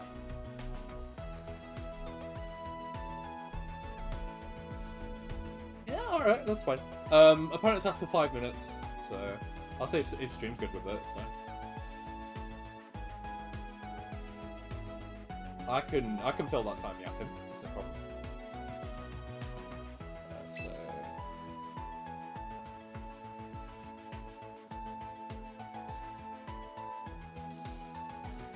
yeah, you really do. You're like zoning out because you haven't had much food. And you're barely there, and you're like zoned out, and like you walk your way back to your hotel or Airbnb of choice, and you're just out of it, and you order like some kind of takeout, or you go to like the nearest like food place nearby. Like you don't really care at that point. You just want something to eat. It's been so long. Why does it sound like VGC fanfiction? It feels like I'm building up to something. All I'm doing is just explaining my experience. Yeah, that's kind of what it's like. You grab takeout or whatever's nearby, you bring it back, whoever you're staying with, you lie down on like your bed or sofa or wherever you're sleeping. Maybe even the floor. Maybe you've wrapped yourself in a random blanket that you found. And you're just there, just like replaying all the matches in your head that you went through. Possibly thinking about all the mistakes you made depending on your run. Possibly thinking about how bad your RNG was. Thinking about all the times you were screwed over. That one game that knocked you into X3. Thinking about what you could be seeing in Day 2 tomorrow. You know, that kind of stuff. But it's a good feeling and I miss it. So I'm glad I'm feeling that way now.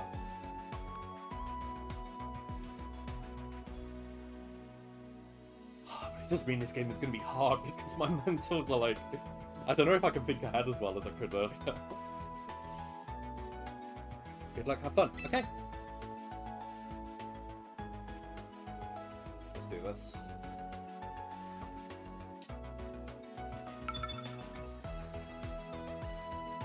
BGC is the best storytelling medium. I believe it. Let's go get some Mackies. Yeah, that's the safe choice. You're not gonna pick up any mystery meat that way. Just take it safe and go to Mackies. At least you know what you're eating. Kinda.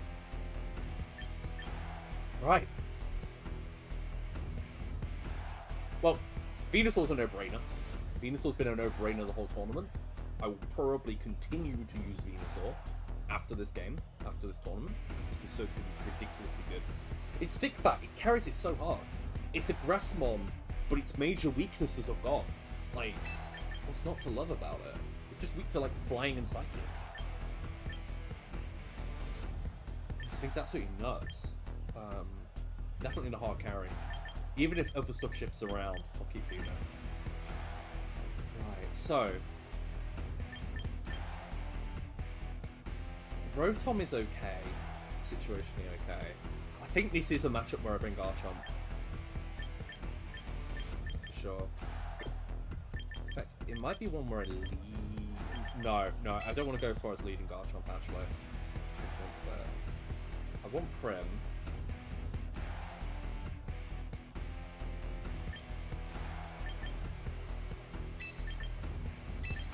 Let's try that.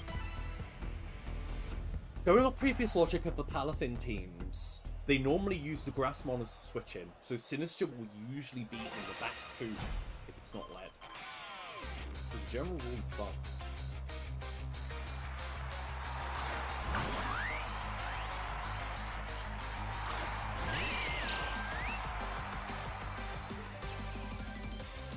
Okay, I know I survive a Diaclaw on Prim, I'm EV for it.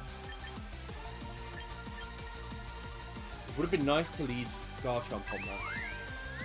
What do I need to stay alive to win this game? Probably...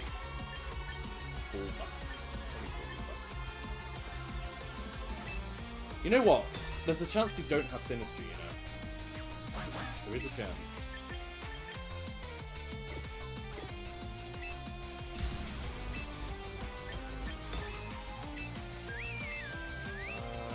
Regardless, I think everybody's going to talk this.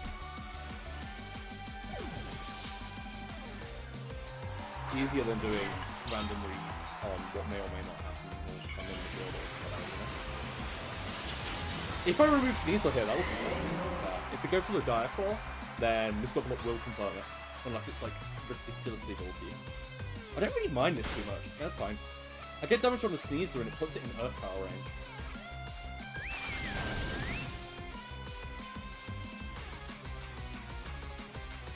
Okay. I'll take that. Now the question is, are they going to play defensive with the Sneasel or not? I'm not faced yet, so they haven't really got a feel of how I play. Neither of us have really a feel of how these things play. So I'm going to switch in Garchomp here because I think it will be the least valuable Pokemon in this matchup. I'm okay with it taking chair. And it also combos one into Sneasler eventually. Also, this is a King Gambit, that's good. Oh, okay, I got a Sludge Bomb into that. That's not bad. That's not bad. It wasn't a Giga Drain, but I'm not Giga Draining Sinister. That's really insane. I'll take the damage. I'll take the damage and the switch. That's really good. Poison? No poison. Still good damage though. I'm racking up damage. Does Close Combat plus Jet Punch knock me out? There's a very real chance it could. I kind of hate that.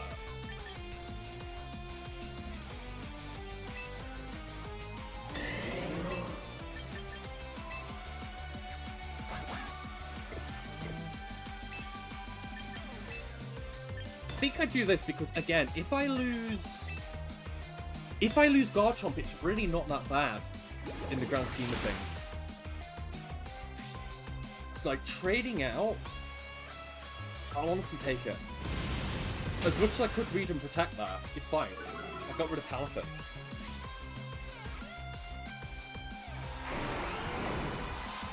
It's fine. I thought there was also a chance they could switch Sinister in there as well. Since it would be a good switch into a potential Earth Power.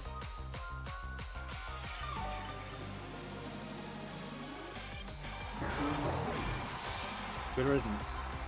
We still do have a Frostlass in the back, I believe. There's one thing that's a little scary. That is not a Frostlass. In general, it is pretty damn hard for them to remove the Bulba girl right now. This, what I'm doing here, is readable, but there's not much of a punish for it. Switching in Frostlass to an Earth Power without Mega Ring is considerably lower defense. They can set up a Trick Room, but I feel like that helps me in the long run versus the Frostlass. Machagotcha does like 0 damage, Strength Sap doesn't do anything, Rage Powder doesn't work.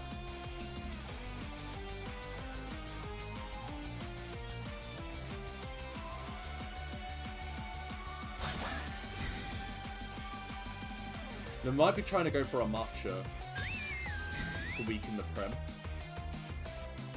My guess.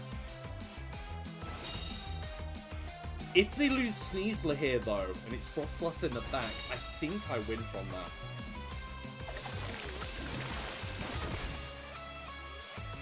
Yeah, I'm just thinking ahead. Crit burn? Easy crit burn. Still doesn't matter.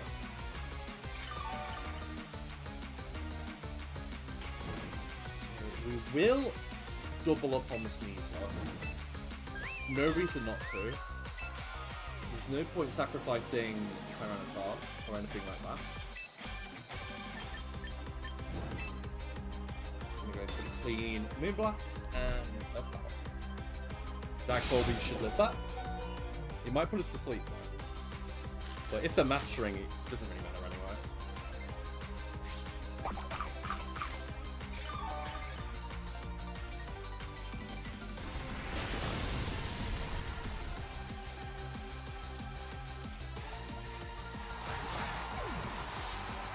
The important part is that Caesar is gone. They will win the Weather War, but it's still facing down a Tyranitar, you know? Kind of a threat.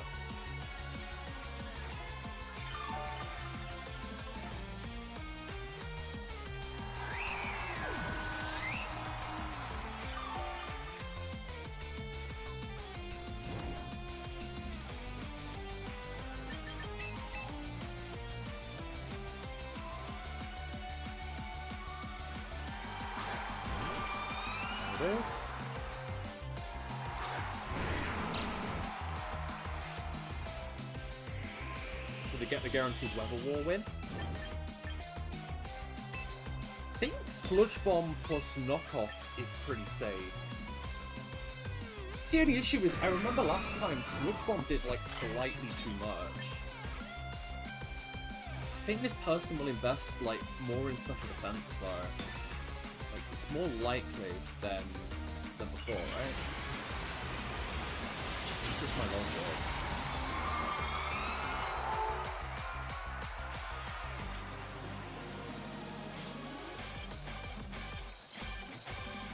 Okay, the sensor. That's a lot of damage. Okay, that's perfect. That's perfect. Yeah. You know what this does unfortunately mean?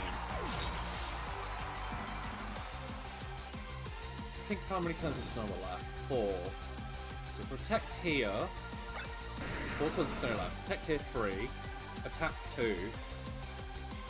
Attack 1.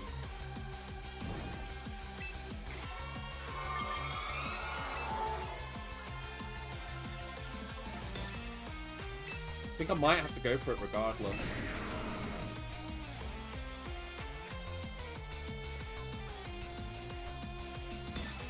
I'll also have to go for... It depends how the Frostlass is built. Whether I go for knockoff or rock slide. I don't know if it matters though. I think I might have to crit either way.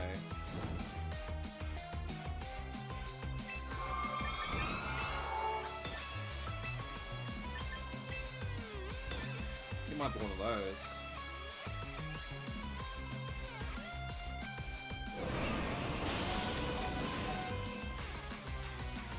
I might just be in Shadow Ball range regardless. I must have messed up somewhere along the way here. For sure. Turn to left 2. So double back. Where did I mess up? Because I felt like I was so safe. It was weird. It must have just been letting win cons go down. Maybe I needed Prim healthy more than I thought.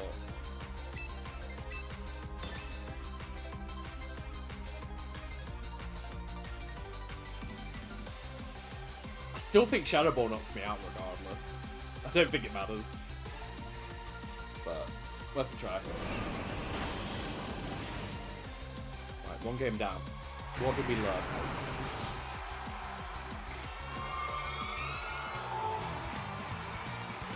We learned that Palafin didn't really do much.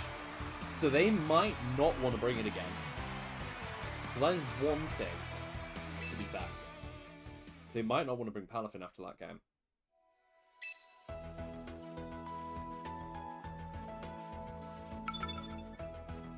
Smart of them to bring Frostlass as a cleanup. I really do underestimate its damage output, especially if it wins the Weather War.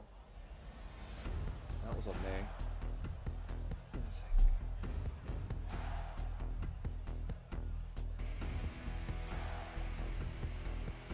Venusaur... Yeah, Venusaur's still really good, but...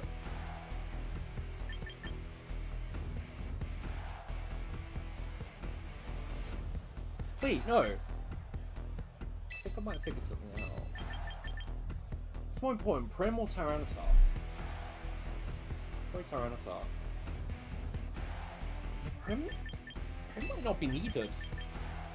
It's weird saying that, but if I get a correct lead with Garchomp, I'm at such an advantage.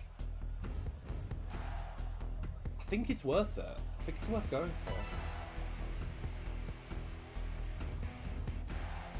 I don't think they go for Palafin. I think they're going to lean more into King Gambit stuff, which in turn is what's leaning me towards wanting to go for Chomp. They could hard lead Frostlass, but I do have a switchback at the very least for that. It's playable. It's playable.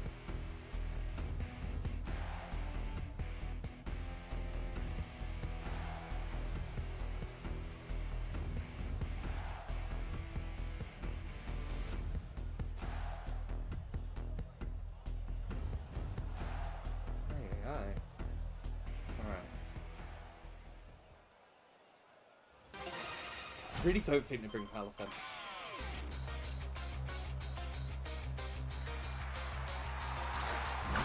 Oh wow, they did. I'm kind of shocked. Fair play. That's alright.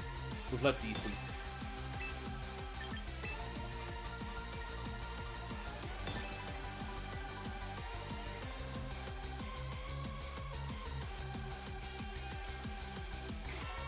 Start doing the Chomp stuff.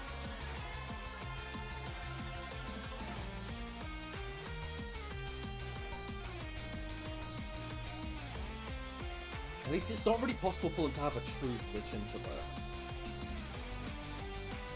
Like, they could go into Sinister and maybe Protect, but it still gives me a Tailwind. Like, without Arcanine, but even then, like, switching in Arcanine isn't great for them, regardless. You're like, this is fine. Because now I get a free Earthquake on Frostlass early. So this is really good. Oh, maybe they're playing for Cursed Body Proc. I didn't think of that. Oh, they probably were playing for Cursed Body Proc. didn't even think of that. That's kind of cute.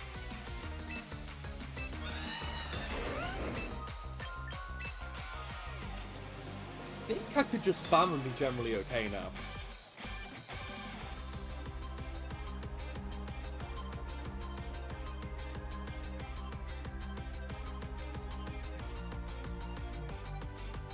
Maybe I should have double crossed last actually, because I just realised I could do Sinister and then swap the other way around.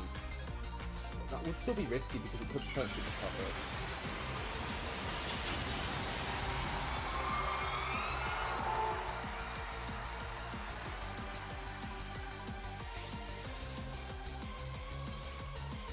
Okay.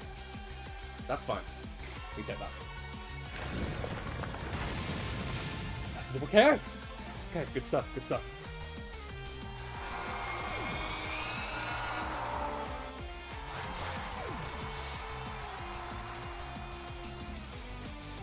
If it's Sinistra and Palafin in the end game, then I think Venu single-handedly wins.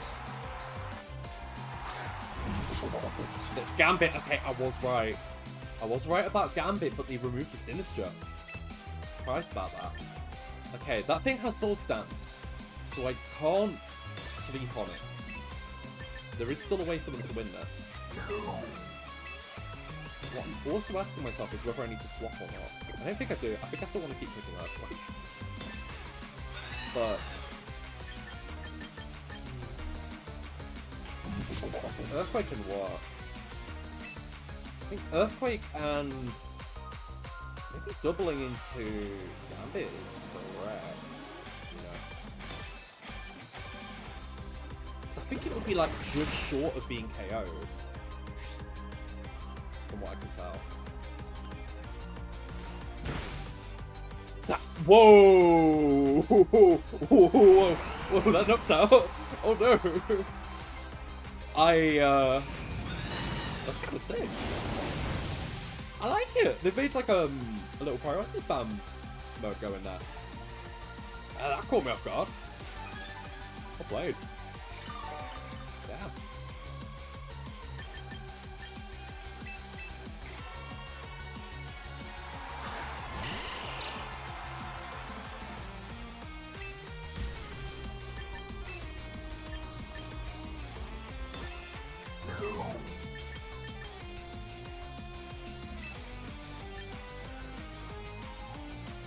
Probably like max attack on both of them to have that much damage output.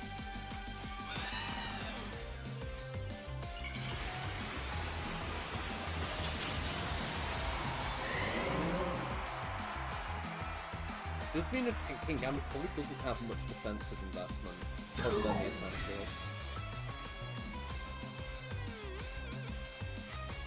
Maybe I should have done that. Oh god, I should have double Gambit. Wait, did I just throw? I might have. I don't know.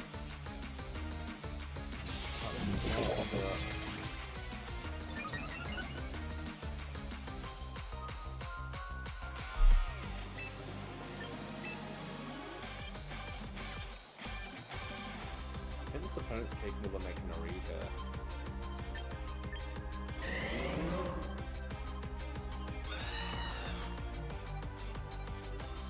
I think I'm probably alright with the neutral sucker.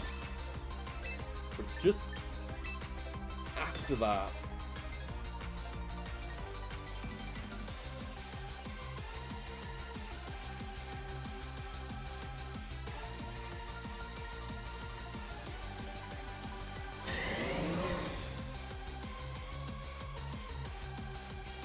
Okay.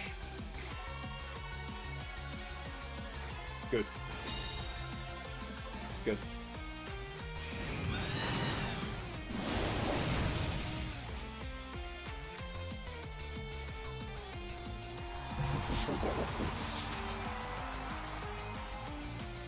I think that's enough to seal it.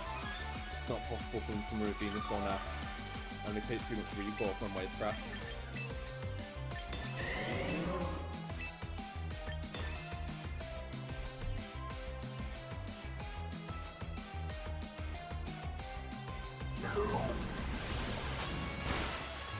That's a good reference point. Okay.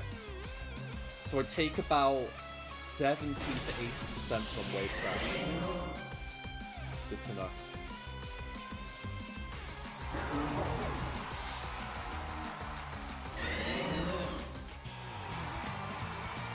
Woo. Still in it.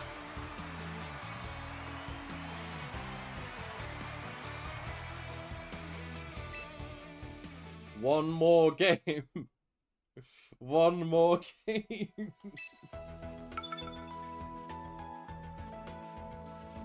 Oh my gosh, right.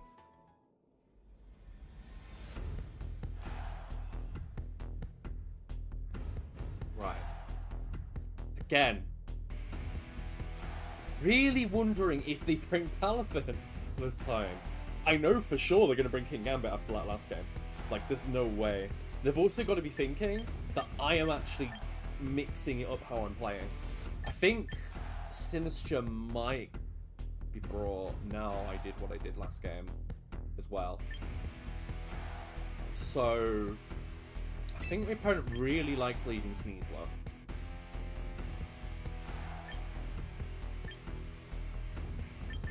That feels like almost a given at this point.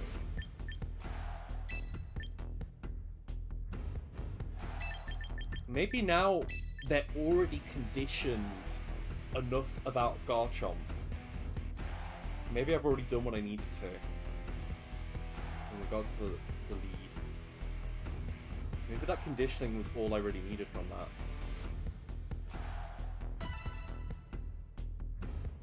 That's what I'm hoping. I'm hoping I've conditioned them to, like, consider a different avenue. And then that's when I start to, like, not bring the chomp.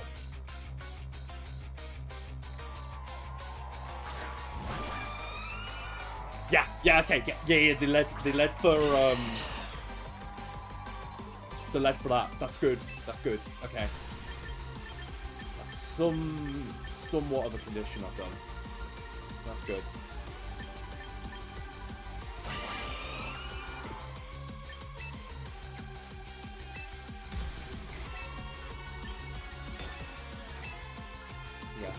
Well, I have to take the attacks from them here. There's no real proper safe switch back. I am best off just trying to Giga Drain a bit of shit.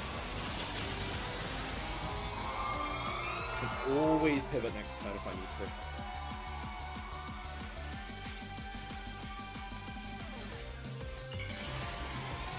What's important here is that I Giga Drain for a little bit of recovery.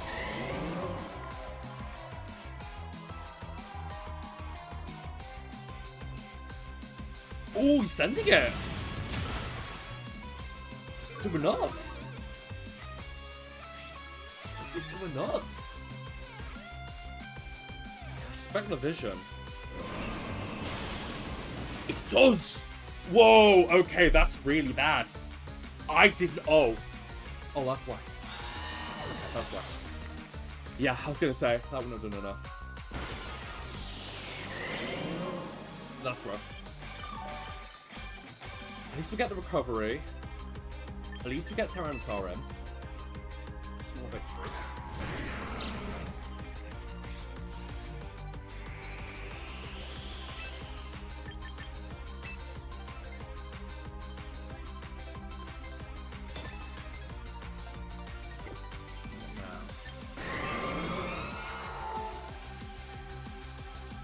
This isn't fine anymore. I think them getting the knockout there was just extremely bad for me.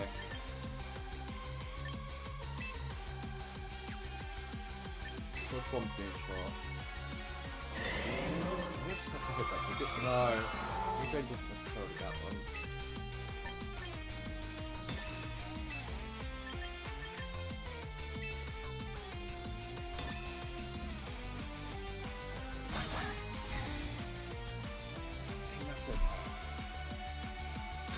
Oh, they actually... Double Protect is fine. I think they were scouting Life Protect with that. That's okay. Or maybe they're trying to put... Maybe they're trying to put Venusaur in range of something.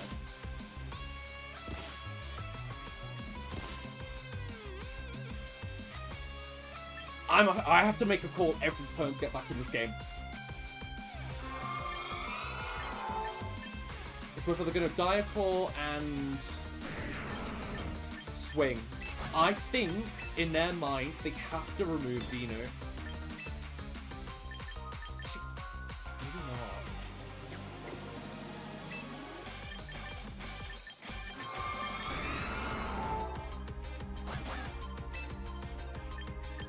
Maybe I can just set it with the Earth Power.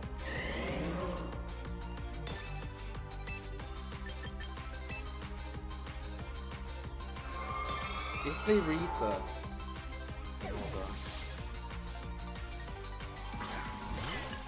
Damn! I think that means they don't take as much here. Which kind of sucks for me if they went for Dire Claw. Crap! They did. I needed to attack. I needed to attack with Titala. Or get an equivalent crit. That would work too. Okay, I don't. It's very close to whether I knock them out or not. I genuinely don't know if I do that. Can Prim solo the end game? I've got to think about it. It's likely that they're gonna have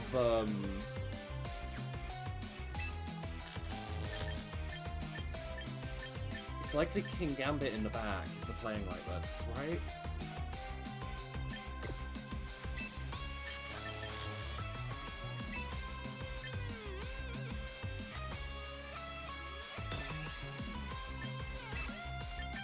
It's just the matcha. I think the matcha messes me up this next time.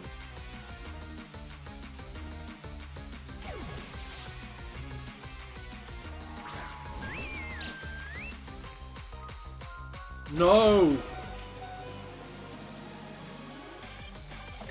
They are really not falling. I'll do anything with the Tyranitar.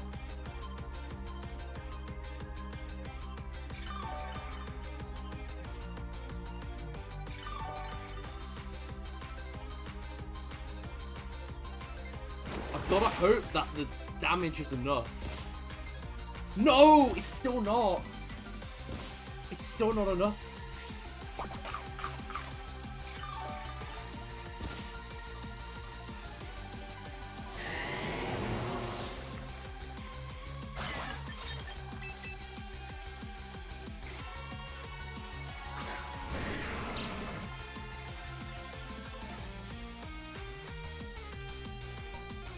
Predict again. I think if I double protect here, this opponent is also going to know that they need to have Sneasler alive in an endgame.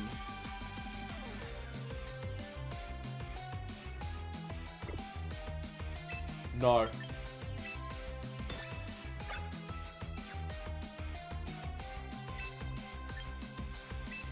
I'm gonna risk it.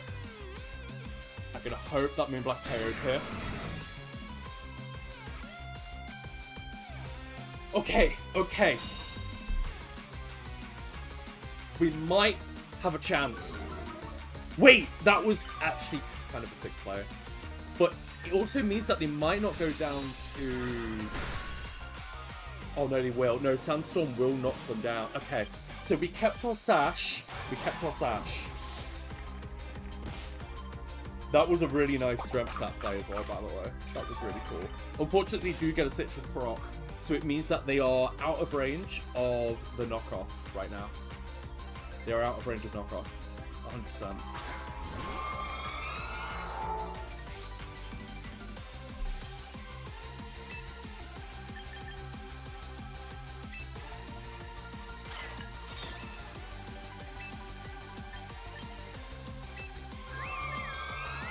I think we might need a rock slide flinch. It might be one of those. But they might be stroke sapping me anyway at this point. I think it's going to be a flinch. Yeah, it's going to be on a flinch.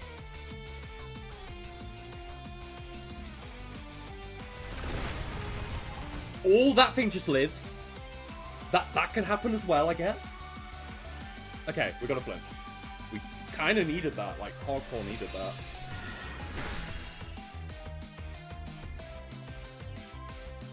Oh jeez, this endgame is ridiculous. Right, so I'm gonna go for safe moves, and I'm gonna hope that I don't get frozen.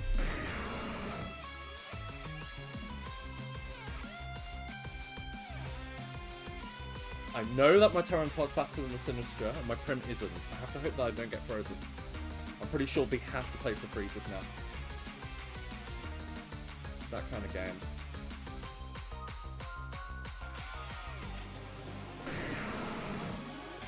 Thought I was so screwed after that turn 1 crit. I really thought I was screwed, but there's a chance.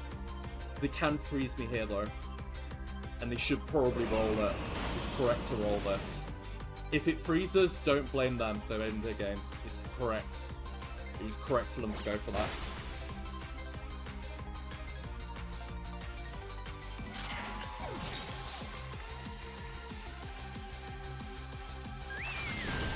Okay, what's in the back? It has to be Gambit, surely. It has to be Gambit.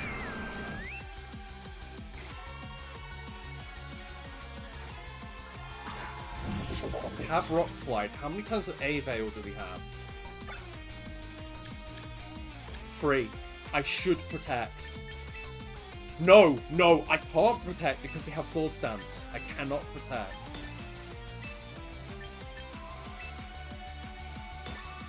Protect would be a throw, I believe.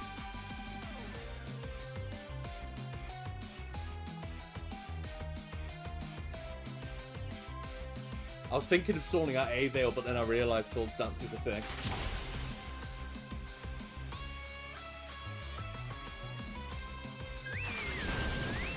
Yes! I won! Okay. I needed the freaking... There was like a flinch midway, wasn't there? That's so damn lucky. What the hell?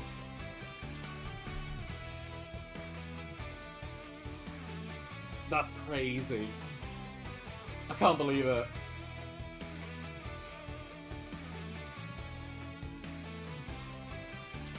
Freaking undefeated winner. What the hell?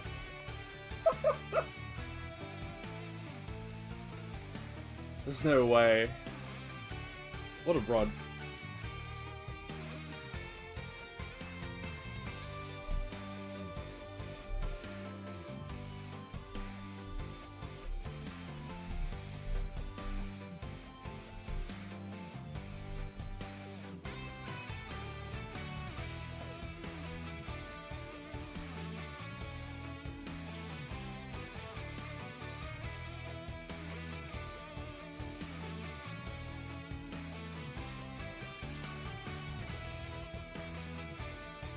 Scora, thank you so much for the follow. I really appreciate it, and I appreciate all the love that everyone's giving me. Yeah, it was like, needed Sinistra flinch, but, situation happened, due to Blizzard crit. Crit turn 1. So, went both ways. Yeah. Yeah, it's okay. It genuinely went both ways. They needed the crit to KO the core, I'm pretty sure.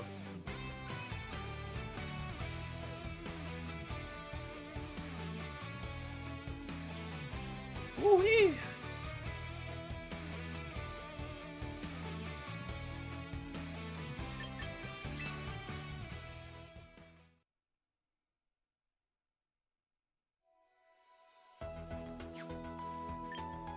What a game.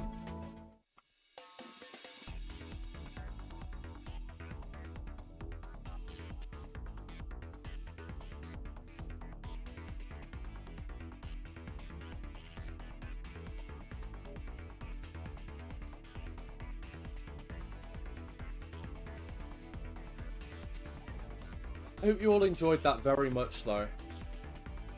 Very, very much.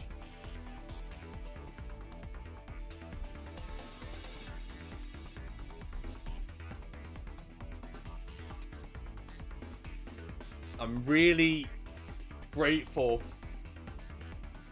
for all the support. Genuinely, all of like the top cut games were incredibly close, except for the one where I got bailed by Prim. Prim like actually was a cheat code in that matchup. It was against a Crabominable semi-finals team. Like that was a bad matchup for my opponent. But yeah, this I could have very easily not gone undefeated, by the way, here. Very easily. There was a lot of random variables throughout the tournament that happened that caused this to happen. So don't take this win as like a, oh, this team is like flawless. It's not. I barely bought Rotom. Again, I'll show you the team more in depth.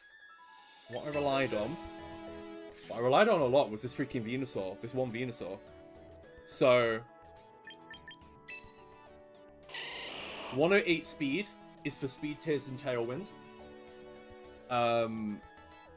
And I wanted enough HP and defense to give a good chance to live Basculegion and Last Respects, and then dump the rest in special attack. So when you Mega, that hits a bump, and then I dumped into HP and defense after that. So that worked out really well. We have Tyranitar here. Side knockoff, low kick, protect. We also have just the attack bump, as you can see. The speed tier as well, it was pretty fast. It was to outspeed Delphox, in case I bumped into Delphox. Which, luckily, I didn't face any in the tournament, but it outspeeds it. But being fast was generally really good throughout the tournament. And then the rest was put into HP, as you can see. Corviknight, it had an attack bump to be more reliable without a boost from Bulk Up. It had enough speed to outpace the 190 speed tier, so you can outspeed Sneasler and Brave Bird it. And you got your HP, and your special defense is all left over. You have Garchomp, self-explanatory. It has a Haban Berry, it beats other Garchomp. Didn't use it as much this tournament, but also I didn't face too much Zard. So if there was more Zard, I probably would have bought Garchomp more, for sure. Yep. Max attack, max speed. Throw rocks at people. It's pretty fun. Rotom was Choice Scarf. This was the least useful member of the team, I'm afraid. But I hit a special attack bump. The speed tier, it has to be sadly timid now, because otherwise it does not outspeed Basculegion. And you can Electro Web, you can Thunderbolt, you can Volt Switch it or whatever, and then the rest is dumped into HP. And then Prim, which is also, honestly, one of the major MVPs. Like, for us, Prim was crazy. I'm shocked how good Prim was. It has Bulk to survive 2 Earthquakes from Garchomp, special attack bump, and then rest in speed. It hits the 170 speed tier, which outspeeds Garchomp and Tailwind. So, yep, that's the whole thing. Yeah, I hope you all love the team. I will give out rental codes for this. Like, I'm going to tweak it, but if anyone wants to play this team on ladder, you know, undefeated tournament winning team or whatever, I'm going to post it on my Twitter. I'm going to share it around. You can all have fun with it on that. See how you do with it. But I will say this team is better in best of 3 than best of 1. So, with that, yeah. Let me see what I've been pinged about. Doubles. Oh, someone's asked me if I'll share the team. I'm going to share it on the stream. Throwing rocks at people is very fun.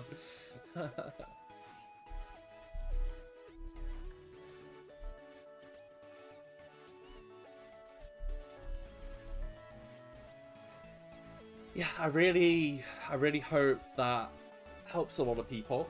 And now there's another archetype that people might consider as well. People might genuinely look into Venusaur a bit more, because Mega Venusaur, very overlooked. A lot of people are using it on these Sun Cores, you know, being very aggressive with it, all that stuff.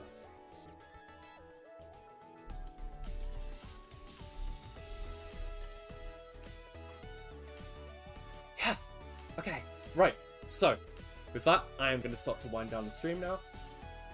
If any of you came in here and didn't check out the main stream, I recommend having a look at Blazy Bard's channel. There's been some really good commentators and great analysis on all of the sets that have been played throughout today, through lots of different teams. And in general, thank you for this opportunity, this Creator Inferno tournament.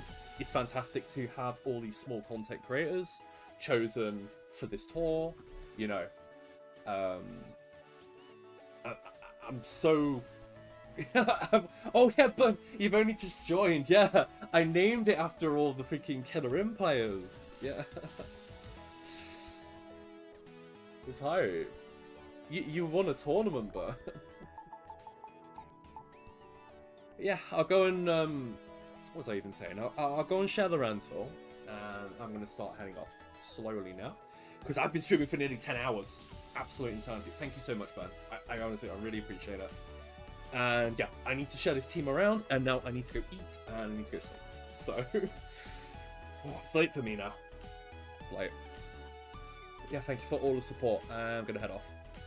So, I will see you all whenever the next major tournament is, which I've heard there might be a 7,000 player tournament coming up soon, which I might be playing in. So keep an eye out for that. I hope I can at least make day 2 with this performance. And I'll be back streaming more Pokemon in the week as well, so if you want to jump in that. Alright. That should do it. I'll catch you all later.